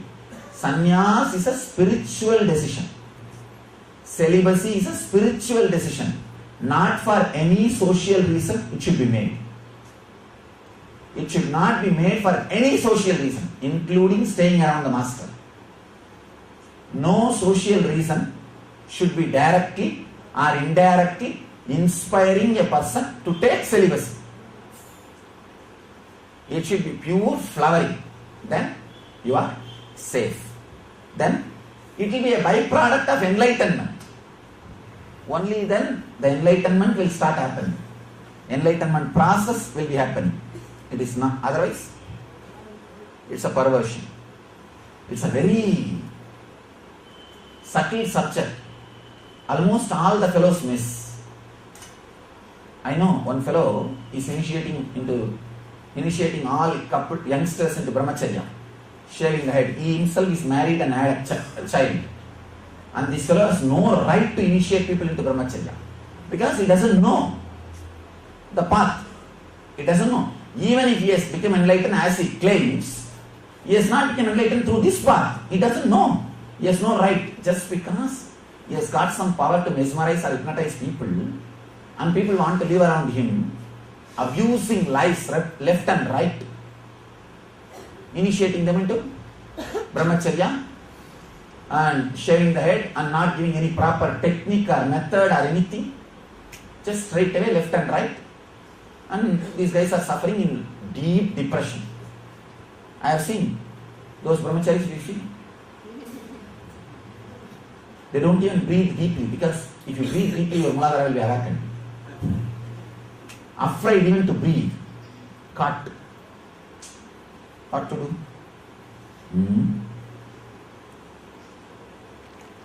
You need sensitivity for lives. You need sensitivity for lives.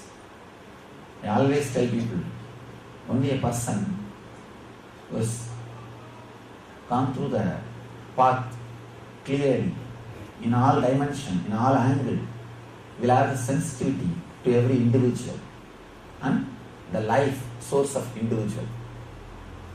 Your life source is as of now samskaras.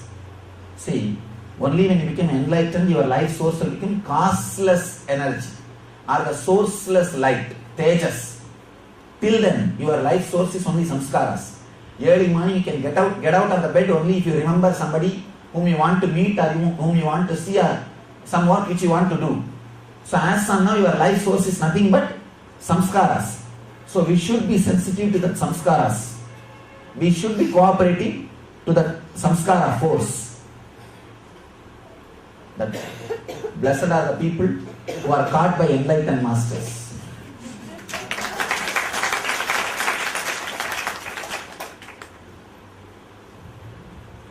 This is the problem. Sometimes it will happen if you are caught or attached to unenlightened gurus, because they themselves do not know the complete path. They will be traveling in some path with a lot of struggle. They will make you also do the same struggle, thinking, see, just because they have the faith that they are going to achieve, that does not mean they are authorized to teach the path in which they are struggling to you. They may have the faith, they may be honest, nothing wrong, but they have no right to share the technology with you unless they achieve the ultimate, and they are in the space where they don't need the technique anymore. They themselves are traveling and using some technique, maybe honest or sincere in their striving, but without seeing, if they put you also in the same struggle or striving, you are in trouble.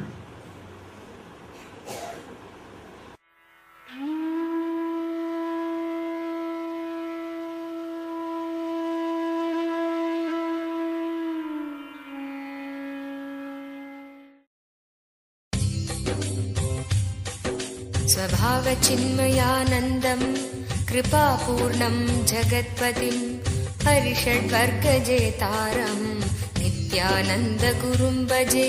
स्वभावचिन्मयानन्दं कृपापूर्णं जगत्पतिं हरिषड्वर्गजेतारं नित्यानन्दगुरुं भजे. स्वभावचिन्मयानन्दं कृपापूर्णं जगत्पतिं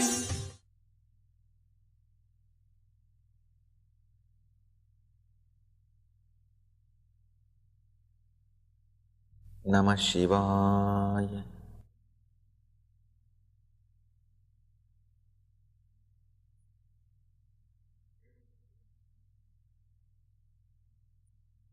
I welcome you all with my love and respects.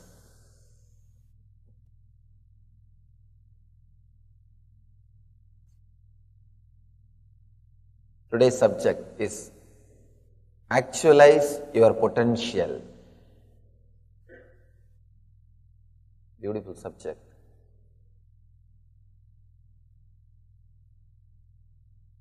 Means be alive every moment. Every moment, be alive and aware.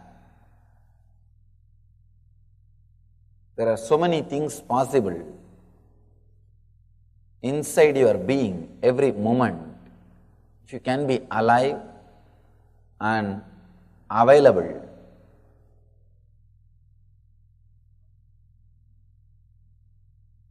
a small story. We'll start with a story. 3 friends die in a car accident, go to heaven for an interview. All 3 of them are in front of God. God asks, what you would like to hear from your family and friends who are standing in front of your caskets. First guy says, they should say, he was a great doctor of his time and a great family man. Second guy says, they should mourn saying, he was a great teacher, made big difference, the children of tomorrow, citizen of tomorrow. Third guy says, everyone should say, look, he's moving. Be spontaneous. Be alive every moment. Be very clear. Every moment God is asking, what do you want? What do you want? What do you want? If you can be alive and available, you will actualize your potentiality. In my young age, I met a Bairagi. Bairagi means the people who travel from village to village telling the great epics of India, the Ramayana and Mahabharata. They are called Bairagis. We call them Bairagi Baba. If you are born and brought up in India, you will know that. They will go from village to village, they will stay in one village for 1 month and tell all the stories to everybody, and they will move to the next village. It's like all the kids will gather around them, they will tell the stories, they will entertain the kids, and people will take care of that Bairagis. I had an opportunity to see one Bairagi. He used to tell a beautiful thing. He told me, never think even one bad thought, because in the sky so many devatas are moving. Whenever they see you, they always bless tatastu, tadastu. Let you have what you want, let you have what you want. By mistake, if you tell a single word, if you think a wrong thought, one wrong thought, at that time if they go above you, if they bless, let you have what you want, you will be in trouble. And it used to tell, in the form of crows they fly. So I always used to look, before think anything, even before starting fight with my brothers or with my friends, first I will look up whether any crow is friend. If there is no crow, only then I will start fighting. Only then I will start asking anything. If there is a crow, simply I will sit. Oh, no. They will tell, let you have what you want. It's a beautiful idea. Actually, that time I didn't understand what he really meant. Whatever you think, every moment, yourself, your energy is available to you. Whatever thought you put in front of yourself, that becomes reality. Please understand. Just like if you put some picture in front of the projector light, that will be seen in reality, in the wall.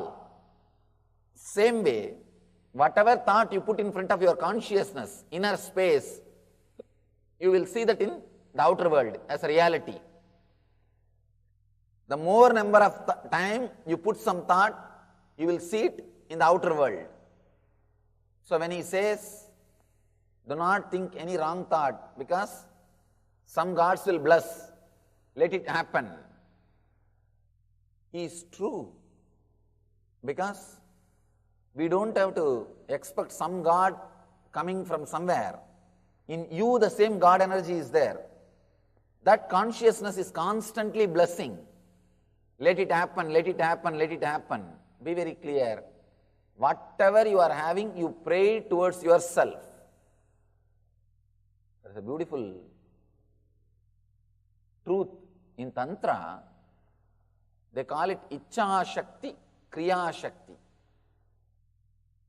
The desire is the Ichcha Shakti. And simply it becomes Kriya Shakti, means creativity.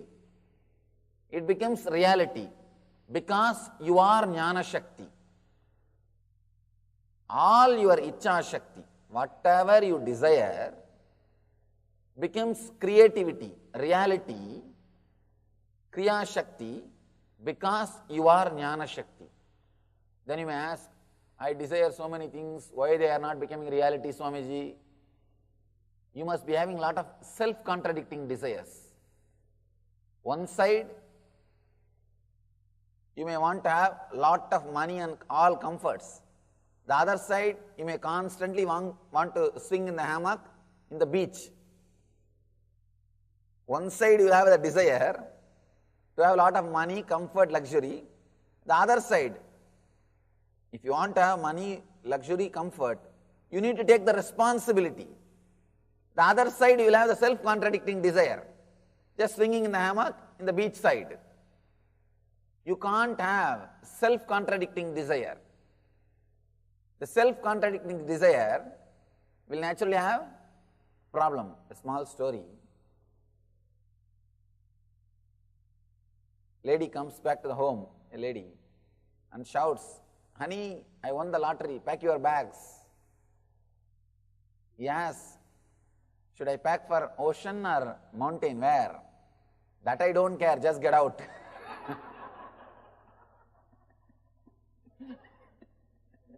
Understand? One side always you want to hang in the hammock, in the beach or the ocean. The other side, you want the comfort and luxury. You must be creating a lot of self-contradicting desires. That must be the reason why many of your desires are not fulfilled. Otherwise, constantly your being is blessing, tadastu, let it happen, let it happen, let it happen. Whatever thought you keep in front of your inner space becomes reality. It gets the power. It gets the power.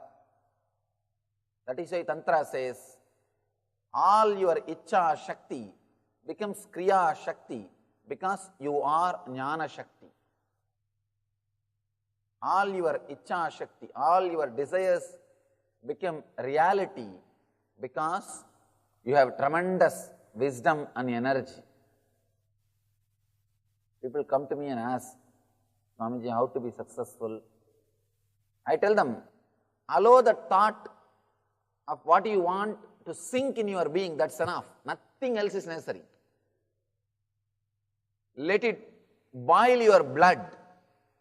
Let the thought penetrate your bone. Let the thought flow in your veins. That one goal, you will see that very goal is powerful, potential enough to show you the way.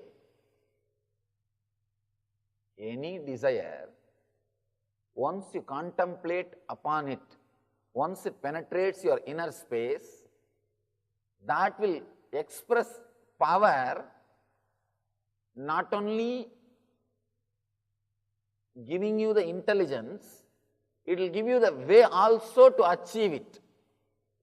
Because every desire placed in front of your inner space becomes alive. It becomes alive. Icha Shakti placed in front of Jnana Shakti becomes Kriya Shakti. Desire which is submitted in front of wisdom or enlightening consciousness becomes reality. One more important thing you should understand. Tantra explains beautifully.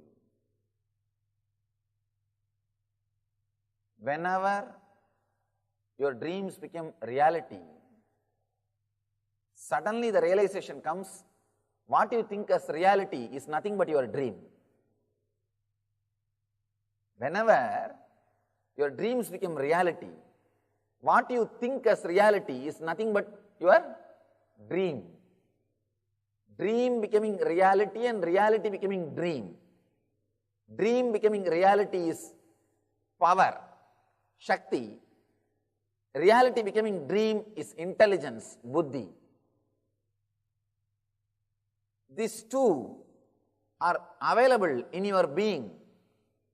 This both space exists in your being. To realize your dreams or to understand your dreams are reality, both dimensions are available to your being. Your being can travel in whichever direction it wants. Shiva says here, even if you travel this direction, you will end up only in that. Even if you travel in the direction of fulfilling your dreams, even if you travel in the direction of making your dreams into reality, you will end up by realizing the reality itself is nothing but one more dream. Nothing but one more dream. Actually, forget about the spiritual world. Even in a normal social world, normal society, if constantly all your dreams are realized, if you don't have to struggle for any of your desire, suddenly you feel emptiness. I call that only as a depression of success. Suddenly you feel empty. Nothing is there to be achieved. At least if you have some hope, you can run behind that hope. That is why the so-called developed countries suffer with so much of depression. And the poor countries doesn't have so much of depression because they have hope. They have hope. Always there is hope. The rishis, they know the human mind.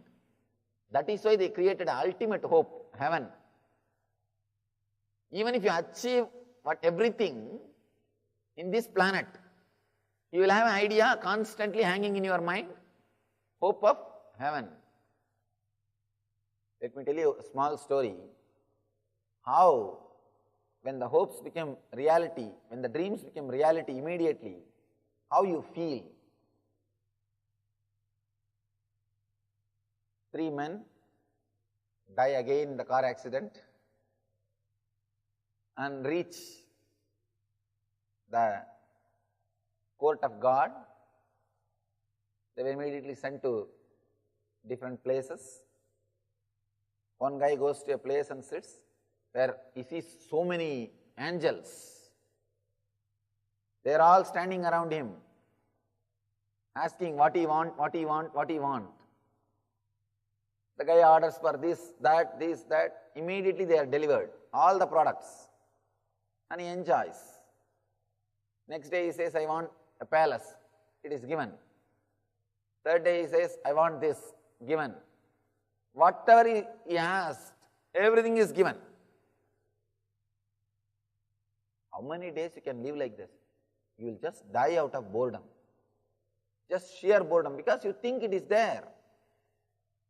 Nothing, what to do? After 1 week he says, I feel a little bored. Can I go for outing? For a change? Can I just go to hell and see how it feels.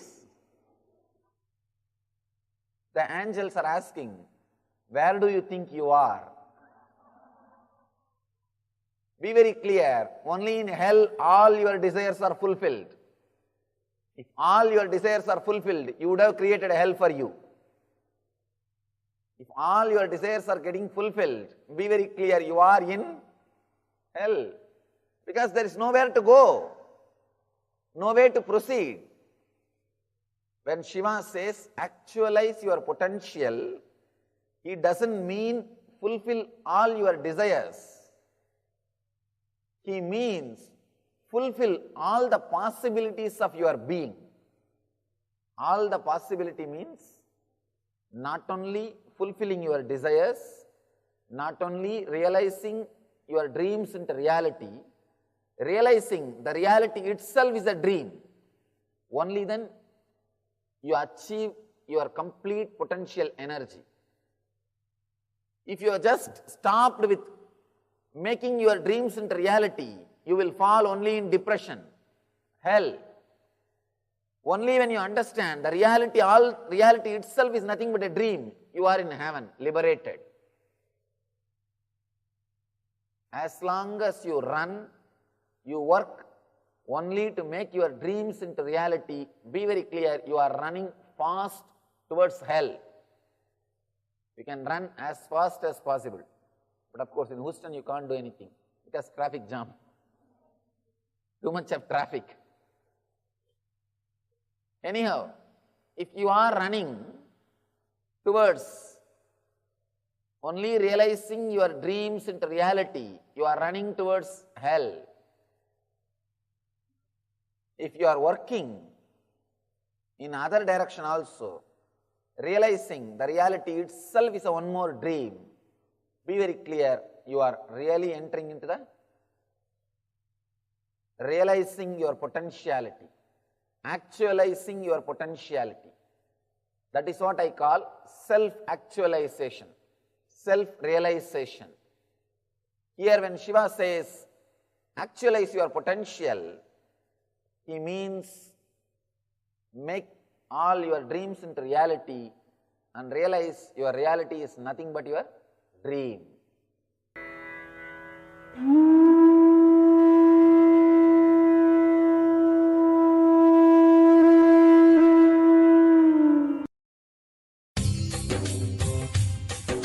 स्वभावचिन्मयानन्दं कृपापूर्णं जगत्पतिं हरिषड्वर्गजेतारं Nityanand. The today's subject, Sutra, is a great technique to achieve enlightenment for people who are connected to music and who are poets. Shiva gives enlightenment technique for all kinds of human beings. The Shiva Sutra speaks about 112 meditation techniques which can lead to enlightenment, all possible human beings. Now, he is giving a powerful technique.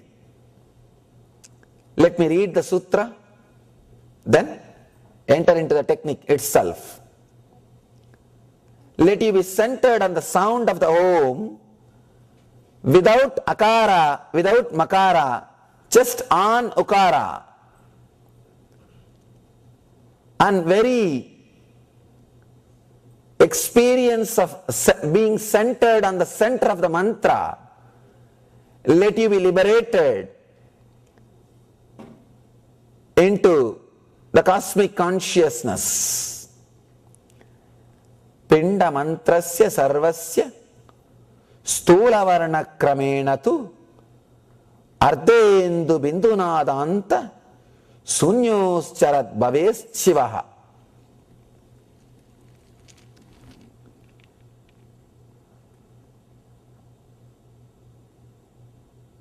The meaning or the depth of the Sanskrit sloka is so beautiful. When I translate, any translation looks very pearl, very pale, very empty.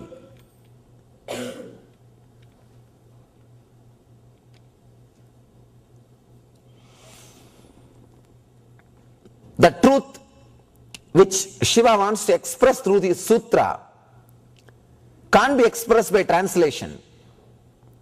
Maybe if I create the same energy, then I can do true to the Shiva, what Shiva wants. Understand? Adding few words or translating, I can't do true to Shiva. No.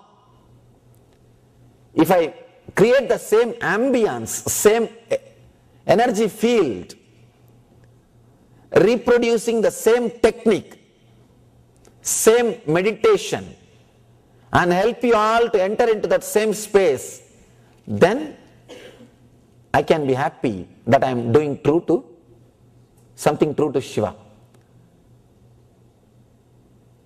This technique is such a subtle but powerful technique. Anybody who is more sensitive to ears, more sensitive to sound, can become enlightened. How to find out whether I am sensitive to sound or not?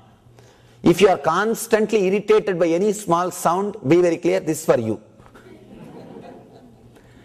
It is not that just enjoying music, just being a poet, that you are in tune with the sound. Even if you are constantly irritated by a small sound, you are qualified for this meditation.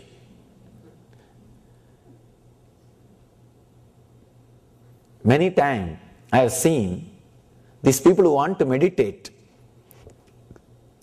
they will create so much of sound to create silence in their house. They will be the most noisy people, shouting at everybody, keep quiet, don't you know I am going to meditate, don't do this, don't do that. And the whole house will become topsy-turvy. More than their silence, the sound which they create, the noise which they create will be amazing. If you are irritated by some sound constantly, even then you are qualified for this meditation, this technique. Shiva is such a powerful energy. He gives techniques for all possible beings. Only thing, when I try to translate, I feel the whole meaning can never be translated. He says, Pindamatrasya sarvasya stulavarana kramena tu. You need to understand the science of sound.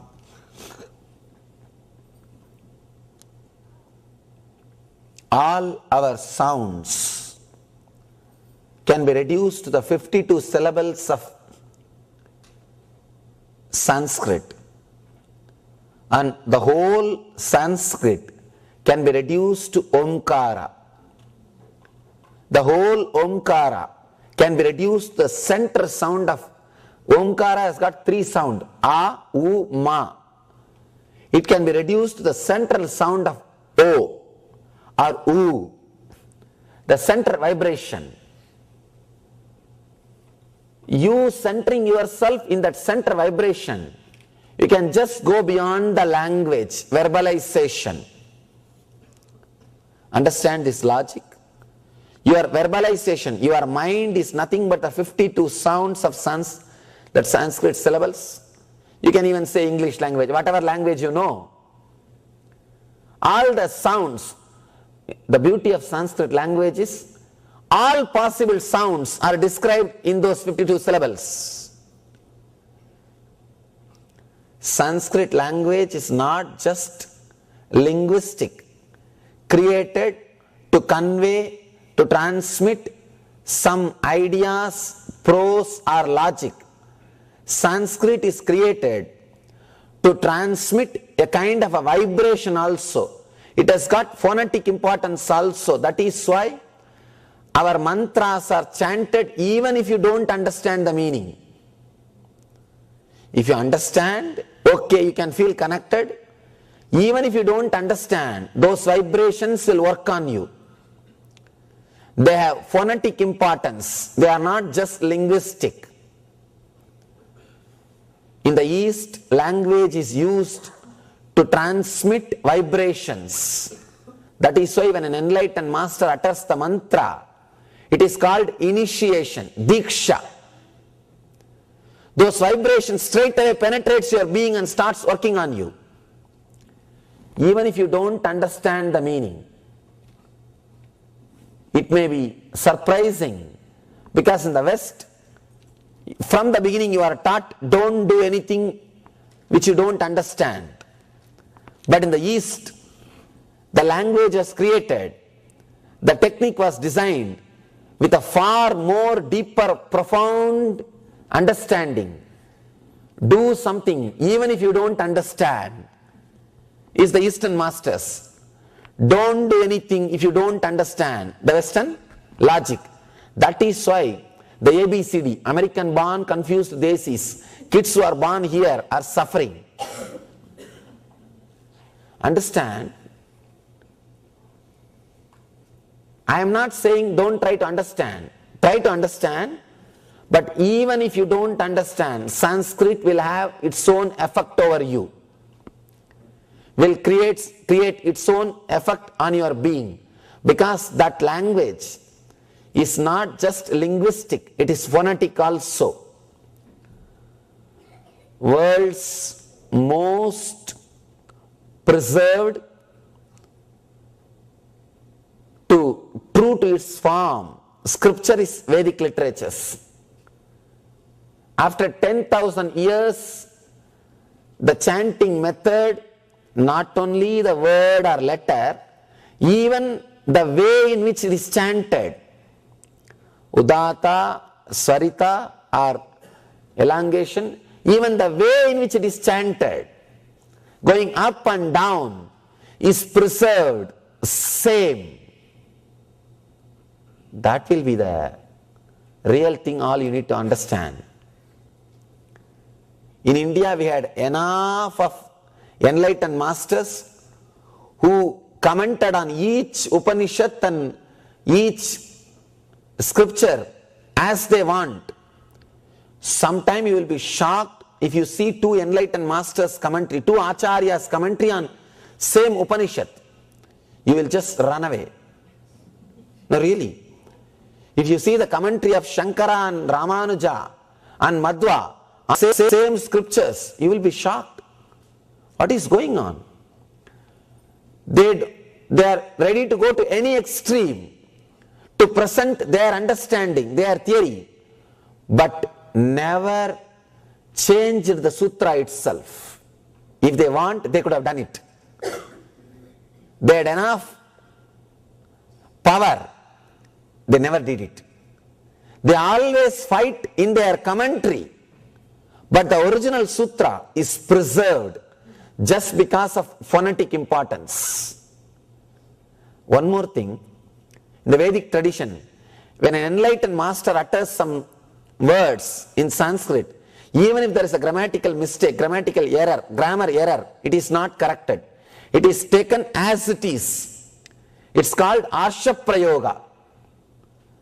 When a rishi utters, even if it is with a mistake, even if there is a grammar mistake, it is not corrected. It is accepted as the ultimate. And grammar is changed according to their expression. You will be surprised to see the freedom given to them, because they are trying to express which is inexpressible. They are trying to tell something which is beyond body and mind, which is beyond your logic. So very difficult. That is why they are given that liberation, freedom, to use their own way of expression. No grammar binds them. And these acharyas who commented also, they had their own interpretations, but never changed the original sutra, original word itself, because they know it has got phonetic importance also, not just linguistic. Not just linguistic. It has got phonetic importance also.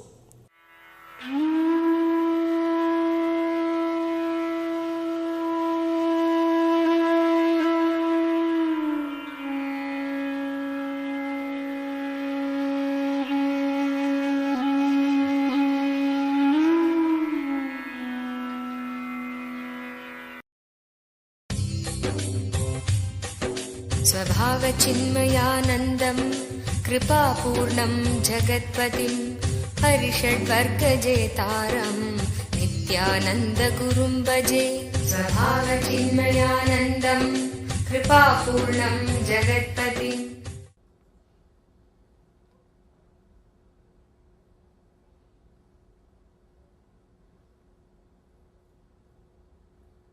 Escape into life. We all know escaping from life. Every magazine you open, every newspaper you open, continuously you will see advertisements to escape from life. Advertisements of resorts, holiday resorts, vacation beaches, hotels. All of them are constantly telling you to escape from life.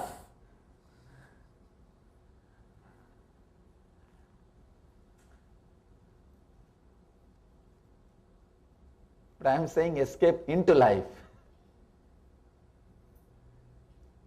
Concept about life, if it is clear, then we will know what I mean by the word escape into life.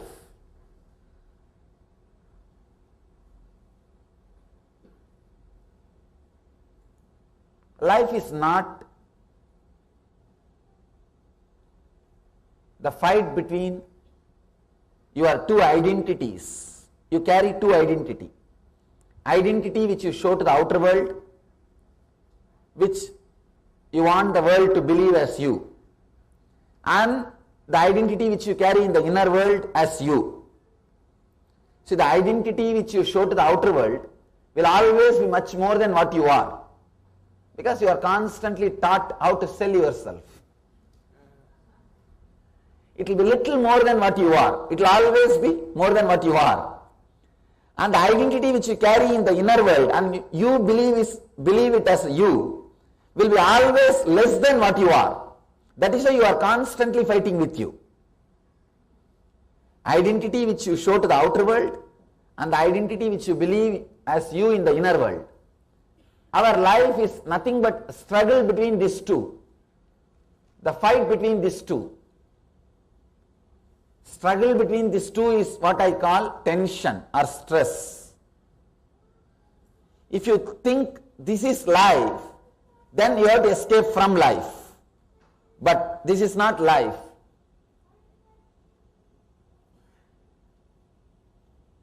Life is a space. Life is the energy where these two identities do not exist. One beautiful thing is when these two identities meet with each other, when they are connected to each other, both of them disappear. They can be alive as long as the gap is there in between both of them. The identity which you show to the outer world and the identity which you believe as you in the inner world. These two identities will exist only as long as there is a gap between these two. Means you should not be a person whom you are projecting to the outer world. If you integrate both of them, suddenly you will see both of them disappear and you are escaping into life. Ramakrishna says beautifully, the moment you integrate your heart and the words, man muk ek karo, in Bengali he says, your being and the word, when both of them are connected, integrated, you are liberated. The two identities, the identity which you show to the outer world, how we want to be recognized, it will always be more than what we are. An identity which we believe as us in the inner world, it will always be lower than what we are. You always calculate about yourself only based on your weakest actions. You remember only the failures. The identity we use in Sanskrit, we have two words in Sanskrit. Ahankar, Mamakar. Ahankar is one which we project to the outer world. Mamakar, which we believe as us in the inner world. The fight between these two is what I call mind or ego. If you lived only with your mind, then you have to escape from life. But if you know the life is beyond these two, Ahankar and Mamakar, then you have to escape into life. Escaping from life, escaping into life. Two different things. You all of you must have tried enough of times escaping from life.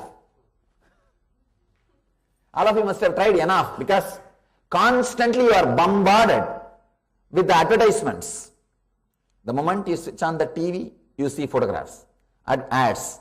The moment you open the magazines, you see ads. In the newspaper, you see ads. Everywhere you see ads with a beautiful swimsuit, lying on the beach or bank of a swimming pool or near a lake in some vacation resort. The photograph is constantly promising you, if you go to that place and lie down, you will be in heaven. See, it's a visual promise given to you. You also tried many times. I think every one of you would have tried at least few times. But it's not happening. And even in your own inner space, when you see those advertisements, when you see a beautiful snow-covered mountain, or a beautiful hill, or a vast ocean, in the photograph, or in the ad, or in TV, you feel, if you go to that place and lie down like that, you will be in heaven. But when you go there and catch the same chair, same spot, same weather, even the same glass, and lie down, but you are not in heaven. What is happening? Where we are missing? If you look a little deep inside, you will understand. When you see the photograph, when you see those moments in the ad, why you want to go there, why you feel you will be in heaven if you go there, but if you go there physically, you don't feel that same thing. If you look a little deep, you will understand why. Actually, deep down, all of us want to go away somewhere where nobody knows us, where you don't need to hold on to your identity for your survival, where you don't need to constantly protect, hold on, keep that identity like a shield. See, your identity is, in the initial level, you created it for protection as a shield. But by and by, because you don't know how to relax from it, it has become prison. If you know the door is open, this is a room. If you don't have the key and it is locked, this is prison. Identity also, you built it to be a home. But by and by, when you don't know how to relax from it, it has become prison. So deep down, all of us have the craving to go away somewhere where you don't need to hold on to your identity. You don't need to constantly protect yourself with your identity. The desire for vacation is nothing but the desire to be without your identity. If you understand this basic truth, you don't have to escape from life, you can escape into life.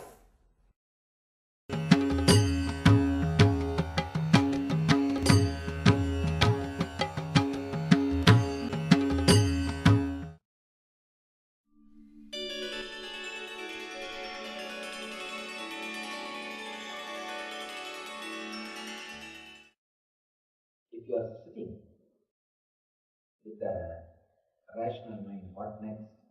What next? Will I get? I am here. Will I get something in this 1 hour? You will not even have a long, deep breath. You will not even breathe in a deep way. You can see. If you decide, let me relax, let me be playful, no problem. What is there? I'll come, I'll enjoy, it's okay. The moment you bring little playfulness, the moment you relax, first thing will happen is you will take a deep breath. Your breathing will be deep. Your body will start experiencing the prana. Prana means the life source, life energy. Only when you relax from your logic, the life force, the life energy starts working in your being. That is why in India we have a method called pranayama to cure the diseases. Working with breath, nothing else, just working with breath. You may think just working with breath, how can you cure the diseases? It's possible. Because those few minutes, you are not caught by logic. You see, all your disease is based on your logic. If you are taught to believe, if your logic believes, if you do all these things, you will have back pain. Even if you don't feel the back pain, you will be expecting, what is this? Today I did so much, still I have not got my back pain. What is happening? Nowadays things are not going right. Things are not going properly. You will expect, you will wait, you will meditate till you get it. Because you live with the logic. Unless your logic is proved, you feel uncomfortable. Unless your logic is fulfilled, you feel disturbed. You feel that you are not living. You feel that your whole being is shaken. Constantly, you create hell by your own logic. It's like you carrying your tent. You carry it. Wherever you go, wherever you want to rest, you erect your tent in half an hour. Same way you carry your logic. Wherever you go, just you erect your hell in half an hour and start living with it. See, whenever you see in movies a beautiful snow-covered mountain or a beautiful beach or a beautiful natural scenery, you feel that you should be there to enjoy a beach or island. You always feel you should be there. But actually when you go to that place, you think, all right, when is the next flight? All right, what should I do next? Why you always feel like going to that place, and after going there, why you feel that you should do something next? Why you are not feeling that relaxation or joy which you think you will have it? Understand, it's an important truth. Because I am a traveler, I tell you this secret. This is the important secret, truth. First of all, why you want to go to that kind of places, deep down, always you have the thirst to go away somewhere where nobody knows you, where you don't need your logic to protect you. Understand? It is not interest towards that place. It is not interest towards that island or mountain or ocean or that place, or it is not even interest towards vacation. To go to a place where you don't need your logic for survival. To go to a place where nobody knows you. Where you don't have to use your identity. Where you can be free from your identity. Your identity is like a prison for you. You just want to be away. You just want to do whatever you want. You just want to be away from your identity. You don't want to be recognized by anybody. And the same way, you don't want to see the faces which you know. Deep down, everybody has got that craving, that feeling, that thirst. So whenever you see a place for first time, you know that nobody knows you there. So naturally you feel like being there. But after going there, you understand, you know you. You are carrying a person who knows you completely. He is constantly behind you to haunt you wherever you go. Your intimate enemy is with you.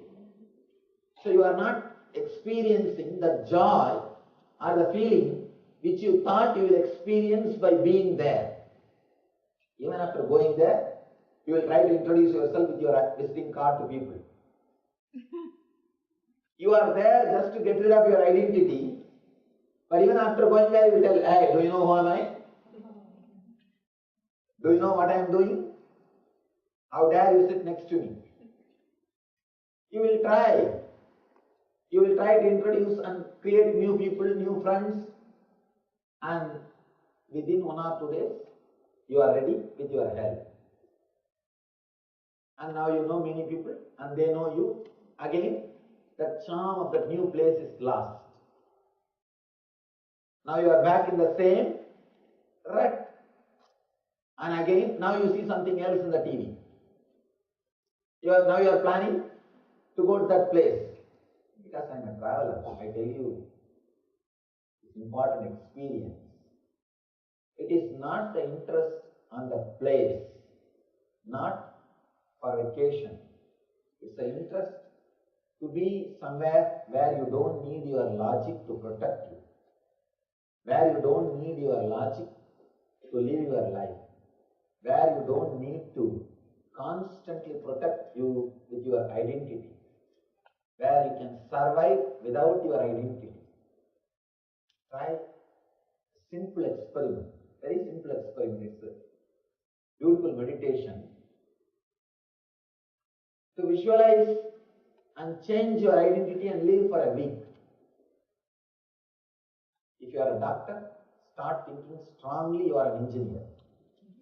If you are male, start thinking strongly you are a female or gay. Something. Just shift your identity. Just for a week, try this experiment very playfully. Very playfully. If you are old, visualize you are young. If you are young, visualize you are old. Just opposite points. Or some other points. It doesn't even have to be completely opposite. Some other points. Create a new identity with all new points and try to visualize for a week. Just for a week. You will understand the amount of liberation you feel.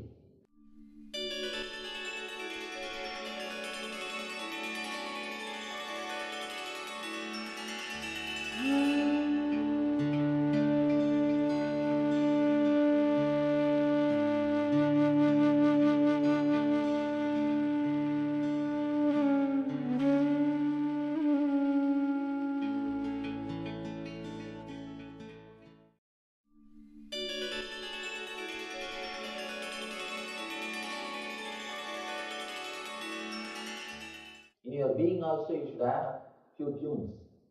Once in a while you should be able to go out of the logic. But normally you carry only one tune self. That logic, that's all. And you don't have other tunes. Actually, logical people think that emotional people are the people who can trust others are fools. But they don't understand. To question, to be logical, to doubt, you don't need intelligence. Any fool can do that. All fools will do that only. Only to trust, to open up, to relax, you need intelligence. Very rarely, only intelligent people relax. People who can relax, I have seen how gracefully they live and leave. They are living and leaving. Both will be so graceful.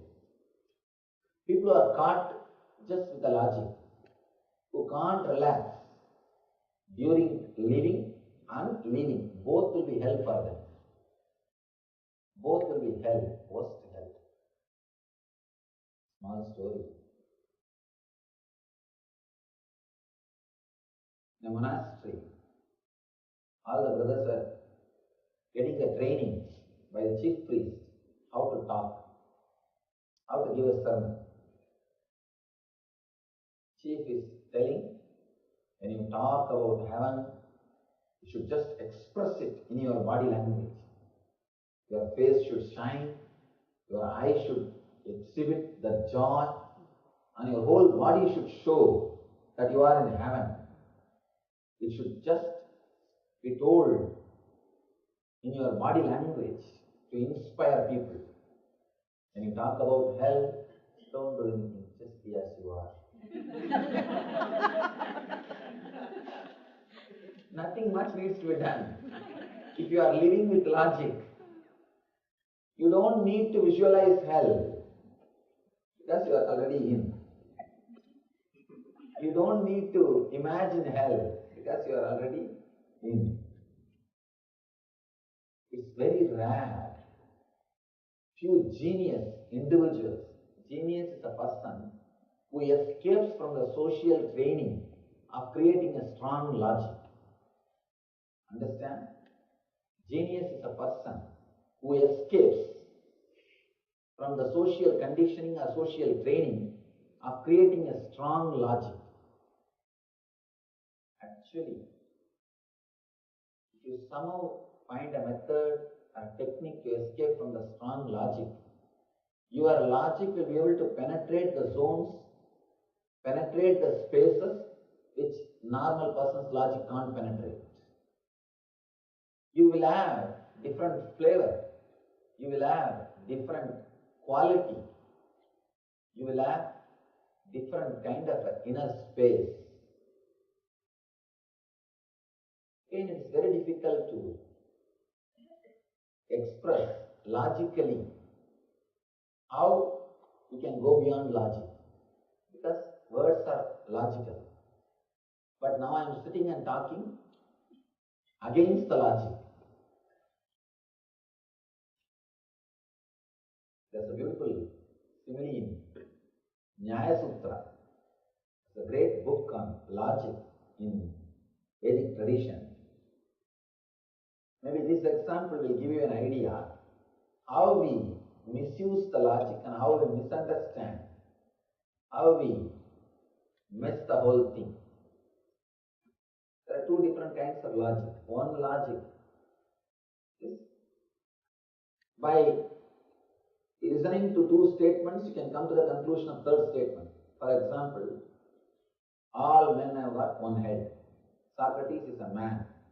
You know the third statement now. Socrates has got one head. This is a simple logic. This is one kind of a logic. There is the other kind of a logic. This room has got two gates. One gate is open. Naturally, your mind will come to the conclusion, to the third statement, the other gate is closed. But it doesn't have to be. Understand, there are two kinds of logic. The second logic, you can't come to the conclusion by listening to the first two statements. But many times, you come to the conclusion. You come to the conclusion without thinking. You apply the first logic in the second place. You create problems. If somebody comes and tells you, your wife loves somebody else, then immediately you start thinking, then she is not loving me. You don't have to come to that conclusion. Actually, a person whose inner space is more, whose inner space can accommodate many people, he only can shower himself on many people. Of course, I am not talking about the physical relationships. I am talking about opening yourself or opening your being, showering the same attention, love and care on many people.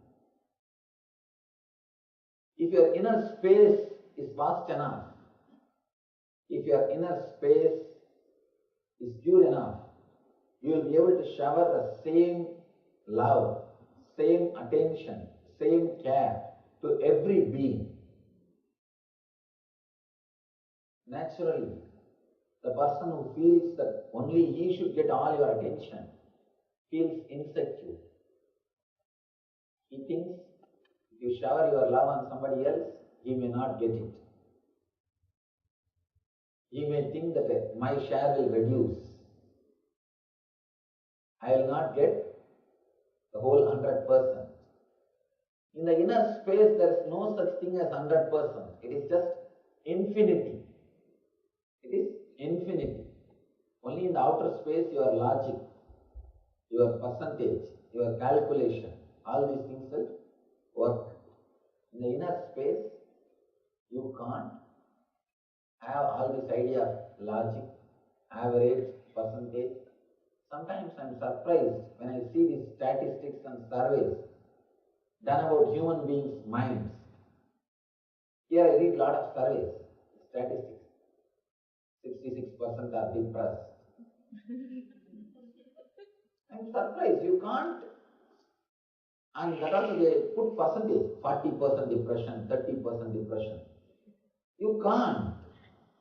The inner space cannot be measured with your so-called logical percentage. The psychoanalyst, psychotherapy, they have reduced mind also to a matter. Because all of you are brought up with the same mold. When one type of education is forced on all human beings, you are no more a human being. You are reduced just to an utility. See the whole game. Look at the whole game.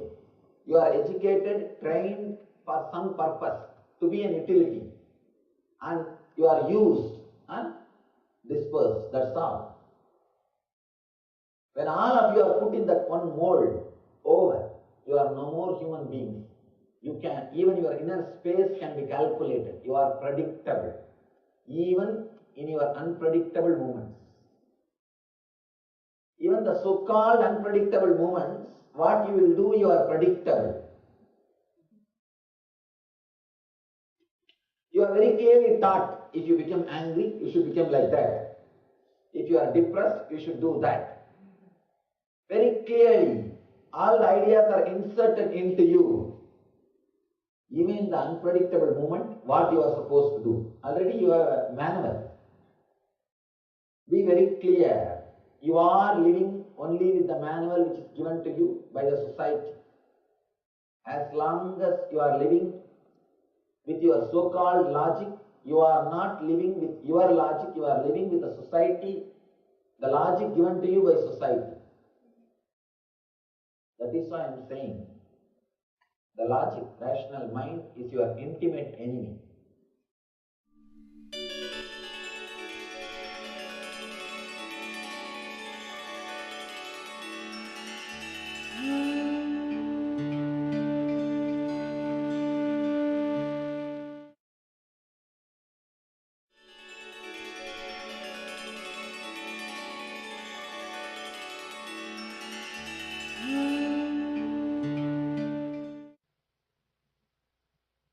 Rational mind,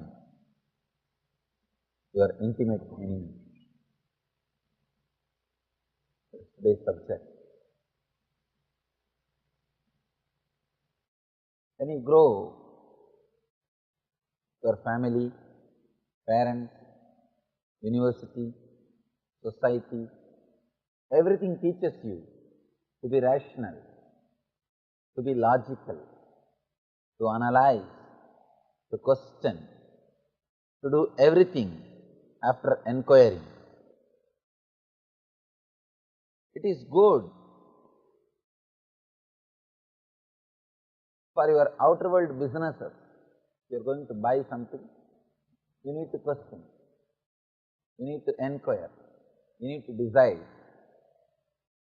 what is the worthy of that product, what's the worth of that product, is it worthy of what you are paying, are you getting enough returns. If you are doing a business, it's beautiful. You need to be logical. You need to be analyzing. You need to be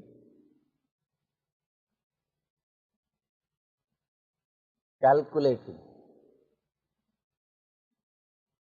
The society which teaches you, which taught you to be logical in the outer world, did not teach you to trust in the inner world.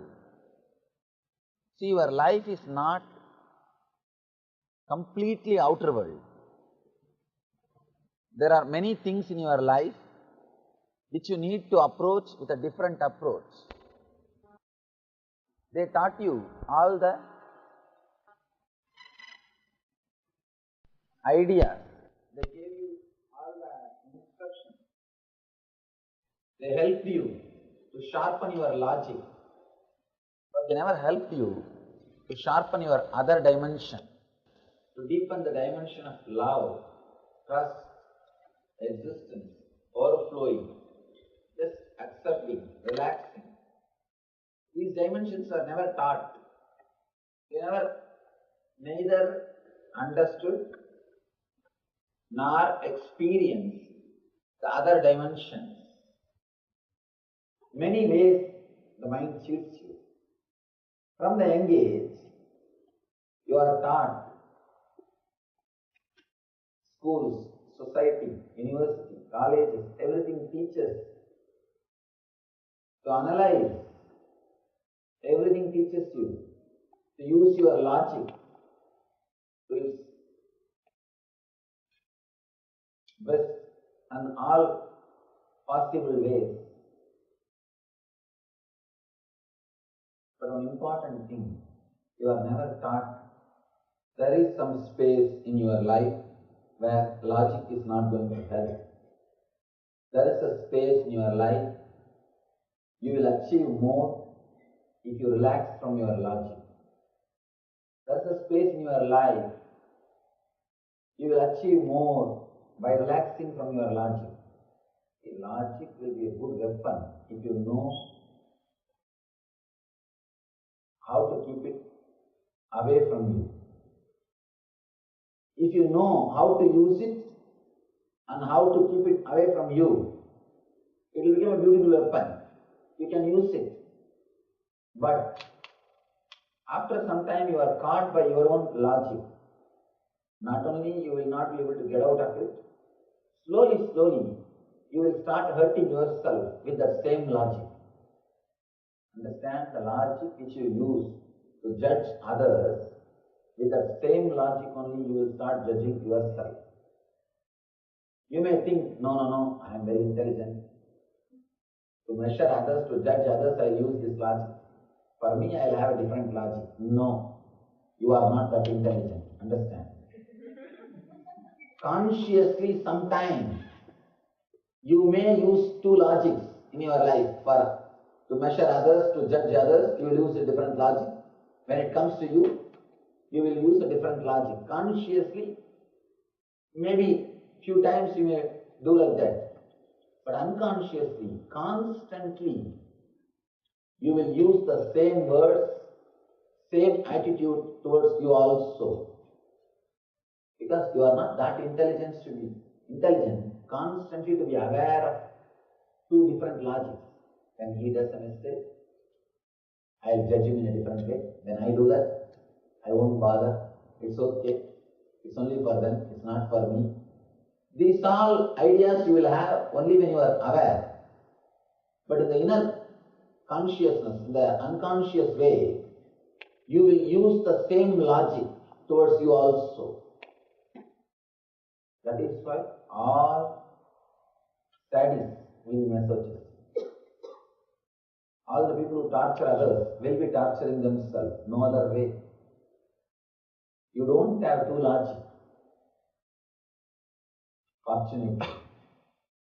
Fortunately, you don't have two logic. From the young age, you are taught to build your whole identity based on logic. That is why Whenever you see an emotional being who trusts easily, you think he is a fool. I have seen many times, even during darshans, energy darshans, people come to me and they are crying, are asking for some solution, are asking for some boon. The other person is standing outside, or standing, he will think, oh, what this fool, he is asking all these things to the Swami. Can the Swami solve the problems or what? I have seen many times, people standing and looking at a young guy like me. Good speaker, that's okay. But why these people are going and falling at his feet and asking that, please Swamiji, solve me this problem, solve my that problem and give me healing and take away my disease.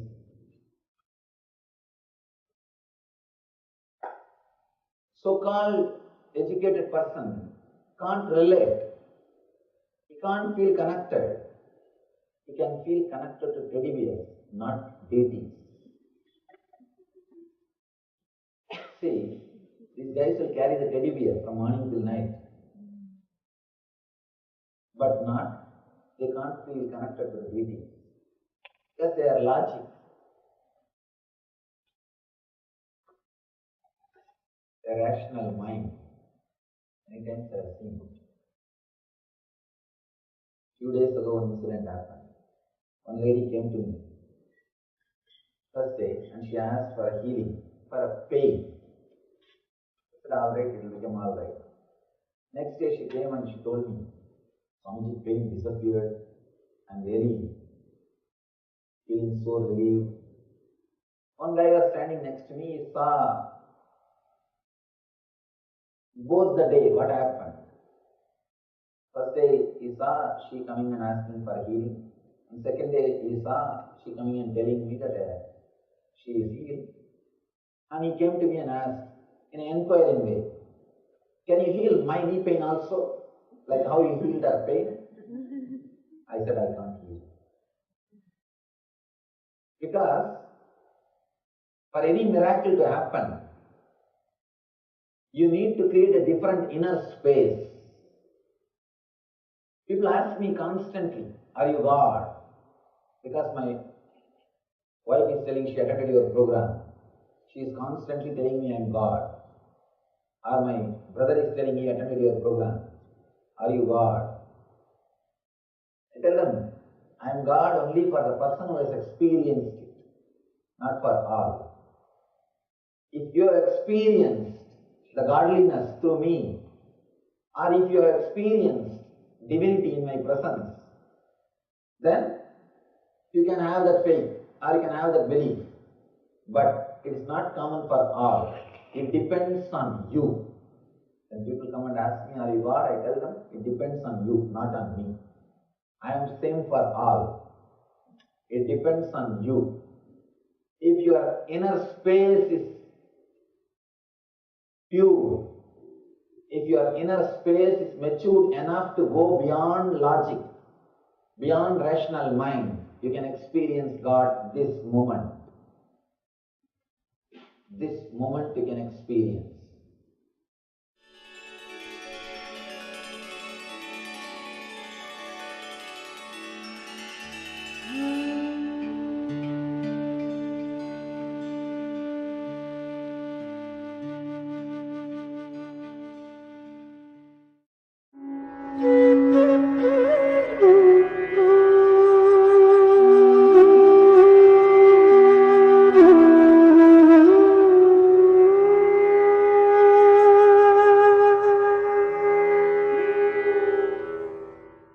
Miracles can happen in your life. Continuously they are happening. One simple thing. I think the other day I was talking about this. When a telephone rings, suddenly you will remember some friend's name. When you go and pick up the phone, he will be there on the line. And somebody knocks the doorbell. You go and open the door. You remember somebody and you go and open the door and he is there. This is what I call power of coincidence. Power of coincidence.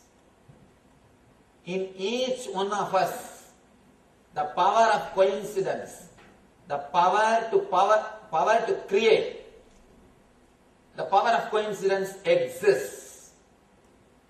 In each one of us, the power to create miracles exists. But all we need to do is open that. Understand you have the power to create the power of coincidence. Trust your consciousness is connected to universe. Continuously universe is caring for you. The divine is waiting for you. It responds to your thoughts. It is you who create what you want. Just how you create a whole world in your dream. In the dream, you project the whole thing and create. You have the same power to create your world even when you are conscious, when you are in the waking state. When you can create a world in the dream state, can't you create that in the waking state? You are doing it. Now, even now, you are creating your world. Next question will come. If we are creating, why are we creating so many miseries, Swamiji? Because you have vested interest in your sufferings. Please be very clear. You have vested interest in your sufferings. Maybe there are some more reason, some other utility you must be having because of your suffering. It is you who create your whole thing. When your inner consciousness changes, when you start residing in the eternal consciousness, automatically you attract the power of coincidence. You attract the power of coincidence. When you trust the existence is intelligence, you experience tremendous relaxation, relief from all your so-called responsibilities, and immediately you experience bliss. That very bliss energy creates the power of coincidence. So many things fall in place beautifully. I tell you, just 2.5 years ago, our whole movement was started. When I started the whole movement, we had only one, that is divine energy, that's all. Nothing else. Today we have 400 centers in 20 countries. More than 5,000 healers. Every day at least 10,000 people receive healing and meditation from our healers. And 200 teachers are continuously conducting meditation programs all over the world. Millions of people are touched by the meditation and these teachings. The whole thing has happened playfully. That's the beauty. Whole thing has happened playfully. Just because of one simple secret. Bliss creates, bliss radiates the power of coincidence. Automatically things fall in place and miracles happen in your life. Please be very clear. Being blissful is plan for miracles. When you surrender yourself to the divine, understanding the cosmos is intelligence, you create miracles around you. Automatically miracles start happening around you.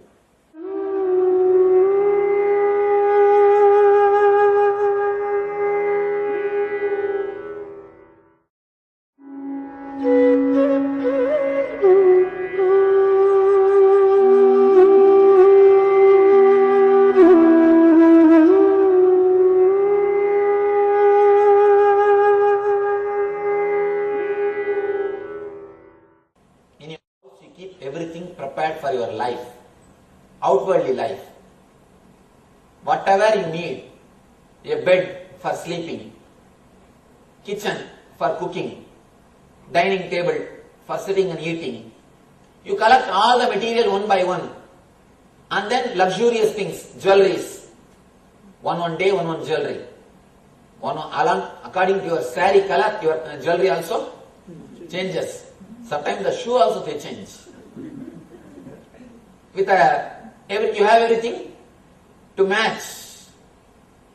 You collect things, whatever you need for the outwardly life, outward comforts, you collect and store. But you forget an important fact. Same way how you collect things for the outer world existence, for outer space, you need to collect knowledge also for your inner space. Life solutions for your inner space. If you feel depressed, low, if you face some situation, how to react, how to handle, you need to have knowledge also for your inner space. Just like collecting things for the outwardly life, you need to collect life solutions for the happy, blissful life.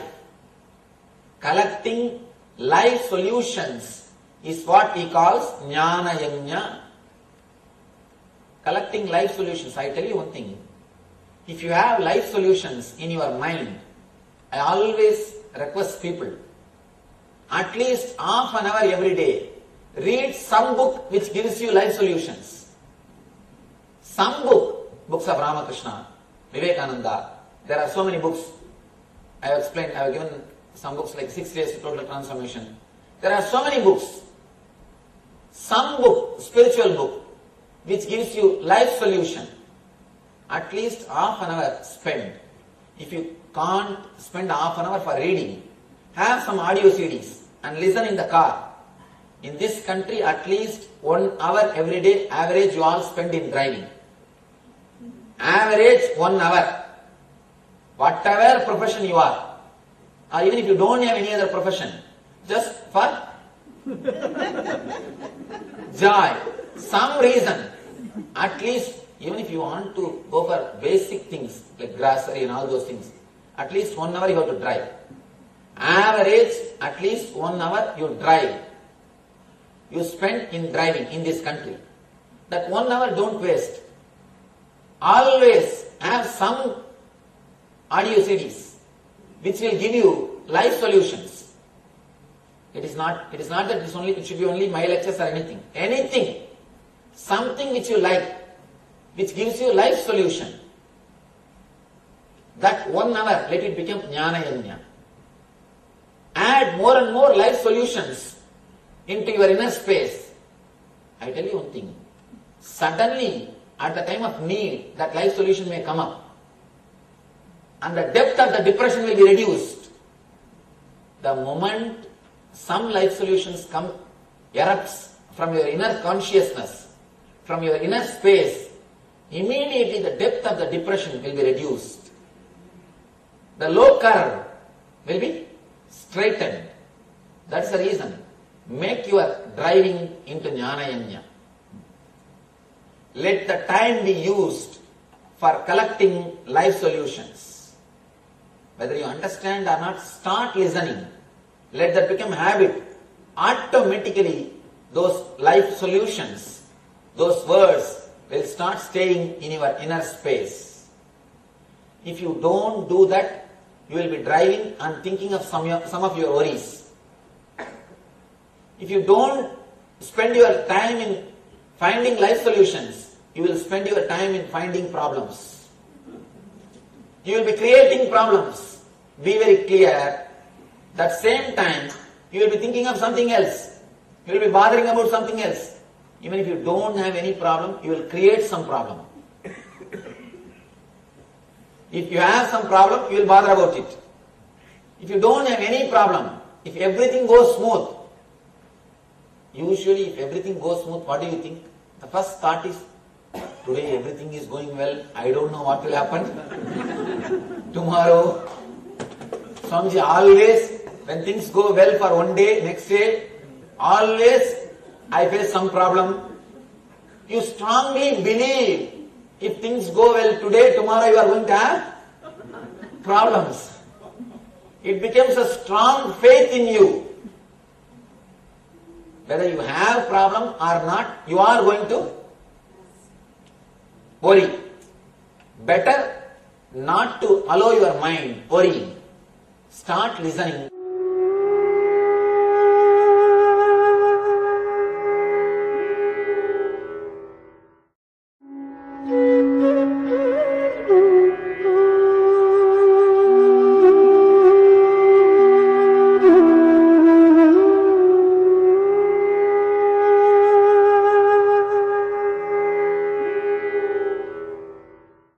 You are not an island.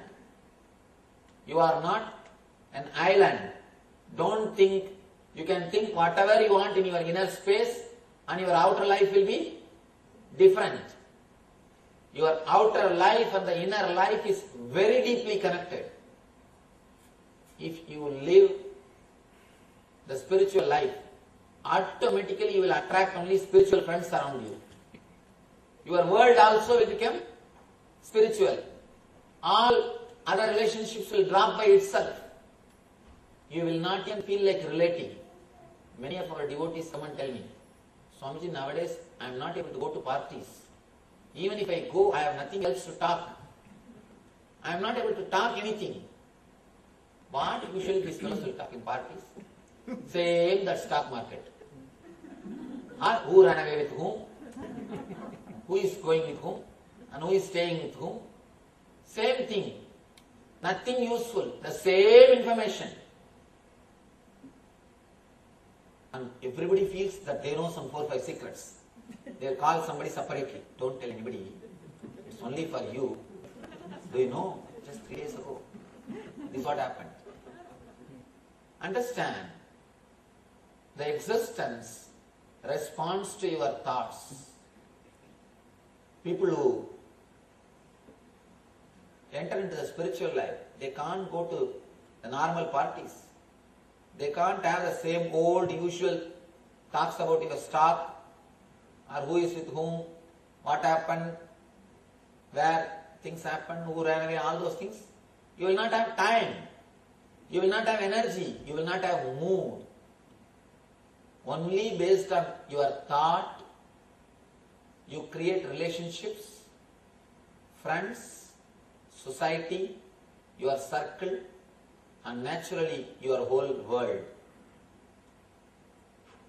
Again and again, Vedanta says, Drishti Srishti. You create the universe from the angle of your vision. If your drishti changes, Srishti changes. If your vision changes, world changes. They say, not only they say, it is truth. You project your world and see. See, in front of a projector, whatever you keep, whatever slide you keep, that appears in the screen. If you keep a slide of God, that God photo picture will appear in the screen. If you keep an actress, that actress picture will appear in the slide, appear in the screen. Whatever slide you keep, that appears in the screen. Screen is this physical planet Earth. Whatever you keep in front of your consciousness, according to that you project your life, your world and experience.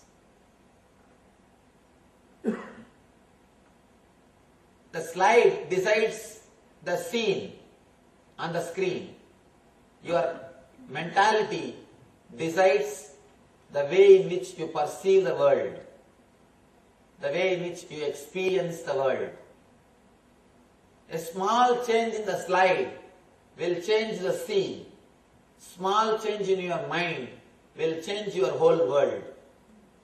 The screen is same. The backdrop screen is same, but the scene changes. Same way, if your inner space, if your thought changes, the whole universe changes. Whole universe responds. Whole existence responds to your inner space.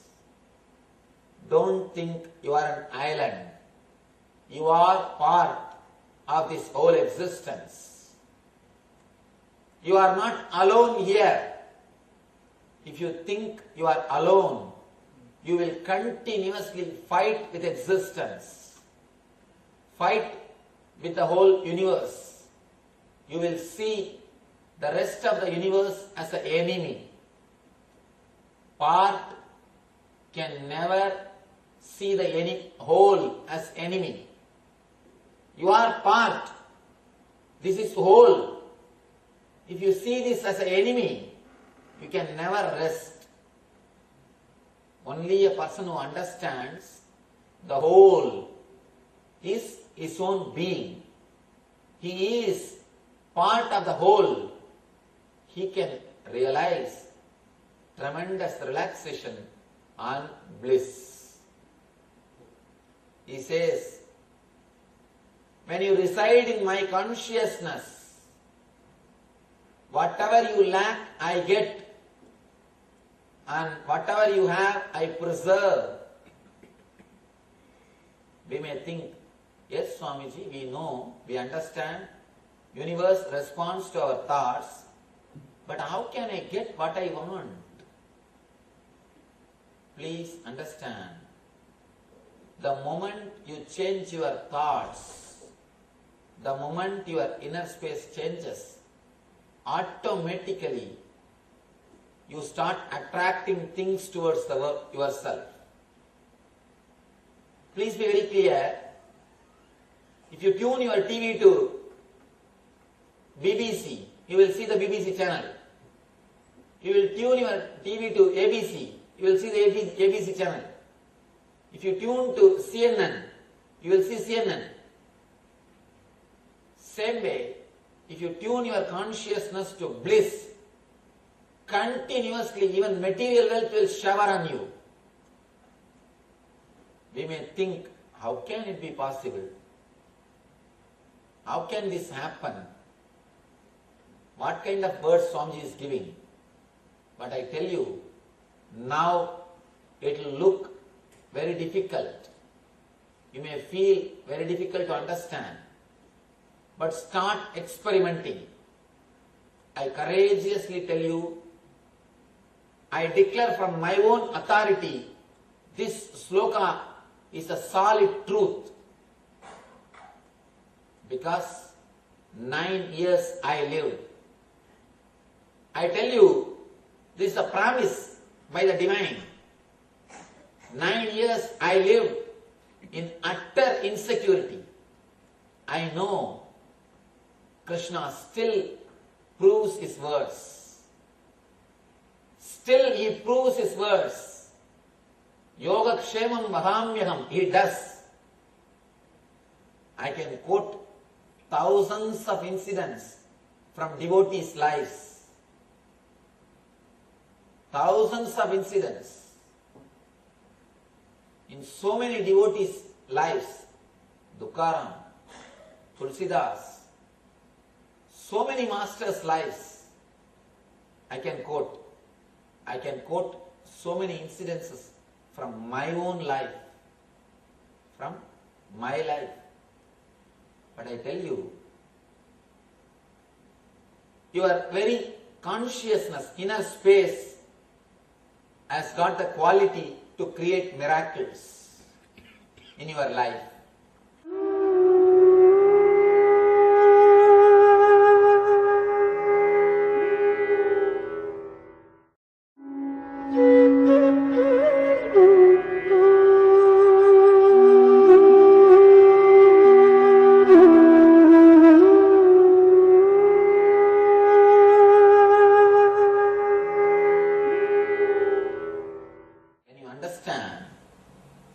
whatever exists is energy, automatically the fear will be taken away from your being.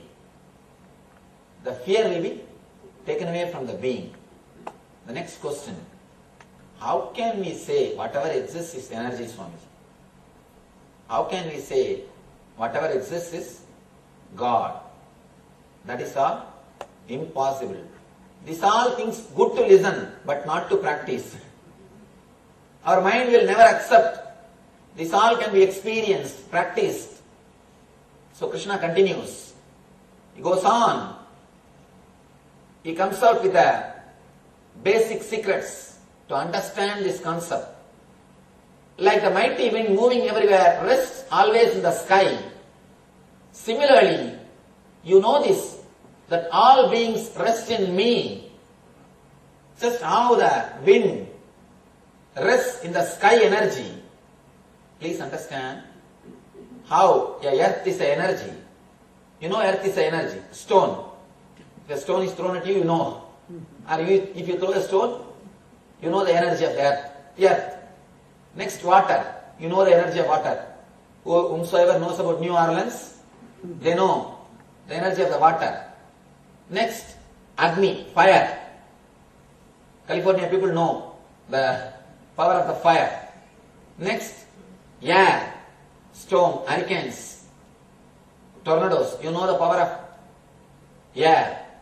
Same way, Akasha is also Shakti. We don't know the power of Akasha because it doesn't create directly any impacts and effects on our life. Akasha is disturbed by your collective negative thoughts. The collective negativity is Akasha. Akasha is related to collective negativity. Sometimes the whole society will suffer. Especially there are few countries which suffers by depression. Means the Akasha is corrupted. Akasha is corrupted. Akasha, space is an energy. Just like how the other four elements are energy, space is energy. All the five are energy. See, if the matter, earth is corrupted, poison, only one person will suffer. For example, if your food is poisoned, you will suffer. That's all. If water is poisoned, that whole community, that county will suffer. Whomsoever gets the water supply, they will suffer. If the Agni means your inner being, the fire, whatever creates fire in you, if that is corrupted, big group will suffer.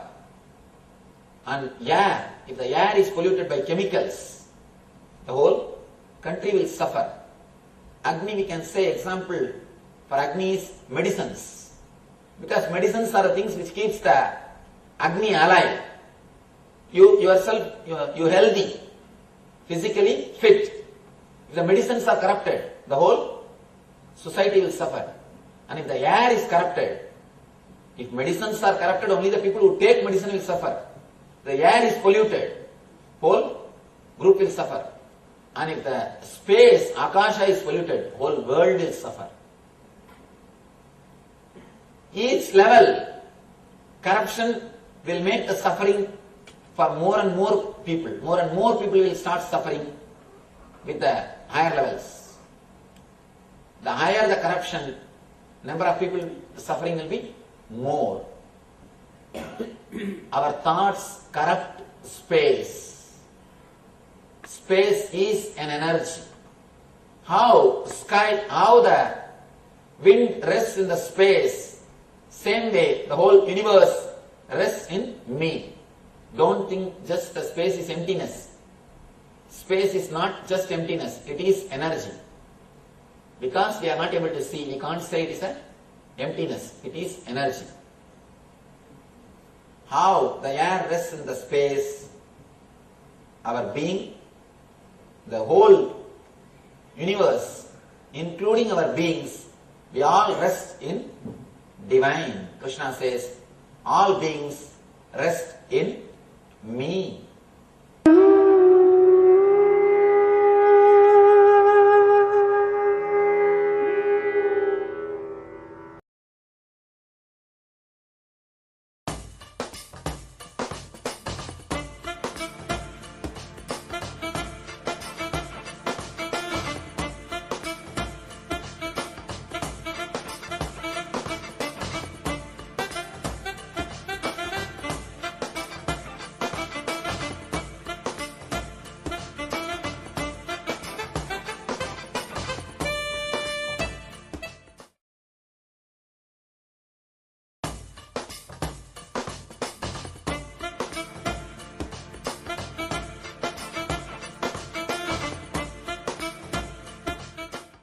young man from America went to London, was traveling in a train. The elderly British lady and gentleman. Lady had a pet dog. Suddenly, the dog jumped on this guy and vomited. This lady, instead of apologizing, he started patting the dog. Oh, what happened to you? I don't know. You have bad stomach. I should take you to the doctor. Young man kept quiet, did not speak much. After a few minutes, again this dog jumped on him and pissed. Again this lady, instead of apologizing, she started saying, oh, I should take you to the doctor immediately. I don't know what happened to you today. After a few minutes, again the dog jumped on him. Now you know what you would have done. Again this lady did not even care to say a word sorry. She just started patting the dog. I should take you to the doctor, and she started giving some food, medicine. She started taking care of the dog. Now it is too much. The young man silently got up, just picked the dog and threw out of the window. All this time, the old man was keeping quiet. Now he stood up and shouted, you Americans drive in the wrong side, measure with wrong scale, now threw the wrong bitch out of the window.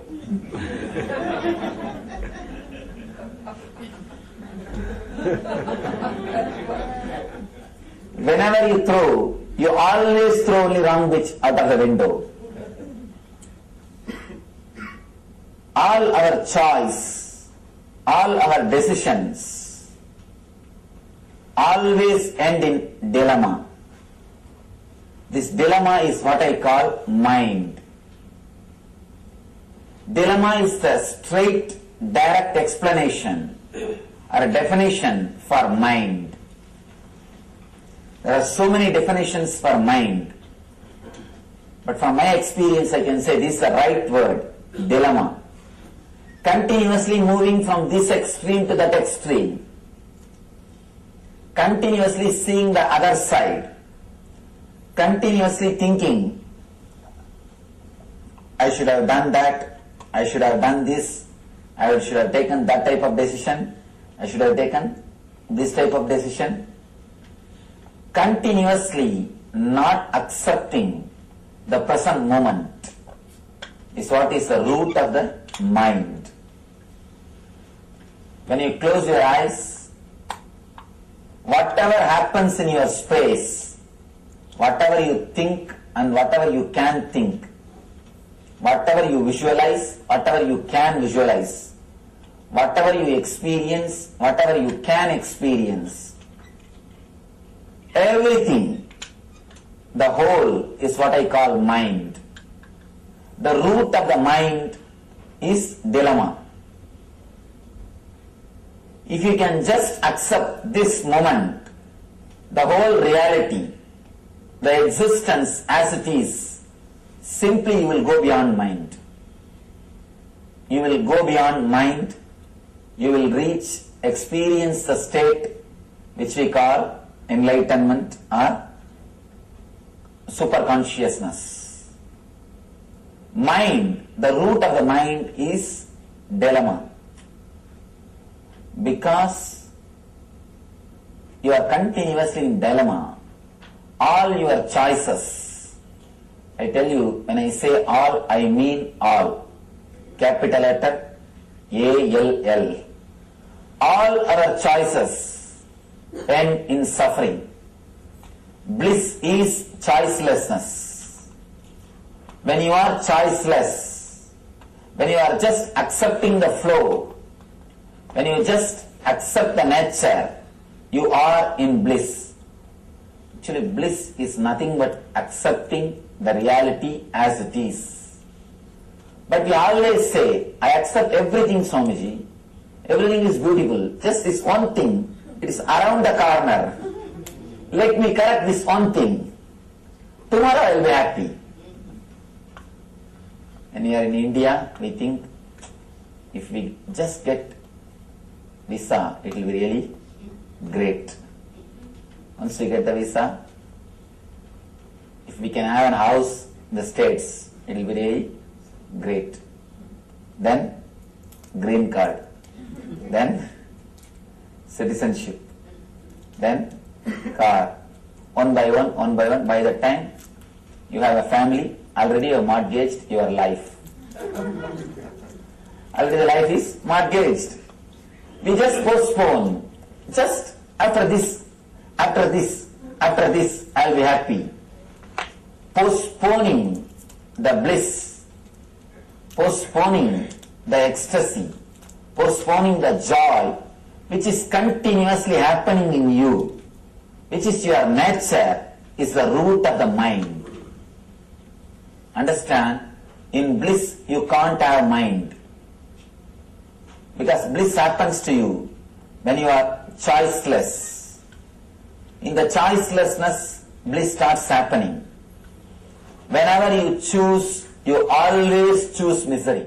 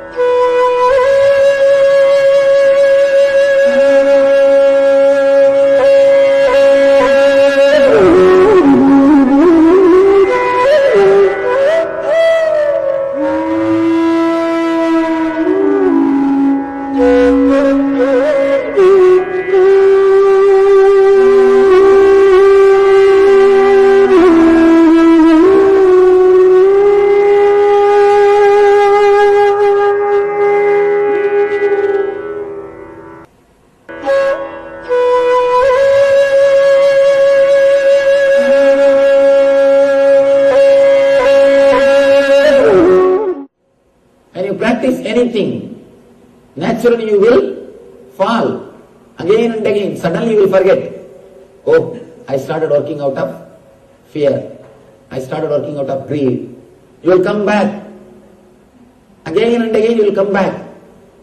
When you start working, naturally you will see there will be few problems. There will be few problems. A small story. There was a big spiritual organization. One monk was sent to a remote tribal area for doing the service. Suddenly, headquarters receives lot of complaint letters about that monk. The president says, after reading the complaint letters, we have posted right person, don't worry. The secretary asks, what is this? Master, we are getting all complaints about him. We are getting wrong information about him. How do you say that we have posted the right person? He says, if you are getting wrong information, if you are getting complaints, means he has already started working. At least something is going on. Always, when you start anything new, you will have three phases. First, resistance. Next, just avoiding. They will neither care nor resist. Indifference. Third, acceptance. This is the way anything will start. Same way, when you start doing anything inside your system, the same way you will start growing. First, resistance. Again and again you will fall. You will forget. Your system will resist. It will try to create all complications. all complaints, all possible arguments. When we resist, when our being resists, if you allow the resistance to grow, you are the worst enemy for yourself. That is what Krishna says here. Uttarevad atmanatmanam atmanam avasadayet. Let you lift yourself by yourself. If you don't, you will be your worst enemy. It is up to you to help yourself as a best friend or to hurt yourself as a worst enemy. Please be very clear. Nobody can hurt you unless you allow. Nobody can help you unless you allow. Nobody can hurt you unless you allow. Nobody can help you unless you permit. Uttareyad atmanatmanam. Let you lift yourself by yourself. Again and again these masters, they come and stand in the same point. Krishna says, let you lift yourself. If you have fallen, if you have failed, practicing these words which you learned yesterday, the teachings or the meditation technique, if you have forgotten, don't worry. Again and again lift yourself. Don't feel depressed. Don't have guilt. Don't think you will not be able to do. Again and again lift yourself. Even Buddha, the last teaching of the Buddha is Atma Deepo Bhava. The moment he was about to die, Buddha is about to leave the body. All his disciples are asking, Master, give us your message in one word. What's your ultimate message? Buddha says, Atma Deepo Bhava. Let you be light, guide unto yourself. Let you be guided by yourself. Atma Deepo Bhava. Let your being guide you. The same thing, Krishna says, Uttareyad atmanatmanam. Let you lift yourself by yourself.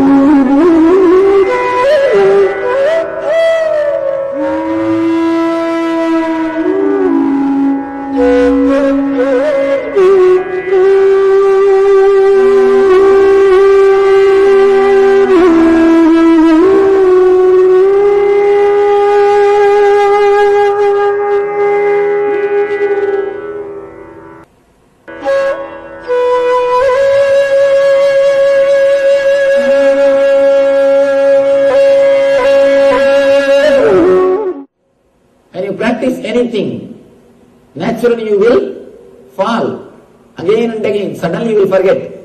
Oh, I started working out of fear. I started working out of greed. You will come back. Again and again you will come back. When you start working, naturally you will see there will be few problems. There will be few problems. A small story. There was a big spiritual organization. One monk was sent to a remote tribal area for doing the service. Suddenly, headquarters receives lot of complaint letters about that monk. The president says, after reading the complaint letters, we have posted right person. Don't worry. The secretary asks, what is this? Master, we are getting all complaints about him. We are getting wrong information about him. How do you say that we have posted the right person? He says, if you are getting wrong information. If you are getting complaints, means he has already started working. At least something is going on. Always, when you start anything new, you will have three phases. First, resistance. Next, just avoiding. They will neither care nor resist. Indifference. Third, acceptance. This is the way anything will start. Same way, when you start doing anything inside your system, the same way you will start growing. First, resistance. Again and again you will fall. You will forget. Your system will resist. It will try to create all complications, all complaints, all possible arguments. When we resist, when our being resists, if you allow the resistance to grow, you are the worst enemy for yourself. That is what Krishna says here. Uttared atmanatmanam atmanam avasadayet. Let you lift yourself by yourself. If you don't, you will be your worst enemy. It is up to you to help yourself as a best friend or to hurt yourself as a worst enemy.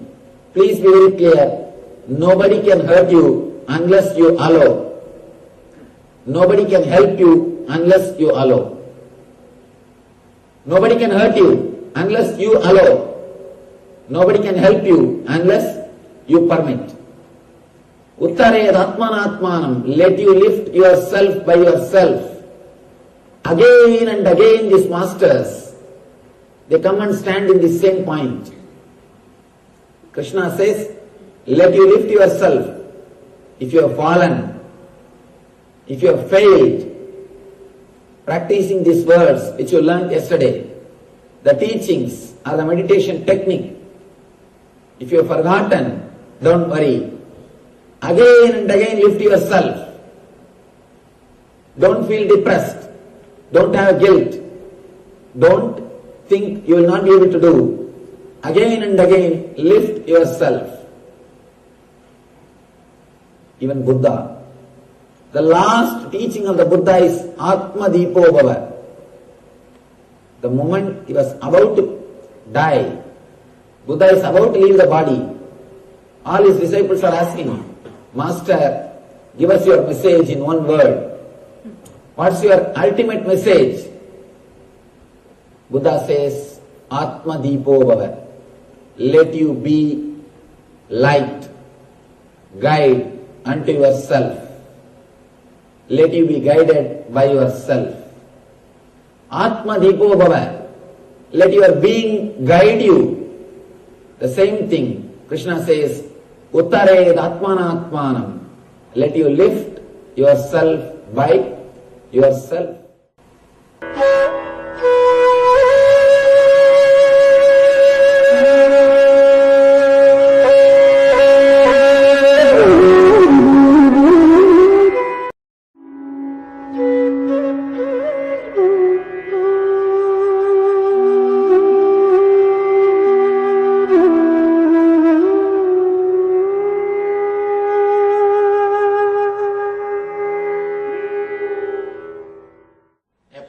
Who experiences he is God will never go and harm anybody. This knowledge, if it is given to all, naturally they will harm themselves and they will harm others. They will hurt others. They will tell, I am God. Come here. I will do whatever I want. That is why this knowledge is kept as secret. It's like if terrorists know the secret of atom bomb, naturally it is dangerous for them and for the world. If terrorists know about the secrets of atom bomb, naturally it is dangerous. Same way, this is the secrets of spiritual world, inner world. A person who is not qualified, if he knows this secret, it is dangerous for him. Krishna revealed the secrets only to qualified people. He was blissful, he was happy. He says, I am God. I am everything. He says, in me whole world is functioning. He says, understand that as the mighty wind blowing everywhere rests always in the sky, all created beings rest in me. He says, I am not even God, I am something more than God. Whatever you think as God rests in me. All created beings rest in me. He is declaring the truth to a person who can realize it, to a person who can understand it, not to the person who is not able to realize. You need to see whether the person is matured enough or not to receive the truth. Here, Krishna says it is secret because it can be delivered only to a person who is qualified. You see, the first 2-3 chapters, he speaks about the Shastra, intellectual knowledge which can be given to anybody. But these chapters are intimate secrets delivered only from a master to disciple. Only to a disciple who is qualified, who is really interested to receive this knowledge, who really wants this knowledge. One person came to me and he asked me, Swamiji, please teach me about God. Give me enlightenment. I told him, please, it is time for prasad. Please go and eat in the ashram. They will serve you prasad. In Indian ashram, whomsoever comes, we give them food. In India, that is a habit. Not only in our ashram, any temple, if you go, you should be given prasadam, the temple prasad. That's a tradition. Rishis believe that Aditi Devo Bhava, guest is God. Guest is God. So we give them little food. Whatever we eat, we share with them. I told him, please go and eat and come back. I will talk to you in the evening session. He says, no, Swamiji, I have to go for bus. I have only half an hour time. In half an hour, tell me about God. In half an hour, what can you tell? What can the person understand in half an hour? Naturally, God cannot be given like an instant coffee. Coffee can be given instant. Coca-Cola can be given. But not God. You cannot have God instantly. You need to realize, you need to have little patience. The more you hurry, more you will delay. In the inner world, please understand, this is a sutra of the inner world. The more you hurry, more you delay.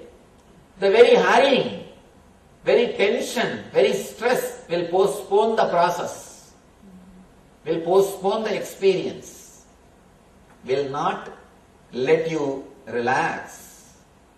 Here, that is why Krishna says, these secrets can be told only to a person who is really interested, who is really intimate, who really wants. Beautiful word. All our scriptures are called Upanishad. Even Gita is called as Upanishad. We should understand the word Upanishad. Upanishad means sitting, that's all. Just sitting. The word Upanishad means just sitting. Nothing else. Why our books are called Upanishad? Because it can be taught only to a person who is waiting for master, who is just sitting and waiting for master. It cannot be given to a person who is doing business, means who wants to do business with master, who comes with an idea of give and take. No, it can be given only to a person who waits, who is waiting to receive this knowledge. If a person comes with a business agreement, business contract, he will say, why should I wait? You give that, I'll give this, over. It is just exchange. So I don't have to wait. That's why business people never wait. In business you don't need to wait. But when it comes to spiritual knowledge, it cannot be transmitted as business. I always tell people, spiritual knowledge is win-win situation. It is never business. If at all you can think it as a business, you also gain and master also gains. Both of them experience tremendous bliss by sharing.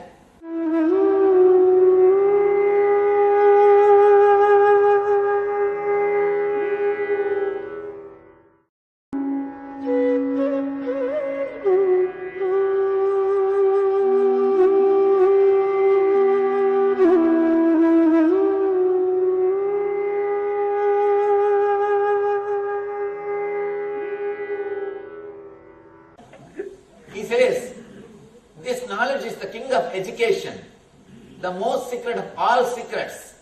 It is by the purest knowledge, and because it gives direct perception of the self by realization, it is the perfection of religion. It is everlasting and it is joyfully performed. See, a religion or a spiritual path should have three characters. First, it should describe the goal of the life clearly. Next, it should give you the path to achieve that goal clearly. Third, it should make you feel happy to travel in that path. The path itself should be joyful. There are some herbal doctors who put big board that they will cure everything.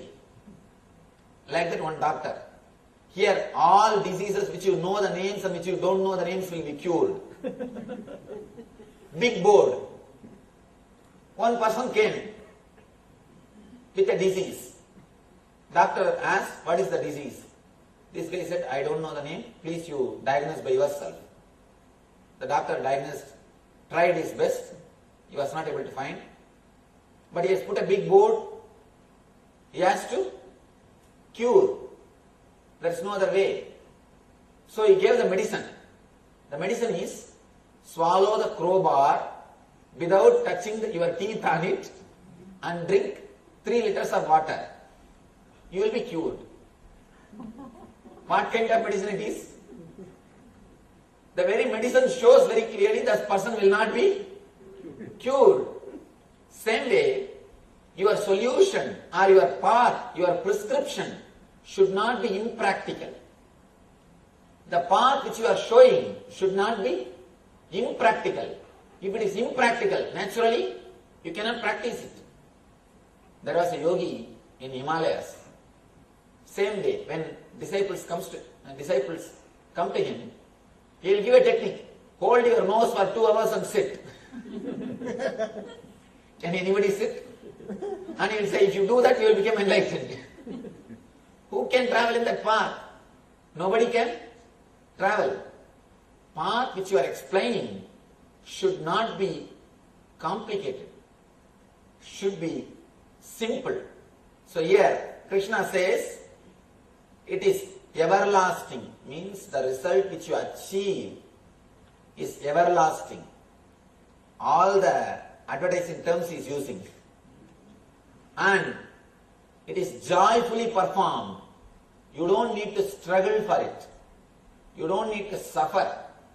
It is a deepest secret. All you need to understand is just realize the secret. Understand the secret. Why it is secret? Why it is secret? First thing we should analyze. If it is going to be so much of help, if it is going to be such an important thing, why should it be kept as a secret? Why not let the whole world use it? Please be very clear. The ultimate knowledge is not for mass. Mass always gets stuck with the small things. The same thing. If you run a cinema theater here, how much a crowd will be here?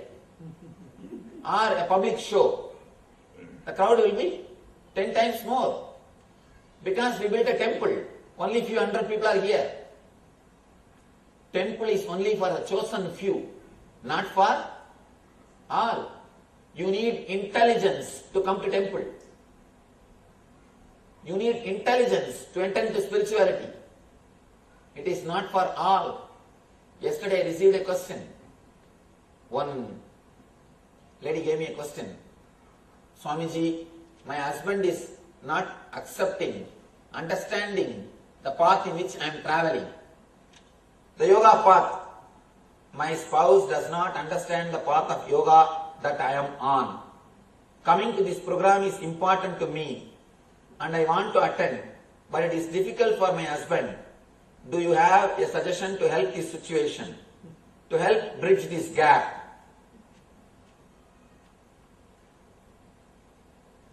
How to make husband or wife spiritual? How to convert them to spirituality? To tell you honestly, if I know the secret, why do you think I will become a Swami?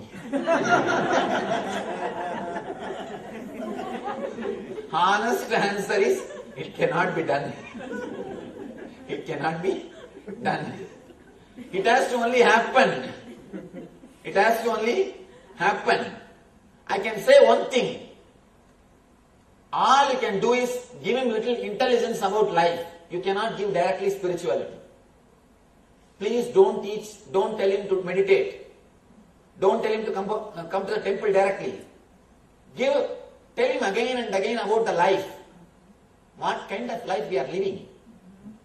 What are we doing? Why don't you start thinking about the life? Again and again we are caught in the same rut. All we can do is give little intelligence about life, that's all. Nothing else can be done. Only by intelligence any man can come to spirituality. That is why this is preserved as a secret. If this intelligence, spiritual intelligence is given to all, without bothering about the qualification of a receiver, that person who receives, he will harm himself and harm others. First thing, he will harm himself if he is not understood completely. For example, the same word, you are God. If it is told for a criminal, what he will do? I am God, then let me do whatever I want. I don't have to bother. He will misuse the knowledge. He will not use it, he will abuse it. A person who really experiences his God, he will radiate compassion. He will radiate simplicity. He will radiate innocence. The divine qualities will start expressing through him. He can never hurt anybody. You can see a beautiful innocent child in him, a simplicity in him. He can never hurt anybody. He can never harm anybody.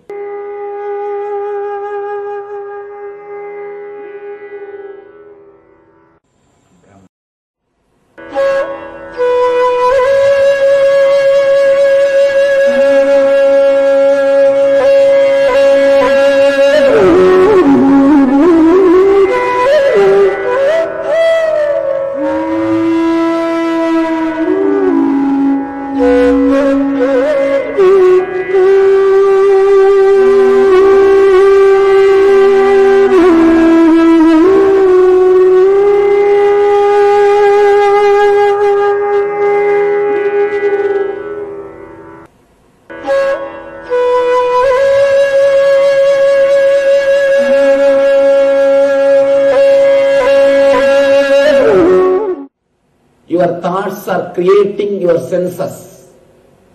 Your mind creates your senses. Don't think you are living with what you have. You create what you want to have. You are not living with what you have. You are creating what you want to have. Your thoughts are so powerful. Your mind is so powerful. it can change the whole body. It can just change the whole body. For example, one thought just now, try to think a person who creates disturbance in you or your enemy. Person who took money from you, not giving back. A person who gave you money and asking it back. Just remember that person. Immediately you can see the change happening inside your system. The whole chemistry is changing. Blood is boiling.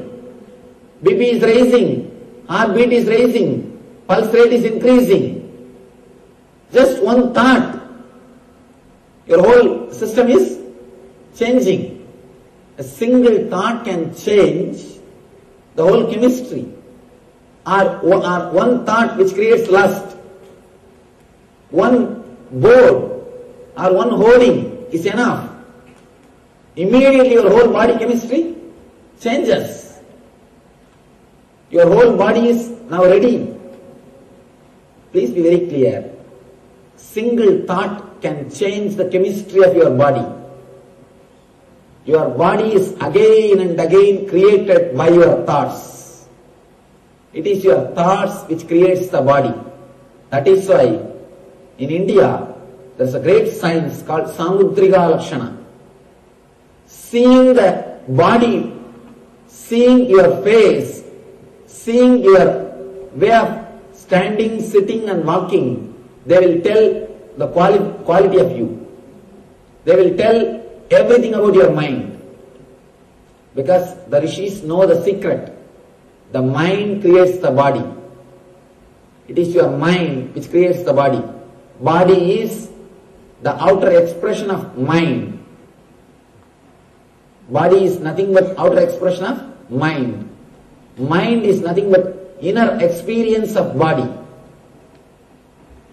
So if your mind changes, your whole body can be changed. Your whole system can be changed. Your whole senses will be changed. A man whose mind is controlled, whose mind is clearly reprogrammed according to the spiritual ideas.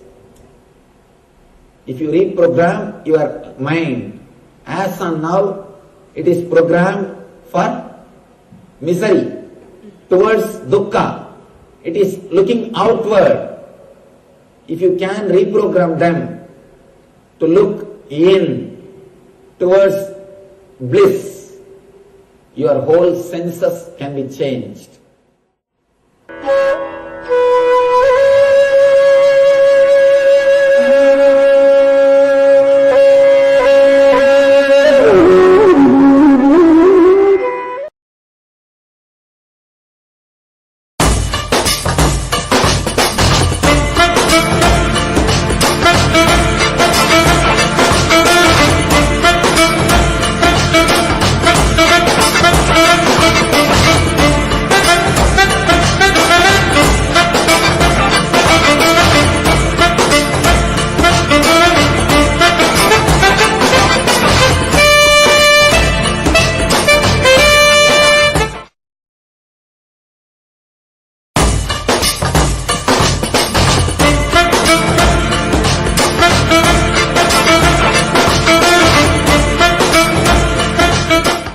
Somebody asked me, Swamiji, what do you mean by the word you achieved enlightenment? See, enlightenment doesn't mean that you became extraordinary or you became something like a superhuman or you became somewhere superlative. No. By enlightenment, you achieve one thing, a deep, homely feeling. Deeply rooted, centered in your being. You will feel a deep relaxation. You have come home. You are in your space. There is no other supernatural powers or there is no other supernatural things associated with enlightenment. Having some supernatural power is no way related to enlightenment. Please understand. Some powers may express through enlightened person, that is different. But the powers are not criteria. Just doing some magic or a miracle is no way related to enlightenment. So magic or supernatural things are not the real criteria of enlightenment. Enlightenment is a deep feeling or deep settledness or a total relaxation which happens inside your being. When you know your being, when you feel in tune with your being, or when you experience your energy, you achieve the state of enlightenment. Let me tell you an incident which happened in my life. At the age of 10, I was taken to a great master, Annamalai Swamigal. He was there in my native place, Thiruvannamalai. As a small boy, I was taken to him. Usually, in India, the parents, they force the kids and take them to these Swamis and all these temples. I was also taken by force. He was talking to a group of Westerners. He was talking that we are not body, we are not disturbed, we will not have any pain or suffering, we are beyond pains, we are beyond suffering, all these high, great Vedantic ideas. He was talking. When I heard the first thing, I felt surprised. I was surprised. How can this be true? When my mom beats, I feel the pain. Of course, in India, kids will be beaten by parents. When my mother beats me, I feel the pain. When my teacher fires me, I feel the suffering. How can he say this statement? I went to the house and I wanted to experiment, test what he said. I took a knife and tried to cut myself. I cut my thigh to see whether I have pain or not. Of course, I had pain. I was taken to the doctor. They put the stitching and first aid, everything. They have done everything. After a few days, I went to the Swami again. I asked him, what is this? What did you teach? I went and cut myself. Why did you say all these things that we don't have pain and we don't have suffering? I went and tested it on myself. That Swami made a beautiful statement. Don't worry, my son. Do the small meditation technique. When time comes, you will understand what I said. Now you may not have understood. But when time comes, you will understand, realize what I said. Do this meditation. He taught me a simple technique of searching the source of your thoughts.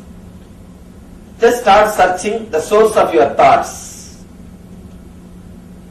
So I said, all right, now you are teaching me the meditation, it's okay.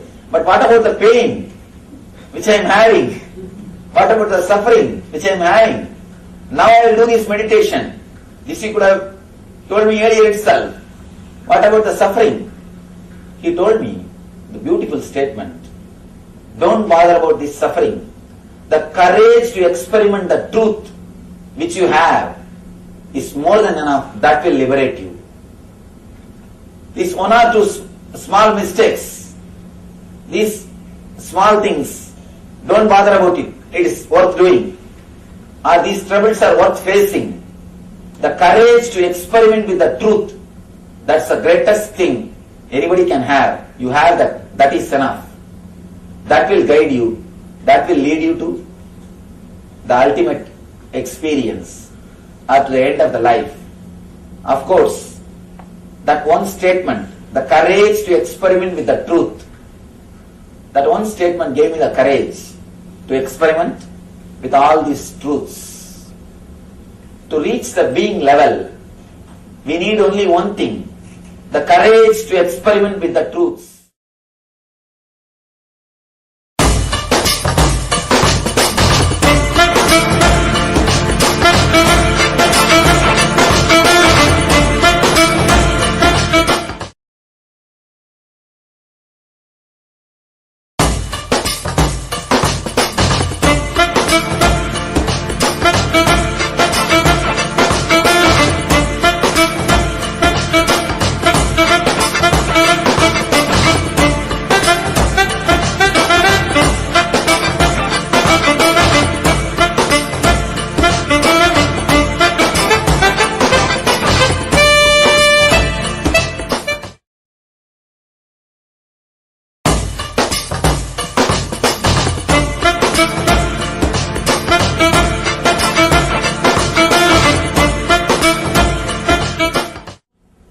seen hundreds of people coming and telling me, Swamiji, I have everything which a man can ask.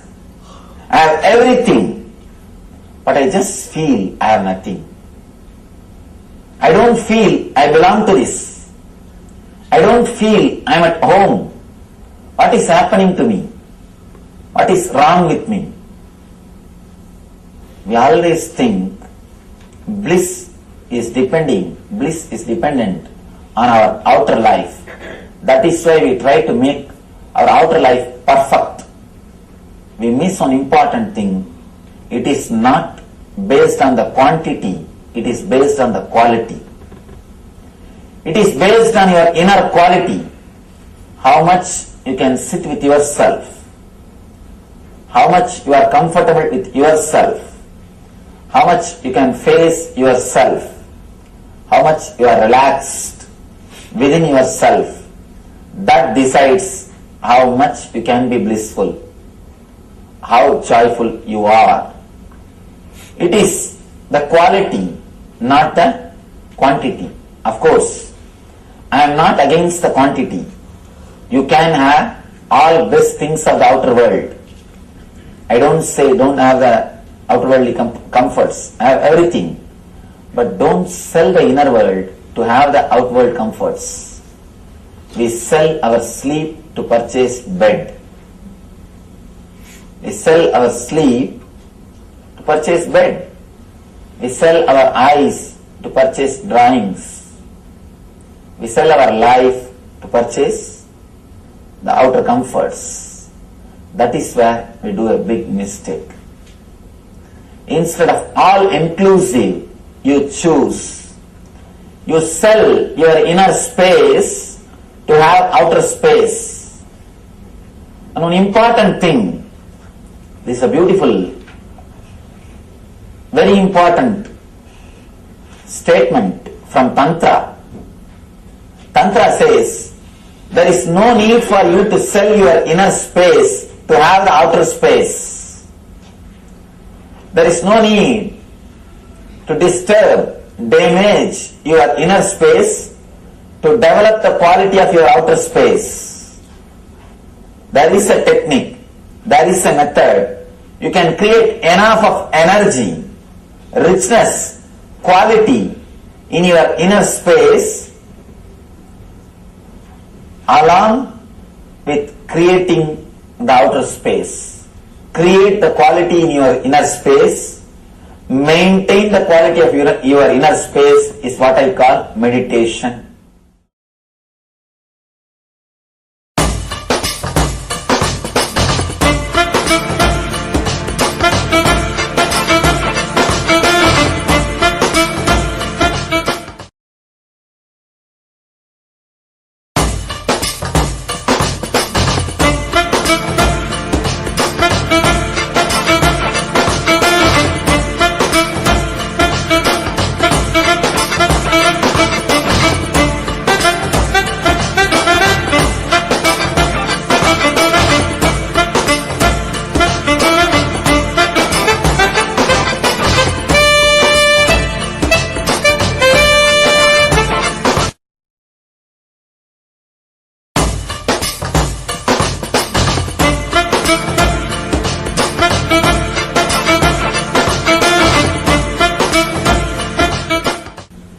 People continuously they acquire. When you are sitting in an ordinary car, you think of SUV. When you are in SUV, you think of Mercedes. When you are in Mercedes, you think of Rolls Royce. By the time you get the Rolls Royce, you think of helicopter. Something continuously you are postponing. Continuously we run behind having, but not living. But not enjoying. The persons who are centered in the level of I, they are centered in the level of doing, just for the sake of ego. The persons who are centered on having, they are centered in the level of mind. I and mine. I is continuously doing, mine is continuously having. Continuously you try to expand your boundary. Continuously we try to change the outside things. Continuously we wanted to expand our boundary. I have seen people, if they have 5 acres, they will be standing near the boundary and try to expand the boundary little more. Suddenly, by fortune, someday if their boundaries, if they are given 500 acres, again they will be standing near the fence and try to push the boundary just few inches, just 3-4 feet. Whether it is 5 acre or 500 acre, these people are going to stay only near boundary. They are bound to be near boundary. They can't stay inside the home happily. Continuously pushing the boundary. Continuously trying to expand the boundary. These kind of personalities are based on having. They will feel happy. They will feel secure. They will feel relaxed only when they continuously possess more and more and more things. Deep feeling of insecurity, the fear, is what makes you to have more greed and continuously trying to possess things. Continuously possessing things is nothing but deep insecurity feeling. If you penetrate your being little deeply, we can understand it is nothing but feeling deeply insecure. All our possessions, the idea of possessing continuously more and more things is just because of fear, just because of feeling of insecurity. We think, let this be with us, let this be with us. You feel your boundary is more. You feel if you have more things, you will not be taken away from this world. We usually feel if we have more friends, more relatives, more things around us, we feel we are secure. We will not be taken away. There is a beautiful sloka in Mahabharata. Dharmaraja is a hero of the Mahabharata. He was questioned by a demigod. Beautiful question. Kimascharyam itaparam. What is the great surprise in the planet Earth, in this universe? What's the greatest surprise which you are seeing in the universe? Dharma beautifully answers. Aganyagani bhutani gacchantiha yamamandiram seshastiramischandi kimascharyam itaparam. The running translation goes, every day we are seeing so many beings reaching the abode of Yama. Aganyagani bhutani gacchantiha yamamandiram.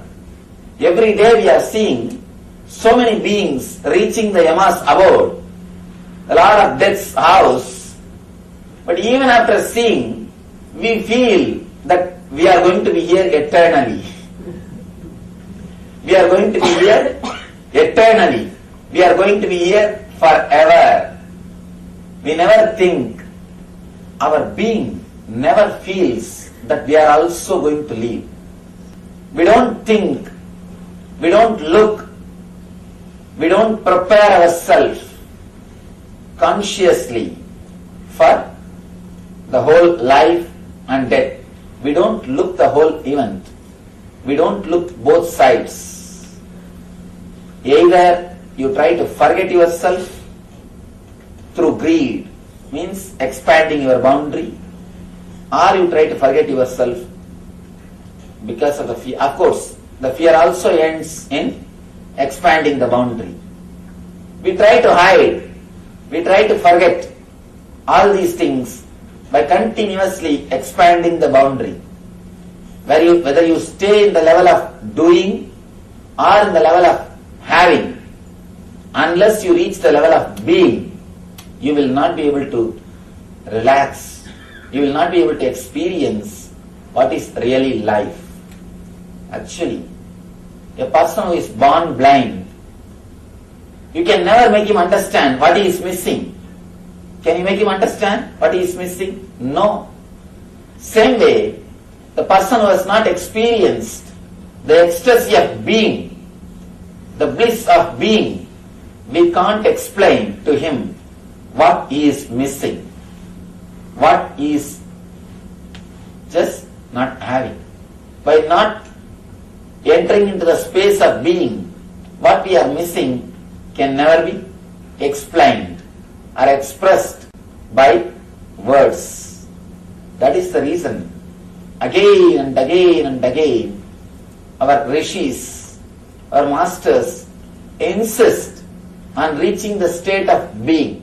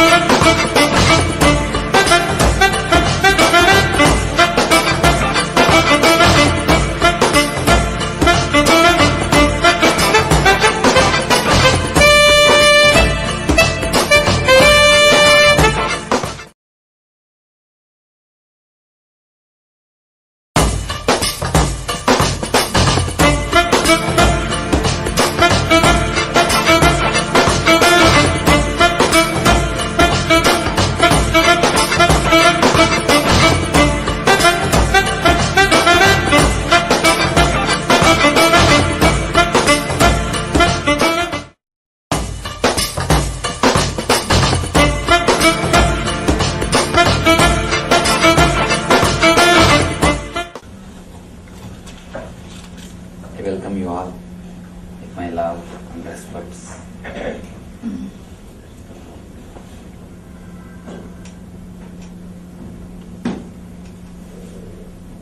Today's subject is yoga for being, spirit. Now, yoga for spirit, being.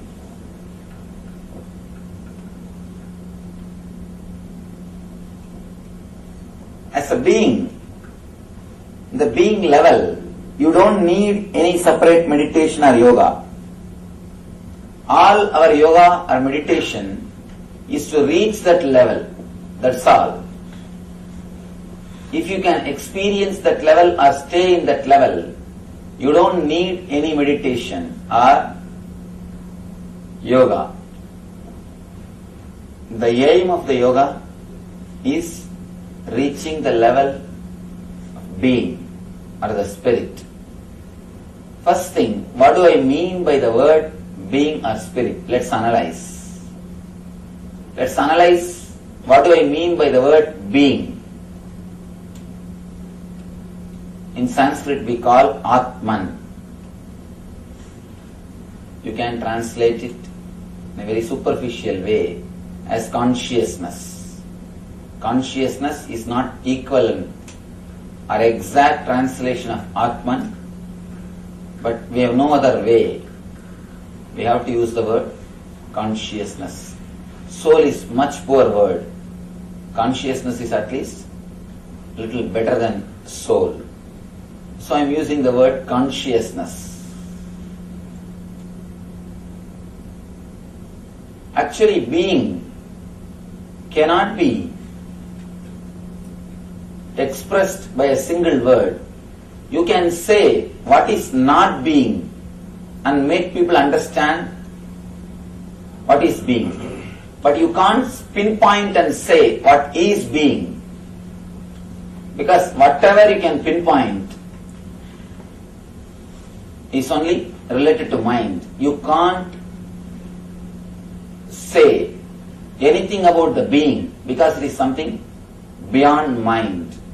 It is something above your intellect, above your, it is something beyond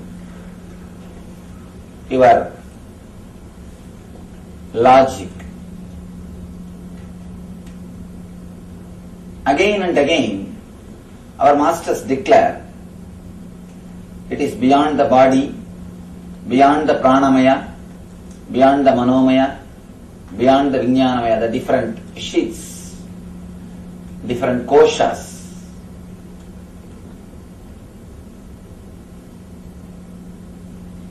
You have 5 bodies. according to our Upanishads, are the 5 parts of your being. First thing, physical body, which you are having, made out of flesh and bones, you know. Next thing, the pranic body, all the prana movement which is happening inside your system. Inhaling, exhaling, all the other prana movements in your system. Third thing, your inner chattering, that is called manomaya. Fourth thing, the deep sleep state, what they call vijnanamaya, which you experience at the time of deep sleep. Fifth thing, anandamaya, of course, which you experience very rarely when your mind is totally in peace, when your mind is totally in silence. It is very rare people experience this anandamaya kosha. It's like if you are continuously asking for something, for example a sweet, particular sweet, continuously you are thinking about it. You want to have it. You are working for it. Suddenly one day you get that sweet. When you put that in your mouth, the restlessness which you had for that sweet, or continuous thinking which you had for that sweet, it disappears, it comes down. Your mind becomes a little calm for a few moments. That few moments you experience Anandamaya Kosha. You experience the joy which is from your being. But unfortunately, your mind starts thinking that joy is from the sweet. Then you start running behind it. You think if you create a same situation or a same atmosphere, you will be able to experience the same joy. If that is the case, continuously the sweet must give you the same joy. But it is not giving. 4 sweets, okay. 5th, it's all right.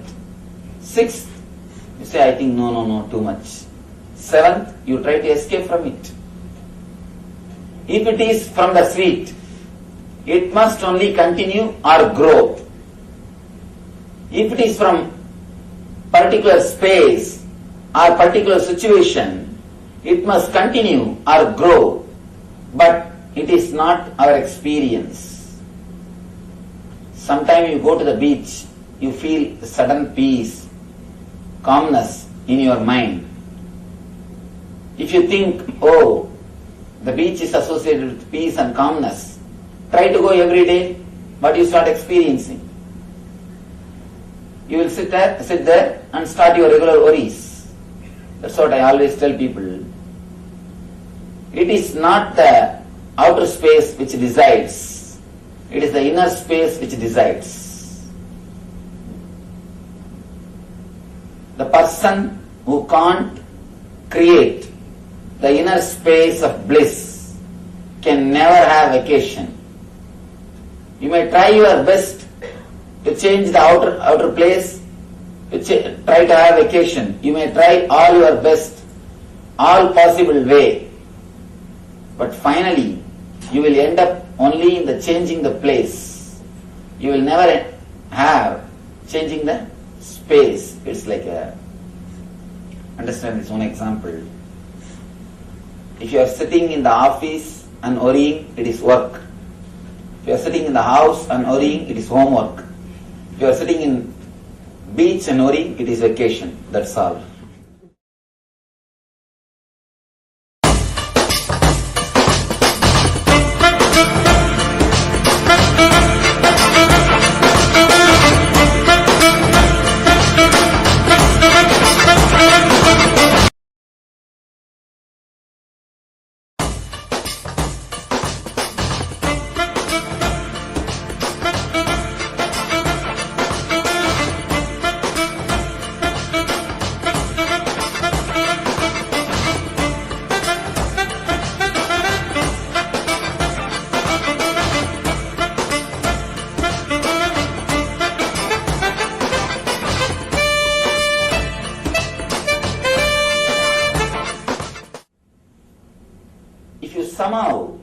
learn the technique or manage to tune yourself with your being and open the Anandamaya Kosha, the bliss space, continuously you will be able to stay in that space.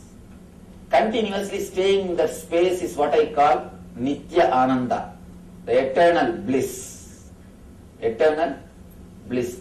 That is what I call the state of being. You exist in three levels: being, having and doing. Some people exist only in the level of doing, workaholics. They can't relax. The moment they relax from the work, they feel that they are not needed. Even if they don't get money, they will not be able to relax from that work. Many people I have seen, they take up some social service just because they can't keep quiet. Please understand, if you take up social service or serving others just because you can't keep quiet, you will only damage the society than helping. You will be only creating more misery.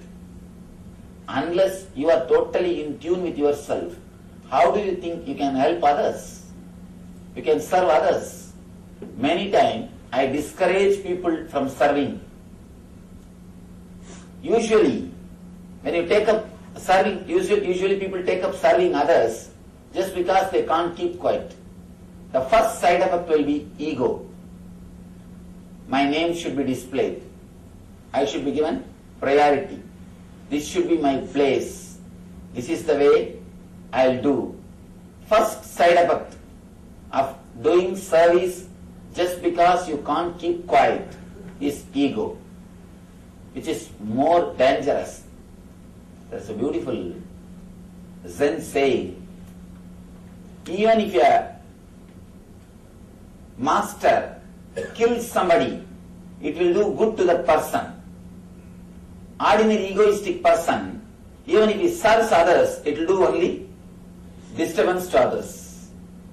It is the quality of your being which decides whether you are going to do good or bad to the society, to the humanity. If you take up any service just because you can't keep quiet, just because of your workaholic attitude, be very clear, neither you will be peaceful nor others will be peaceful.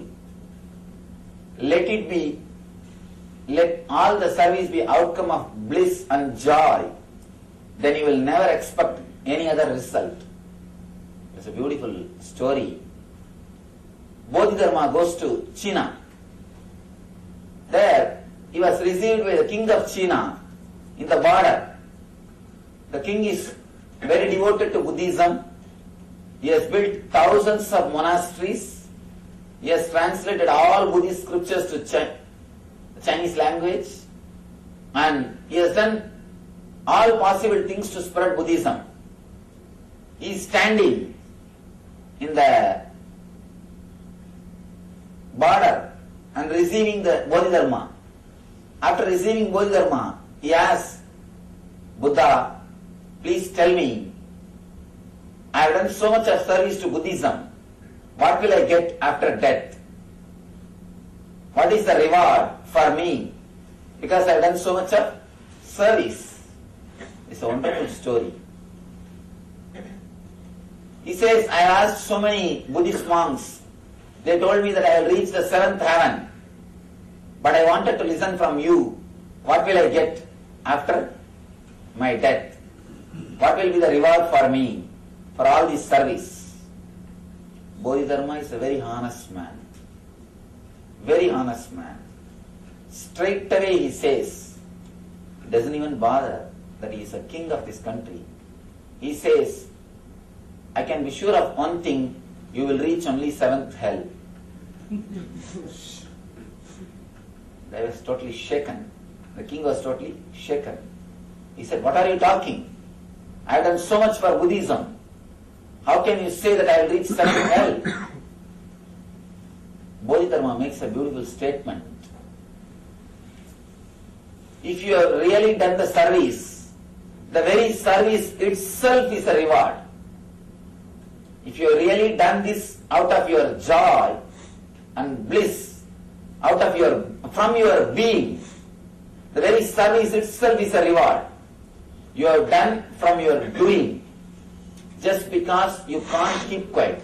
Your whole personality is centered on doing. Our personalities will be centered in 3 levels. Either it will be centered in being level, or having level, or doing level. Person who is centered in doing level, he is in hell.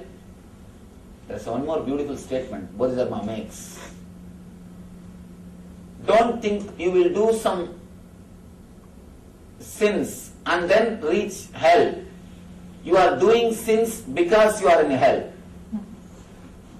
You will never hurt others. You will never be violent with others if you are happy, peaceful within yourself. You will do sinful acts, you will do wrong things because you are in hell. Very doing wrong things shows that we are in hell. Very doing right things shows that we are in heaven. Don't think you will do some sinful acts then go to hell. You are in hell, because of that you do sinful acts. Don't think you will do some good things and then reach heaven. No. You do good things because you are in heaven. The very mood with which you do the activities, that is heaven or hell. Heaven or hell is not geographical, it is psychological.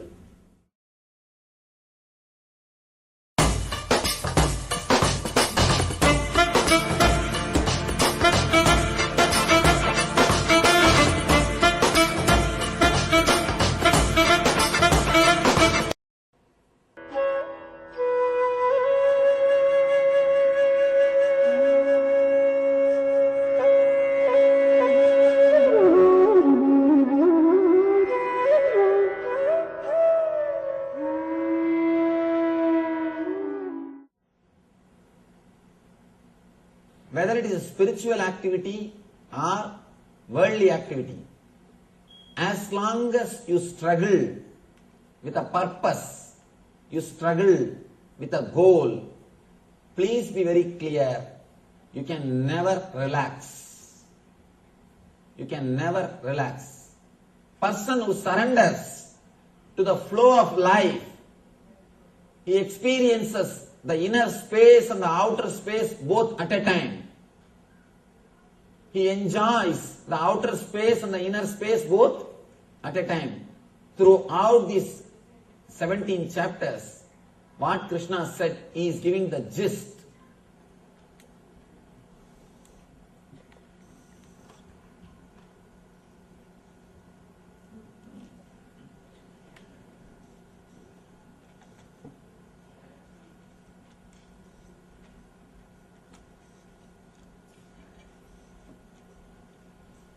This is material life. This is spiritual life.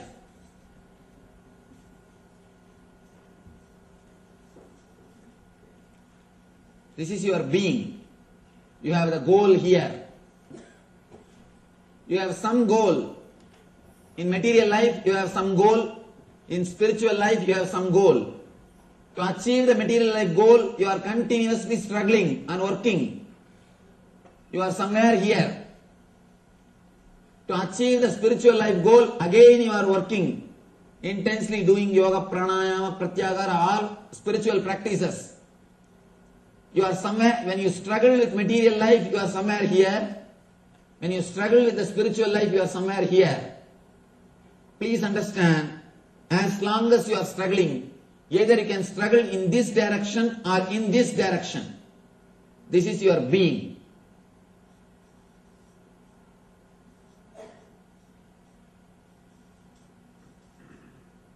This is your being. As long as you struggle for the material life, you will be avoiding the spiritual life and struggling. As long as you struggle for spiritual life, you will be avoiding the material life and you will be struggling. Both are struggles. You choose either material or spiritual, either horizontal or vertical. Krishna says, relax from both. You may think, what is this? What funny instruction he is giving? If I relax from both, I will lose both.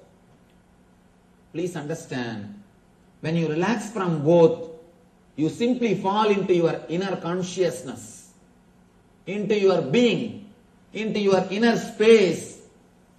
And this space, your inner space, when you experience your inner consciousness, suddenly you realize you can explode in all directions. You don't have to choose between horizontal line and vertical line. You can travel in both the lines at a time. Not only that, you can explode in all directions. But the big difficulty is you need to surrender at least to your own being. You don't need to surrender to somebody else. To whom you surrender is not important. Just relax into your being. Just relax into your inner space. Just relax into your consciousness. Just surrender to your own inner space. Stop the struggle in the material world or in the spiritual world. In the material world, mind, the properties are the goal. You have some goal to achieve. So you are struggling towards that goal. Same way in the spiritual world. Please understand, spiritual world also by and by we fix the goal. Enlightenment or some goal. And we try to run towards that goal. According to me, the spiritual goal creates more ego than material goal. At least with material goal, you will understand at some point you cannot achieve and it is too tiring. But with the spiritual goal, you don't even understand what you are doing. Both the goals are taking away your being from your being. When you surrender and relax into your being, suddenly you realize you are not mind or body to choose between horizontal or vertical line. Please understand, as long as you believe you are mind, you will be forced to choose between horizontal or vertical line. Mind always chooses. You will be in dilemma. Mind and dilemma are one and the same. One more thing, the moment you come out of dilemma, mind cannot exist. Mind can exist as long as you have dilemmas. As long as you have confusions, mind can exist. Just tell me, have you seen your mind existing even for a single moment without dilemma? Mind never exists without dilemma. It continues to exist in the dilemma, whether this is right or that is right. When you choose, whatever you choose, at some one day, you will be thinking or bothering about your choice. Mind exists only with dilemmas. It is dilemma which is the base for your whole mind.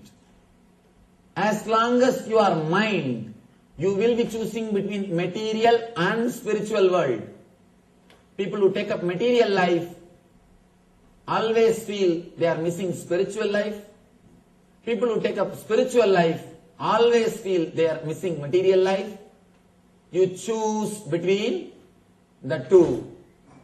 Here, first time Krishna is giving ultimate technique for quantum spirituality. He is the first quantum scientist in the inner world. In the inner world. He gives a technique for quantum spirituality. He says, relax and surrender. Suddenly, you will experience the intensity of your consciousness. You will understand you don't have to choose between horizontal line and vertical line. You can explode in all the 360 degree.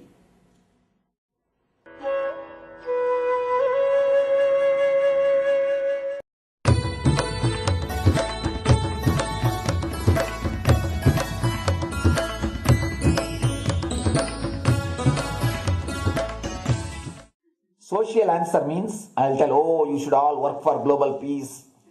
You should all work for turning the world. You should work for revolution. You should work for all these, that things. You should vote only the party which says that it will stop the war and all these things. This is the social answer. Nonsense. If you want the honest answer, I tell you, simply transform yourself. You can't do anything. If at all you can do, you would have done it. Be honest. If you can do, you would have done it. You are raising this question because you are not able to do. Am I right? So let us be very clear. Let us be honest. We are not able to do socially. That's the truth. That's the reason you are sitting here and raising the question. I tell you, understand few important things. There are a lot more attached to this question. There are many things which is attached to this question. We always feel the present is the world is totally spoiled. It is not going according to the rules or how it is supposed to be. It was wonderful once upon a time. In ancient time, things were going properly. Everything was well and great. And I tell you, 10,000 years ago, they found some writings on stone in Harappa Mohenjo-daro culture. Some stone writings have been discovered. The other day I read a beautiful book about that stone writings. That writings, it says, oh, nowadays the society is not as it should be. So much of war. There is no peace. In the early times, there was so much of peace. Society was really great. Things were as it should be. And it almost looks like a today newspaper editorial. 10,000 years ago, the same thing carved on a stone. Then understand, there was no such time as only good prevailed. It is just a fantasy. Hinduism, they call it Satya Yuga, the age of truth. There was a time only truth prevailed. And every religion, Christianity, they say the Garden of Adam and Eve. There was a time everything was wonderful. Every religion has got the fantasy. The past was great. There was golden past. Always the idea of golden past exists only in the past. The more you go back, again you say the past was great. And I tell you one thing, it is a wonderful way of postponing accepting the reality. Otherwise, I can be sure the world was same as it is today. Whether it is 5,000 years ago or 10,000 years ago. Maybe one thing, there was no CNN channel that time. So the news did not reach you so quickly. That's all. The news did not reach you so quickly. That may be the only difference. But otherwise, I can be sure the good and the bad was equal. Good and the bad was equal. The same amount of wars were there. All the other things were there. If you read the Puranas, the mythological stories of India, you see enough of things. Enough of dirty things.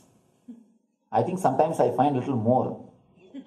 And if you read completely the Puranas or the Hindu scriptures, there are a lot of things much worse than modern day. The criminal activities or bad things or negative things, whatever you say, all this stuff. And never think only present day is corrupted or violent. In the ancient days also, all these things were there. Only one thing was not there, CNN news or the internet. So the news did not reach you. But otherwise I can tell you, enough the good and bad was there. It always will exist. It will exist. All you can do is, if you awaken yourself, if you reach the enlightenment state, you can go beyond it. And I tell you, enlightenment is the only service you can do to the society. Just become enlightened so that you will reduce the negativity. Now, as of now, you are also the part of negative group. Naturally, we will be a negative group.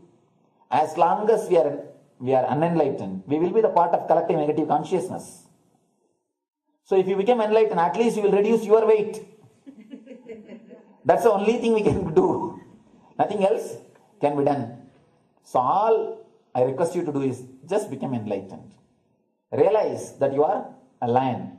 That's the only way to help yourself and the society. Otherwise, all revolutions, you see, all revolution again end up as one more tradition. In last 2000 years, 3000 wars have happened in the humanity. In 2000 years, 3000 wars. Human beings have not done anything except doing wars, except fighting. Everybody claims he wants to do revolution. He wants to spread peace. You see, every country claims their army is a defensive army. Then who is offending? Tell me. Every country says defensive army. Then who is offending? These are all just, games. The idea of peace is a pure game. Everybody wants to spread the peace according to them, not according to the other person. They want peace according to them. The other day I was in one interreligious gathering. One guy is preaching, let all of you convert to my religion so that we will not have fight. He wants peace the way in which he wanted, not the way in which. And there's a beautiful saying, the sword of Muhammad, it is written, peace alone should survive. Something like that. He has written some statement about the peace on the sword. We all take sword to spread the peace. So no revolution is going to help. Because in the last 2000 years, 3000 revolutions have happened. But still world is same. I think much worse. So no revolution is going to help. Only individual evolution is going to help. So be very clear. Instead of working in the outer world, start working in the inner world. That will help you and society some way.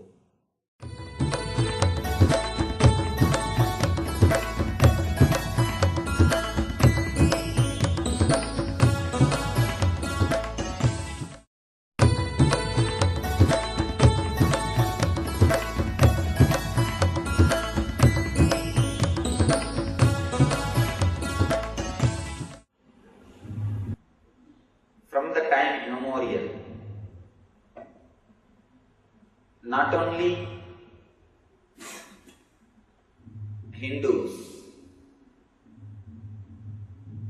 not only the people who belong to the Rishi culture, all over the world, in all traditions, creating a space for divine has become part of our life. Not only in the Hindu tradition, any religion, any master, any group, first thing they do is creating a space for divine. Not only human beings, even animals, when they live together, some of the beautiful researches that nowadays they videograph, some of these beautiful researchers, they say even animals don't use a particular area for their eating or for their regular life. Particular area they allot only for rest. They don't use that space for anything else. All they do is only resting. Of course, they don't know anything called worship or prayer. That's the reason they use only for rest. If they know, they would have used for it. We don't know.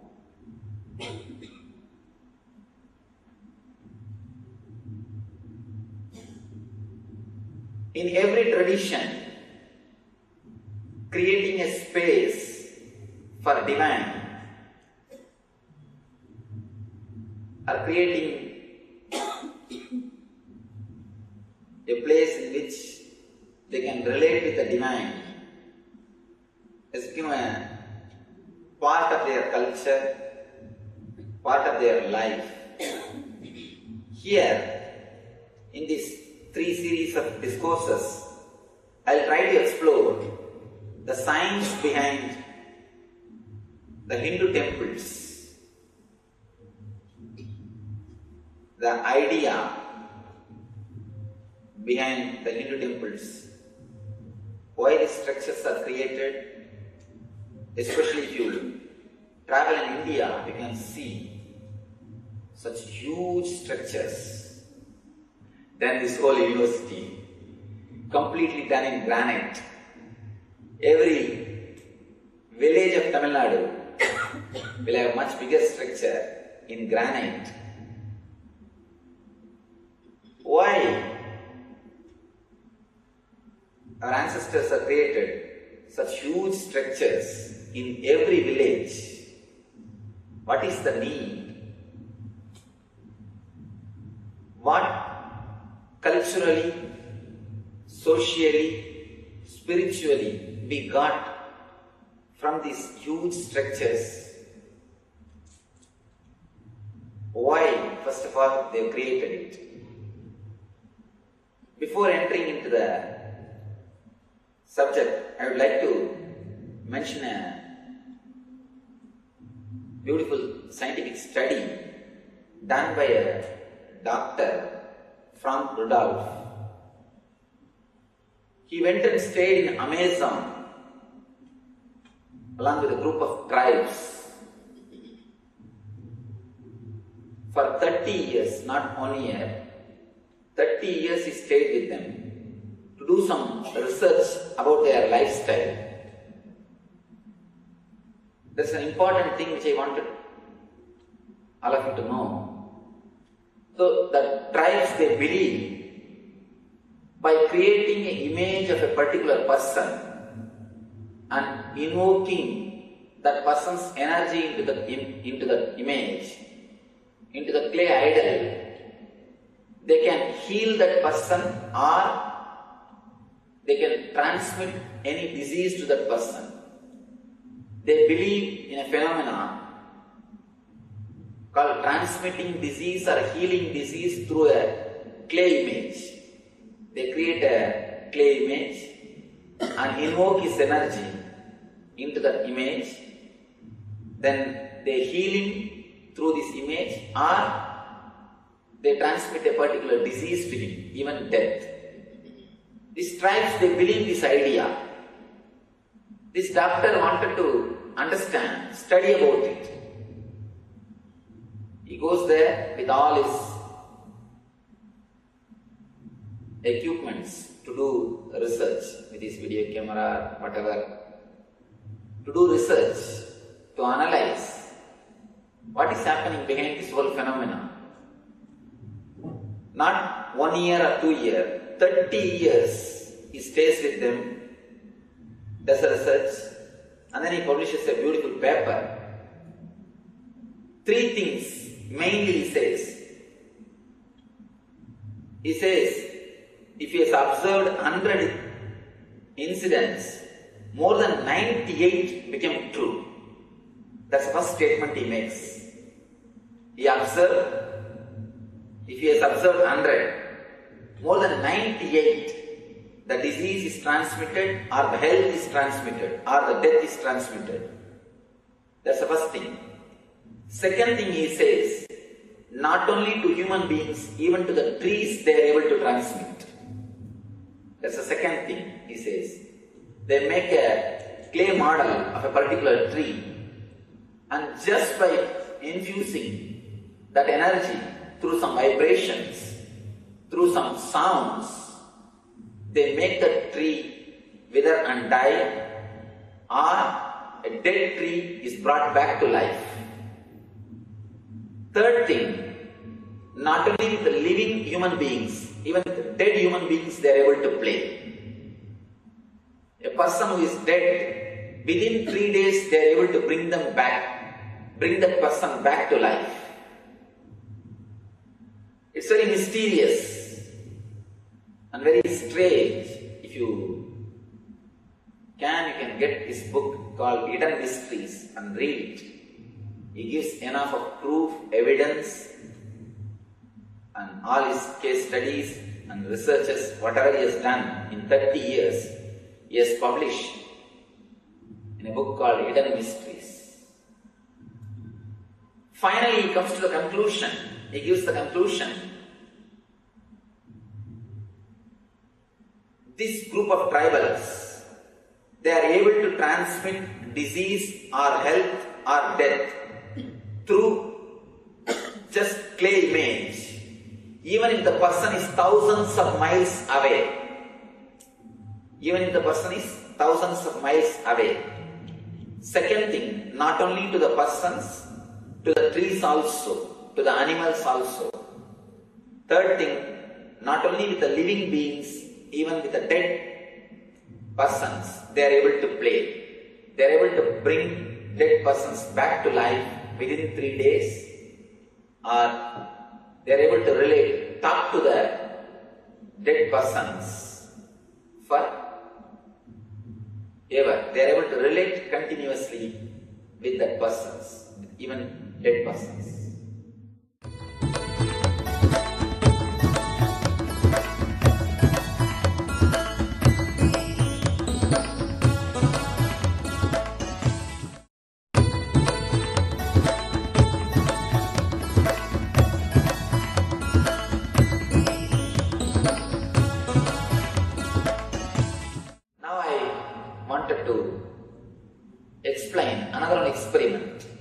It's a beautiful experiment done by a Japanese doctor.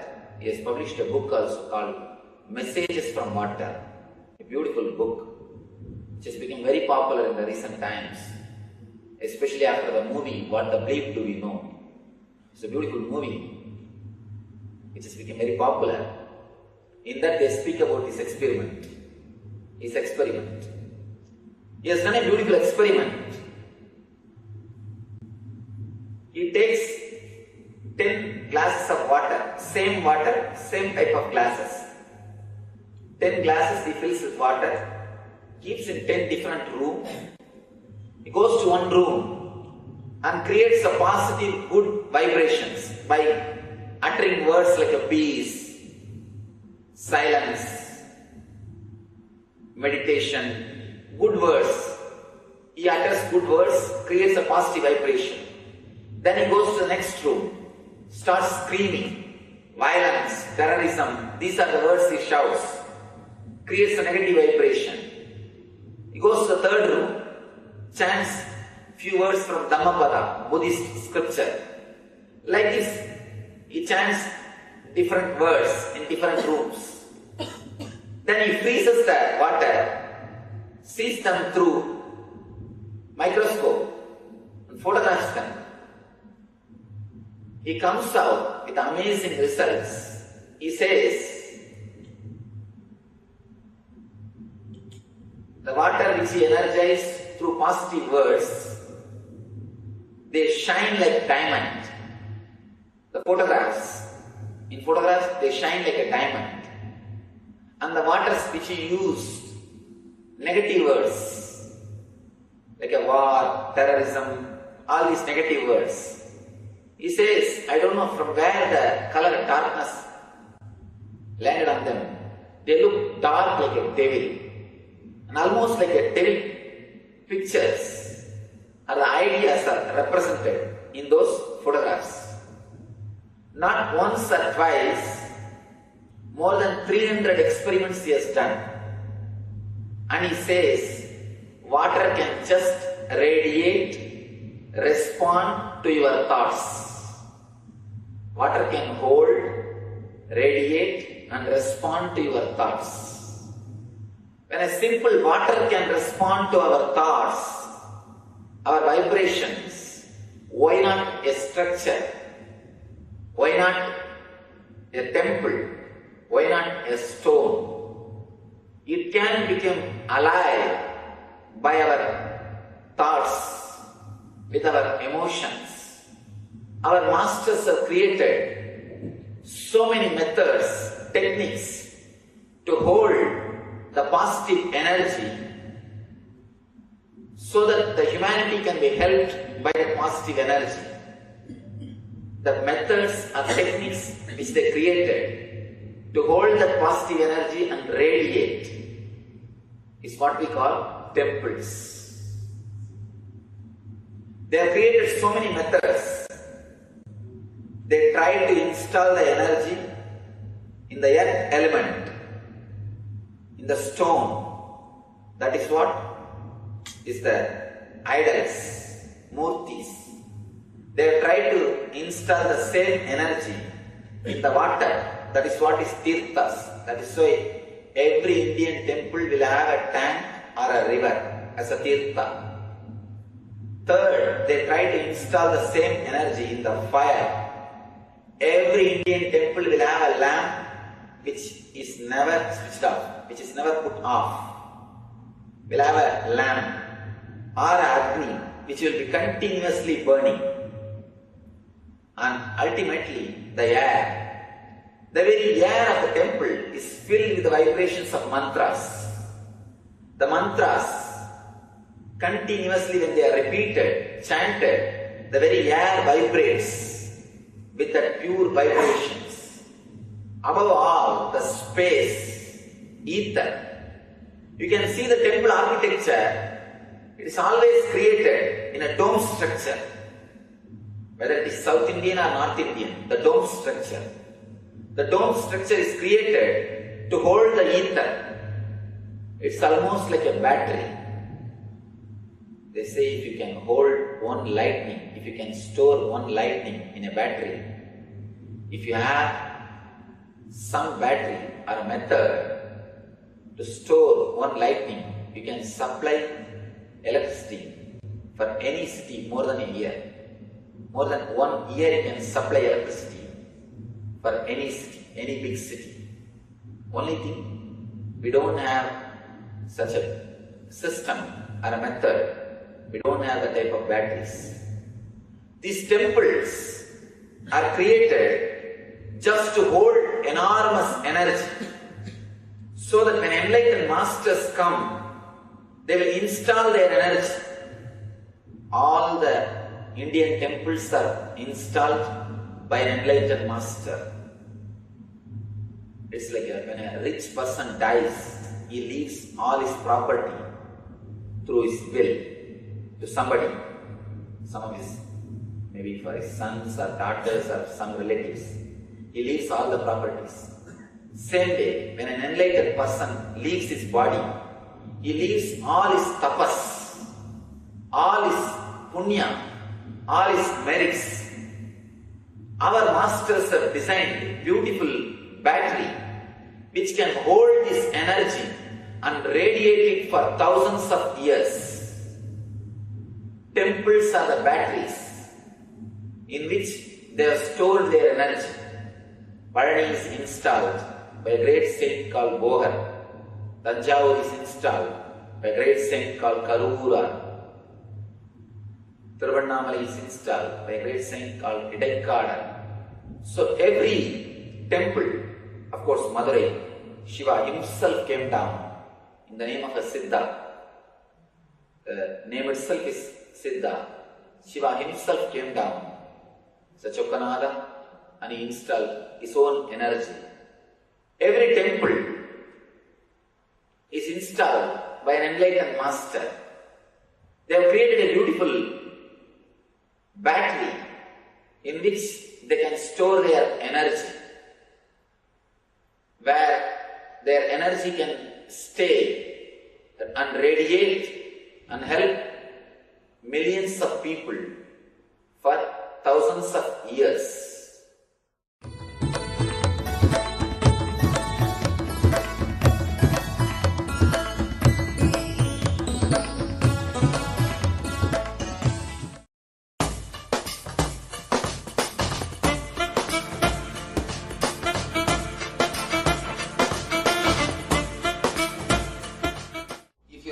Chattering is honestly what you experienced.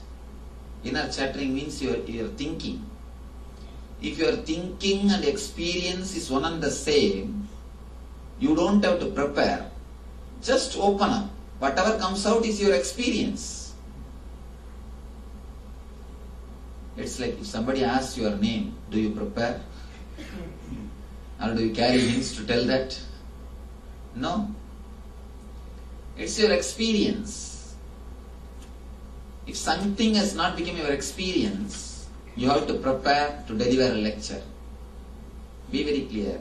If you are preparing to deliver a lecture, or if you are afraid of public speaking, be very clear, you are filled with lies. Why do you think we are afraid of public speaking? We are afraid that we may speak what we are thinking. Nothing else. All our fear is, we may just spell out what is going on inside. Without our knowledge, we may just spell out what is going on inside. The only difficulty is, we know so much of garbage is going on inside. Dirt is there inside. Suddenly something may erupt out. Suddenly something may come out. That is why first you need to prepare what you should say. Then you should prepare how you should say. Then you should see that you don't say something else. Then you should be very clear, you remember one by one all the points, next. Otherwise, if you don't remember some one point, you may start talking on your own, which is going to be the truth of what you are thinking. So all our preparation is just to hide what we are thinking. Be very clear, if you are a speaker and you are preparing for your speeches, be very sure what you are speaking is a pure lie. It has not become your experience. It is not become a truth of your being. It has not got internalized in your being. It is just memorized and vomited. What do you think? We prepare so many courteous words. Again and again we say, nice to see you. It is so nice to be around you. It is so nice to spend time with you. Just after that you will say, can I move? It is time. Even though I wanted to spend some time with you, I have some urgent work. You know what you are thinking. A small story. One teacher was walking in the corridor of a school. Students were all greeting her. She simply nodded her head and started telling under her breath, same to you, same to you. One of her colleagues asked,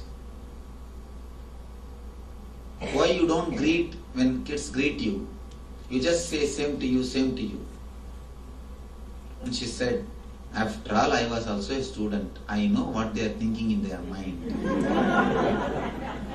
What they are thinking in their mind. So whenever you greet, just be aware, underneath your greeting, what is the thoughts going on? What's your thoughts? Just be little aware. How many times you have to edit when you speak? And I tell you, if you are established in only one thing, truth, your inner chattering will disappear. Your inner chattering will disappear. Your thinking will disappear. If you are established just in one thing called truth, if you are completely truthful, you don't have to think and speak. Whenever it is necessary, you can just speak and relax. Why do you continuously think? Not only for lectures or discourses or public speech, even when you go to meet your friend, in the car you will be sitting and thinking. Even when you go to meet your friend, what do? In the car itself you do the rehearsal of the whole show. Now you know what to start, how to start, what to speak. If she asks this question, what to answer. if you ask this question, what to reply and how to take the conversation. You do a complete rehearsal. Practically you do complete rehearsal. When you go there, if he starts talking some other subject, you are lost. You make whole thing mess. That is different. Even to talk to your friend, see, if you have to prepare to talk to your boss, we can understand. It is your profession. You have to be courteous, otherwise you will lose your job. You will lose your job. You will lose your basic needs. That is at least basic need. Forget about it. But we have become so corrupted, even to talk to our friends, even to relate with our family people, continuously we prepare our dialogues. If you are preparing continuously, be very clear, whatever you are saying is lie.